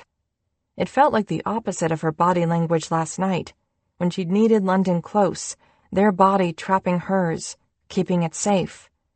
Tonight, it was like she was letting her body be free. This was her pleasure, and London was simply lucky enough to witness it. She tasted good in London's mouth. She felt good in London's hands. But London felt like she felt good to herself, too, tonight, and it made none of this feel dirty at all. It felt beautiful. They sat back on their heels after Dahlia had come undone and watched her. She didn't cover her face this time, but let her head fall to the side, one hand on her chest, feeling her own heartbeat. London ran a gentle hand down her thigh. Their head felt heavy, their throat thick, everything in them full and warm. Finally, she moved her cheek away from the pillow. She looked up at them and reached out a hand toward their face. London leaned into it, lowering their cheek onto her palm. "London," she said softly, "what do you want?" London thought on it. They looked at her damp skin, her hazy eyes. She looked so content. Did they need anything more than this? This felt like enough. This felt like more than they had ever been able to imagine. "Can I lie on my stomach?" they asked after a minute. Dahlia moved herself out of the way so London could take the center of the bed. "My back." London motioned with a hand once they settled. "Just go to town on it." Dahlia did not laugh, or make a comment, or do anything other than what London asked. She reached over the side of the bed, rustled in the shopping bag, and then London felt something drip between their shoulder blades, viscous and cool. Its path continued down their spine to their tailbone, sending a shiver down London's arms, the back of their legs. And then Dahlia started to knead. London's eyes were closed, their head facing away from her as they breathed into the pillows, but they could picture everything about her. They had been watching Dahlia use her hands for weeks. When the heels of her palms dug into their skin, they pictured how she had looked pounding out the dough for her pappardelle. The fingers that lovingly spread olive oil and spices under chicken skin were the same fingers that now massaged their shoulders and their sides with strength and care. London had always found cooking to be a form of art, of therapy, an expression of love and intent. Without all of their nanny's cooking lessons, their kitchen warm and humid from the hot stoves and boiling water, London's childhood would have been a far lonelier landscape. Even today, cooking lent London a sense of control that they often lacked in the rest of their life. They couldn't control their father, or how their genes had been configured in their brain, or the breathtaking inequality of the world. But they could make soufflés and cakes and the most tender steak. They could make anything they wanted. It made sense to London that cooking had helped Dahlia through her divorce. Of course it had. They had watched how it calmed her whenever she had a knife in her hands, a set of ingredients in front of her, and a plan in her mind. It calmed them in much the same way. They understood each other in this, an understanding London had never quite shared with anyone else. And so, as Dahlia's hands worked on their back, as she spread what they thought was melon along their skin, they knew, without having to see it, the look of concentration that was on her face, relaxed and focused all at once. Ever since they had seen Dahlia Woodson gut a fish, they had wanted to feel those hands on them, peeling back their own prickly layers. Perhaps Dahlia had been uncovering their scales, sneakily, one sharp edge at a time, bit by bit over the last month, until this very moment, their body pliant and smooth in her hands, when they finally felt fully washed clean. Dahlia leaned down and used her mouth. She started at the back of their neck, making her way along their shoulder blades, down their sides. She made a satisfied hum. "London," she said, "you taste delicious." London smiled. This was a good idea. Dahlia's hands had lulled London into an almost meditative state, but her tongue reawakened other sensations in London's core. After a few blissed-out moments, they spread their legs apart. "Touch me." London raised their hips off the bed to give her better access. Dahlia's fingers touched them, just right, while her tongue continued to caress their back, their shoulders, her nipples grazing against their spine, and it was all London needed, everything they wanted, to start spiraling inside, tighter, lighter, until the sensations condensed into a column of heat. They blindly shot an arm behind them, pressing Dahlia to their back. She kissed the spot where their neck met their shoulder, murmuring their name, and they thought, through the heady haze of their mind, they could hear themselves saying hers in return. And then London crashed, curling suddenly off their stomach into a ball, and she fell onto her side with them, sliding her arms around them, holding them tight, the skin between them still sticky and sweet. Dahlia stood under the hot flow of water for a final second, before, with reluctance, she leaned over to shut it off. Brushing aside the shower curtain, she gazed at London in front of her, vigorously rubbing a towel over their head before wrapping it under their armpits. They looked at her, that damp bit of strawberry hair sufficiently mussed and lovely, their skin red and dewy from the hot steam. "Hey," London smiled. And then, their eyes narrowing an inch, they asked, "You okay?" Dahlia grabbed the towel they handed her, wrapping it protectively around herself. They were always asking her that, at the precise moments when she had no idea how to answer. The night before had been, alternately and sometimes simultaneously, the funniest and most erotic thing she had ever experienced. She had loved every single second of it. Every moment with London was a new experience in letting herself go, an exercise in being vulnerable, a trial run of true, exhilarated happiness. Last night, she had felt free. The only logical course of action when they woke up with tangled limbs akimbo and very messy sheets had been a hot, thorough shower together. And while Dahlia had at first thought this could be an equally sexy venture, she had always wanted to try shower sex. Both of their bodies had been too exhausted to contemplate it. Instead, the scene in the shower ended up being almost embarrassingly gentle. London had washed off every square inch of Dahlia's skin in the confines of the shower, bending down awkwardly to get between her thighs, behind her knees, the bottom of her heels, and between all of her toes. She kept yelling at them, worried they would fall on the wet tile and smack their head.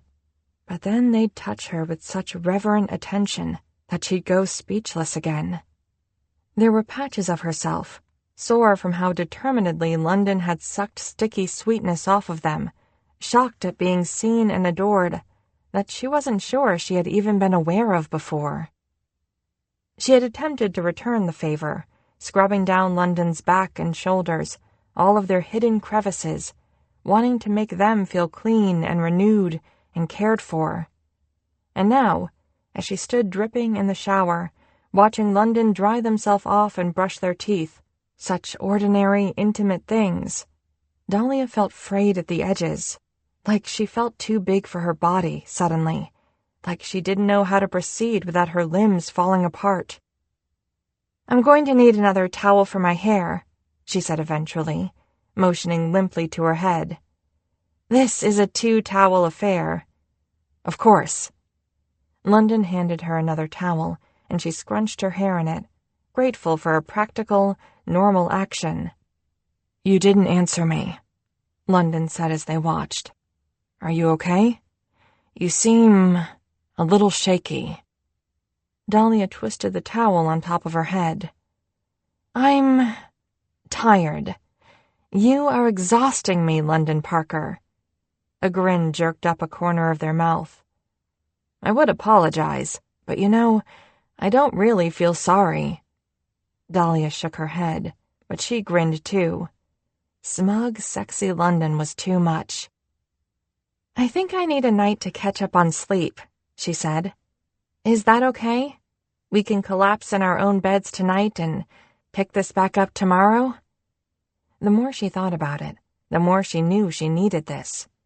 A breath of bittersweet relief coursed through her. That sounds very reasonable and healthy. I mean, I don't love it, but sure, if you're into that kind of thing. London took a step closer to the shower. They leaned down and kissed her shoulder. "Thank you," she said. And then she stepped out of the shower to start preparing herself for the day. It was only later, when they walked onto set, about to film another elimination challenge that could result in either of them being sent home, that Dahlia realized her mistake. She had suggested a night off, that they'd pick this back up tomorrow. Like another night was guaranteed. Like tomorrow was a promise. Chapter 15. Dahlia! Janet's hand landed on Dahlia's shoulder. "Let's head to hair and makeup. Parker, you're good." Dahlia gave London a small shrug of her shoulders, which they returned, before she followed Janet down the hall. When they reached hair and makeup, Janet plopped into one of the black chairs next to Dahlia, swiveling a bit, as Mac untwined Dahlia's still damp hair from the clip she'd thrown it in. "Mornin', love." Mac smiled softly at her, as he always did. Mac was gentle, reassuring. Janet, on the other hand, seemed hyped up. She was always intense, Janet, but in this controlled, intimidating way. Today, her leg bounced on the silver ring at the bottom of the chair. A slightly wild grin perched on her face beneath her chunky, magenta-framed glasses. The fact that she was sitting here at all, next to Dahlia, instead of hustling around set, preparing everyone for the day, was odd. Really odd. Oh, God. Anxiety started to army crawl inside Dahlia's gut. Janet seemed weirdly happy, but maybe she was trying to cover for something, preparing Dahlia for a blow. Was something wrong? Had something happened to Hank, her mom or dad? "Janet, is something wrong?" "Ha!" Janet's exuberant outburst startled Dahlia so much she jumped. Mac frowned. "Sorry." Janet cleared her throat, lacing her fingers in front of her.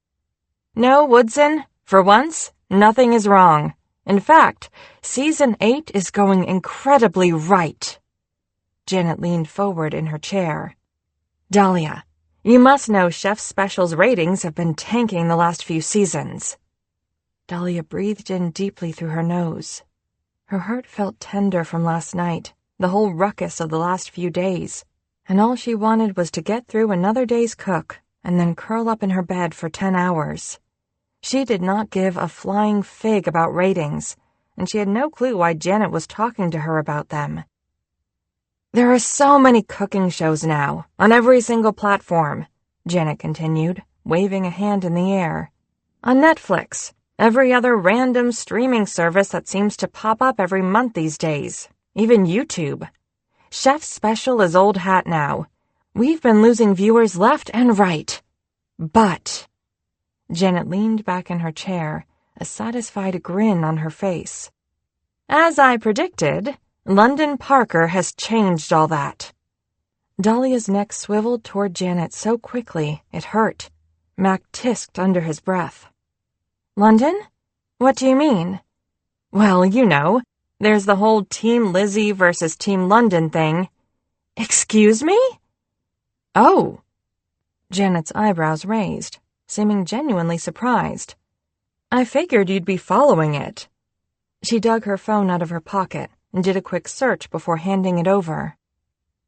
The anxiety in Dahlia's gut changed shape, transforming into something closer to a ghost, whispering up into her lungs as she read the headline open in Janet's browser. "Chef Special fans, take a stand. Are you #Team Lizzie or #Team London?" Dahlia scanned through the article, disbelieving. Her mouth gaped open. But Lizzie and London hardly talk on set. How do people even know they don't like each other? That Lizzie has a problem with London?"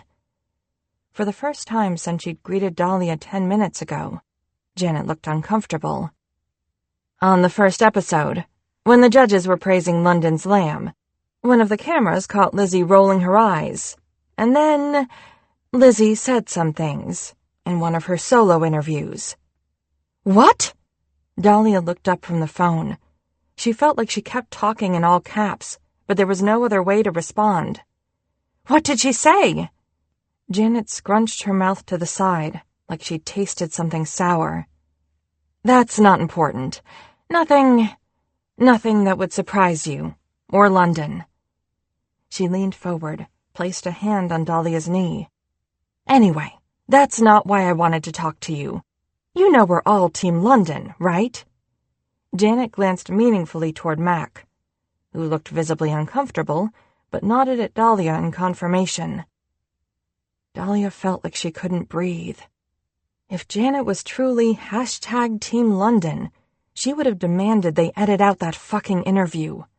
If Chef Special was #Team London, they wouldn't be using London as a pawn. The London and Lizzie tiff brought up our viewership right away.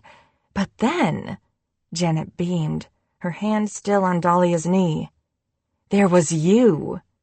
She leaned back in her chair again.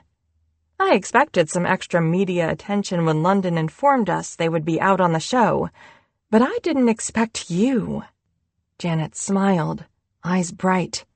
Your heroics, rushing to London's side when they cut themselves with the fish. And then there's the way they look at you. The internet is only mad that it's hard to make a good ship name out of London and Dahlia.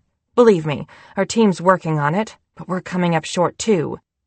When next week's episode airs and everyone sees you two being all giggly during the bar mitzvah, my God! Janet's phone, which Dahlia had still been clutching, dropped out of Dahlia's hand, meeting the floor with a tinny clatter that felt too loud in her ears. She was going to vomit. If she did, she'd aim it at Janet's face. Dahlia, Janet said, leaning over to retrieve the phone with a frown. You must have seen some of the comments online, right? I know people are blowing up your Instagram. You and London are very lovable. You're looking at my Instagram? Of course we are, Janet said, matter-of-factly, like this shouldn't be a surprise. But it was. It felt like Dahlia had entered an alternate reality in Chef Special, one where she was the star, but for none of the reasons she wanted, reasons that had nothing to do with her cooking abilities. She hadn't seen the comments online. Ever since the beach last week, after the first episode had aired, and she'd seen all the horrible things people were saying about London, she turned off all notifications on her phone, just like she'd advised London to do.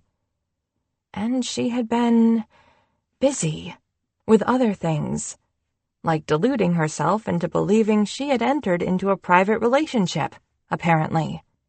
She swallowed back bile, while Janet sat, tilting her head with an odd look on her face. Dahlia bit her lip, mentally shaking herself. No, she knew. She knew that she and London were on national TV. Barbara had warned her. Her own brain had told her, yesterday on set, when she slipped up and acted too intimate with London and saw the cameras closing in. Janet had seen, and commented on, Dahlia's nasty business hair just yesterday. None of this should be a surprise. But it all felt like too much, suddenly. This conversation, the last 2 nights with London, everything. Why are you telling me all this? Janet leaned in. There's going to be an opportunity today on set. It's all worked out perfectly. You and Kath and Kari have the advantage from the face-off yesterday. The face-off? Dahlia could barely remember it. Yesterday already felt like so long ago.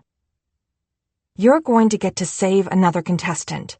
You'll get to choose between London or Lizzie. Or Ahmed, but he's not really important here. Janet waved a hand. So, this is what I'm thinking, she went on, grinning, like this was genuinely fun for her. Kari and Lizzie are tight, so I imagine he'll want to fight for her. Kari and Lizzie are tight? Dahlia was so thrown by this that it cut through her temporarily shut-down brain. Janet rolled her eyes. You in London wouldn't know it, but yes, Other contestants have made friends with each other too, Dahlia. So anyway, I imagine Kari will fight for Lizzie, and it'll be your opportunity to really fight for London. Explain why they deserve the advantage more than Lizzie. A classic Team Lizzie versus Team London setup, with some romance thrown in. It's gold. Janet sat back in her chair.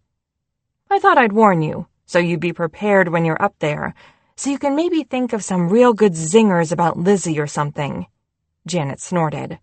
I could think of some good zingers about Lizzie. Dahlia opened her mouth, but Janet was still going. The beautiful thing? Janet smacked the side of her chair, shaking her head. Is that Lizzie and London are both such strong competitors. I can see the finale being Team Lizzie versus Team London for real, and man, that would probably be our most watched finale ever. She paused, her smile faltering again for a moment. Again, she reached a hand toward Dahlia. We're all totally Team London, right? She looked up toward Mac again. Right? Right, Mac muttered, putting the final touches on Dahlia's hair, looking disgruntled. Even with how foggy Dahlia's thought process had felt over the last 15 minutes, something seeped through the cracks now. A slow, viscous hurt, like a honey without any sweetness. Was there any possibility in Janet's mind that it could be Dahlia in the finale instead? Was anyone Team Dahlia? Or was her only purpose here to be a cute anecdote, the funny klutz, a supporting role for Team London? Being with London had made her feel more alive, more connected to another person than she had perhaps ever felt in her life. But in that very moment, a confusing contrast to how fully she also wanted to be Team London, how violently she had wanted to defend their honor moments before, Dahlia suddenly felt acutely alone. I thought, she eventually got out, swallowing. I thought Chef Special wasn't scripted. How do you know who'll be in the finale? Oh! Janet's eyes widened in surprise. No, I was just spitballing about the finale, even though I do tend to get these things right after doing this for so long. But sorry, you're right. I'm getting a bit carried away. It's been an exciting morning, getting the latest numbers and everything. But no, Dahlia. Janet's serious producer face settled in again, the one Dahlia knew, the one she had previously found comforting. If I've made you question the integrity of our judges for even a second, I'm sincerely sorry. Everything Cy and Tanner and Audra do on set is legit. Nothing's predetermined. They take this competition very seriously, as do I. Chef Special has been my life for 8 seasons now. I love what I do, and I'm good at it. The judging is always authentic, but it's my job to make sure people actually tune in for that judging. You know? A PA stuck their head into the doorway. Hey, Janet, we ready to go soon? The contestants are getting antsy. Janet gave a curt nod. 5 minutes. Dahlia had no idea how she was going to walk back onto set after this. She wanted to crawl into a dark hole. Janet stood. She brushed invisible dust off of her pants. You're going to do great today, okay? We're all so glad you're still here. Go get 'em, Woodson. After giving Mac a nod, Janet smacked Dahlia on the shoulder and smiled before walking away, as if this had been an inspiring huddle before the big game. Dahlia blinked, listening to the fading patter of Janet's footsteps, the rhythm matching the lonely beating of Dahlia's heart. London frowned. You sure you're okay? Not for the first time today, they held the back of their hand up to Dahlia's forehead. She swatted it away, eyes darting around the set. London, seriously, I'm fine, she hissed. You're pale and damp. Thanks for the confidence boost. Focus on your cake, okay? She turned back to her own work, furiously smashing raspberries in a small ceramic bowl, her lips a thin line. London frowned deeper, but did as they were told. The elimination challenge today was all about cakes, and London, too, was all about cakes. They were having fantastic sex with a fantastic person. Everything about today should have been awesome. Except for the fact that Dahlia looked like she was going to pass out, and was barely talking to them. Still, everything was going relatively smoothly with London's cake preparations. Coffee, flour, sugar, chocolate, and peppermint, measured and folded and mixed, until the clock stopped unexpectedly. Right in the middle of the elimination challenge, the red numbers at the judges' table came to a sudden halt, with exactly 40 minutes left to go. Sai Patel called for their attention. The 6 remaining contestants' hands paused in place at the edge of their baking sheets, on mixer stands, wrapped around spoons inside bowls of icing. "Dahlia, Kath, and Kari," Sai continued. "Please make your way to the judges' table." London attempted to flash Dahlia a reassuring smile for whatever this was. She wiped her floury hands on her apron, face grim, and didn't look back once. Sure, Dahlia was obviously just fine. "Let's switch things up. Will the 3 of you please take a place behind the judges' table?" Sai gestured behind him to the dramatic front table with the frozen clock. London watched Dahlia assume Tanner Tavish's spot, flanked by Kath and Kari on either side of her. London couldn't help but smile. She might be refusing to admit she'd come down with the plague or her appendix was about to burst or something. But Dahlia still looked good up there. "You know," Sai strolled casually across the golden circle, steepling his fingers in front of him. "Having the responsibility of making all the decisions gets tiring sometimes. The 3 of you won an advantage in yesterday's face-off, and this time it's a big one. Right now, you will pick one person out here," Sai pointed to the remaining 3 contestants at their stations. "One person you choose to save, right now. They can stop baking this second and leave the set to rest up until next episode. Safe and sound." Sai turned back around to face the judges' table. "You will also choose one person to put at a disadvantage.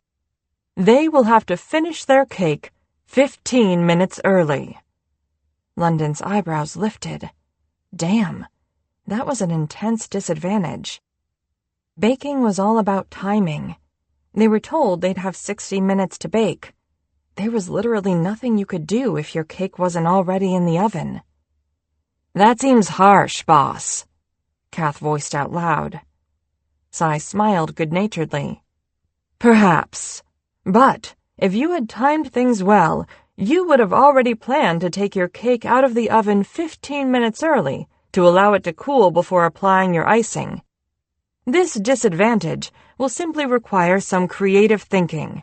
You have 3 minutes to decide." Sai made a big show of setting a timer on his smartwatch. "Go!" Kari and Kath huddled toward Dahlia. She didn't say anything at all for the first 30 seconds, her face a strange blank, while Kari and Kath talked heatedly around her, their voices a low murmur. London was contemplating calling for the medic. There was clearly something going on with Dahlia. And then she frowned, deeply, crossing her arms in front of her chest, and jumped into the conversation. She looked pissed. London very much wanted to kiss her. 10 seconds! Dahlia rolled her eyes and sighed, drooping to the back of Tanner Tavish's chair. "And time is up!" Sai snapped his fingers. "Judges' table, we're ready for your decision. Kari, who has 15 minutes less to bake today?" "Ahmed," he said. Ahmed groaned and hung his head. "And Dahlia, who's the lucky soul who gets to take the rest of the day off?" Dahlia closed her eyes briefly. When she opened them, she looked to the side of the set, off camera. London glanced in the direction of her gaze, confused. Who was she looking at? Janet? Dahlia opened her mouth.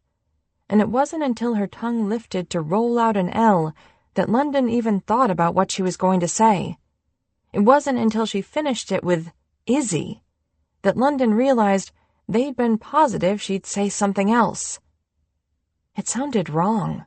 It felt wrong in London's gut, hearing that name come out of Dahlia's mouth. London knew it was only a silly advantage for extra drama, that this was just a TV show. But they also knew they would have fought to save Dahlia if the situation were reversed, to give her extra peace of mind if they could. They never would have gone along with saving Lizzie, who was currently gasping behind them. London turned around to watch her clench her hands to her heart. "Congratulations, Lizzie. You can put away your apron for the day and go rest your feet." Sai Patel flashed his award-winning smile. "Oh," she trilled. "Wow, but—" London thought they saw Sai Patel's mouth twitch. "Do you mind if I finish the bake anyway?" Lizzie asked. "I'm already halfway through. I'd hate to see a good cake go to waste." "Oh, good Lord," London muttered. But Sai Patel allowed it. Dahlia, Kath, and Kari were released back to their stations. "London," Dahlia said urgently as she retied her apron. "I'm sorry, that was—" "The clock's running again," London said. "You should work on your ganache." They sensed her pause next to them, the heaviness that had settled over their station. London smashed apart peppermint sticks with perhaps a smidge more force than was necessary. Yet it was satisfying, seeing Dahlia jump with each loud crack of their hammer, watching a solid confection break into sharp shards. As Dahlia worked on her cake beside them, chocolate sponges with layers of raspberry jam, topped with a decadent ganache, London knew, somewhere in the logical part of their brain, that there was no way Dahlia had wanted that to happen. Kath, too. Kari must have pushed to save Lizzie. Like many of the other contestants, everyone who had sat in awkward silence during that meet-and-greet dinner weeks ago, London hadn't ever been sure where they stood with Kari.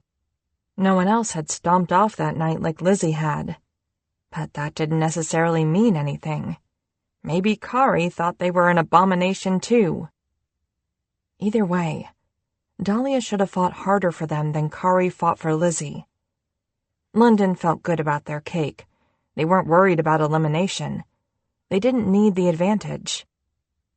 But when Dahlia said Lizzie's name, everything Lizzie represented was brought from the depths of London's subconscious into the forefront of their brain. Painful, present, impossible to ignore. The truth was that London had gotten very good at pretending Lizzie didn't exist on set, but they were only pretending to pretend. Like they pretended with their dad.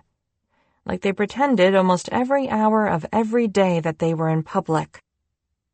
The fact that London would always be surrounded by people who either didn't approve of their identity or didn't understand their identity was not a fact that could simply be ignored.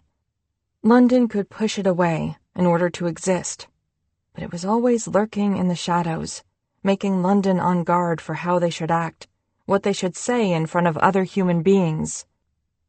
They had become so used to this mode of existence that they only truly comprehended the depths of it when they imagined what the opposite would feel like.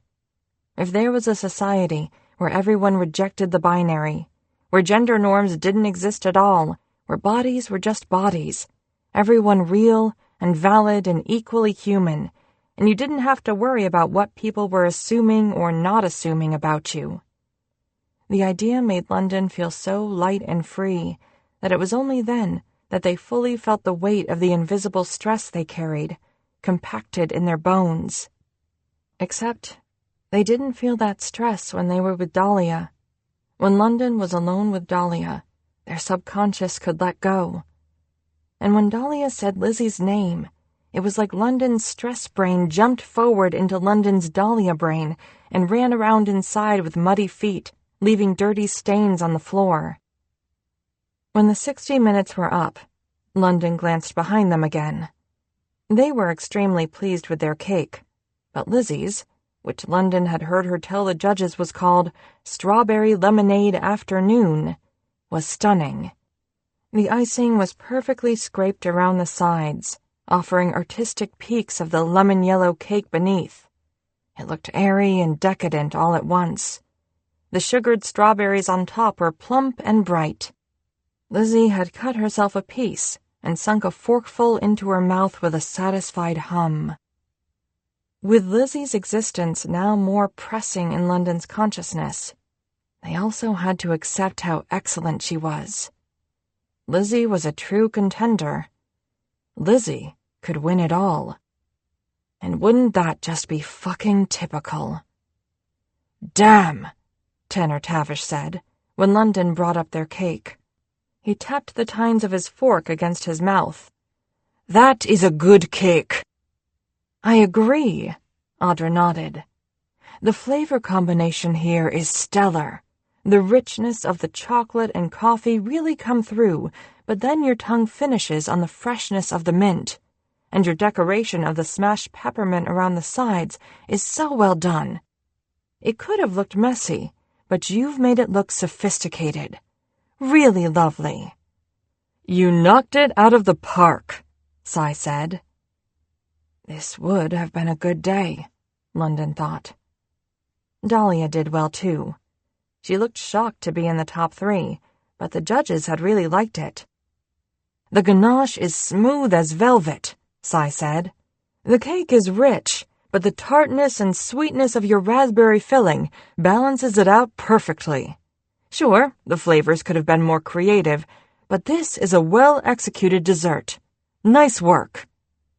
London won the challenge, but for the first time all day, Dahlia's glow reappeared. She was so pretty when she was happy. London's chest hurt. And then Ahmed was kicked off.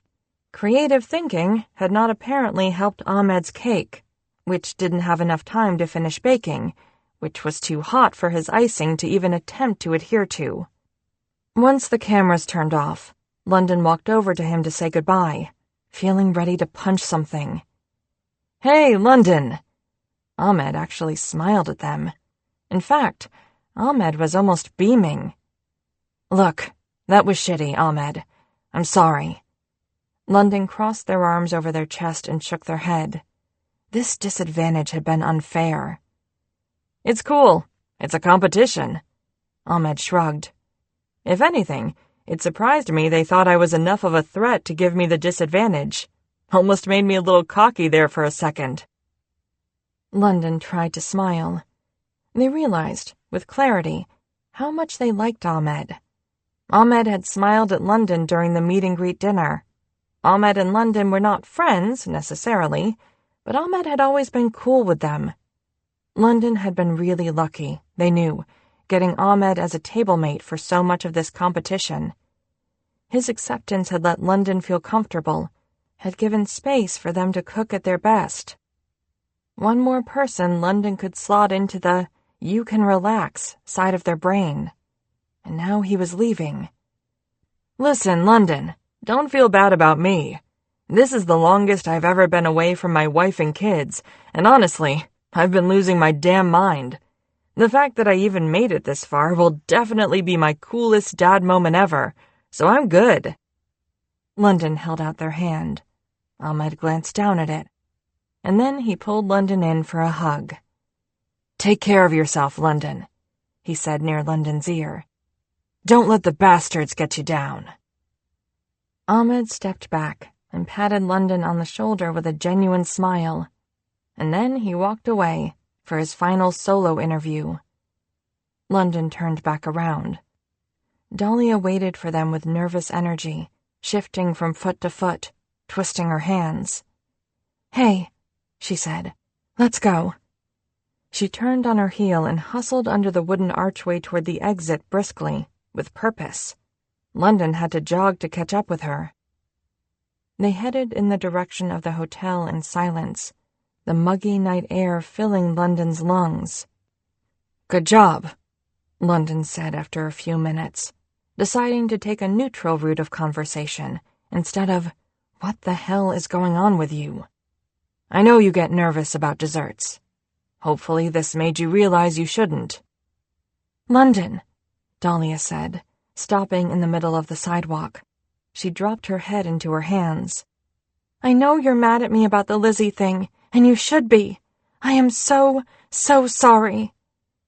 London rubbed the back of their neck. They hated being mad at her. They hated being mad at their dad. They even hated being mad at Lizzie. Being mad took up so much space. Being mad was exhausting. "It's okay," they said eventually. "I'm more worried about whether you're okay." "Kari really pushed to save Lizzie, for whatever reason," Dahlia said in a rush, ignoring London's last sentence, "and give you the disadvantage. I just wanted to make sure you didn't get the disadvantage, and I was so flustered being up there and tired, and I couldn't—" "Dahlia." London reached over and took her hand. They suddenly didn't want to talk about this anymore. It had been a small, dumb thing. Dahlia was right.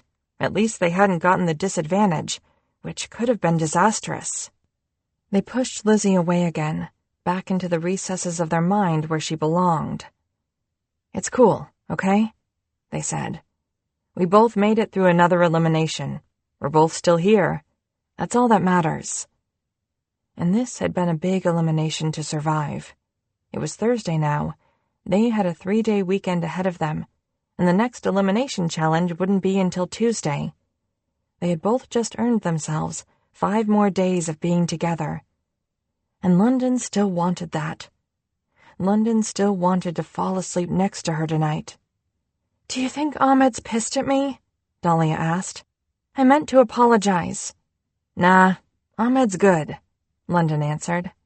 "He's happy to be heading home to his wife and kids." "Yeah?" Dahlia's shoulders visibly relaxed. "That's good." "Yeah." "London, do you think—" Dahlia bit her lip. "Do you think being on this show is worth it?" London frowned. "What do you mean?"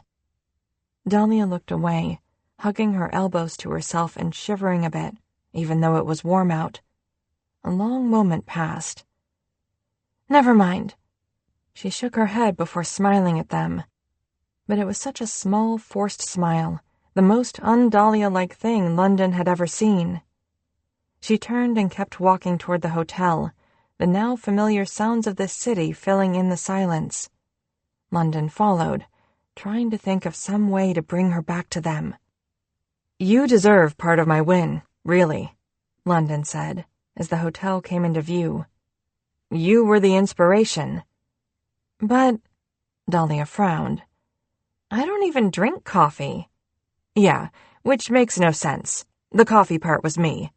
But—" London cut themselves off, feeling a bit embarrassed now. But they needed to fill the space between them somehow with something good and true before they went back to their room alone. "You taste like peppermint." "What?" Dahlia's mouth cracked into a real smile this time. 100% Woodson, and warmth flooded London's chest. "Oh my God," Dahlia said. "You made me a cake." "One of my best, if I say so myself." Dahlia stopped once more, yanking on London's arm. They stumbled back toward her, and she wrapped her arms around their neck, reaching up to plant a kiss on their mouth. London could feel her playful smile under their lips. They grabbed her hips and pulled her closer, changing the intention of the kiss, pushing her mouth open, wanting to feel her tongue, her hot breath. This was uncomplicated. This was glorious. This did not involve thinking, and London wanted more of it. They pulled away, just an inch. "You sure you still want a night off? We can sleep in tomorrow morning, you know." They ran their knuckles up her side. "Yes," she said, but her voice wavered with the effort. "I think if I even kiss you one more time, I am going to pass out. We need some space to breathe, London." London sighed and pressed a firm kiss to her temple. They stood there a moment, holding each other, breathing in the night air, half jasmine, half engine exhaust. "All right, Woodson," London said eventually, releasing her, and they walked into the glow of the hotel. "Let's go breathe." Chapter 16. The sky outside Dahlia's window was hazy and pale when she woke the next morning, and it matched the color of her emotions, bright and muted all at once. It felt strange, being alone, even though, prior to her chef's special life, Dahlia had become quite accustomed to being alone almost all the time. She wondered what London was doing, drinking coffee in their pajamas with their cute bed hair, walking to get a breakfast burrito from that place around the corner, still snoring under the covers. Except London didn't snore, which was weird. Who didn't snore? Were they reading a book? What did London like to read? Even if Dahlia didn't know what London was doing at this exact second, the strange thing was that she felt them anyway. 2 nights in their arms, and it was like her skin had memorized them, could feel the weight of them still, a ghost taking up space in her bed.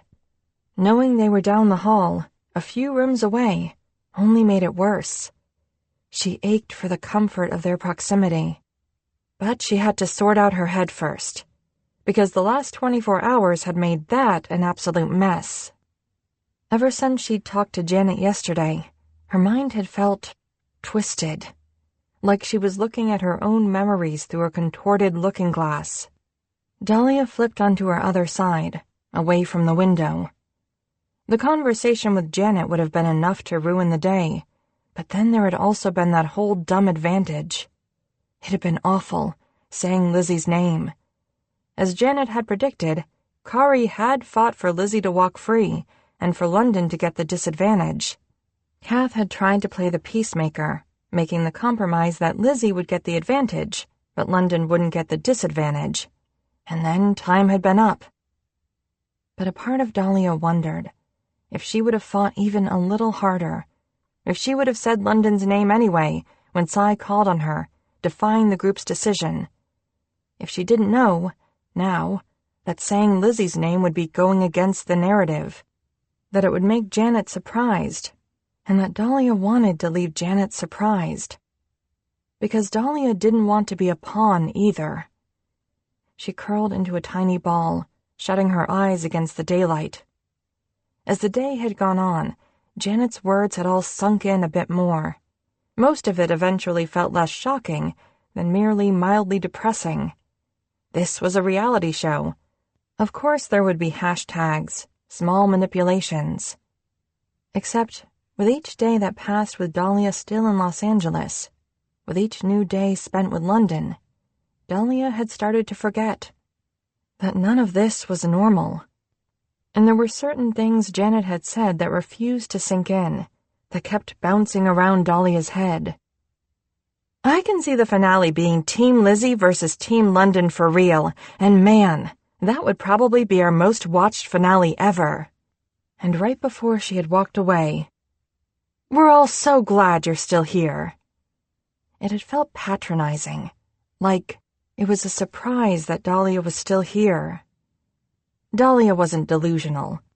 She had been reminding herself, every day, how this could all end any moment, and she knew there were several strong competitors left. London, Kath, and, Lizzie. God, Dahlia didn't know if she'd ever truly forgive Chef Special for airing whatever Lizzie had said about London. Still, Dahlia could feel her cooking skills sharpening with each challenge. She was in the top 5. 5! More than halfway to the finish line. That had to mean something. It wasn't completely ridiculous, right? To want to keep fighting? She remembered what Barbara had whispered into her ear before Barbara had left the Golden Circle forever that day. That day that was only a few hours ago, but felt like so much longer. You deserve more than you think you do. Go and get it all.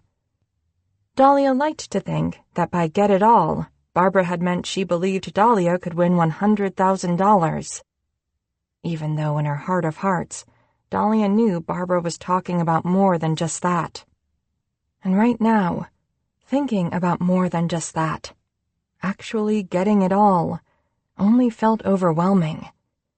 She hadn't expected so much of this when she flew to LAX from BWI a month ago. She had always wanted to win the $100,000. There was no question about that. She wanted to hone her cooking skills. And she had had dreams about L.A. Dahlia, about maybe having some fun adventures on her way to the prize. She hadn't expected London. And she hadn't expected L.A. Dahlia to sink into her bones so completely, actually feeling like a different person, a person she would like to be friends with, maybe. Settling into a dry, overpopulated land, feeling comforted by smoggy skies, feeling seen by palm trees. If she did get kicked off the show, Dahlia didn't know where she'd even go from here now. How she would say goodbye to L.A. Dahlia. How she would say goodbye to London. I do tend to get these things right, after doing this so long. No. Dahlia shook her head and finally rolled herself out of bed. She paced the length of the room, past the window, the dresser, the chair in the corner full of dirty clothes. This little sterile space that almost felt, in its own funny way, like home.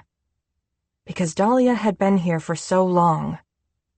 Janet might get a lot right. Maybe she was a really excellent producer. But she didn't decide Dahlia's fate. No. Dahlia wasn't going to say goodbye to any of it. God, she had been on the verge of a breakdown all day yesterday, and still baked the best cake of her life. She had earned this. Who cared if the only other member of Team Dahlia was Barbara? Grandmas were smart as hell. Dahlia stopped her pacing, a sudden thought hitting her. There was at least one other member of Team Dahlia, too. She picked up her phone from the bedside table and dialed the number of the person she missed the most. Baby girl! How does it feel to be famous? Hank, you almost broke my eardrum. Dahlia's voice was scratchy from using it for the first time this morning, but her face broke into a grin. Are you at work? She asked. Can you talk? And/or scream? Of course I'm at work, and of course I can talk. My boss will understand that I'm talking to my very famous baby sister. Someone else can tell people to restart their computers for a while. Hank worked in IT for a hotel group in Boston, where he'd been for years. Like their dad, he had always been an affable nerd, and Dahlia couldn't imagine him doing anything other than IT. Hank, you are 1 year older than me, and I am not famous. Hank snorted. Whatever, baby sister. Dahlia jumped back on the bed, stretching out her toes. How is work, though? How is work? Oh my God, boring, Dahlia. Shut up and tell me about LA. How the fuck are you? Is Sai Patel a total dreamboat in real life? Are you killing it? Because we just watched the second episode last night, and I have no idea how this all works and when you actually filmed that shit. But in case you've already forgotten, let me remind you that you killed it. Dahlia laughed. And then an odd thing happened. Her laughter turned into a sob. It was a laugh sob. Fat, salty tears hurtled down her face at the same time that she couldn't stop giggling. It was possible she was still a little sleep-deprived. And it appeared that all the things that had changed in her life over the last 4 weeks hit her the hardest, somehow, when she heard her brother's voice. The voice that had known her before L.A. Dahlia, who would love her, no matter which Dahlia she was. She wished he were here in person, could wrap her in one of his rib-squeezing hugs, help her meld this new version of herself with all the old ones, promise her it would all work out, that being Team Dahlia wasn't just a pipe dream. There was a pregnant pause on the other end of the line. Dahlia? You all right? Sorry, Dahlia mumbled through her snot. She grabbed a tissue, let out one last weak laugh. I was calling because I wanted to hear exactly what you just said. So, thank you. You're welcome, I think. Have you come down with a case of the SADS? I mean, I can only imagine the stress you're under, baby sis. It's understandable. Actually, Dahlia sighed. I don't know. Ah, the I don't knows. Those can be even worse. Well, thank God you called. Hold on a sec. Dahlia heard rustling and muffled voices in the background. Okay. Hank came back on the line. Gonna take my lunch break. I'm walking and talking here. You got a notebook? Yeah, somewhere. Let me find it.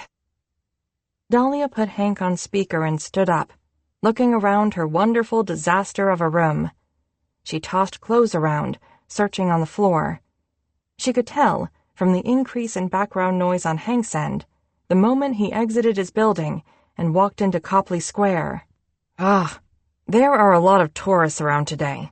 I'm going to try to find a quiet spot by the library. Let me know when you're ready. Aha! Dahlia spotted a notebook underneath the bed. This notebook was regular journal size and served a different purpose from the small notepad she carried around set. The notepad was for food. The notebook was for feelings. Got it. Good. So, I am obviously concerned you have the I don't knows, and you will tell me why you have the I don't knows later, if you want.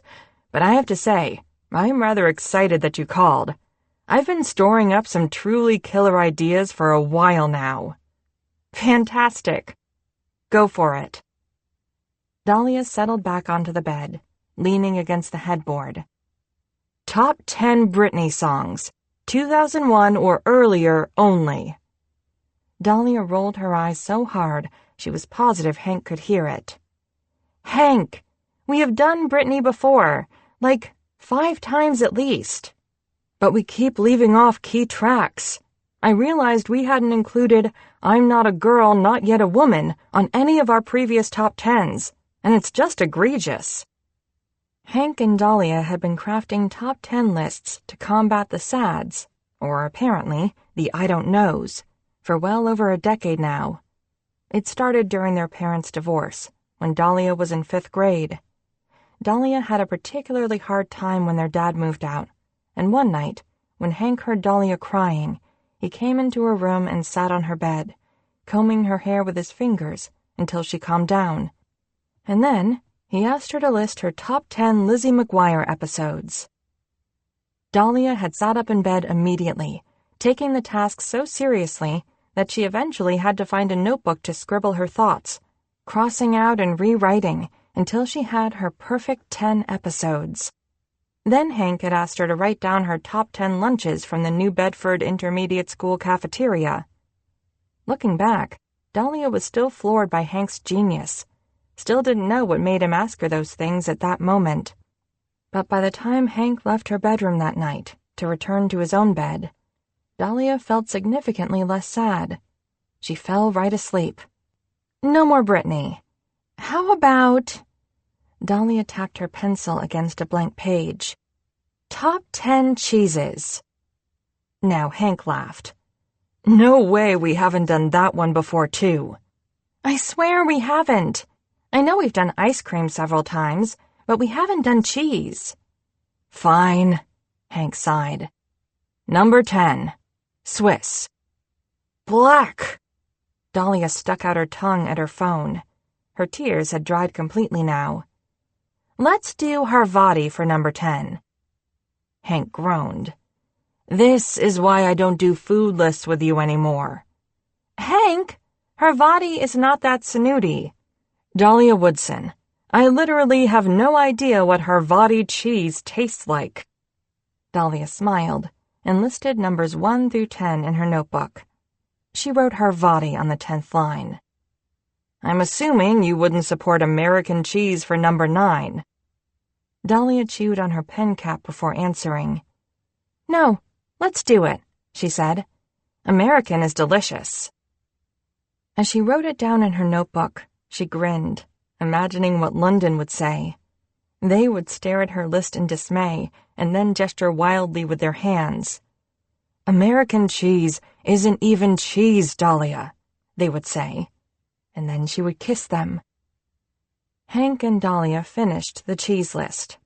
She was just getting ready to suggest a top 10 times Dad locked his keys in the car list when Hank swiftly changed the subject. "So what's going on, baby sister? Did you get kicked off the show?" "Oh," Dahlia said, her system feeling confused at the sharp turn back to reality. "I signed an NDA, so I'm technically not allowed to tell you, but I'm, still in LA." Dahlia stood and walked to the bathroom, filling a glass with water. "So..." Hank waited. "What's wrong?" Dahlia stared at herself in the mirror above the sink, at the shadows under her eyes. Her mouth asked the question before her brain had even truly known it needed to ask it. "Would you be disappointed if I don't win?" She heard Hank cluck his tongue. "Dahlia," he said. "Come on." "Mom would be disappointed, probably. I feel like I'm always disappointing Mom." "No shit," Hank snorted. "For the record, she was hard on both of us, you know. You don't hold exclusivity on disappointing our mother." "You didn't get divorced from her, like, favorite person because you didn't want to give her grandbabies," Dahlia retorted. "You didn't come out as transgender in your mid-20s, Hank countered. Dahlia paused. "Okay, fair. Mom was pretty great about that, though." "I think she's okay about your divorce, too. You just can't see it." Dahlia sighed quietly and walked back into the main room.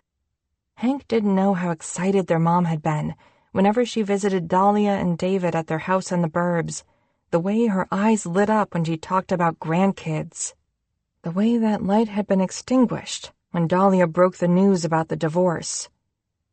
"She's really proud of you, Dahlia," Hank said after a moment. "You have to know that." "I don't believe I do." "We all watched the first episode together, you know. You should have seen how upset she was when you tripped." "Oh, God." Dahlia flopped heavily back on the bed and put her head in her hands. "How is that being proud of me?" "Because she got all protective. She sat up on the couch and said, 'They shouldn't have shown that. They're laughing at her.' She was so pissed." "That sounds like she was embarrassed, Hank." Now Hank sighed audibly into the phone. "She wasn't. Dahlia, you know Nona and Nono were hard on Mom, too. Having high expectations is just how she was raised." "Yeah," Dahlia said weakly, even though she knew this was true. Dahlia and Hank's grandparents on her mom's side had been loving but hard people. Dahlia had been slightly terrified of them as a small child. "Just, maybe, I don't know, try to talk to her more," Hank said. "I know talking to Dad is easier for you, but if you're feeling all sad and weird about Mom, reach out and tell her stuff. See what happens." "I talked to her about stuff," Dahlia said defensively. Hank snorted again. "Fine. Point taken. And you know we're all going to love you just as much no matter what happens on the show. I don't care if you get kicked off in the 3rd episode and you've just been bumming around LA since then. Okay?" Dahlia was quiet for a long moment. "Okay," she said. "Top 10 Sandra Bullock movies." She picked up her notebook and sat down again, jiggling her foot. "Easy," Hank said. "Number 10, The Proposal." After they fought for a while about whether While You Were Sleeping, Miss Congeniality, or Speed was more deserving of the number 1 spot, Dahlia put her pen down. "Your lunch break has to be up soon," she said. "Maybe," Hank said noncommittally. She wanted to tell him about London. She knew Hank would be on her side about so many things, like the fact that Brussels sprouts definitely did not count as comfort food. Like the fact that London Parker was simultaneously the cutest and sexiest person who had ever existed. She wanted them to meet one day, so London could tell Hank anything he ever wanted to know about Nashville. She wanted to tell Hank everything. But that was for another day. Maybe right now, the assurance that after all this, even if she didn't get it all, she'd still have Hank, was enough. She took a deep breath. Okay. Team Dahlia, ready for liftoff. You are a really amazing brother, Hank. She could hear his smile. I never get tired of hearing you say that. Okay, go back to work before you get fired. They would never fire me. I send all the best memes. Place would be a total killjoy without me. I love you, loser. Love you too, baby sister. Chapter 17. London, as a certified pushover when it came to all things Dahlia Woodson, really thought they'd be the first to break. They felt a little proud of themselves, actually, that they had gone a full 20 hours without texting her, or, alternatively, knocking down her door. It had been easier than London might have expected, because any time the pining got close to being too much, London would simply picture Dahlia sitting in Tanner Tavish's chair, saying Lizzie's name, and London would deflate, just a tiny bit. But when this text came through at 4 o'clock on Friday afternoon, "Hi, I miss you," London's chest filled all the way up anyway, just like it had when they'd kissed her last night. London probably needed to get their head checked. They probably also should not have spent the last 8 hours lying in bed and watching rom-coms. Now they really had no perspective on reality. London picked up their phone. London. Are you breathing better now? Dahlia. Much. Dahlia. What are you up to? London paused. They glanced at the TV. They could lie. They should probably lie. London. I am possibly watching Mamma Mia. Dahlia. Oh, Dahlia. My Dahlia. God! Dahlia. 1 or 2, London? London. 2. Dahlia. Oh my God! Dahlia. Are you in your room? London. Yes. Dahlia. Here we go again! London's phone was still backlit from this last text when a fast, hard knock on their door cracked through the room 30 seconds later. Jesus. London glanced down at themselves. They were wearing their flannel pajama pants, their binder thrown on the floor, and their t-shirts still had a stain from the burrito they'd eaten for lunch. And their hair was probably... Another impatient knock. Grumbling, London crawled out of bed. Oh no, Dahlia said, when they opened the door. She was wearing her raspberry sweatshirt and shorts. Her hair was down, slightly wet, like she'd just taken a shower, which meant now London was picturing her in the shower. She bit at the sleeve of her sweatshirt, bunched up over her hands. What? London asked, hand still on the door handle, confused about the oh no. I forgot how cute you are, she said. And then she was in their arms, her mouth on theirs, tasting fresh and clean and soft, and London had to bite back a moan. A rush of warmth filled their system, having her solid against their chest again, the door clicking shut as they pushed their fingers into her back, their head light and fuzzy and... Okay, Dahlia pushed back, walking into the room. Where are we at? She gasped, looking at the TV. Oh my God, it's almost over. Cher's almost there. She leapt onto London's bed and got under the covers. When London joined her, she immediately cuddled up next to them, shoving her head under their arm like a puppy and resting her head on their chest. This was what London wanted, every goddamn day of their life. A laugh burst from Dahlia's throat when Cher came on screen. Have you ever seen anything so over the top? God, this must have been so fun to film. London turned their head to nuzzle their nose in her hair. They breathed in deep. God, it felt good, having her next to them like this. It felt good, letting the weirdness of yesterday slip away. Want to watch something else? London extracted themselves from Dahlia once the credits started rolling, digging around in the sheets for the remote. Sure. Dahlia sat up. As London scrolled through the Netflix menu, they felt her shift next to them, draw up her knees to her chin. London? They looked over at her. Yeah? But she just bit her lip, not saying anything. London pressed mute on the remote. It was peak Dahlia thoughtful face. London could practically feel the thoughts swirling underneath her skin, but she only sat there, silent. She jumped up suddenly, opening the drawer on London's bedside table, pulling out the generic hotel pad of paper inside. Let's make a list. She sat back down, crisscross applesauce, on the bed. A list? Of things we want to do before we leave L.A. Top 10.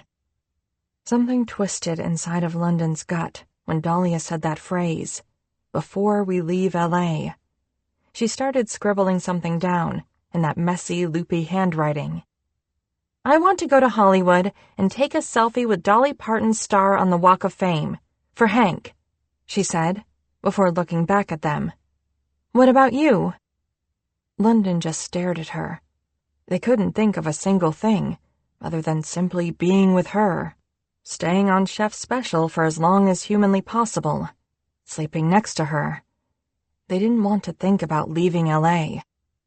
Maybe we could go to Universal Studios? London said eventually, racking their brain for things that were in L.A. Or Disneyland?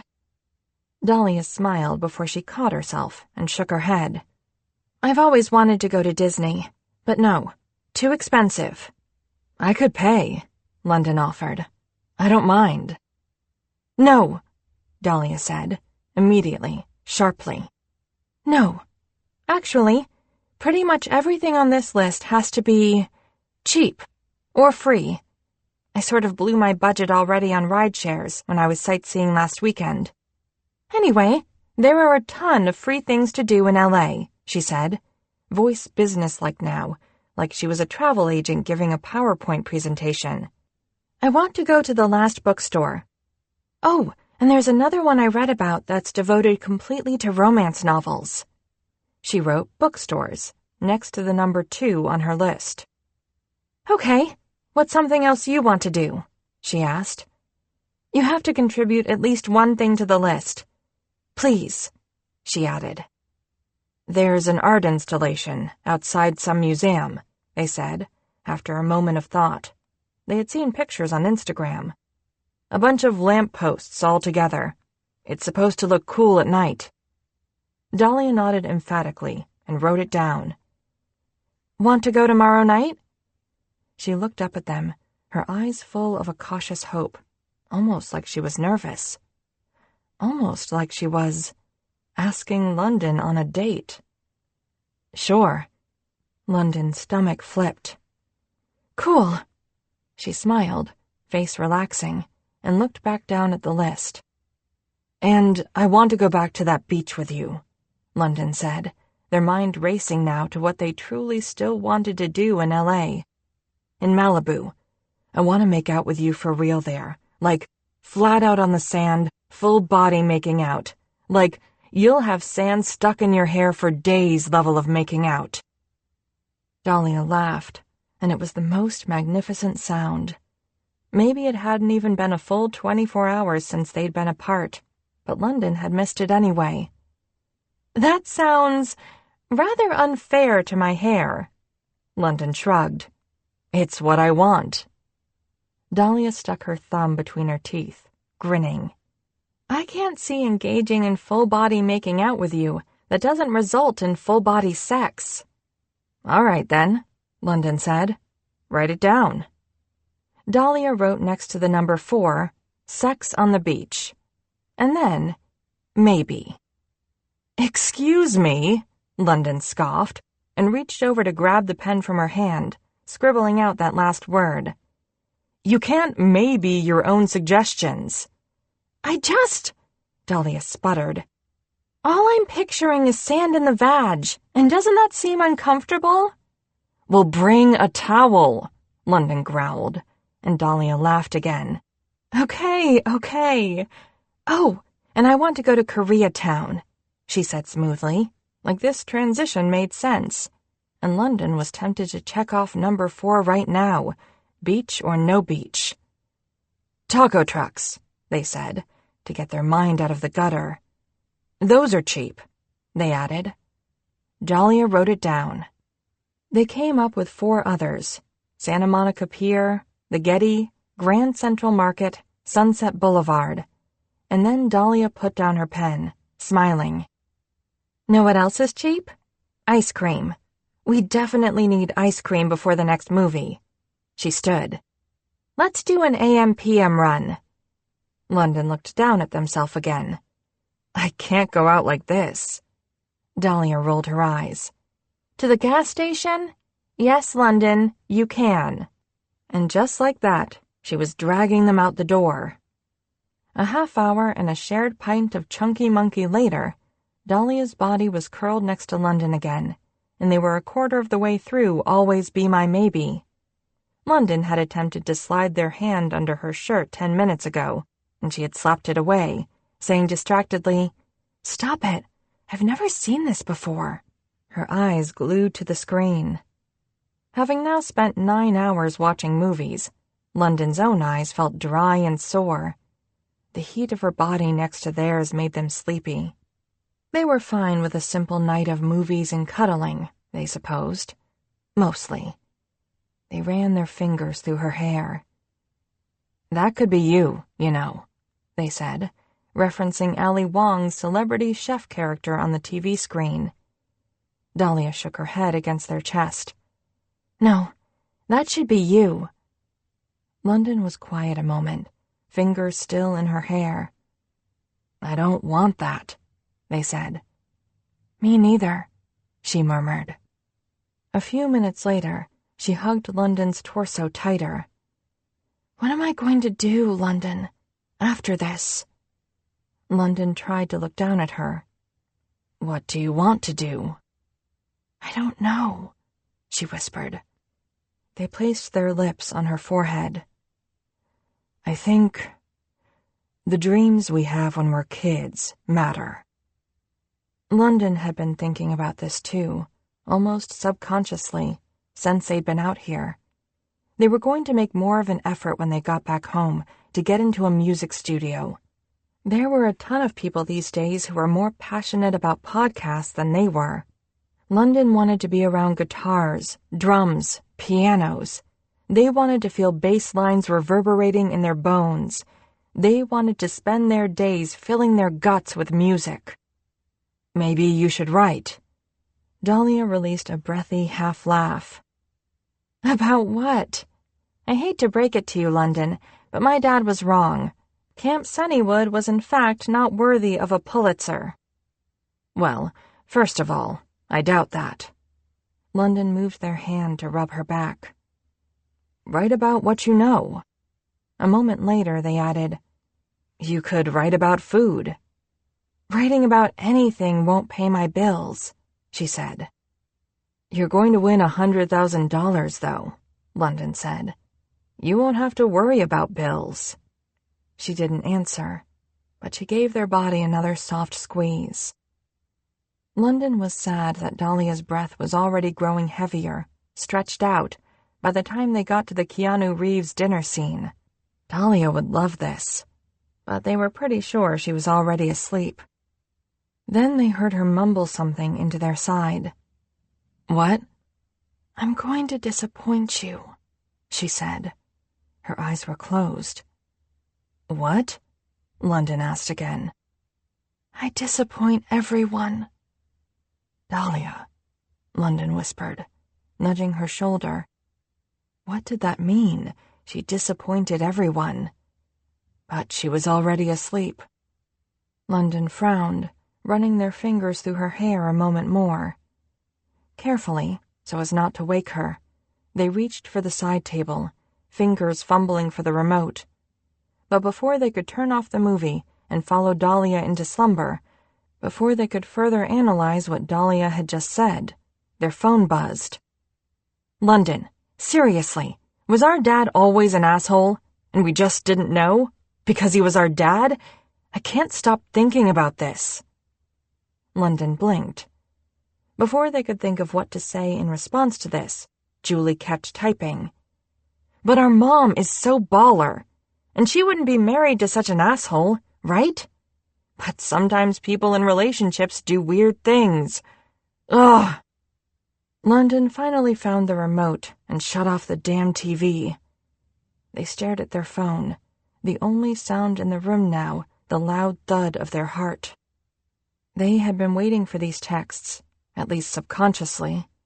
For weeks, Julie had sounded off, dodging relatively normal questions from London like, "Hey Jules, how was Sunday supper?"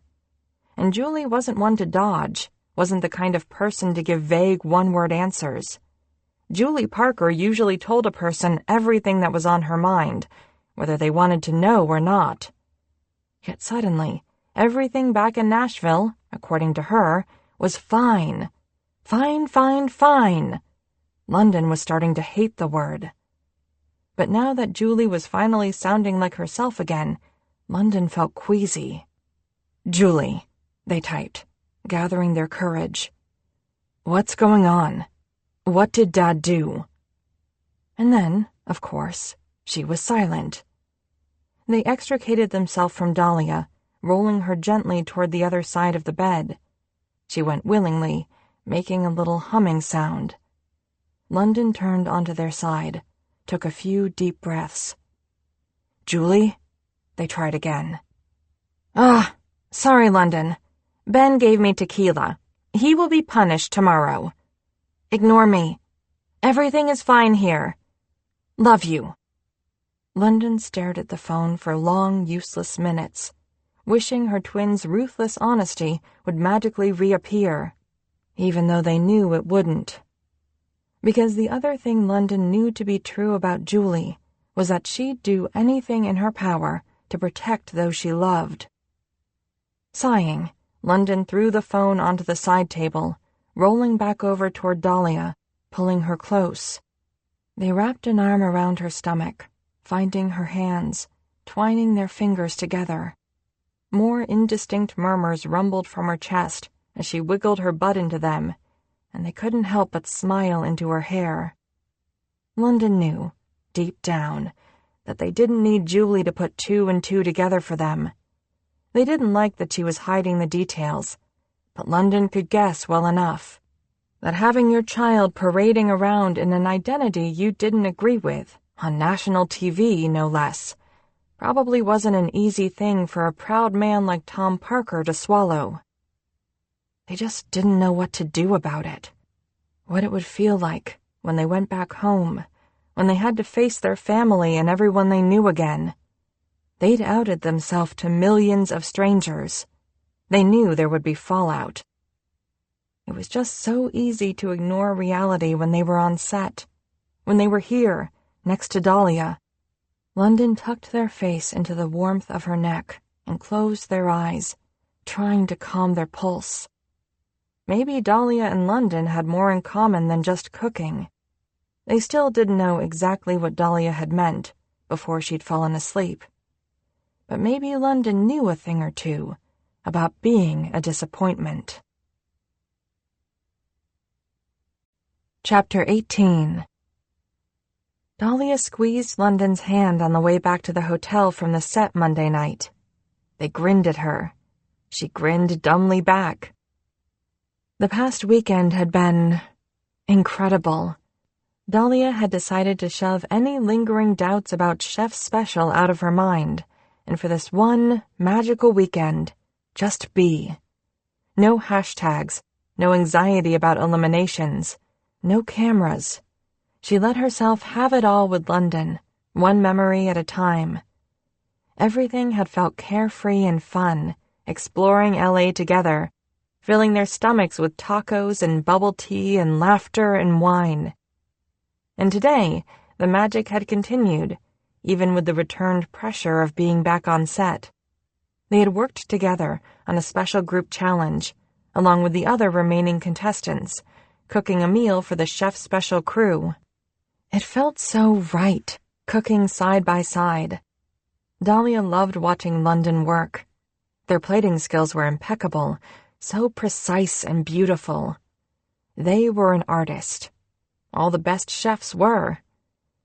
For her part, she had helped make several rounds of the most delicious pork tenderloin. It had been a rush, working on so many plates at once, and the crew had raved. It was so satisfying, cooking for someone other than the judges. It filled her belly with pride, cooking good food for good people. They had another elimination challenge tomorrow, but as they walked into the hotel lobby, Dahlia didn't feel nervous, full only of a restless kind of energy. They walked toward the elevators, but Dahlia paused, tugging on London's arm as an idea snaked into her brain. They quirked an eyebrow, but followed without question, until Dahlia paused before two massive doors. "I think it's empty." Dahlia held her ear to the ballroom doors for another second before trying a handle. To her delight, it swung open. She pranced inside, light on her toes. She turned to London when she reached the center of the dance floor, now completely devoid of wedding revelers. "We missed the slow dance last time we were here." London ambled over to her, scratching the back of their neck. "I don't think we're supposed to be here right now." "That didn't stop you last time." She smiled. A bubble of laughter escaped her throat as a flash of memory lit up her brain. "You should have seen the panic on your face when that slow song came on. I had to steal that wine for us to save you." "It was a bad song anyway." London dug their phone out of their back pocket. "Do you have a better one in mind?" She shook her head. "Your choice." London was quiet a moment, scrolling through their phone. Dahlia bounced on her feet, fine with waiting, fine with stretching out this night as far as it would go. "That dress you wore that night." London glanced up at her for a second. "That dress was rude, Dahlia." "I had never worn it before." "Really?"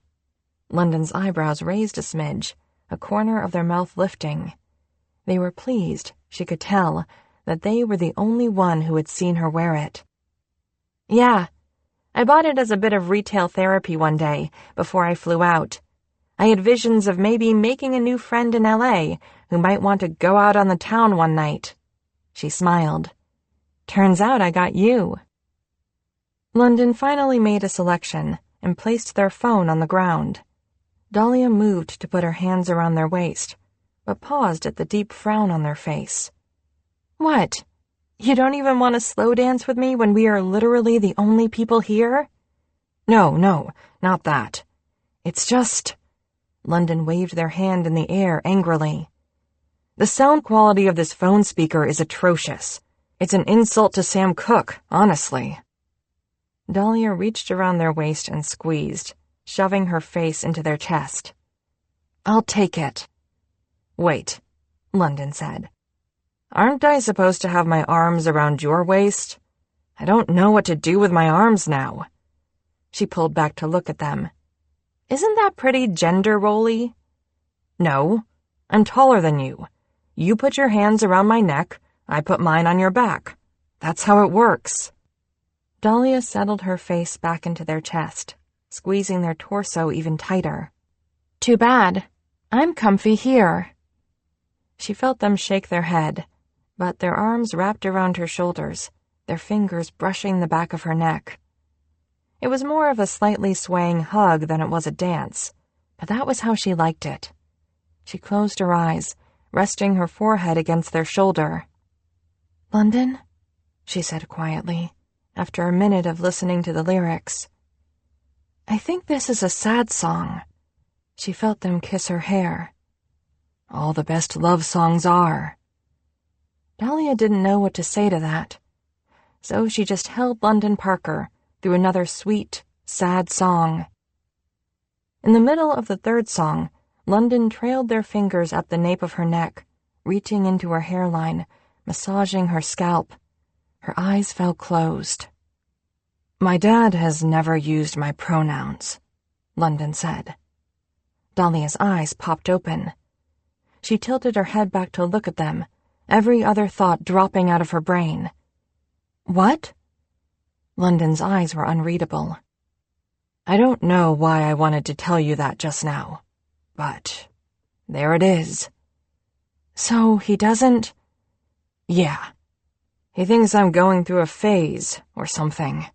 A 3-year/lifelong phase." Dahlia extracted an arm from their back, ran a finger down their cheek. "London, I'm so sorry." "Julie has texted me some vague things about him recently. I think—" London's forehead creased. "I think me being out on the show has caused some drama, maybe." "And you hate drama," Dahlia supplied. "I really do." "The rest of your family?" London nodded. "Yeah, they're okay." "Good," Dahlia whispered. "Anyway, I don't really want to talk about it. I just wanted you to know." "Okay." She rubbed their neck. "Will you talk to me more about stuff that's ever bothering you, too? Family stuff, or life stuff, or anything?" London's eyes were searching, serious. Dahlia swallowed. "Yes," she said, although feeling mopey about never being able to please her mother seemed like a small thing, just then. "Okay." London took a shivery breath. "And then, enough of that."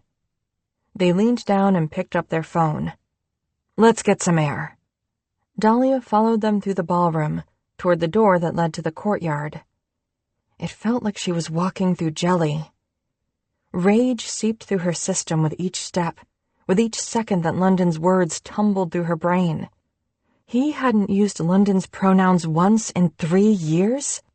She had turned from a purring cat inside London's arms to a hulking lioness.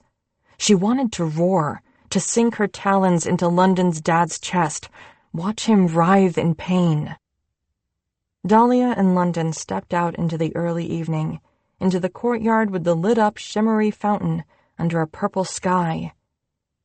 "It's weird no one else is ever out here," London said. "It's beautiful." Dahlia nodded, barely hearing them, feeling weirdly short of breath. London turned to look at her, their mouth turned up in a half-smile. "Maybe it's just for us." Dahlia caught their eye and had to look away. Suddenly, Dahlia really couldn't breathe. Oh, God. She had known this for a while, probably.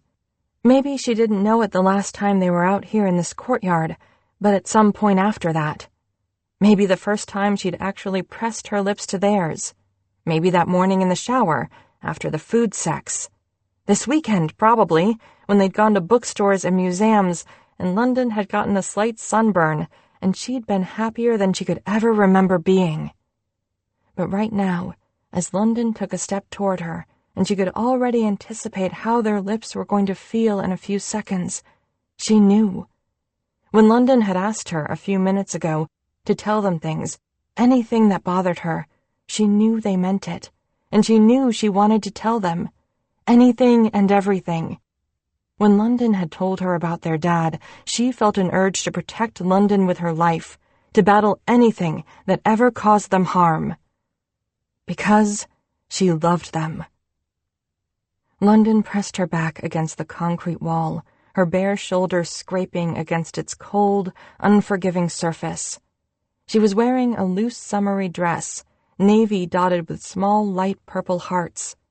Sleeveless and high-necked, a small ruffle around the collar. She had her hair up. The ruffle didn't work otherwise. This dress wasn't tight and revealing like the black one had been last time they'd been here, but Dahlia still felt pretty in this one. She knew London always thought she was pretty, but it felt better when she felt it too. London leaned down and claimed her mouth. Her lips parted automatically for them, wanting to be claimed, wanting London to swallow her whole. London's mouth moved to her hairline behind her ear, their hands traveling up the outside of her thighs. Dahlia gazed over their shoulder at the hazy sky, orange hues blasting through the purple and pink. A picture-perfect smog-enhanced twilight. It blanketed the courtyard in warm light, making even London's pale skin look golden. Their hair shone like fizzy champagne.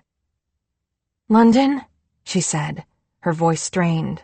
"Can you fuck me hard and dirty? Right here?" They lifted their head to look down at her. "Yeah," they said after a moment. "I can do that." The breeze kissed the skin of her thighs as London shifted up her dress with their palms. It was still warm, even though the sun was almost gone. That warmer than it should be late summer evening feeling, heavy and intoxicating. Dahlia sighed as London's fingers smoothed over her underwear once before yanking them down completely, and Dahlia barely had a second to kick them off before London was pushing her back against the wall again, pushing their lips into hers with bruising force, while their hands slipped back under her dress and found her clit. She moaned against their lips. She wanted this to last forever, hoped against hope that if London just fucked her hard enough, this sensation could somehow solve things. Sex felt easier than talking, than telling the truth. Because the real truth, Dahlia knew, hiding right underneath the surface like a sad, slow song, was that no matter what happened next, one of them would be leaving soon. And maybe they were both too scared to talk about it. Dahlia preferred this truth, the way London's hands always knew exactly where to go, the way their mouth always unlocked her favorite sacred spaces. As if hearing her thoughts, London moved their lips to her neck and shifted their fingers until they were inside of her, 2 digits, sharp and deep. Dahlia sank down onto them, shoving her body closer to their hands. "I love how wet you always are for me," London breathed into her neck, while their thumb found its way back to her clit. She groaned, head falling onto their shoulder. "That's good. Keep talking like that." Dahlia tried to focus on how exciting this was. They were outside, in public, the sounds of the street just beyond the courtyard walls loud in her ears, the unlocked door back to the ballroom and the hotel literal inches away. Dahlia had never done anything like this before. There was also the fact that London was fully clothed. While her dress was hitched up around her waist at the moment, Dahlia essentially was too. She knew London was going to get off and that it was going to be good, all while they wore those skinny jeans and that faded lavender t-shirt. Dahlia didn't quite understand why this was so sexy, but it was. London paused, withdrawing from her, stepping back an inch. "Is it possible for you to move up a bit? The angle isn't right." They shifted their stance, and Dahlia hooked a leg around their thigh, arching up as much as she could, anchoring her shoulders against the wall. London gripped her hip, securing her against them. Their other hand reached up and tangled in her hair, pulling slightly. The slight pressure on her scalp made her want to scream. London leaned down and bit her neck. "Fuck!" Dahlia said, half in surprise, half in pleasure. London's tongue reached out to massage where their teeth had just marked her, its wet pressure both soothing and increasing the pain. "Touch me again," she said, achingly aware that London's hands were still occupied elsewhere. "Not until you promise to stop holding back," London said into her ear. "You're normally much louder than this." "Well," Dahlia tried to gesture around them with her chin. "The street is, just beyond that wall." "Your point is?" London nipped at her jaw. "Let them hear you. Pant for me, Dahlia." Their fingers found their way between her legs again, and she did as asked. London was right. It felt better when she was uninhibited. It felt better when she let her body release what it needed to.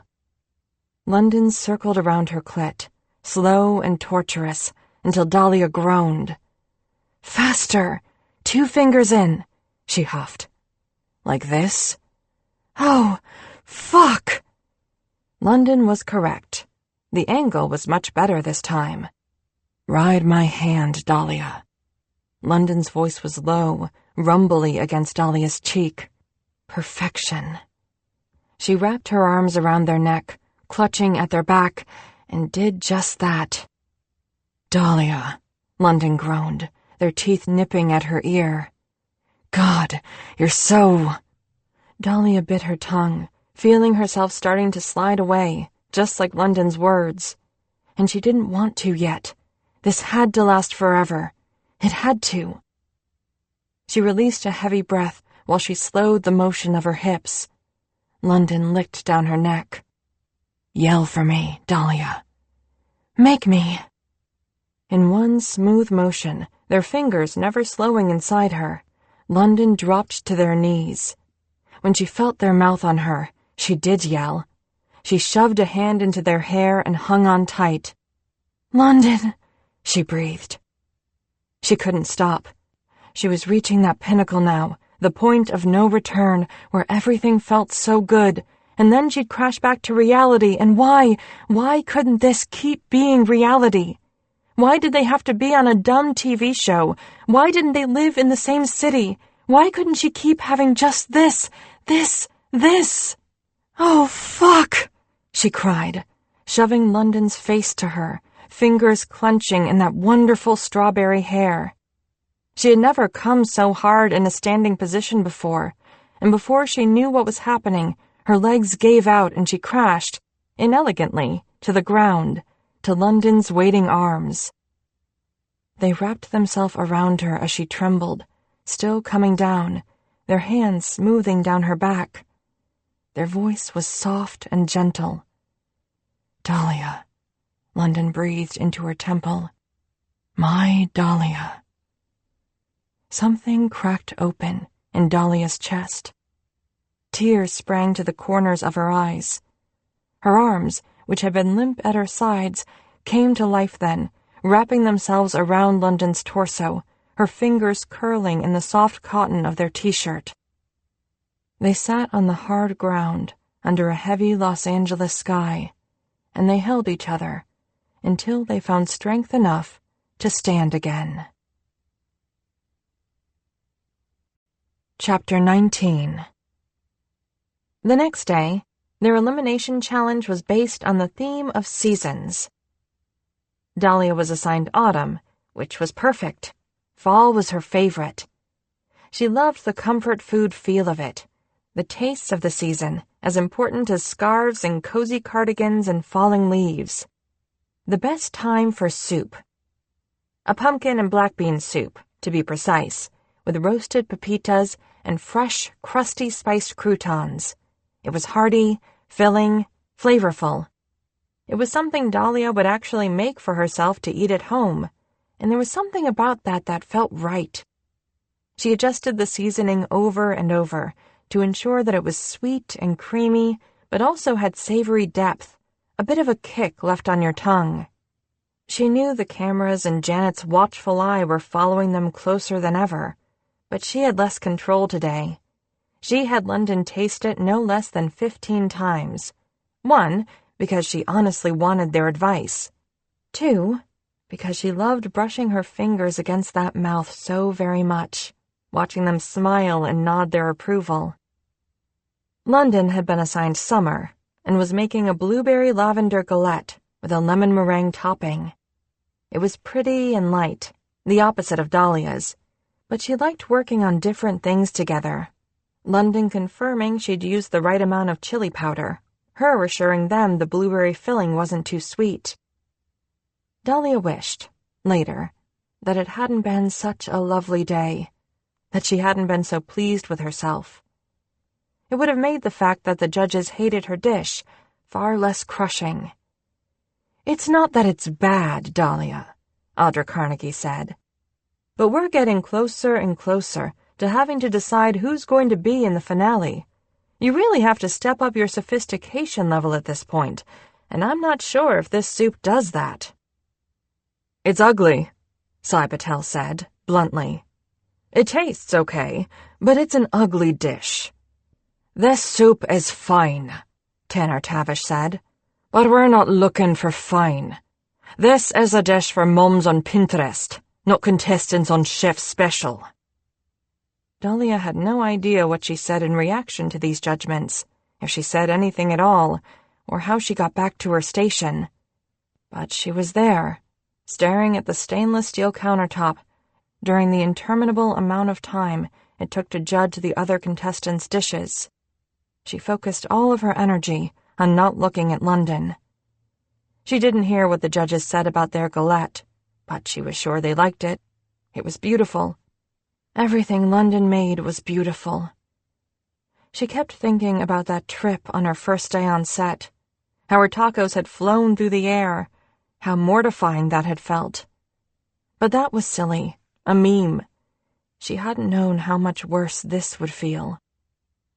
Dahlia thought she'd get kicked off after she truly messed up on something, when she floundered in a set of skills she didn't possess, like how to make a great soufflé. She didn't think she'd get kicked off on something she loved. When she stepped into the golden circle for her final judgment, something funny tickled the back of her throat when she realized the other contestant in the bottom with her was Lizzie. Had Janet orchestrated this? She could picture the headlines, London's enemy versus London's lover. The cameras must be laser-focused on London right now, editors itching behind the scenes to soon splice in their reaction shot. Lizzie stood next to her, chin raised, proud, while Dahlia barely held it together. Lizzie knew she was getting into the next round. She'd get into the next round, with London, and Dahlia was sick with jealousy and anger. She felt like she was outside her body, watching it play on her own TV screen back on the East Coast, when Lizzie dropped away back to her station, and Dahlia heard Tanner Tavish say her name with a sigh. She felt herself nodding and handing her apron to Audra Carnegie, who smiled sadly at her and squeezed her hand. Audra's hands were slightly rough, calloused, working hands, and something about that felt reassuring to Dahlia's skin. Maybe one day she could have hands like that too.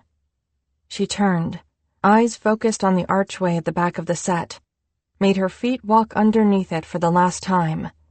She did not turn to look back at her station. Team Dahlia was done. Janet caught her lightly by the arm at the back of the set for the last time. They exchanged a wordless, curt nod. Right. Time for her last interview. "It's okay that I'm going home," Dahlia said into the camera, trying to keep her voice steady, feeling numb. Because it wasn't okay. It wasn't okay at all. "I've learned so much from the judges and the other contestants, and I feel so grateful. I've met the most amazing people." She stopped. Maritza tilted her head, wondering if Dahlia would continue. "I'm sorry," Dahlia said. "That's all I've got." Maritza nodded, eyes kind. Dahlia looked behind her, at the thick turquoise glass she'd sat in front of so many times for these solo interviews. She knew everyone sat in this exact same set for these things, but it almost felt personal, a safe haven where she'd somehow become comfortable sharing thoughts in front of a camera. The turquoise glass was so pretty. She wondered how she could replicate something like it in her apartment, and knew she couldn't. It looked expensive. "Keep your phone on," Maritza said gently. "I'm sure Janet will let you know your flight info back home when the PAs get it to her. It'll probably be in the morning sometime. And hey, Dahlia, you did a great job here. Get some rest. You should feel proud." Dahlia nodded and stood. Part of her wanted to give Maritza a hug. She had really enjoyed the time she spent with her. But her body didn't quite know what to do, like it was functioning on low battery. She hesitated behind the closed door, dread pooling in her stomach about what she would find outside of it. Would London be right there, waiting, their eyes full of pity and disappointment? Why hadn't she planned what she wanted to say to them?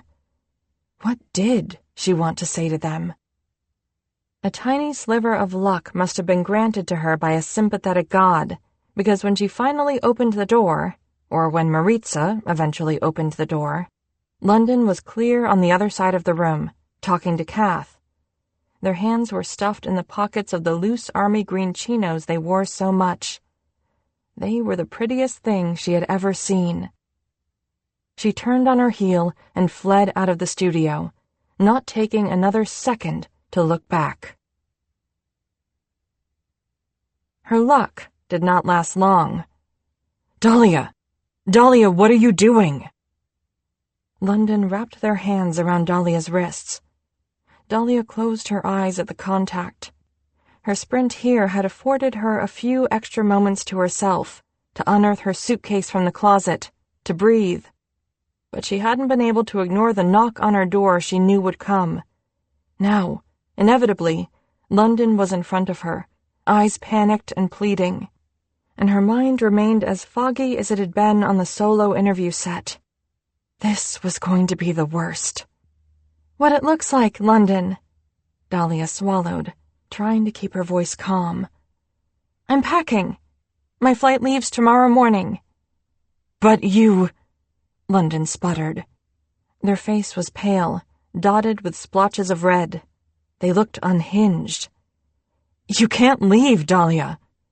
"I don't think I have a choice." "Sure you do." London released her wrists and threw their hands in the air. "Say you don't need the ticket. Just wait with me. Wait until I go too. Then we can—" London stopped, understanding that they had never talked about it, how to end that sentence. "You're not going to go, London," Dahlia said, trying to sound proud, not sad, but she knew she was failing. "Not until the end." "Then stay until the end," London begged, eyes wide. "Please, please, Dahlia, don't leave me. I can't do this without you." Dahlia felt a chill advancing down her spine, sadness morphing into a touch of anger. She didn't want to be angry at them. She wanted to hug them and have them squeeze her tight for the next 8 hours and then kiss her sweetly before she left. She wanted them to soothe her, tell her it would be all right, and then they could both look back at all of this with fondness. But their desperate panic was causing all of her frayed, embarrassed nerves to snap, to seethe, angry and hot, under her skin. They were missing the point. They didn't get to be upset here. They were going to win, didn't they see? They were going to get the $100,000. They were going to accomplish their mission. And she was happy for them. She was. But right now, all she was capable of understanding was that she had lost. Just like Janet always knew. Just like everyone watching at home probably always knew. She had lost it all. "God, you'll be fine." Dahlia huffed out a breath, waved a hand in the air. The anger bloomed like a virus in her chest, unwanted, but thriving anyway. She turned and continued flinging clothes into her suitcase. If she kept moving, then maybe she wouldn't cry. Silence ticked away as she worked, London unmoving behind her. She could feel them, though, even without seeing them. The tension in their body, the pinched stress in their face weighed down on her shoulders, a load she didn't know how to handle. "I quit my job, London," she said eventually, twirling back around to face them. Dahlia knew her failures weren't London's fault, but she needed them to at least bear witness to them here, to acknowledge the difference between them and her. "I don't know if I'll even be able to make rent next month. Fuck! Fuck! I am a fucking idiot!" "Come to Nashville." London stepped toward her, reaching for her hands. "Dahlia, you don't belong in Maryland. You're not happy there. Come to Nashville. You'll love it, I promise." Dahlia stepped away, an icy feeling filling her chest. "London! No! You don't get to tell me where I do or don't belong, okay? This is my life. I'm in charge of it." The whole reason I tried out for this thing was to see if I could be good at something on my own.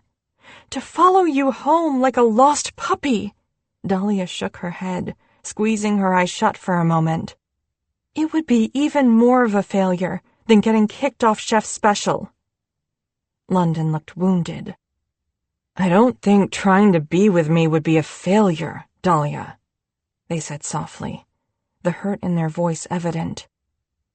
But something about that hurt, slotted inside Dahlia's brain, felt right in a sickening way. She wanted London to be angry too. It was so lonely, being angry alone. You don't understand, London. I know you have money, okay? I bet you could probably start that nonprofit no matter what, even without the prize money. But I needed it. You have no idea how humiliated I am right now, that I finally have to face it. What a mess I am. Dahlia, London said, an edge finally entering their voice. You're not... Stop! Dahlia needed London to stop lying. Okay. London dropped their hands and took a deep, shaky breath. I'm sorry for trying to tell you where you belong. What if I come to Maryland? What? Dahlia shook her head, shuddering at even the idea of that. Why couldn't they get this? She had lost. She was lost. But they were going to shoot their shot. They had so much good ahead of them. She'd go back to her life, try to reshape it again, and they'd start their nonprofit in Tennessee. If they threw that away for her, she'd never forgive herself. Or them. No, London. I don't want that. London stared at her, the color that had been in their cheeks fading away until they looked pale and gutted. It was the worst thing Dahlia had ever seen. London. She put her hands on her hips, looking down at the floor. Tried to be the voice of reason, focus back on the here and now. I have to go, but you have to stay. You can't let Lizzie win, okay? Dahlia, London scoffed. You have to know that I don't give a shit about Lizzie right now. Dahlia needed to keep moving. She'd been standing still too long. She was running out of things to say, things that could keep this overwhelming sadness at bay. Nothing was working, and a pressure was building behind her eyes. She knew if this conversation didn't end soon, or get better somehow, the tears would start. And she didn't know, if she let them start, if she'd be able to make them stop.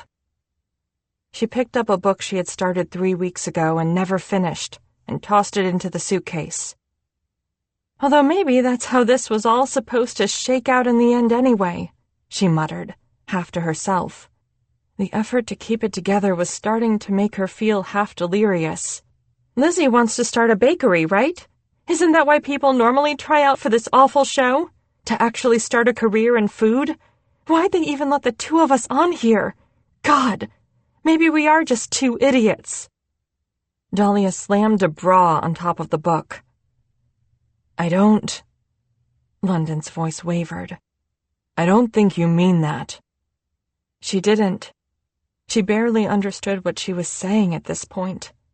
It did seem kind of funny to her, though, now that she thought about it.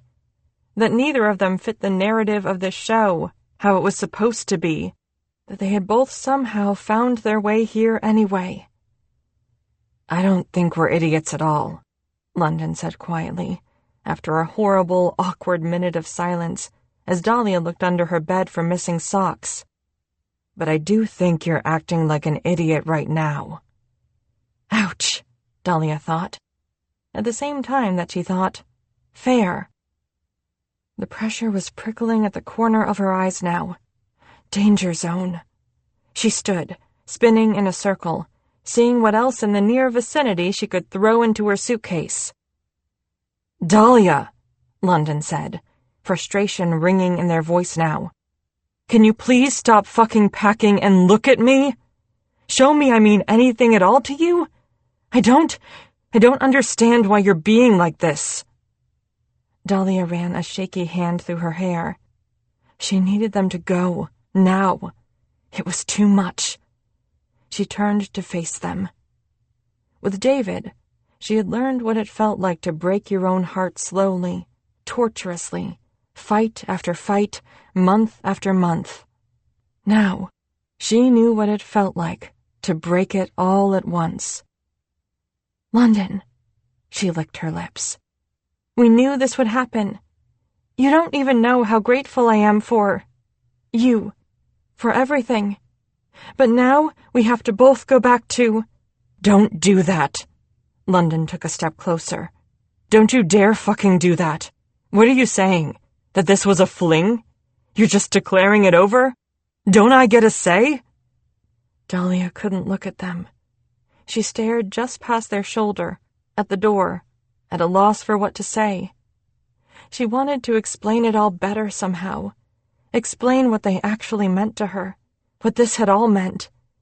She knew she was saying all the wrong things, but all she could hear was Tanner Tavish saying her name for the last time. Maritza, with her kind, sad eyes, telling her a PA would bring her plane ticket soon. They should have talked about all of this before, she and London, but they hadn't, and now, when she should have been telling them how much she loved them, all she could taste was her own bitter loss. Dahlia. London tried again, gentler this time, and the audacity of them to be gentle at all with her right now, when she knew she was being awful, was gut-wrenching.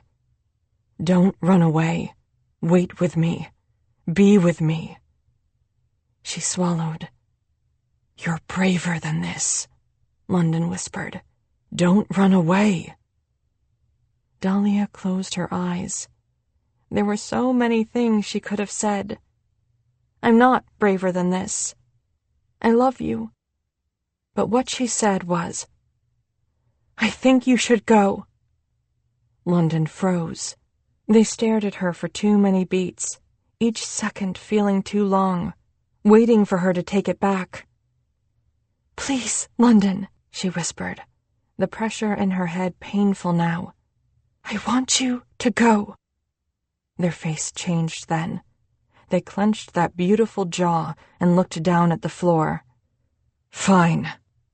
London sighed, and finally, in that heavy puff of air, Dahlia heard goodbye. Your self-fulfilling prophecy has finally come true. Congratulations, Dahlia. You've disappointed me, too. Dahlia blinked. Her bones felt hollow, like a bird's, on the verge of breaking, pulverizing into dust. London took a step back. They shook their head one last time. Have fun rooting for Lizzie. No, she wanted to cry. That wasn't... London walked toward the door. Frantically, she tried to compartmentalize this in her brain, the last time she would see London Parker. But all that flashed behind her eyes were error messages. Everything felt wrong. London didn't look back. The door closed behind them, the softest of clicks. Of course, London Parker would not slam doors. They would not shout. They simply walked away, quiet and steady. Dahlia stared after them, the sudden silence of her hotel room crowding her brain, suffocating and vicious, until her legs gave out and she slumped to the floor, finally alone with her sloppy, half-packed suitcase. Chapter 20. Dahlia's first thought, when she entered her apartment, was that she should cancel cable. She'd been thinking about doing it forever anyway. The entire plane ride from LAX to BWI, her brain had been stuck on a loop of memories.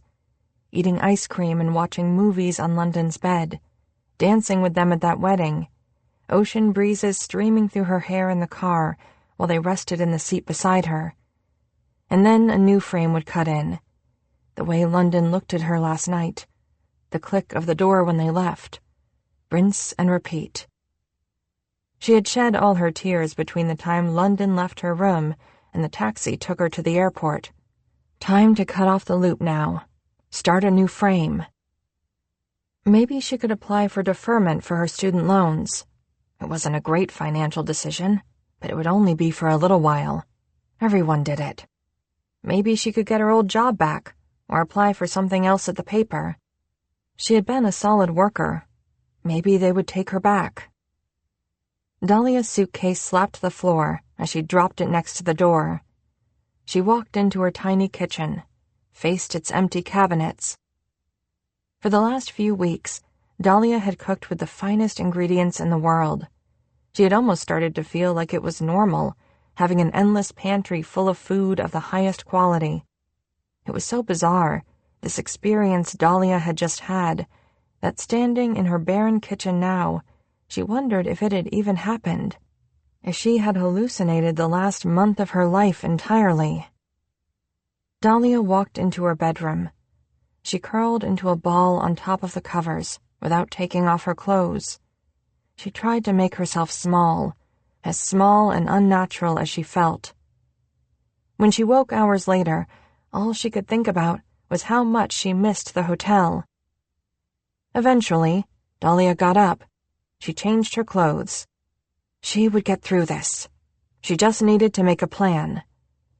She found a spoon and a half-empty jar of peanut butter in the kitchen and sat on her drooping IKEA couch. Okay, she had missed this rug. Sinking her toes into its high-pile luxury had been the best part of her day sometimes. It was probably the nicest thing she had bought for herself after the divorce. She let David keep almost all their old furniture. She walked to the window. Her apartment looked out over a highway, the boxy gray roofs of shopping plazas, occasional canopies of trees. Sometimes, at night especially, she liked watching the lights zipping by on the highway, so many people on their way to somewhere. Her apartment was okay. She had been proud to have a space that was all her own. It was acceptable, she told herself, to admit that this was hard, to admit that returning here confirmed it, that although this apartment had been an important step for her, for a little while, it still didn't feel like home. And Dahlia suddenly, achingly, wanted a home. You don't belong in Maryland. You're not happy there. Dahlia turned back toward the living room, clutching anxiously at her neck. Building blocks.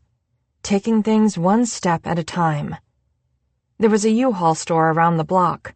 She would go and get boxes. She would pick up bread and milk on the way back. Steps 1 and 2. Dahlia picked up her phone. Step 3. Hey, Dad? Hey, yeah. So, I'm back in Maryland. I got kicked off the show. Yeah, it's okay. Don't tell anyone else. No, Dad, I'm all right. But I was wondering, how would you feel about having a visitor for a while? London squinted at the sun. It was barely 10 o'clock, and this day had already felt 1,000,000 years long. They had no idea how they were going to survive this weekend. The last 2 days had been tolerable. Sure, London had been living in a state of excruciating purgatory, but at least they'd been able to cook. They'd had tasks to complete on set, things to occupy their hands and their mind. After the fight with Dahlia on Tuesday, London had lain in bed, unsleeping, staring at their phone for hours, willing a text to come through, or maybe a knock at their door.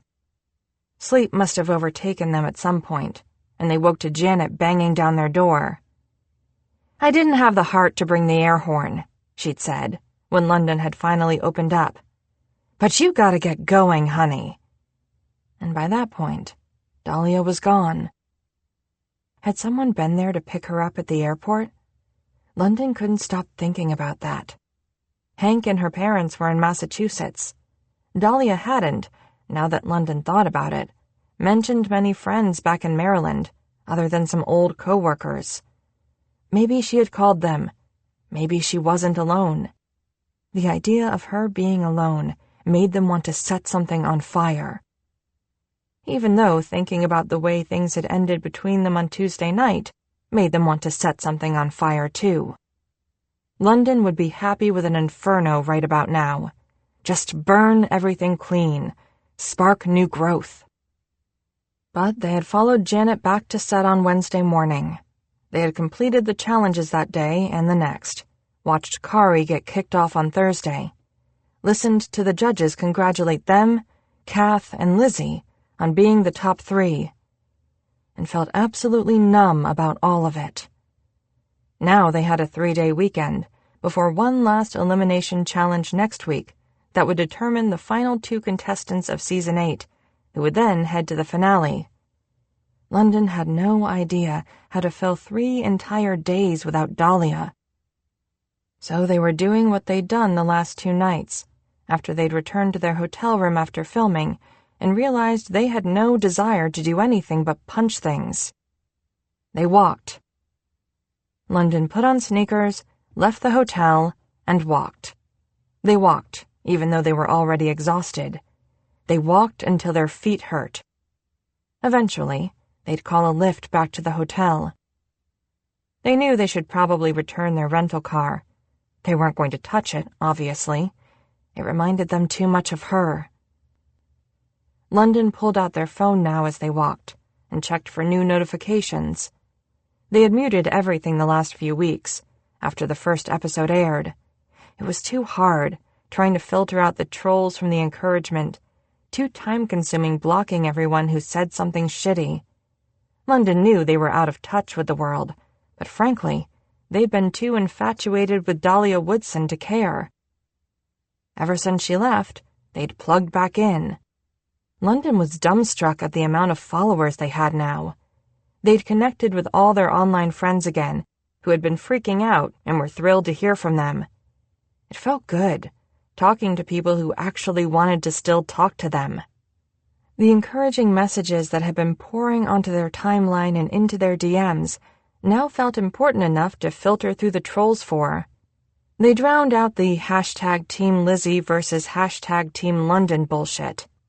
London had been checking their phone obsessively these last few days, during breaks on set, at night when they couldn't sleep. They tried to skim through the worst of it. They clicked through to the block button as fast as they could. And then they slowed down for the rest, made sure they read every word. I can't tell you how much it means to me that I get to watch a non-binary person on TV. On this week's episode, Cy and Tanner were discussing your dish, and they kept saying their dish and their skills, and I almost couldn't believe it. These 2 famous people using your pronouns like it wasn't a big deal. It's made me picture a better world for myself. Thank you. My child came out to me this week as non-binary. We watched Chef's special together, and I can't help but make the connection. Thank you so much for being you. Are you seeing anyone? Because I am available all hours of the day. Just so you know. I know you're from Nashville. Do you have any advice for a trans kid living in a small town in Kentucky? It's like we're neighbors, but we're not. I've been daydreaming about moving to Nashville and hanging out with you and things being okay. But I'm just in high school, and I don't have money and don't want to leave my mom. But things don't really feel okay. My previously kind of transphobic sister totally has a crush on you, and it is hilarious. She keeps saying, they are just a really good cook, but we all know. And she says they. She even makes us watch all the episodes live, like in real time. And who even does that? I am obsessed with it. You are rocking worlds out here, London. Hey, London. Love watching you on Chef Special. Was just wondering if you could RT this thread. It's full of assigned male-at-birth non-binary folks. And honestly, it feels like a lot of people don't even know we're out here too. Thanks. Heart. I had never heard the term non-binary before, but my grandson helped explain it to me. He is also helping me send this message. I just want to say, I am so impressed with your generation. I know a lot of people probably give you a hard time, but you young people are always teaching me new interesting things. and I wonder about how many people of my generation could probably never be themselves, and how many of us are feeling better, even as old geezers, seeing you change the world. Thank you for teaching me. I hope you win." London hadn't been able to respond to all of the messages, often because they simply didn't know what to say. But they boosted and retweeted all the ones from other trans people. They had sent a line to that Kentucky kid, told them they could hang out with them in Nashville anytime they wanted. They had been thinking about that kid in Kentucky a lot. The messages were also a balm against London's increasing anxiety about their family. They hadn't heard from their father since that lonely "okay." And Julie hadn't texted anything real since that night a week ago. The Parkers were still just fine. London stopped to watch a group of kids running around the yard of a YMCA. Their screams had pierced through London's headphones. They watched them tumble down slides, hang like monkeys from a play structure. They chased each other in zigzags, tagging the backs of elbows, giggling furiously. London continued walking after a minute. An idea was forming in their mind. By the time another few blocks had passed, London almost felt excited. A summer camp for LGBTQ+ kids. A cooking camp, to be specific. London would find a place in the woods and teach queer and trans and gender nonconforming kids of all ages how to cook. Telling marginalized kids that they were loved, that it would get better, was all well and good, but it didn't necessarily change their realities. Giving people a skill, on the other hand, making them feel like they were good at something, was useful and empowering. This was what their nonprofit would be. They would reach out to other LGBTQ+ nonprofits that already existed when they got home, other city programs that already ran for underprivileged children in the summer. Hopefully, their name recognition from the show could encourage some type of partnership. It wouldn't have to be all on their own. London's mind was racing through everything they should do first when their phone rang. The noise made them stop, take stock of their surroundings. They had no idea where they were. "Julie, is everything okay?" "Sure, other than the fact that you have been ignoring all of my texts, so I just wanted to, make sure you were alive." London rolled their eyes. Had they been ignoring her texts? They honestly didn't know. Their memory was blurry these last few days. "You didn't even respond to the video I sent where I tried on Ben's hiking backpack and promptly fell backward on my ass." London laughed. They had watched that, and it had been hilarious. They must have forgotten to reply. That backpack had to be seriously heavy to knock Julie over. Between this sudden burst of laughter and the adrenaline in their system about the cooking camp, London almost felt halfway alive again. "I'm sorry. I did watch it. I've been distracted." "Did something happen? Did you get kicked off the show?" "No." London spotted a coffee shop across the street. They stabbed at the button on the crosswalk, waiting for the orange hand to change. "Again, I'm not really supposed to tell you anything. But I'm in the top 3. "Holy shit, London! So you just have to get through one more challenge and you're in the finale?" "Yeah." London hurried through the intersection. Oh my God, London, you're going to win." Probably not. Hold on, I'm going to go order a coffee, and I'm not going to be that asshole talking on their phone at the counter." "London!" they heard Julie shout. But they were already muffling her against their chest, walking up to a sleek black counter to order their Americano. "Okay, so what's up?" London cradled the phone between their ear and shoulder after they'd gotten their drink, adding milk from the carafe station before walking back outside. "Did you really just call to yell at me about not answering your texts?" "Why don't you think you're going to win?" Julie demanded, ignoring the question. "There's this woman, Kath. She's really good. Better than me, probably. I wouldn't be upset if she won. And then there's—" London stopped, mid-step and mid-sentence. They still didn't want to tell Julie about Lizzie. They didn't want to even have to say Lizzie's name. So they didn't. And then there's who? Who's the last contestant? Is it... Wait, London, is the last contestant Dahlia? London sat down on a bench. No. Oh, Julie breathed. So, she's gone? Yeah. London kicked at a piece of trash on the ground. Left Tuesday night. London had told Julie some basic details about Dahlia last week. Even if they hadn't, turning their notifications back on had alerted them to the fact that everyone in the world apparently knew about them and Dahlia.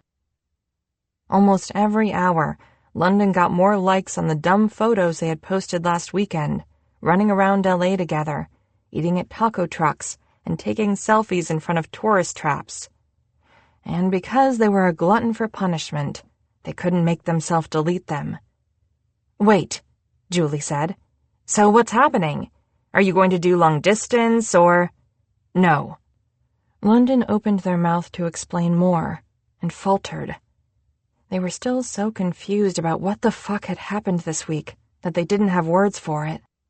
It appears not. Oh, Julie said again, soft and concerned. Oh, London. A pause. Why not? London took a long drink of their Americano. She doesn't want to. Julie guffawed into the phone. I highly doubt that, London.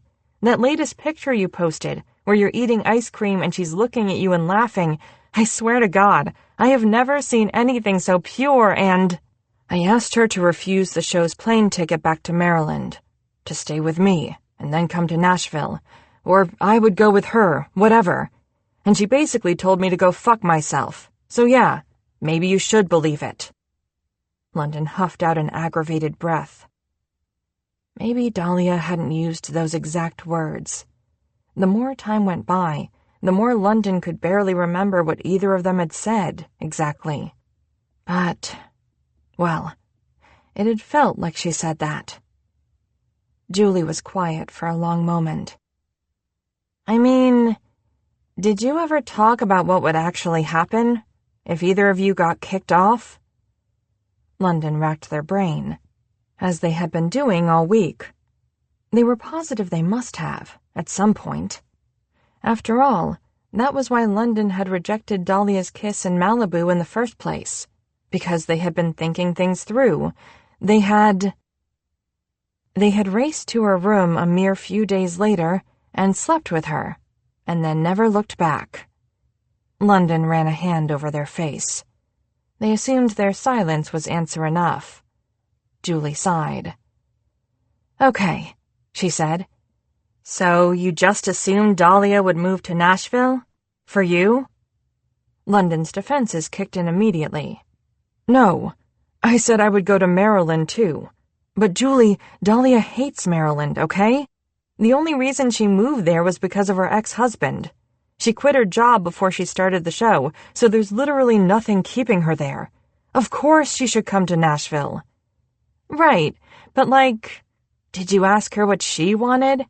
If she is unattached to Maryland, maybe there are other dreams she had instead. Maybe she wanted to move to, Colorado or something, if she had been planning to move at all, and Tennessee wasn't exactly in her plans.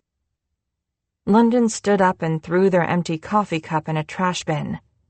They didn't have a response to this, but it was annoying that it felt like Julie wasn't on their side here. They had also been drinking too much coffee and eating too little food these last few days. It was possible this was affecting their mood. After a few moments of silence, Julie continued. London, you know I don't want you to leave Nashville. It would be lovely if Dahlia moved here. Seriously, I support it 100% if it's her choice. I just feel like you two should have talked about this. I tried to talk about it, I swear, but when I got to her room that night, after she was kicked off, she was just throwing stuff into a suitcase and... I don't know, it was like she was a different person. Well, yeah, London. She'd just been kicked off the show. She was probably freaking out. London stopped walking again, pinching their nose and taking a deep breath. They knew, suddenly, that they were going to cry, and they didn't want to, and they hated this. I wish we had at least gotten closure. It was the worst, Julie. London leaned their forehead against a pole, struggling to keep their voice even. I don't even know what I'm doing here anymore. I just want to go home. London heard Julie sniff. They almost laughed, knowing she had likely started crying the second she heard London's voice warble. She felt other people's emotions too easily. Anyway, thanks for letting me vent, Jules, they said quickly, wanting to backtrack so Julie wouldn't be sad. I'm okay. No, you're not, you big jerk, Julie sniffed again. God, I hate that I'm not there. If I was there, I would have made you dumbasses talk about this long before Dahlia got kicked off, and everything would be fine. Now London did choke out a laugh. I don't know what I was thinking, coming to Los Angeles without you. You're damn right, Julie said. It was foolish. It was also your idea. Julie scoffed. We were drunk that night, London. I didn't think when I dared you to get on the show that you would actually, do it. London smiled. Sure you did. She sighed. Yeah, you're right. Okay, but back to the show. I know you're upset about Dahlia, and I'm sure you miss home, but no more, I don't know what I'm doing here talk, okay? Or, I probably won't win bullshit. You're in the top 3, London. I've watched you cook since we were babies, practically. I know how much you deserve this. London stood back up and walked through another crosswalk, taking a steadying breath. They felt uneasy about the idea of deserving anything. Dahlia had deserved $100,000. So did Kath. So did anyone, really, who worked hard and tried to be a decent person. If you say so, they said. I do say so. I believe you can win this more than I've ever believed anything in my life. And hey, if you get into the finale, they invite families to come watch, right? They did. They invited back former contestants, too. But Dahlia probably wouldn't come. Probably. Not that London had even made it into the finale yet. They definitely weren't thinking about this. So hopefully, I'll be out there in less than a week to help cheer you on. I've already told work I might be taking a few days off. London's whole body sagged in relief at the idea of seeing their sister again. Whether they got to the finale or not, they'd get to see her again soon. It'll be so good to see you, Julie. I'm glad you believe in me. It means a lot. Oh my God, you are positively sappy over there. The West Coast does make you soft. To be fair, I am extremely exhausted and haven't been eating properly. My brain likely isn't functioning right. You haven't been eating properly? Julie's voice quickly escalated to a screech. London, you know you are on a cooking show, right? God, you really do need me out there. London smiled and rubbed their eyes again. It was especially hot today, and their binder was irritating them. They were calling a lift as soon as they hung up with Julie. They'd watch a movie while the caffeine wore off, and then maybe take a nap. And hey, London? Yeah? Don't give up on Dahlia, okay? Because you shouldn't give up on yourself either. And I worry that's what you're doing.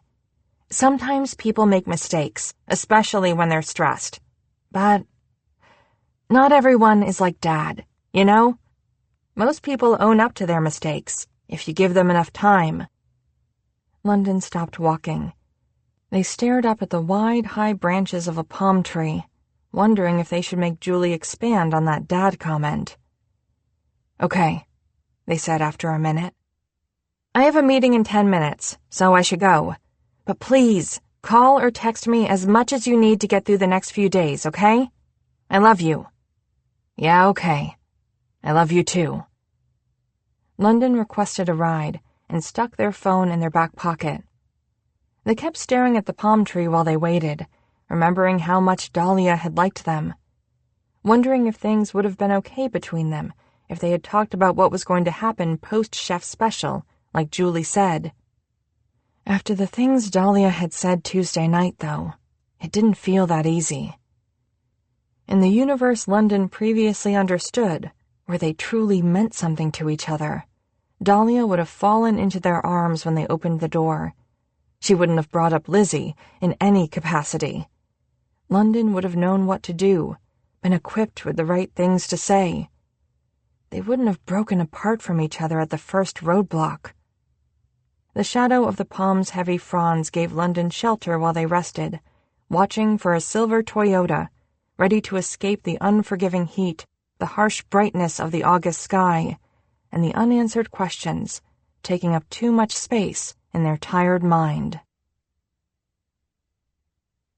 At the end of her third full day back in Maryland, Dahlia realized the last person she had talked to was the cashier at Food Lion 2 days ago. The apartment was already 3/4 packed. Maybe she'd be ready to drive to Massachusetts as early as this weekend. And there wasn't a soul, other than her dad, who knew it was happening. She poured herself a bowl of cereal and sat on her couch. She was exhausted from packing, couldn't concentrate on any book she cracked open. Only one thing left to do. With a sigh, she turned on her TV and opened up her DVR. Chef Special, 3 new episodes. Dahlia prepared her psyche for seeing London. But the first thing that threw her after she pressed play, funnily enough, was herself. It was strange. Dahlia looked at herself every day in the mirror, but she had never seen this much of herself, from a perspective like this. Once the cooking actually started, she looked good, competent, strong. The camera panned behind her to London. The screen cut away to their introduction in the solo interview set. Dahlia cataloged every detail of their face, highlighted so perfectly by the studio lights, the freckles, the intriguing flecks of rich colors in their hazel eyes, how their smile tilted slightly up to the left. Her chest ached. It was fascinating, watching London work, now that she knew them. That first episode, when they had seemed so grumpy to her, she now recognized the tension at the corner of their eyes, in the set of their jaw. They were stressed. She wanted to reach through the screen, across space and time, and retroactively caress that jaw, press a reassuring hand into the small of their back. London's stressed face was 2 shades away from their hyper-focused game face, which Dahlia was delighted to discover when she moved on to the second episode. It prickled at senses that had been asleep since Dahlia had landed in Maryland. So serious, so talented, but Dahlia knew all the softness hidden underneath, what it felt like to have that game face focused on her. She wanted to feel their mouth on her skin. Dahlia blinked, shifting on the couch. She lay on her side and tried to quiet the vivid memories, the heating of her blood. She focused instead on how sweet Barbara was in these challenges, how often she giggled at herself while she was cooking, how often she patted her table-mate Aisha reassuringly on the shoulder. Dahlia missed her, too. Dahlia had been intimidated by so many of these people when she first arrived on set. But by the time she'd left, only a few actually left a bad taste in her mouth. Jeffrey, Kari, Lizzie. The rest were just people. The camera inevitably scanned back to London, their forehead wrinkling in concentration. Dahlia wondered if Julie got a similar look on her face whenever she and London played board games or wrestled in the backyard or whatever it was competitive twins occupied themselves with. She longed to see a photo album of the 2 of them growing up, all gangly limbs and freckled faces in southern sunshine. Were London's eyes always so serious, even as a child? It was silly, of course, wondering these things. If she and London did meet again, would London even want to talk to her? She was the one who'd pushed them away. She didn't get to wish for childhood photographs now. Watching these episodes at all was clearly a bad idea, but she told herself that wallowing was part of the grief process. She'd been so good these last few days, trying to forget everything. So she let it bleed back, just for a little while. She forgot that she was surrounded by boxes containing all of her worldly belongings. She forgot that her back ached. Instead, she seeped back into this chef's special world, the life she had been so fortunate to live for a few weeks. Dahlia was fascinated by the post-production work, how all those hours on set were condensed into a neat 60 minutes, how the music and cuts made it all feel so much more dramatic. And it already felt pretty dramatic, honestly, during filming. But mostly, Dahlia couldn't stop staring at herself, at how much joy was in her eyes, at London, how handsome and good they were. It made her body feel overly full. And then, someone knocked at her door. Dahlia jumped, heart thrown into her throat. She pressed pause on the remote and took a second to calm herself. Who would be knocking at her door anyway? She stood frozen in shock a minute later, her hand clenched on the doorknob. The person on the other side of the door cleared their throat, adjusting an overnight bag on their shoulder. "Hello, Dahlia." "Mom?" Chapter 21. Dahlia wrapped yet another bowl in newspaper and placed it in the open box in front of her. She glanced over at her mother, wrapping up mugs on the opposite counter. Why had Dahlia decided to pack the kitchen last? Everything was heavy and awkwardly shaped, and there was simply too much of it, and Dahlia was cranky. She was going to have to get more boxes. Dahlia hated boxes. She especially hated boxes when packing them in uncomfortable silence next to her mother. Guilt chipped away at her as she moved on to the plates. It had been late when her mom arrived last night. Dahlia had found extra sheets from a previously packed box and made up the couch for her. They hadn't talked much. But when her mom first stepped into the apartment, she'd said this: "Your dad told me you're moving home. Since it sounds like you're staying with him, I thought I'd help you pack. I'd like to be useful somehow." And Dahlia had immediately felt like shit. She hadn't even thought to ask her mom. Not that every parent's dream was to have their grown daughter move back in with them, but she hadn't even sent a text telling her mom she was coming. Horrible wife, horrible girlfriend, horrible daughter. Mediocre chef. They had gone out to breakfast this morning, and Dahlia had attempted to make up for it. She'd prattled on about the show, which challenges had been her favorite, breaking her NDA left and right in an attempt to make her mother smile. Her mom, in turn, filled Dahlia in about changes in New Bedford, the latest updates about family acquaintances. It had been perfectly pleasant. And then they returned to Dahlia's apartment, and awkward silence had descended once again. They were an efficient team, though. With her mother's help, Dahlia might be ready to move back to Massachusetts within a day. And she still wasn't exactly sure how she felt about it. But, Dahlia reminded herself, life wasn't simply about feelings. Sometimes, being an adult meant accepting facts. And the fact was that Dahlia had lost Chef Special and couldn't afford to live here anymore, and taking a breather back in New Bedford was the only real option. She'd look for copy editing jobs in Boston. There was a lot of publishing work there, and her old boss from the paper would write her a stellar recommendation. It would be nice to be close to Hank. Maybe she'd sleep on his couch for a while as she rebuilt her savings, paid down some of the scariest bills. Dahlia taped one box shut and moved on to another that was half full. She could fit her immersion blender in there, some ladles and wooden spoons. Something caught her eye as she riffled through it, trying to rearrange things for optimal space utilization. She reached into the corner to pull it out, its cover soft and smooth against her fingertips. Dahlia's heart gave a small flutter. Had she really tossed this in a box without a second thought earlier this morning? Or maybe her mom had. The notebook was bigger and fancier than the small notepad she'd always used on set. Dahlia ran to her bedroom, suddenly wanting that one too. It was on her dresser, where she tossed it her first night back, untouched since.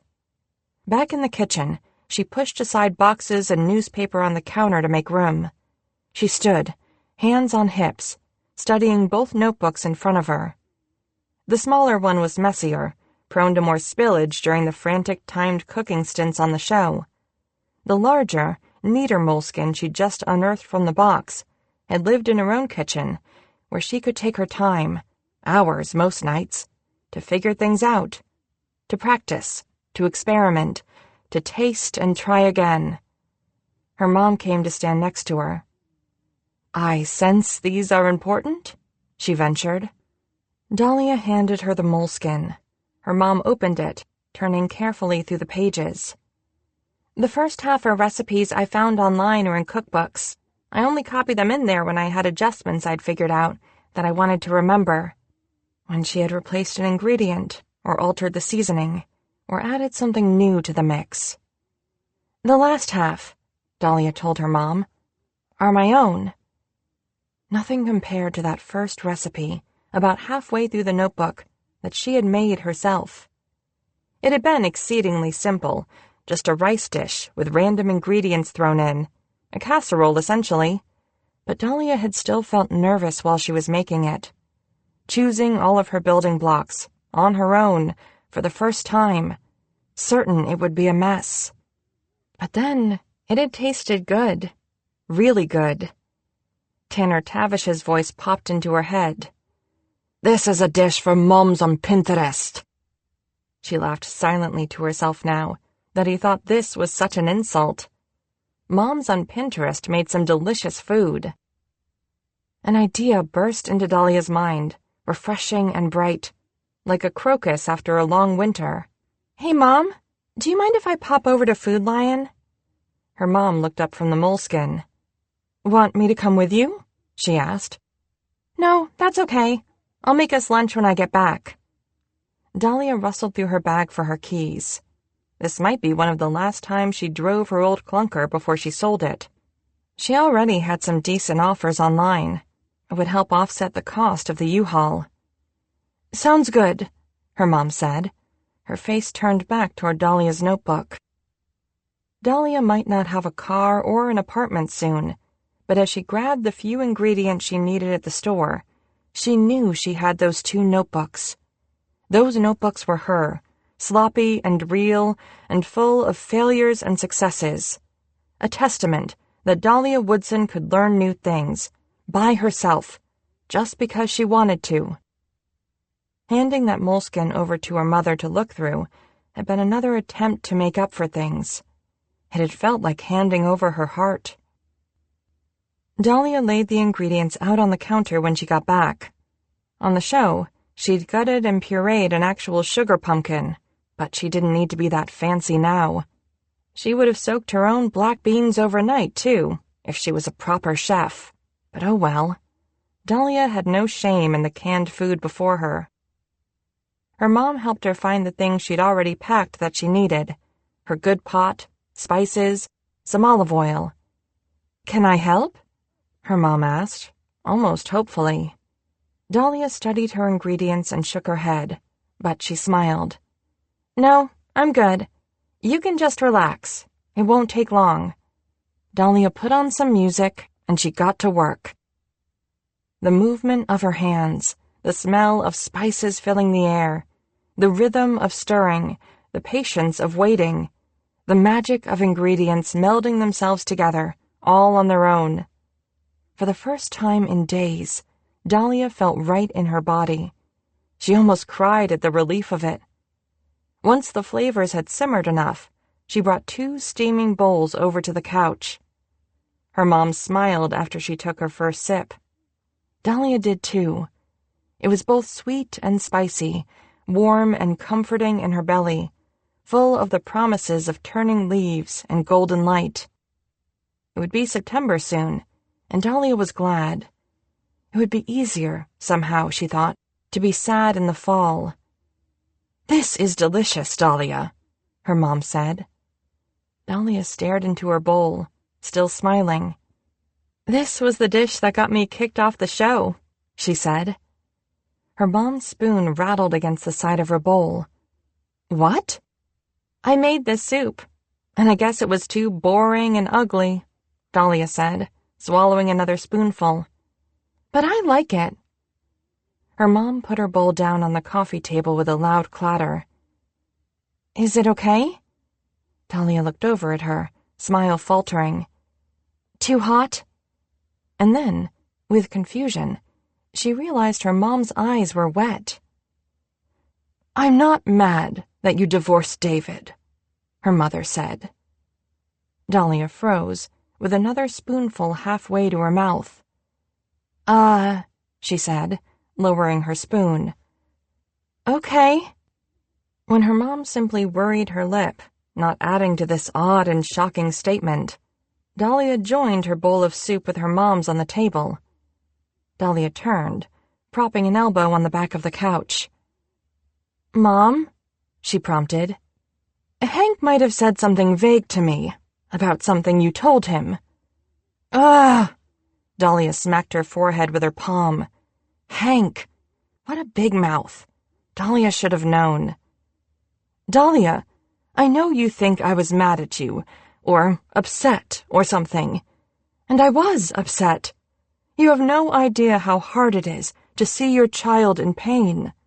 Her mom frowned. "And yes, I was excited about grandkids, okay?" She flashed a quick eye roll. "So sue me." Even though so far this conversation was confirming Dahlia's fears, something about her mom's eye roll, this splash of open honesty, so unusual for her mom, made Dahlia want to laugh. "But I was never mad at you," her mom continued quickly. "I was jealous, maybe." "Jealous," Dahlia repeated dumbly. "Yes, I was jealous when I understood that the divorce had been your idea, that it was what you wanted. But I also wasn't surprised. You've always known what you wanted, Dahlia." Dahlia opened her mouth to interrupt, but her mom kept going. "And even more than that, you follow through on getting what you want. It's a quality not many people have, you know. Definitely not one I've ever possessed, as much as I wish I did." Dahlia's brain was working on overdrive to process all of these feelings from a woman who rarely talked about feelings. Her mom looked downright wistful right now. None of this made sense. "You think I know what I want?" Dahlia asked incredulously. Dahlia threw her arm out, gesturing at the room full of boxes. "Mother, this is not the apartment of a woman who knows what she wants. This is the apartment of a woman who's almost 30 and moving back in with a parent." "Exactly," her mom said passionately. "Please, Dahlia, if you truly wanted to stay in this apartment, you would make it happen. As someone who has known you for all of those almost 30 years, trust me, you would. But you know you need a fresh start, and so that's what you're making happen instead. Do you think I would have been able to tuck my tail between my legs and ask my parents for help when I was in my 20s? No, because that's not how I was raised." Her mom's eyes flashed with something akin to anger? Regret? "I would have found a job I hated and been absolutely miserable as long as I was keeping up appearances." Dahlia sank back into the couch, not knowing what to say. Her mom took a deep breath, regained some composure. "What I mean to say, Dahlia, is that my whole life I've tried to do what I was supposed to do. I never allowed myself to listen to what I actually wanted. I am so proud of you, that you do that you always have." Dahlia knew she should be soaking this in, letting it absorb all of the hurt inside her, turning that hurt into something better. But instead, she just felt confused. and a little angry, too. That apparently her mom had always been so proud of her, but was only actually expressing that right now. So you're not disappointed in me? No, Dahlia, her mom replied immediately. Of course not. I'm sorry if... She trailed off, seemingly lost in thought. It's like, since I always kept my head down, her mom started again. Never listened to my instincts. Sometimes I feel like my whole adult life has been surprise after surprise. I was surprised when you told me you were getting a divorce. If I acted poorly, that's why. I'm sorry.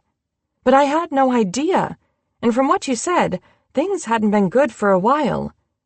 I know I'm not your dad. I know we're not friends. But a mother should still know when her child is unhappy. So I was upset at myself. And then, like I said, after I realized you were the instigator of the divorce, that you went through this horrible, scary thing because you believed in your own happiness. The moisture in her mom's eyes reappeared then, with force, threatening to spill. But ever the queen of composure, she sniffed, wiping it away. I was jealous. Proud, but jealous. Which is a selfish thing to feel. I'm sorry. But, Mom, sorry, I don't get it. You went through that horrible, scary thing too, yourself. Yes, her mother said simply. She sat stiffly, smoothing her palms over her jeans. My divorce was different, but it isn't appropriate to talk about that with you. Dahlia blinked at her, and suddenly, she got it. Her parents' divorce hadn't been what her mom wanted.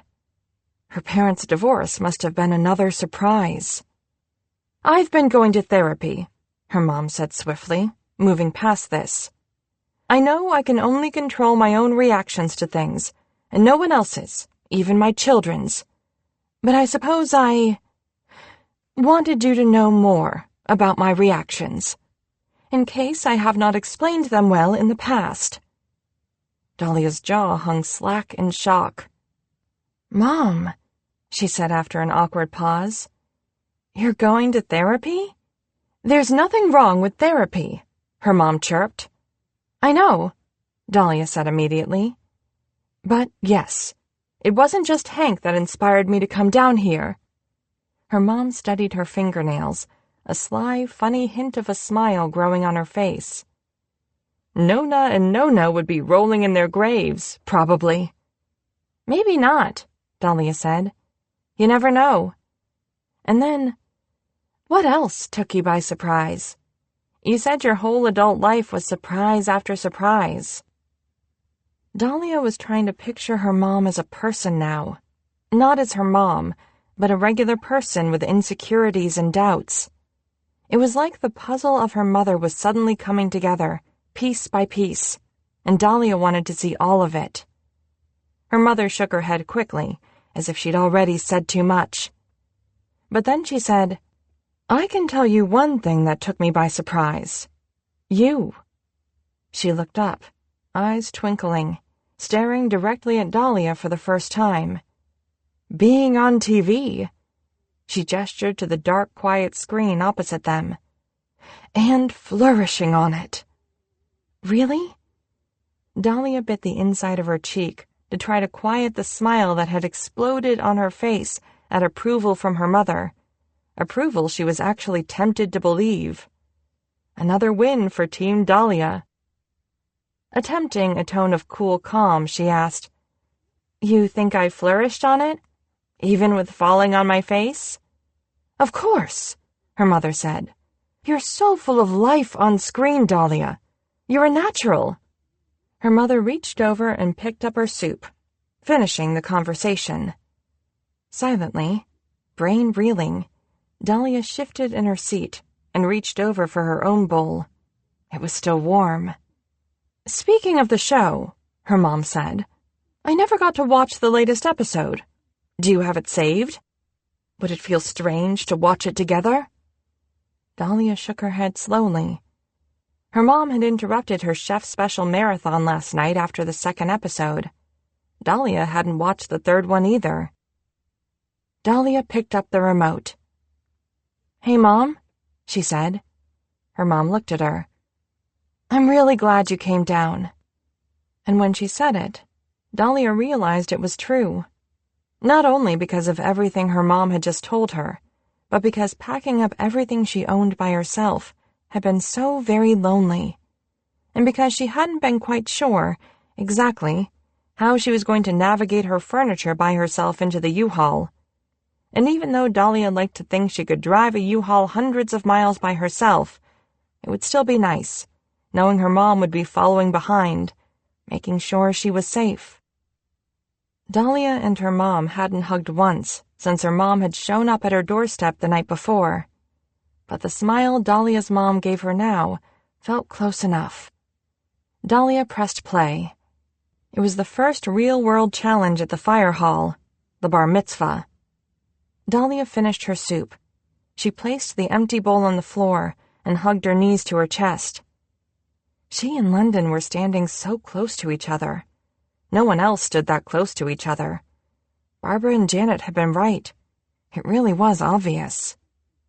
They didn't air her and London talking about torturing Jeffrey, but as expected, they did air when Tanner yelled at her. Dahlia winced. "What a jerk," her mom said with a scowl. Dahlia allowed herself a small smile. And then the camera shifted to London. Dahlia didn't remember seeing London's reaction in that moment. She'd been too busy getting back to work, trying to act serious. She had missed that London openly glared at Tavish. Flushed cheeks, that clenched jaw, eyes like knives. Like London wanted to punch him. For her. Dahlia paused the episode, heart hammering. She opened her mouth, feeling slightly wild. Maybe her mom had inspired her. Dahlia could speak surprising truths into the air, too. "That person there? London?" Dahlia said, her chest squeezing when she said their name out loud. "I'm in love with them." Her mom released a small gasp, brought a hand to her mouth. "Oh," she said. "Oh." And then, after a beat, "And they're... oh." "Yeah," Dahlia inferred her meaning. "I'm queer. I guess I never told you that." "No," her mom said. "No, you didn't. But thank you for telling me now." Dahlia laughed suddenly, a funny croaking sound, like it came from deep in her gut. "And Hank said I never tell you things. Take that, Hank." Her mom released a small, nervous giggle of her own, but sobered quickly, her hand now resting on her chest. "Thank you, Dahlia," she said again, "for telling me." Dahlia picked up the remote, but her mom quickly snaked her hand out to cover hers, telling her to wait. Dahlia glanced over. Her mom's face looked puzzled, like she was working something out. "Dahlia," she said, "you've barely touched your phone since I've been here. You haven't called or even texted anyone." "Way to rub my thrilling social life in my face, Mom." No. Her mom waved a hand at her in irritation. "Dahlia, I am honored and a little shocked that you just told me this, but have you told London that you're in love with them?" Dahlia stared down at her toes. The excuses she had made to herself back in LA seemed to wither. She knew none of them would make sense if she said them out loud to her mother. "No." Dahlia's mom crossed her arms over her chest. "Well, Dahlia Grace Woodson, if you don't take that whole speech I just gave you and put it to some good use here, I will be disappointed in you." And then Dahlia actually laughed. "You've always known what you wanted, and even more than that, you follow through on getting it." Dahlia chewed her lip. Could she? Would London? Oh, God. Oh, God. She was going to try anyway. She stood, feeling halfway like she might pass out, Halfway like she could run a marathon. Or, all right, at least a 5K. Okay, she said. I think I might have an idea. Of course you do, her mother said smoothly. Dahlia walked to the door and shoved her feet in her shoes. So, I'm going back to Food Lion. Yeah. Okay. That's what I'm going to do. She nodded, her confidence inching higher as she talked to herself, slowly but surely. I only need a few more ingredients. Dahlia found her sunglasses and car keys and gestured to the TV. Feel free to keep watching, if you want. I know what happens. Dahlia? Her mom called, when she was already halfway out the door. Dahlia turned on her heel. Yeah? Her mom stood and searched through her purse before shoving a $20 bill in Dahlia's hands. Would you mind picking up a bottle of wine? It's been quite the day. Dahlia smiled. Sure, Mom. And then she was gone. London flopped heavily onto their bed, face first, upon returning to their hotel room Monday night. They screamed dully into their pillow. Today, in short, sucked. It had sucked hard. They had been so ready to get back to set this morning. It was the only place London felt any semblance of normal now. The challenges had started to feel almost easy, now that there wasn't anything left on set to distract them. So easy that London was sailing right into the finale, the final face-off. They only had one competitor left to beat. And it wasn't Kath. London had already been picturing it, they realized. 2 misfit queers who could cook for all they were worth. Now that would be a chef's special finale to look forward to. An openly non-binary pansexual and a woman as obviously gay as the day was long. Invite Carly Rae Jepsen and hang rainbow flags from the rafters. But Kath had been kicked off today. They couldn't believe Kath had been kicked off. Bitterness descended into London's system. This was the way it was meant to be, wasn't it? The producers had likely planned it from the beginning. It hadn't truly bothered them until now. Team London versus Team Lizzie, right? What a great TV moment. London slid off the bed. They had been in their room for less than 5 minutes, and they couldn't take it. They had actually contemplated asking for a new room this weekend, one where they hadn't slept with Dahlia. They grabbed their key card and left. When London stepped back into the hotel lobby almost 2 hours later, that blast of air conditioning still a shock every time, Hugo at reception called out to them. Hey, London! Glad to catch you. Got something for you. London had gotten to know a lot of the hotel employees over the weeks. Hugo was one of their favorites. I was going to leave it outside your door, but I got worried someone would take it. Yeah, thanks, man. London took the package from Hugo's hand with a nod. They walked over to the elevator, wondering what their mom had sent them now. Although it was sort of weird. Their mom, along with the rest of their family, was flying in tomorrow. She probably could have just waited to give London whatever this was in person. It was only when they were inside the elevator, on their way to their floor, when they looked down and saw the loopy, messy handwriting on the front of the box. The elevator doors opened. London almost let them close again, stuck against the elevator wall in dumb shock. Somehow, they made their way back to their room. They set the box on their bed, stared at it for a few long moments. And then they dug around their entire hotel room, looking for something sharp. She had taped the hell out of this thing.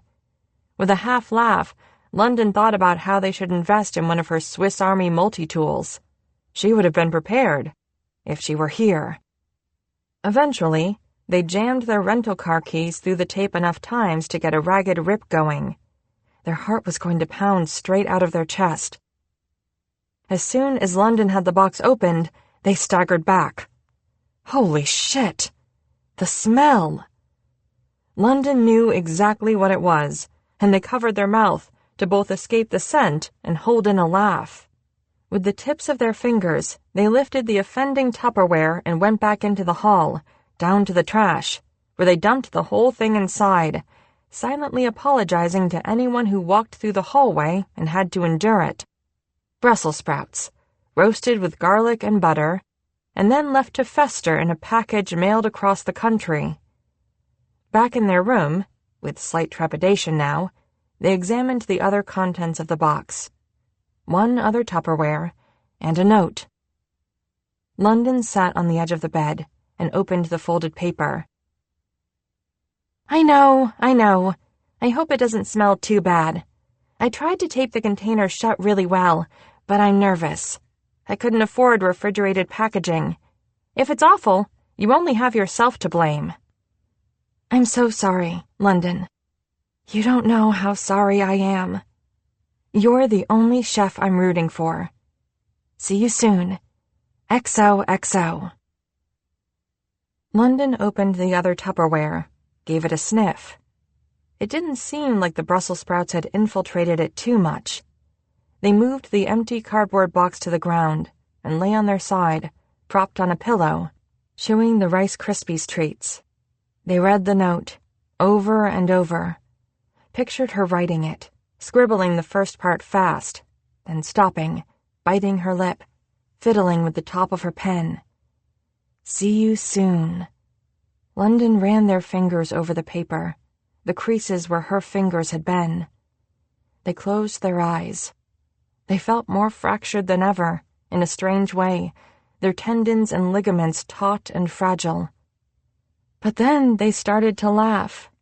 They laughed by themselves in their lonely hotel room until they could barely breathe, and each shake of their shoulders, each wheeze of their lungs, brought their body closer to resetting itself, new cells stretching over wounds, trying their best, nudging each other on, not giving up on these weary bones yet. Chapter 22. Hey, asswipe. Julie clocked London in the arm.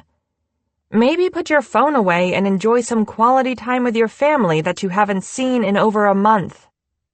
Julie, their mother clucked from across the table. Seriously, language. Fine, Mom. You tell London to stop texting their girlfriend and actually hang out with us. They're flesh and blood, who flew all the way across the country on a red-eye flight. I'm not texting her, London interjected, but they stuffed their phone in their pocket anyway. Had they been obsessively staring at their phone ever since they received that package, waiting for a text, wondering whether they should send one first? Yes, they had. Maybe they were, in fact, being an asswipe. Dahlia just felt so close now. All of Chef's Special's former contestants, from current and previous seasons, were invited to attend the finale tomorrow. London had never felt certain, until they were chewing on Rice Krispies treats last night, that Dahlia would be there.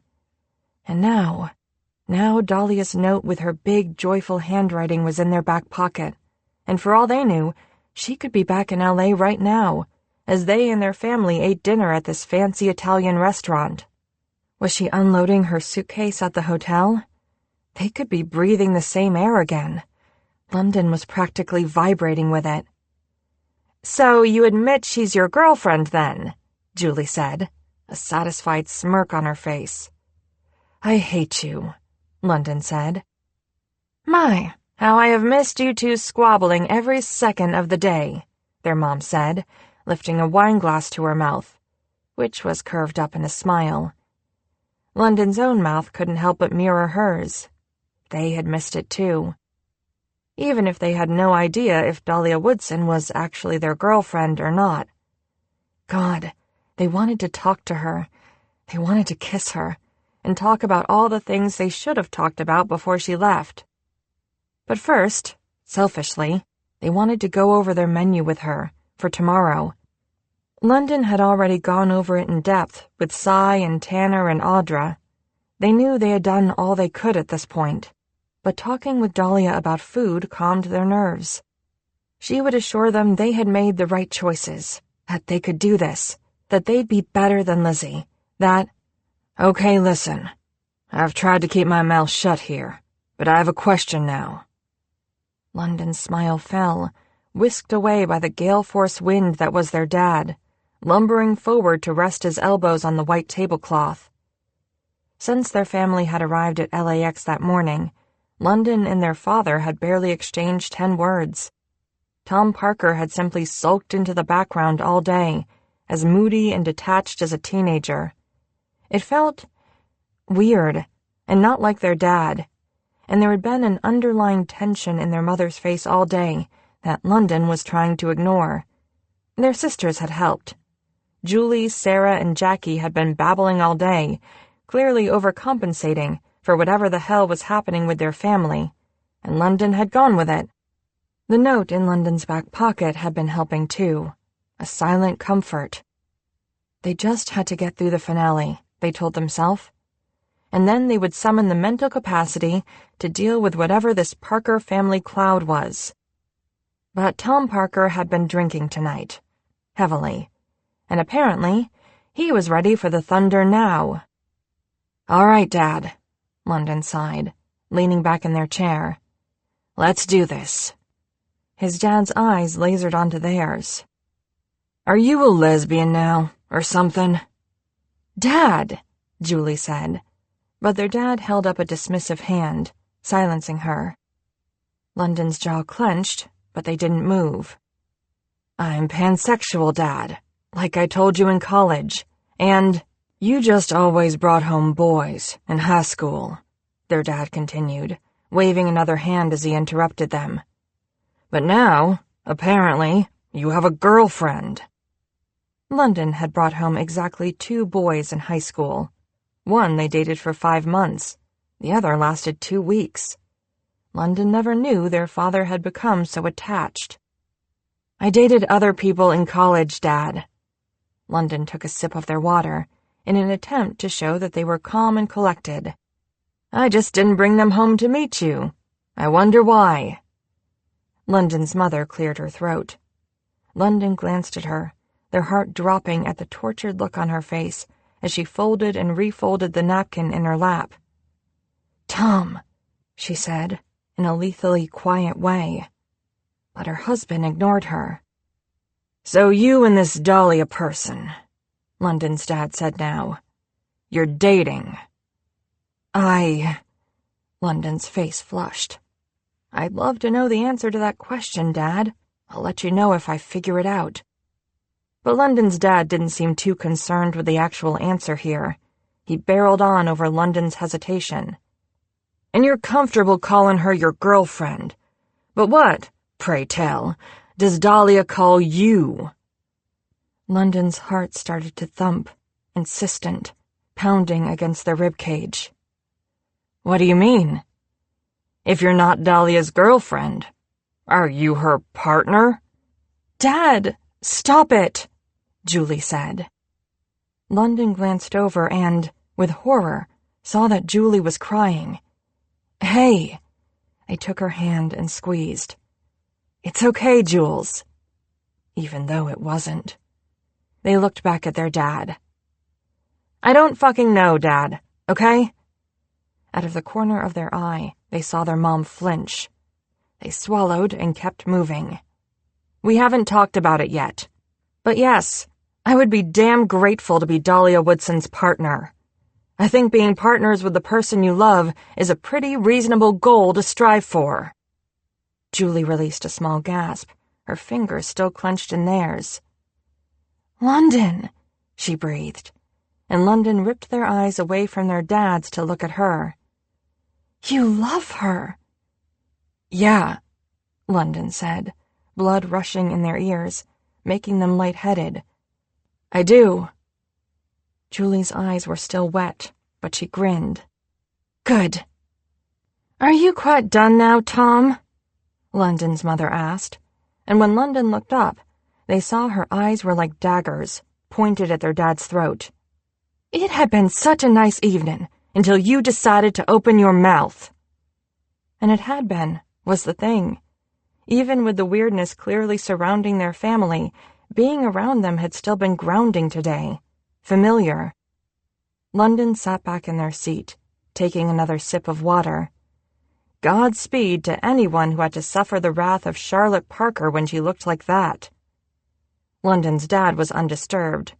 He brought his wineglass to his mouth once more. After a big slug, he shook his head. Of course. I'm always the bad guy. Fine.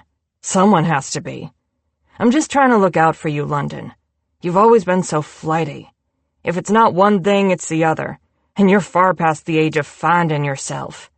You need to grow up one of these days.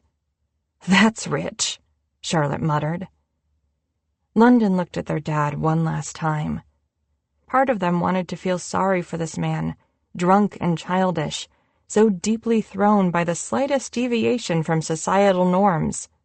And they would have, if they were sitting across from Lizzie, or Kari, or someone else who didn't matter.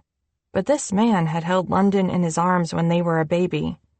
This was the man who had gleefully kicked London's ass at Trivial Pursuit during family game nights, year after year, ruffling their hair and smiling with his whole face when he said, "Better luck next time."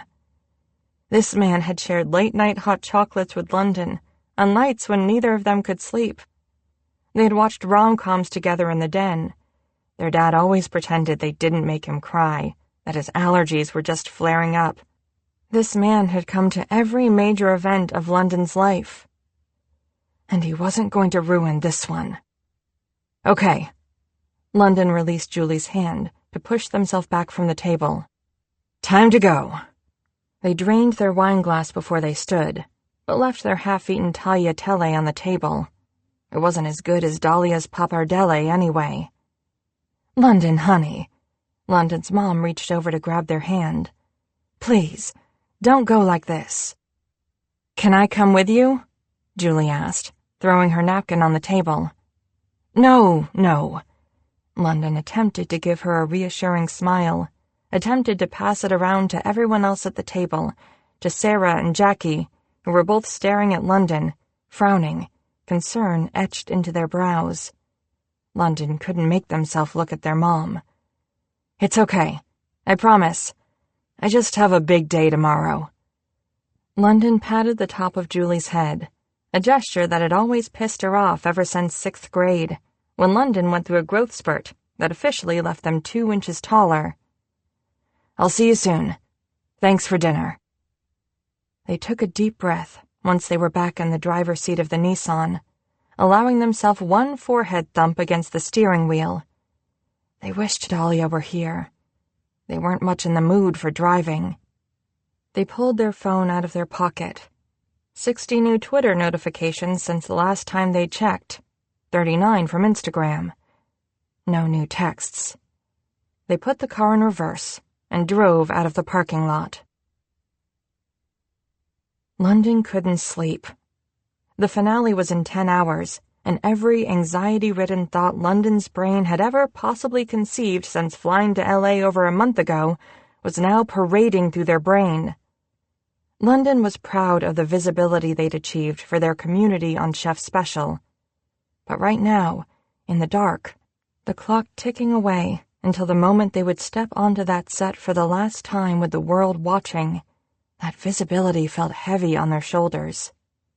They knew those that didn't like them would discredit them either way. If they lost, they would have had it coming. If they won, then it would be rigged in favor of political correctness. But what if London lost in front of everyone who wanted them to win? How would that trans kid in Kentucky feel? Quietly, London got to their feet. Their habits of the last week were still ingrained in their system. Their body was itching to walk. They would just go get some of that awful green tea from the lobby they'd drunk too much of this week. Walk around the corridors for a bit. But London didn't even make it as far as the tea station, because when they walked through the lobby, they were stopped short by a familiar short profile, a dark bob of hair with a streak of silver, sitting at the hotel bar. Automatically, London walked toward her. They sat down next to their mother. "What are you drinking there?" Her eyes widened in surprise, and then lowered again, Her creased forehead smoothed, and she smiled. A hot toddy. If I consume any more wine tonight, I'll be passed out for your big day tomorrow. Please. She pushed the warm glass along the counter toward them. Drink it. A hot toddy actually sounded perfect right about now. London took a sip. So, you're in love, huh? Charlotte Parker asked. London choked on the rum. Once they had recovered, they cast her a sidelong glance. We're just jumping right in then, huh? Will we be able to meet her any time soon? London ran a finger along the countertop. Hopefully. They took longer sips of the toddy. It slid down their throat, warm and comforting. A moment passed, and then Charlotte sighed. She reached up a weathered hand and rested it on London's cheek.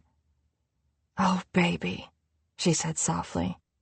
I'm so sorry. London put down the glass. They stared at the rings it had left on the counter. I just don't get it, they said eventually. He's had so long. I don't know why it's such a big deal. Their mom ran a hand through London's hair and looked at them for a long moment.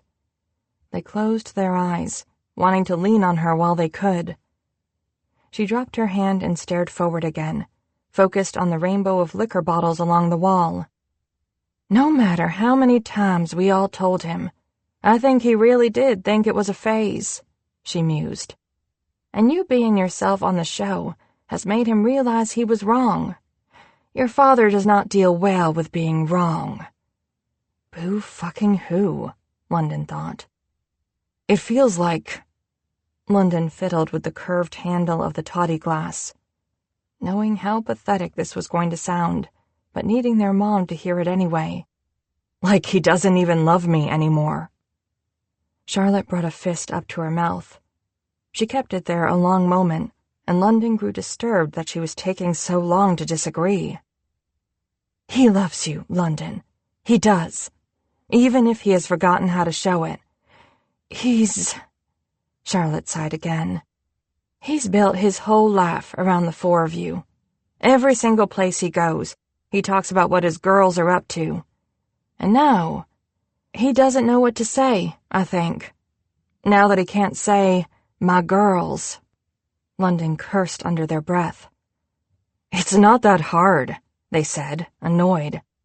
He can talk about his kids then, his children, his offspring, I don't know, whatever.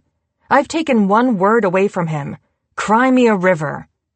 I know, London, I know. I'm not making excuses. I'm trying to understand it too. Sorry, the cry me a river was directed at him, not you.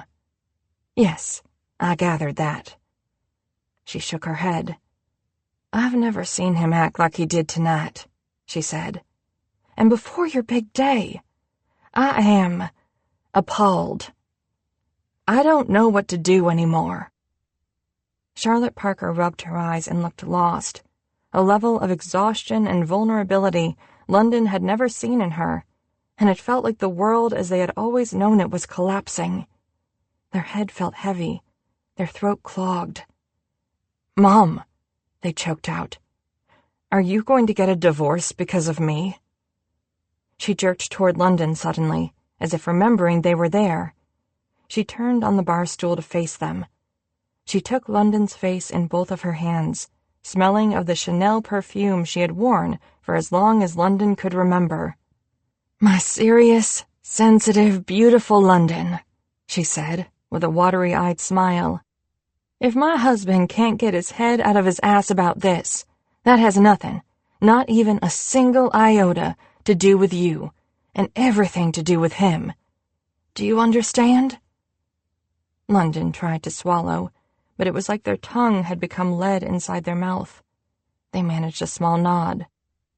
No matter what happens with your father, I love you exactly as you are, exactly as you will ever be, and I am so proud of you I can barely even begin to express it.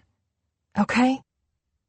They sat like that for a moment, looking at each other, scared hazel eyes searching wizened, gentle brown, and finding nothing but the truth.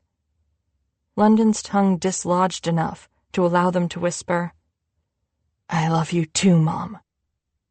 Finally, Charlotte released London's face and sat forward again, stealing a sip of the toddy as she did.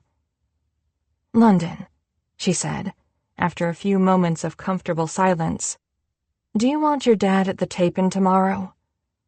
London looked over at her. She was studying them carefully, but without judgment. "I'll make sure he doesn't come, if you don't. Don't feel guilty either way. It'd make sense to me if you wanted him there, and it'd make sense if you didn't. But it's your choice." London stared into the almost empty glass in front of them. They had never even considered that could be an option.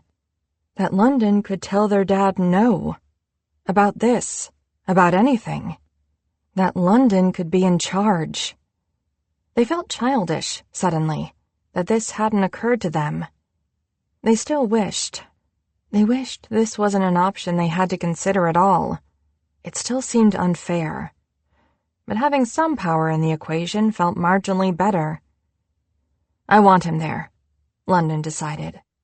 "I want him to see me win." Charlotte brushed their cheek with another sad smile. "That's my London." She reached over and drank the last dregs of toddy. "Speaking of, I believe we both need our beauty sleep if we're planning on stunning the cameras tomorrow." They slid off their stools and left the dark bar. Charlotte weaved her arm through London's, leaning slightly on their shoulder as they walked toward the elevators. "I just hope we all get through tomorrow without Julie assaulting anyone," Charlotte said, as she pressed the silver button on the wall. "You should see your sister when she watches you on this show. I swear, she has turned chef special viewing into a full-contact sport." London laughed as they stepped inside the elevator, the jittery nerves that were gaining speed in their veins again, marginally offset by a hazy warmth. "Sounds like her." The elevator dinged at their mom's floor. London smashed her into their chest in a slightly awkward, half-drunken hug before she stepped away from them. "London?" Charlotte turned when she'd stepped into the hallway. London looked down at her expectantly. She smiled. "You got this, baby." And then the doors closed.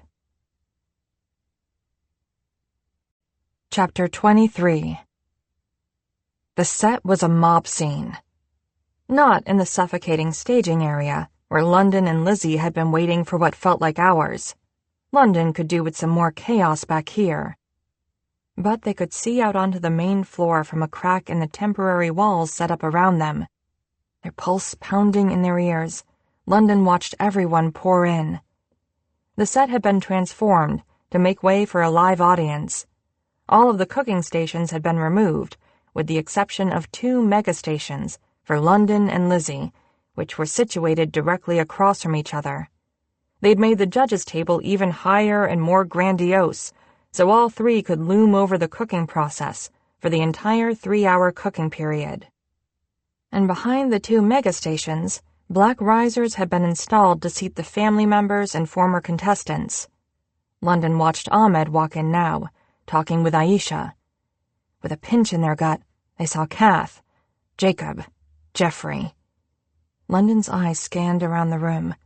She had to be here soon. They were 98% positive she would be here soon. Lizzie sat quietly in the opposite corner, as she had been all morning, studying note cards and apparently practicing some type of inner zen. Good for fucking her. London scratched at their neck. The white chef's jacket that was adorned by contestants only during the final face-off was itchy as hell. There. London stopped breathing. London's family walked in with Dahlia. Dahlia was laughing with Julie until she saw Barbara, at which point she zoomed across the floor. A flurry of expletives ran around London's mind like foul-mouthed bunnies on speed. How was she laughing and smiling with Julie? When had they even been introduced to each other? Holy mother of pearl. She was here. She was smiling. She was wearing a black and white striped top, off the shoulders, and this flouncy black tulle skirt with chucks, and she looked so hot, even from here, that London felt like their skin was going to melt off. With a loud, awkward gasp, air refilled London's lungs. Lizzie looked up, a quizzical look on her face. "Fuck, Lizzie." London jiggled their leg. "Okay, breathe." They couldn't focus on Dahlia right now. They watched their family settle into the front row. London wasn't supposed to leave the staging area, but they had decided, at some point between last night and right now, that there was something they needed to do. They slipped out the back door, and they searched for Janet. "Parker, you're supposed to be waiting for the final call," she said with irritation, once London tracked her down not too far away. "Please," they said, knowing she was about to punch them. "I need you to do me a tiny favor." "Are you serious right now?" Janet stared at them over the top of her skinny violet frames. "You know how many balls I have in my court at this very moment? Yours, for one." "Do you see that guy out there, standing near Kath?" London rushed out. "Tall, hair the same color as mine?" "The dude who looks just like you, but old. Yeah, London, I see that dude." "I need to talk to him. Can you send him back here for just, 5 minutes? Please?" Janet gave London a dead stare before promptly walking away with nothing more than a shake of her head.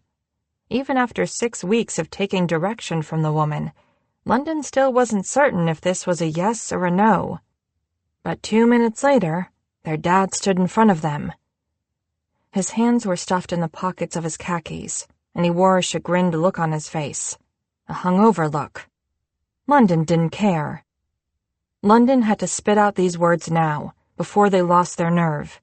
If they didn't, they worried they'd accidentally swallow them forever. "London," their dad started. "Look, I'm very—" And then he stopped. He sounded startled when he asked, "Are you wearing makeup?" London closed their eyes, which were adorned with green eyeshadow, eyeliner, and mascara. They had convinced some PAs to let Julie come on set with them, early this morning, to do it the way they liked. And they would not let their dad distract them. "Just stop. Don't say anything." To London's own shock, their voice sounded steady. "I'm talking now, and you're listening, okay?" Their dad shut his mouth. To London's relief, he nodded. London inhaled deeply. They briefly shut their eyes. They could do this. "Dad, you start using my pronouns, or else I'm done. You don't see me anymore." Their dad frowned, let out a small, disbelieving huff. "Now, London, I don't come over for Sunday suppers," London continued. "You won't be allowed in my apartment. I won't see you at special occasions. I know we live in the same town, and we might run into each other occasionally, but you've had 3 years, Dad, and every single time you use the wrong pronoun, what I hear is that, even though I feel better about myself than I have my whole entire life, you don't respect me. You don't see me. Sometimes it feels like you don't love me. And yes, people slip up with pronouns all the time. It's natural to make mistakes. But every time you misgender me, it's purposeful. And it fucking hurts." London took a breath. They found that they couldn't look directly at their father's face, so London wasn't quite sure of his reaction to any of this. They were staring somewhere in the vicinity of the right shoulder of their dad's blazer instead. But they were still doing it. It was terrifying, but they were saying the words, and they were almost done. "No matter what happens, whether I win or lose, don't find me after the show. I don't want to talk to you again until you decide. And I want you to take your time. Take this as seriously as I am. So." London faltered for just a moment, feeling suddenly dizzy, but they pushed on. "I'll see you back in Nashville, Dad. Or I won't." And then they turned and walked away, back to the claustrophobic staging area they were now desperate to get to. London threw themselves in a chair and covered their face with their hands, which were shaking terribly. Lizzie did not ask if they were okay. Lizzie did not even look up. "All right, kids." Janet popped her head into the small temporary room. 10 minutes until the judges go on stage. You'll be called up shortly after that.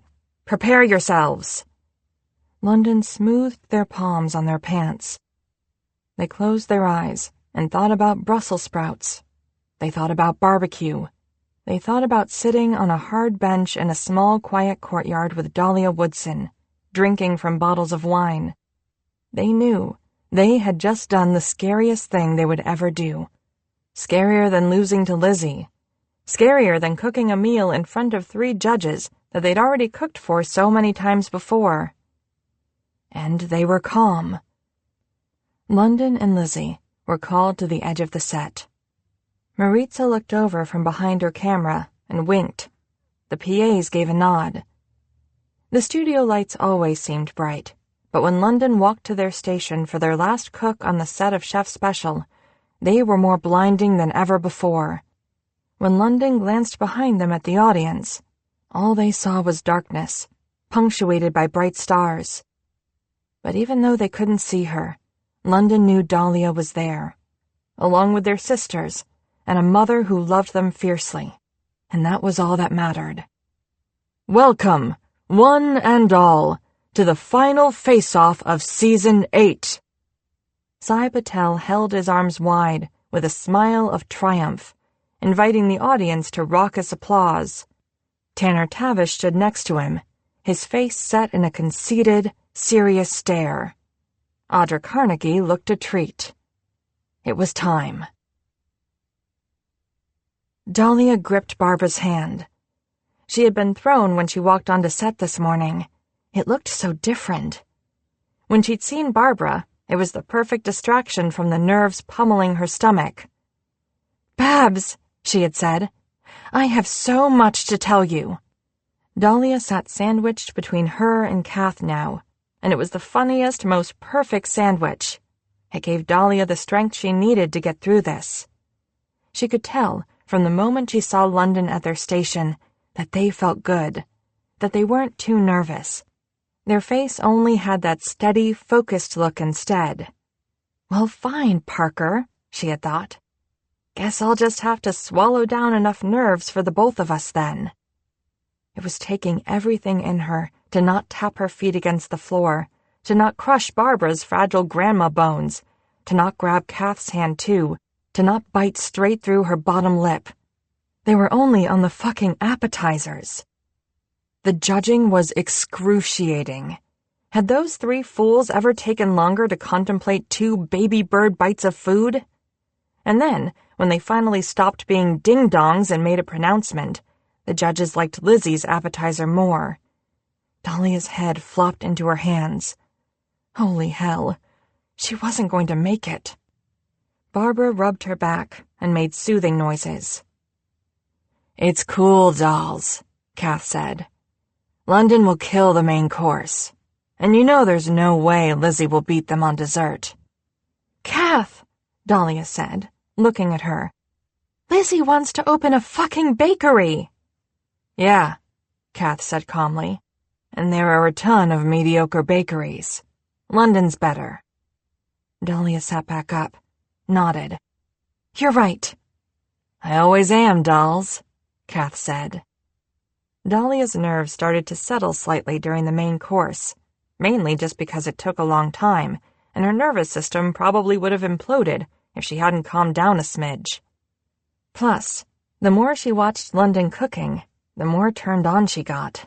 So, there was also that. She hoped it wasn't too obvious, the fact that all of the blood in her body was rushing toward specific places. It felt like it had been 10 years since she'd last seen them. Damn, it was hot in here with these lights. She was certain they had installed extra lights today. It seemed like the judges liked London's duck. A lot.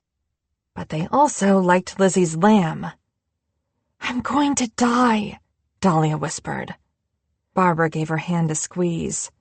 Kath was leaning forward in her chair now, backward baseball cap on. She was silent too, but gave Dahlia a quick nudge with her knee. London swiped the back of their hand over their forehead as they walked back to their station to start prepping for dessert. They looked tired now. Dahlia wondered if anyone would mind if she just popped down, real quick, to kiss them. London was making a coconut key lime pie. Lizzie was making macarons. Dahlia was worried. Macarons seemed more technically advanced, more impressive. Dahlia sat up straight and made sure she was breathing from her abdomen. She focused on this, inhaling and exhaling, and watched. She could tell when it was done that London was pleased. They even smiled a bit. They plated 3 perfect slices, sprinkled on toasted coconut, and an extra dollop of whipped cream for presentation. They stood back from their station, hands on their hips. Their hair flopped down over their eyes. They needed a haircut, Dahlia thought absently. And then she realized they were done. London had officially finished their last meal on Chef's Special. Dahlia's heart started to swell when Audra took an extra bite of London's pie, and then Tanner took an extra bite of his. Sai Patel ate the whole slice. The judges left to deliberate, and London and Lizzie had a break. "Don't you want to go down there?" Barbara asked, as London walked over to their family. Dahlia watched Julie jump out of her seat and hug them. She reached up and yanked on London's hair and said something. Dahlia smiled, wondering if she had just told them to get a haircut. Then Julie ran her finger near London's left eye. Dahlia could make it out slightly, even from a distance. Maybe some eyeliner action? London with makeup. God, it was sexy as hell. "Not yet," Dahlia said to Barbara. She watched Charlotte run a reassuring hand along London's shoulder. She had met them all this morning in the lobby of the hotel. It felt strange, meeting them without London, but Julie had pulled her into a death-grip hug as soon as she'd seen Dahlia slinking by. So Dahlia had hugged her back, and then hugged all of them, and it had felt good. Well, she hugged everyone except for London's dad, who remained seated now. And then London looked up at the rest of the audience, put a hand over their eyes, squinting. Dahlia's stomach swooshed. They found her, dropped their hand, and slowly, adorably, they grinned. Dahlia smiled back so fast and so hard that her cheeks hurt. And then Julie smacked London on the back of the head. London turned to her, mouth moving quick, and Dahlia saw Jackie and Sarah's shoulders shaking with laughter. Janet ran over and dragged London away, probably for a solo interview. Dahlia sat back in her chair, a hand on her chest, and attempted to slow her pulse. She tried to reassemble her face into a more normal expression, and found she could not. Beside her, Kath chuckled. Barbara cleared her throat. Dahlia glanced between them. "Shut up!" Kath laughed harder. Barbara simply reached over and squeezed her hand. After what seemed an eternity, the finalists and the judges returned. London and Lizzie were called to the Golden Circle. Sai prattled on for a while about what a fantastic season it had been, what an amazing finale, how close it was, blah, blah, blah. Dahlia squeezed her knees together. She had let go of Barbara's hand, finally, to grip the corners of her chair. When Audra Carnegie said it, Dahlia didn't feel surprise, just relief that this entire thing was over now. She could breathe. God, she really had to pee, but she'd been too nervous to move for the last 3 hours. Julie jumped out of her seat and threw a clenched fist in the air, like she just made a 3-pointer. Their dad stood and clapped. And then Lizzie turned and stomped off the set. Barbara gasped. "That bitch!" she breathed. Dahlia couldn't even take this in, how unprecedented and awful it was, because all she could see was London. London, smiling, shaking the judge's hands. London, covered in glitter falling from the ceiling. Oh dear, London hated glitter. London, turning toward the audience as their family ran to them. London, looking over the heads of Julie, Jackie, Sarah, even as they hugged them. London, looking for her. Barbara nudged her. "You're really not going to go down there?" "Yeah, dolls," Kath said. "Give the people what they want." Dahlia laughed, just a little, through her tears. Oh, she hadn't realized she was crying. "No," she said. "This should just be for them." She sniffled, wiped her eyes, and then she gave Kath and Barbara a hug in turn. "I have to go," she said. "Thank you both for being you." And Dahlia hustled down the stairs, away from the blinding lights. Chapter 24. Julie took the flute of champagne out of London's hands. "But that's only my second one," they protested. Surely, winning Chef's Special warranted more than 1.5 flutes of champagne. Rolling her eyes, Julie dragged London out of the crowded bar. She didn't let go until they reached the parking lot. London frowned. "Where are we going?" They gasped. "Julie, do you have weed?" They hadn't sneaked away from a family gathering to smoke together since college. "No, London, I do not have weed. God, how much champagne did you actually have?" "Not enough. It's just the endorphins. From, winning Chef Special." "Dear Lord." Julie stopped in front of the Nissan. "You are going to be positively insufferable now, aren't you?" London grinned. "Only around you." "Get in, asswipe." "Wait, where are we going?" London asked again, but they were already clicking in their seatbelt. Julie glanced at her phone before tossing it in the cup holder. "You're needed back on set for something." "What?" London threw their head back with a groan. "I thought I was done with that place." "They better have cleaned up the glitter." "Wait, are you taking me back there just to torment me with more glitter? It's weird, but it also feels like something you would do." Julie shook her head, eyes on the road. London turned in their seat. They squinted at her. "Why are you being so quiet? What secret are you hiding?" Julie bit her lip. London squinted harder. Everyone in our family knows how bad you are at hiding secrets. So who would—" London gasped and smacked their twin sister in the arm. "Ow!" she shouted, rubbing her bicep. "Geez, London, don't kill us before we even get there." "It's her, isn't it? I saw you talking to her this morning. Are you, like, friends or something? What the fuck?" Julie just smirked. London faced forward again, rubbing their temples. Their stomach flip-flopped. She had disappeared after the cameras turned off and they could finally look for her. It had left them feeling unsettled, disappointed. But then Ahmed was hugging them, and Kath was smacking them on the back, and they were being introduced to all the former winners of Chef's Special, and their family was whisking them away and plying them with champagne. Julie came to a stop outside the gate to the studio lot. She turned to smile at them. "Go get her, London." Their hands shook as they undid their seatbelt. They were halfway out the door when Julie called out to them again. London looked back. "Yeah?" "She seems cool. Don't be a doofus." "I hate you."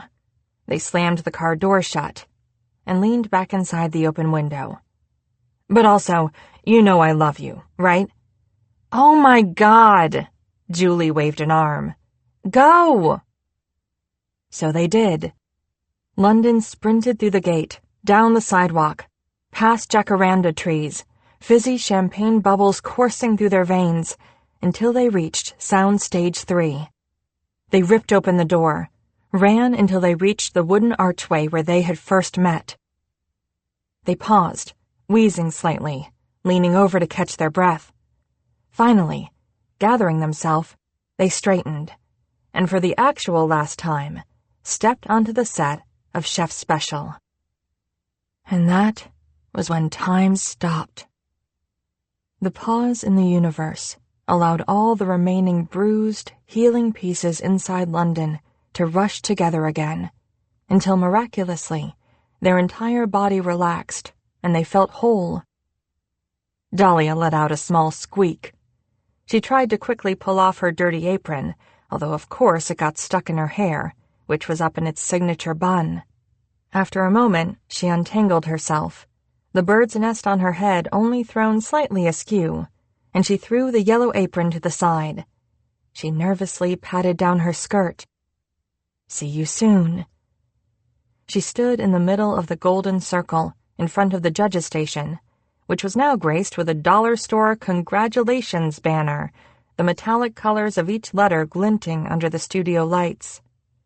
London could see, even from the back of the set, that Dahlia's knuckles were white as she held them in front of her, worrying the black tulle of her skirt. London stuffed their hands in their pockets. They made their way between the two mega stations, still set up from the finale. They tried not to smile too hard, but the champagne and adrenaline still in their system were making it difficult. Dahlia twirled around before they could reach her. She jumped behind the judge's table, moving plates and utensils. London stopped when they got there. They looked down at her spread. London was never going to forget this day. "You made me barbecue." "Stop smiling like that," Dahlia snapped. "You don't even know if it's good." London smiled harder. "What a ridiculous statement. Of course I do." They examined the dishes closer. "You made my favorite sides. How did you know my favorite sides? I don't think I told you." Dahlia plopped herself in Audra Carnegie's seat and waved an impatient hand. "Julie comments on all of your posts. I know how to use the internet. It wasn't hard." "And we're sitting at the judge's table. That seems bold." I thought Dahlia swallowed. you deserved the best table." She picked up her glass of white wine and then put it down again without taking a drink. London glanced at the glass of red placed next to their plate. "You know, we really should be drinking beer with barbecue, not wine." "I don't know what kind of beer you like, and I'd already bugged Julie about too much stuff. And I've never seen you drink beer," Dahlia shouted, her voice on the verge of hysterics. She closed her eyes and took a breath. London almost felt bad. Maybe they were being mean. They were too happy to have any sort of perspective. They loved that she was snapping at them while trying to pull off this nice thing. How had she even pulled this off? She must have been here ever since the finale finished. She had a streak of barbecue sauce on her cheek. She was so pretty. London had missed her so much. "Are you going to sit down, or what? The food's getting cold." London sat down. "So I obviously didn't have a lot of time to marinate or smoke the ribs, although I did start them earlier, back in the kitchen at the hotel, but still, they might not be as good as what you're used to. And when I asked Julie how you liked the mac and cheese, she just said, 'I don't know, dude, it's mac and cheese,' which was really not helpful at all." "Dahlia," London said. "I'm sorry," she whispered, her shoulders suddenly sinking. "I'm so sorry I left, for everything I said. I wish I could. London was at her side immediately. "You already said sorry," they said. "With the Rice Krispies treats. Thank you, by the way." "Did the package smell bad?" She was still whispering.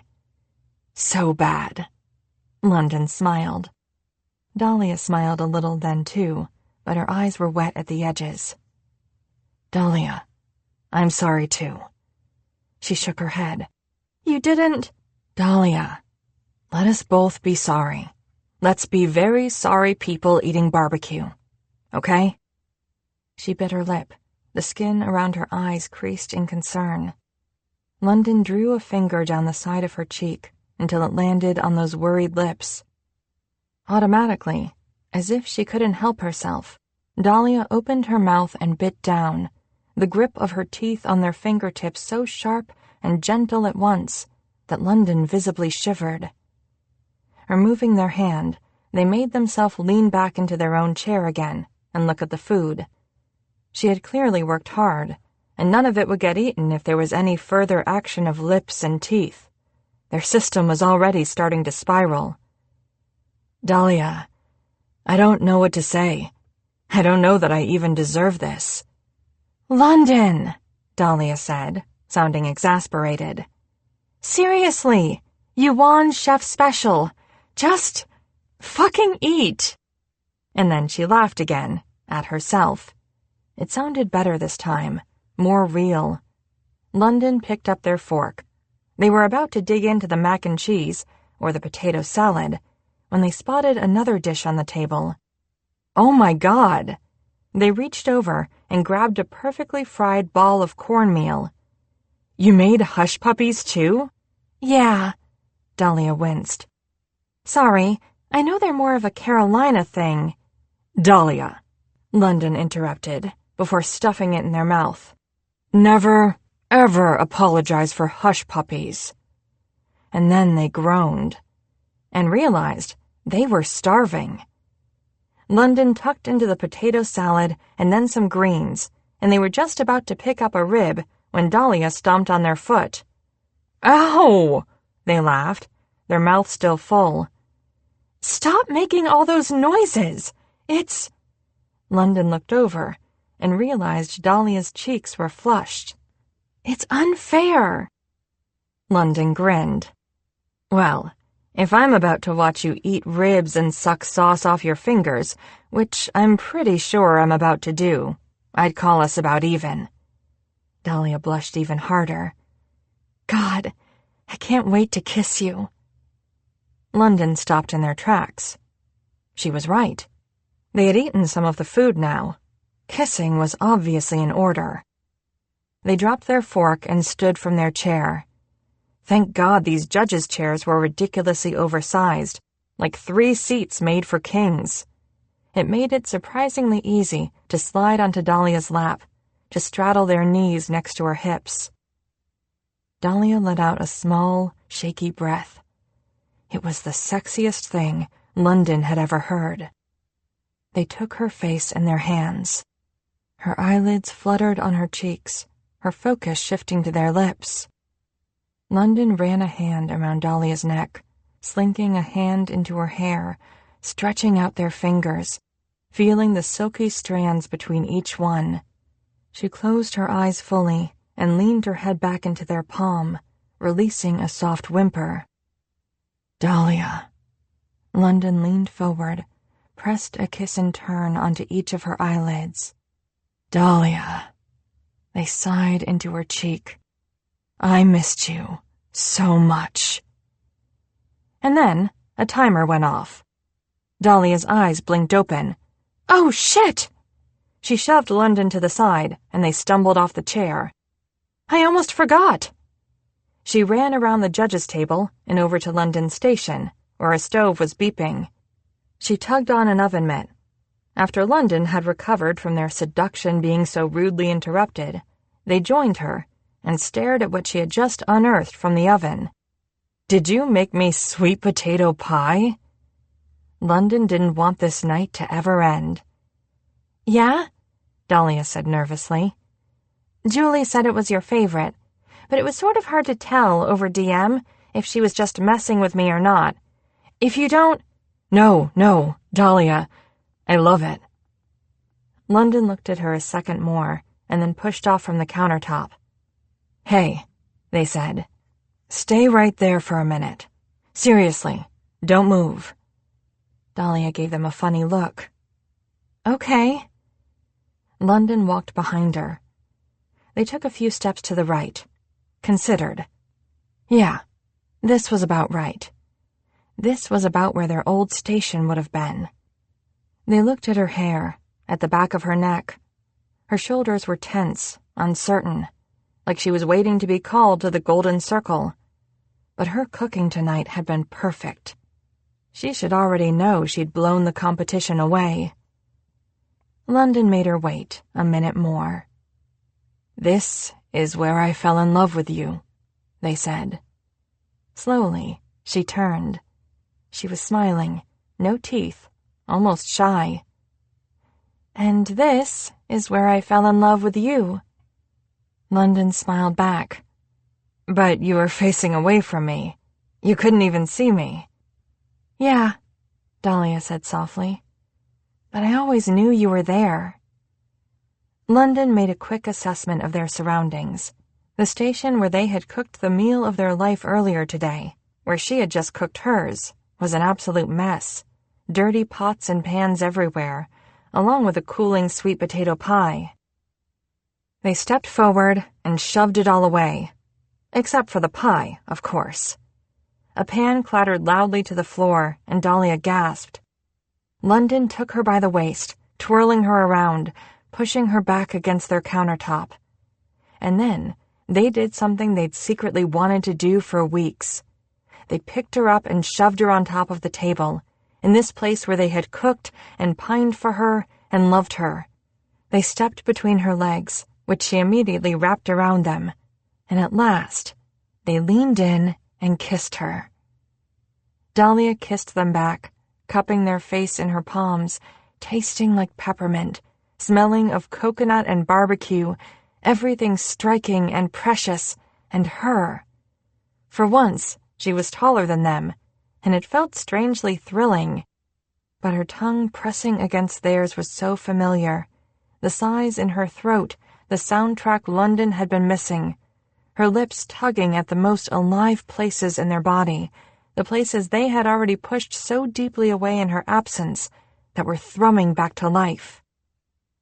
Wait! Dahlia broke away, pushing lightly on London's shoulders. She took a big, shaky breath.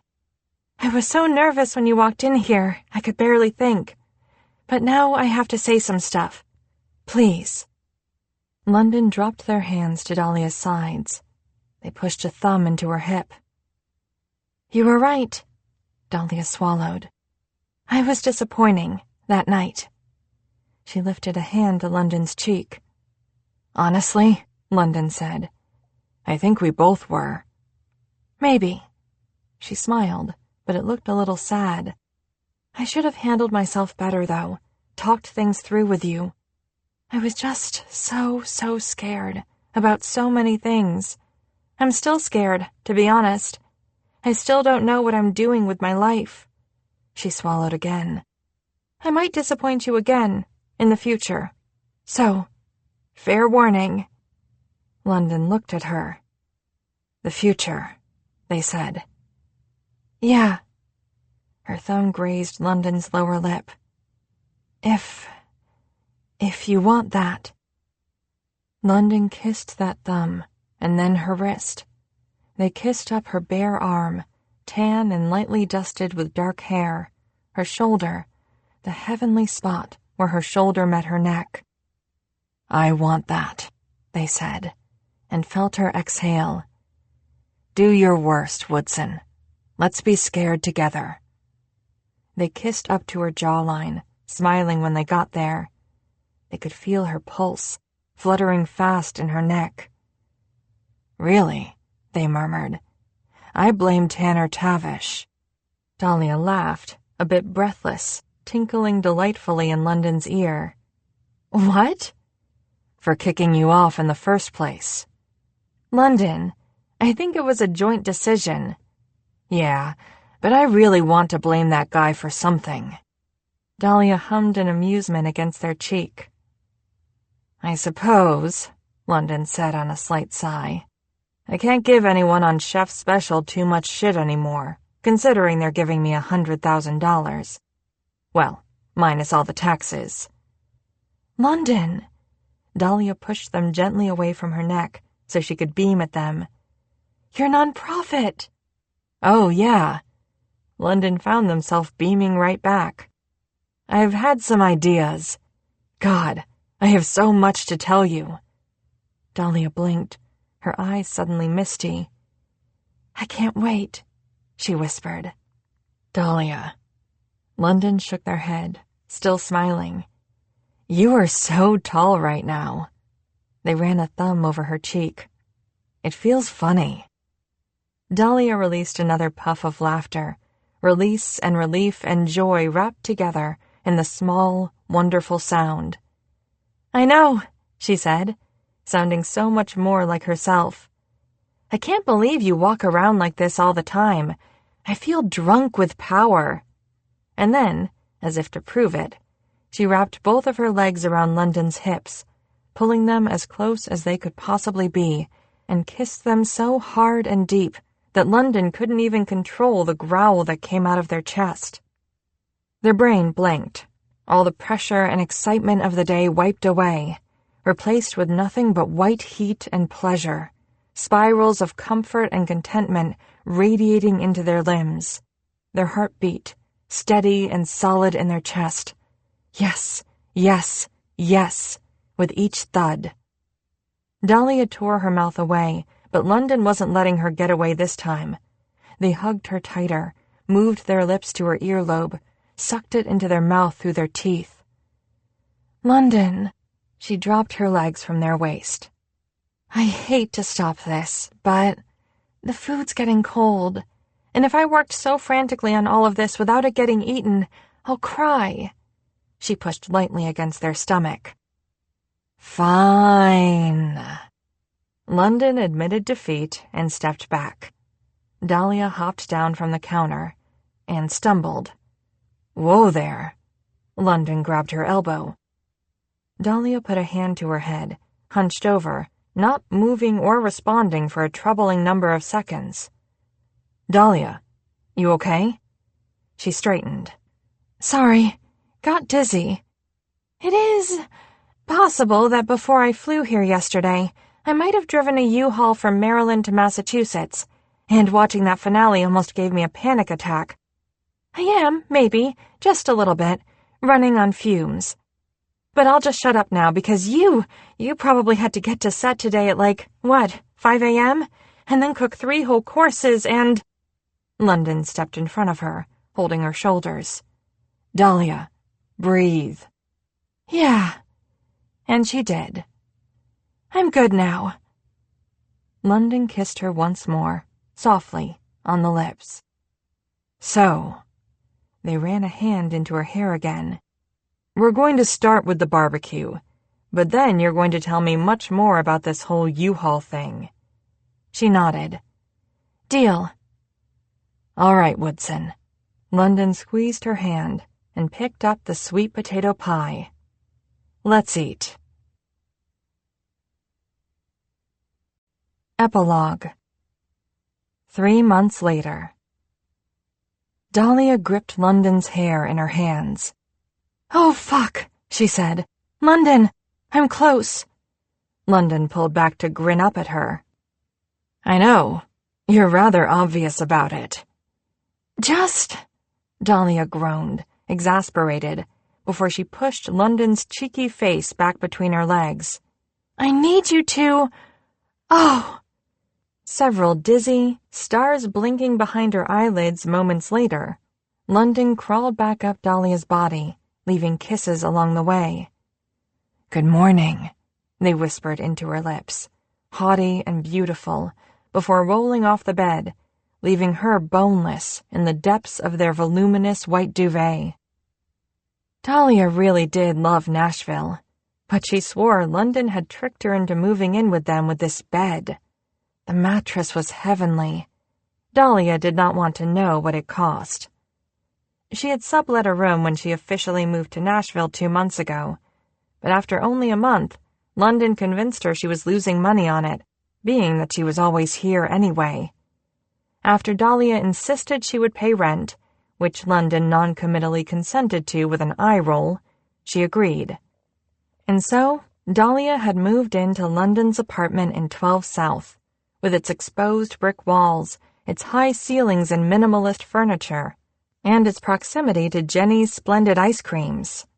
Dahlia had been shocked that London never told her that her favorite ice cream in LA had a location here, too. So maybe it was actually Jenny who tricked her.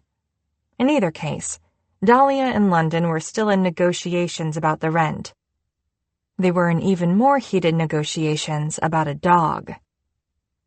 You sure you don't want me to do something for you? Dahlia asked with a yawn. London shook their head from the bathroom, already brushing their teeth. No time. They rinsed. And anyway, that was more than enough for me. I suppose it was a decent way to wake up. I still can't believe you're not going with me. London walked back into the bedroom, rolling the cuffs of their shirt. Believe me, I want to traipse around New York with you, too. Dahlia snuggled even further into the sheets. But Hank's had his ticket booked for 2 months, and I have a ton of stuff to do before he gets here. I know, London sighed. But what if they ask me dumb questions, and I get cranky? What if I'm not good enough at talking about being non-binary, or I say something wrong and people get mad at me on Twitter? Blarg! London took a break from folding clothes into their suitcase to hang their face in their hands. London. Dahlia struggled to sit up. Trust in Hoda. It'll be fine, okay? Remember, you'll get to promote the nonprofit. You'll be amazing. But maybe promise me you won't look at Twitter for at least an hour after it airs? Promise. London unplugged their phone charger from the wall, sighing. I can't wait to watch it. Dahlia smiled. I can't remember the last time I actually watched the Today Show. Me and Max are going to have the best time, relaxing in our PJs and gossiping about how hot you are. London paused, carefully folded underwear in hand. Max? Oh yeah, you know, the dog I'm going to get while you're away. I've decided to name him Max. I hate you, London mumbled, searching around the room for their nice shoes. Dahlia stretched her arms above her head and grinned, before finally shifting the covers away. Stay in bed, London frowned.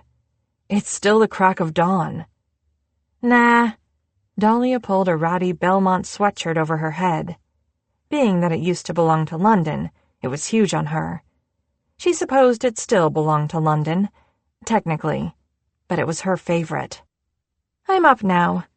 Maybe I can finish my review for The Source of that new barbecue place after you leave. It's always easier for me to write in the morning. And then I'll have plenty of time later to finish editing my latest video and get it posted before I get ready for Hank. Dahlia swung her hair into a bun and went into the bathroom to wash her face. Always hustlin', London said. They zipped up their suitcase. The millennial dream, baby. London leaned against the doorframe of the bathroom, looking at her. And maybe you'll post another entry on the website, too? Dahlia blushed slightly as she brushed her teeth, but she nodded. Her restaurant reviews for the Nashville Source were challenging and thrilling. Her YouTube videos were more work than she had anticipated, but they were rewarding and fun. It was a lot more enjoyable, she'd learned, being on camera without judges and a team of producers watching. She liked sharing cooking tips, the recipes that had helped her find herself again, connecting with people through food, but in her own way this time, without a ticking clock. Dahlia's website, though, she had waited to launch until last week, when the finale finally aired and all the secrets of Season 8 were finally revealed, because she'd had to hide what the title of her first post was going to be. She'd written it weeks ago. The recipe that got my not-so-sorry ass kicked off Chef Special. It was about divorce and hard work and taking chances and surprises and soup. Hank said it made him cry, which didn't count for much, considering the things her brother shed tears for, but Dahlia had still appreciated it. It was exciting, getting paid to write for The Source, but writing her personal stories and recipes on her website was what she was proudest of. It was vulnerable and scary. But Chef Special had taught her she could do vulnerable, scary things. When Dahlia wasn't writing or creating videos, she had a part-time office job at Vanderbilt University, where Julie worked too. That was what actually paid Dahlia's bills. But Dahlia liked it, the office job, the hustling on the side. Maybe the hustles would turn full-time, someday, Her YouTube channel was already more successful than she had even hoped for. But for now, it turned out she loved having a bunch of eggs in a bunch of different baskets, this chaotic life she and London had fallen into. She felt challenged, creative, stable, but wonderfully alive. It helped, of course, knowing that London would be at her side, no matter what she wanted to try next. London had been different from David from the start, but Dahlia was committed to being different this time too. More honest, admitting earlier when she wasn't sure about something, when she was insecure, when she was scared. But the truth was, she didn't feel scared very often these days. Most of the time, she was too busy simply feeling excited. Most of the time, she let herself feel proud. London rolled their suitcase out of the bedroom, Dahlia following close behind. "You have everything?" London sighed and nodded, calling a rideshare on their phone. "Yeah, unfortunately." "Oh, come on. It'll be fun. You'll get to see Cy again. Oh, you should ask him for nonprofit advice. Doesn't he have, 10? "Yeah, and I'm sure he has 100 assistants to deal with all the boring stuff I'm dealing with now." Work on the nonprofit, tentatively called Camp Cookout, had been slow-going and complicated, and it included an amount of paperwork that left London disgruntled. But Dahlia had full faith they'd make it happen, and that it would be incredible. "Ask him anyway," she insisted. "Yes, dear." They paused by the door. London let go of their suitcase to cup Dahlia's face in their hands, placing one last pillow-soft kiss on her lips. Dahlia's eyes lingered closed after they pulled away. She put 2 fingers to her mouth, a small burst of melancholy suddenly pulling at her. It really would have been fun to trot around New York City together. "You okay?" London put a finger underneath her chin, forcing her eyes to meet theirs. She smiled. "Yeah. Next time." London kissed her nose. "It's just a few days. You know the studio needs me back by Monday anyway." London had started at the music studio a month ago, around the same time Dahlia had moved in. Dahlia had never witnessed London more hyped and more on the verge of having a nervous breakdown all at once. She had found it impossibly adorable. "I love you," they said. "I love you too." "Tell Hank I'm sorry I wasn't here to officially welcome him to Tennessee for his first visit, but that I'm excited to see him when I get back." "I will." "And make sure you get the cinnamon bread at Dollywood." Dahlia rolled her eyes. "I know, for the 10th time." London hesitated. "Dahlia?" "Yes?"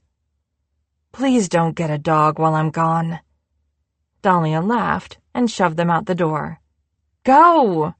The door clicked closed behind them. Dahlia walked to the window to make sure London made it down the steep stairs of their building safely to the street. They turned when they reached the sidewalk, squinted up into the slowly lightening sky, and waved at her, 3 floors up. Dahlia waved back, a little flutter in her stomach at the silly sweetness of it. She watched them step into their ride, waited as the car drove away down their tree-lined city street Dahlia loved so much. The street that had felt like home from almost the first moment Dahlia saw it. And then, a different flutter landed in her stomach at the knowledge that she had the place completely to herself for the next 24 hours, until Hank arrived tomorrow. She turned and walked straight into the office, determined to do what she had said and get some work done. The office used to be London's old roommate Eddie's room. He had moved out when Dahlia had moved in, which she had felt horrible about. London assured her Eddie was trying to move in with his own girlfriend anyway. Dahlia hadn't felt too bad about it for long, though. It had been a relief to return to as loud as Dahlia wanted sex, wherever and whenever they wanted to have it. She dug her toes into the high pile rug she'd placed in the center of the office. She hadn't brought many things with her to Nashville from New Bedford, but she was glad she'd brought this, a little bit of good from her old life, to mingle with the new. Her eyes drifted to a photo on the desk while the computer loaded. It was of London's family on the set of Chef Special, soon after London had been pronounced the winner. Glitter was still falling from the ceiling. Julie was clinging to London's arms, with Charlotte, Jackie, and Sarah leaning in close by and smiling wide. London's dad was in the photo, too, at the very edge, his hands stuffed in his pockets. Dahlia was excited for many things this weekend. Having alone time today, introducing Hank to her new home. But she was also intrigued to attend Sunday supper at the Parkers. London had assured her she didn't have to go while they were in New York, especially since Hank was visiting. But Dahlia wanted to. She loved Sunday suppers. Sunday suppers were loud and happy and fun. Plus, she was convinced Hank and Julie were going to hit it off immediately. But she also maybe had a secret mission this weekend. She just wanted to make sure that London's dad would still use the right words, even when London wasn't around. Tom Parker had chosen the right side of London's ultimatum upon returning to Nashville. The Chef Special finale had apparently been the wake-up call he needed, and he was working on atonement. Things were still awkward, at times, but London was feeling good about it, so Dahlia tried to be supportive. Meaning, she smiled at their dad now, when they were all together. Sometimes. But if he showed his true colors, without the pressure of London being in the same room, Dahlia was prepared to awaken the lioness. When the computer loaded, Dahlia opened the draft of her review of the new barbecue place in Germantown. She read approximately 2 sentences before her brain went, "Pfft, no thank you." Dahlia pushed back from the chair. New plan. Sustenance first. She padded into the kitchen over the hardwood floors. She knew they had a decent amount of assorted leftover veggies, and London got the prettiest local eggs each week from the co-op. And, she remembered, as she opened the fridge, London had picked up that fresh bacon this week, too. Damn, this was going to be a good frittata. Dahlia heaved the cast-iron skillet onto the stove. She wondered if London was at the airport yet, if they were listening to music and letting themselves relax. Her heart felt back to normal as she assembled ingredients. She was especially looking forward, she realized, to cooking by herself this weekend.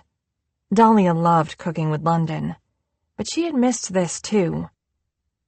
She put on some music, already starting to sway her hips to it as she worked. She studied the food in front of her, started to plan her building blocks. There was something essential missing, though. Dahlia opened the fridge again and rummaged through the vegetable drawer. Ah, there, all the way in the back. She grabbed the onion and brought it over to the cutting board, its papery skin already starting to unravel. And then she picked up her knife. This has been a Hachette audio production of Love and Other Disasters. Written by Anita Kelly. Read by Lindsay Dorcas. Post-production by James Bennett. Love and Other Disasters is also available in print and as an ebook from Forever, a division of Hachette Book Group. For more Hachette audio productions, visit us at hachetteaudio.com. Thank you for listening. Text copyright 2022 by Anita Kelly. Audio production copyright 2021 Hachette Audio. All rights reserved. Hachette Book Group supports the right to free expression and the value of copyright. The purpose of copyright is to encourage writers and artists to produce the creative works that enrich our culture.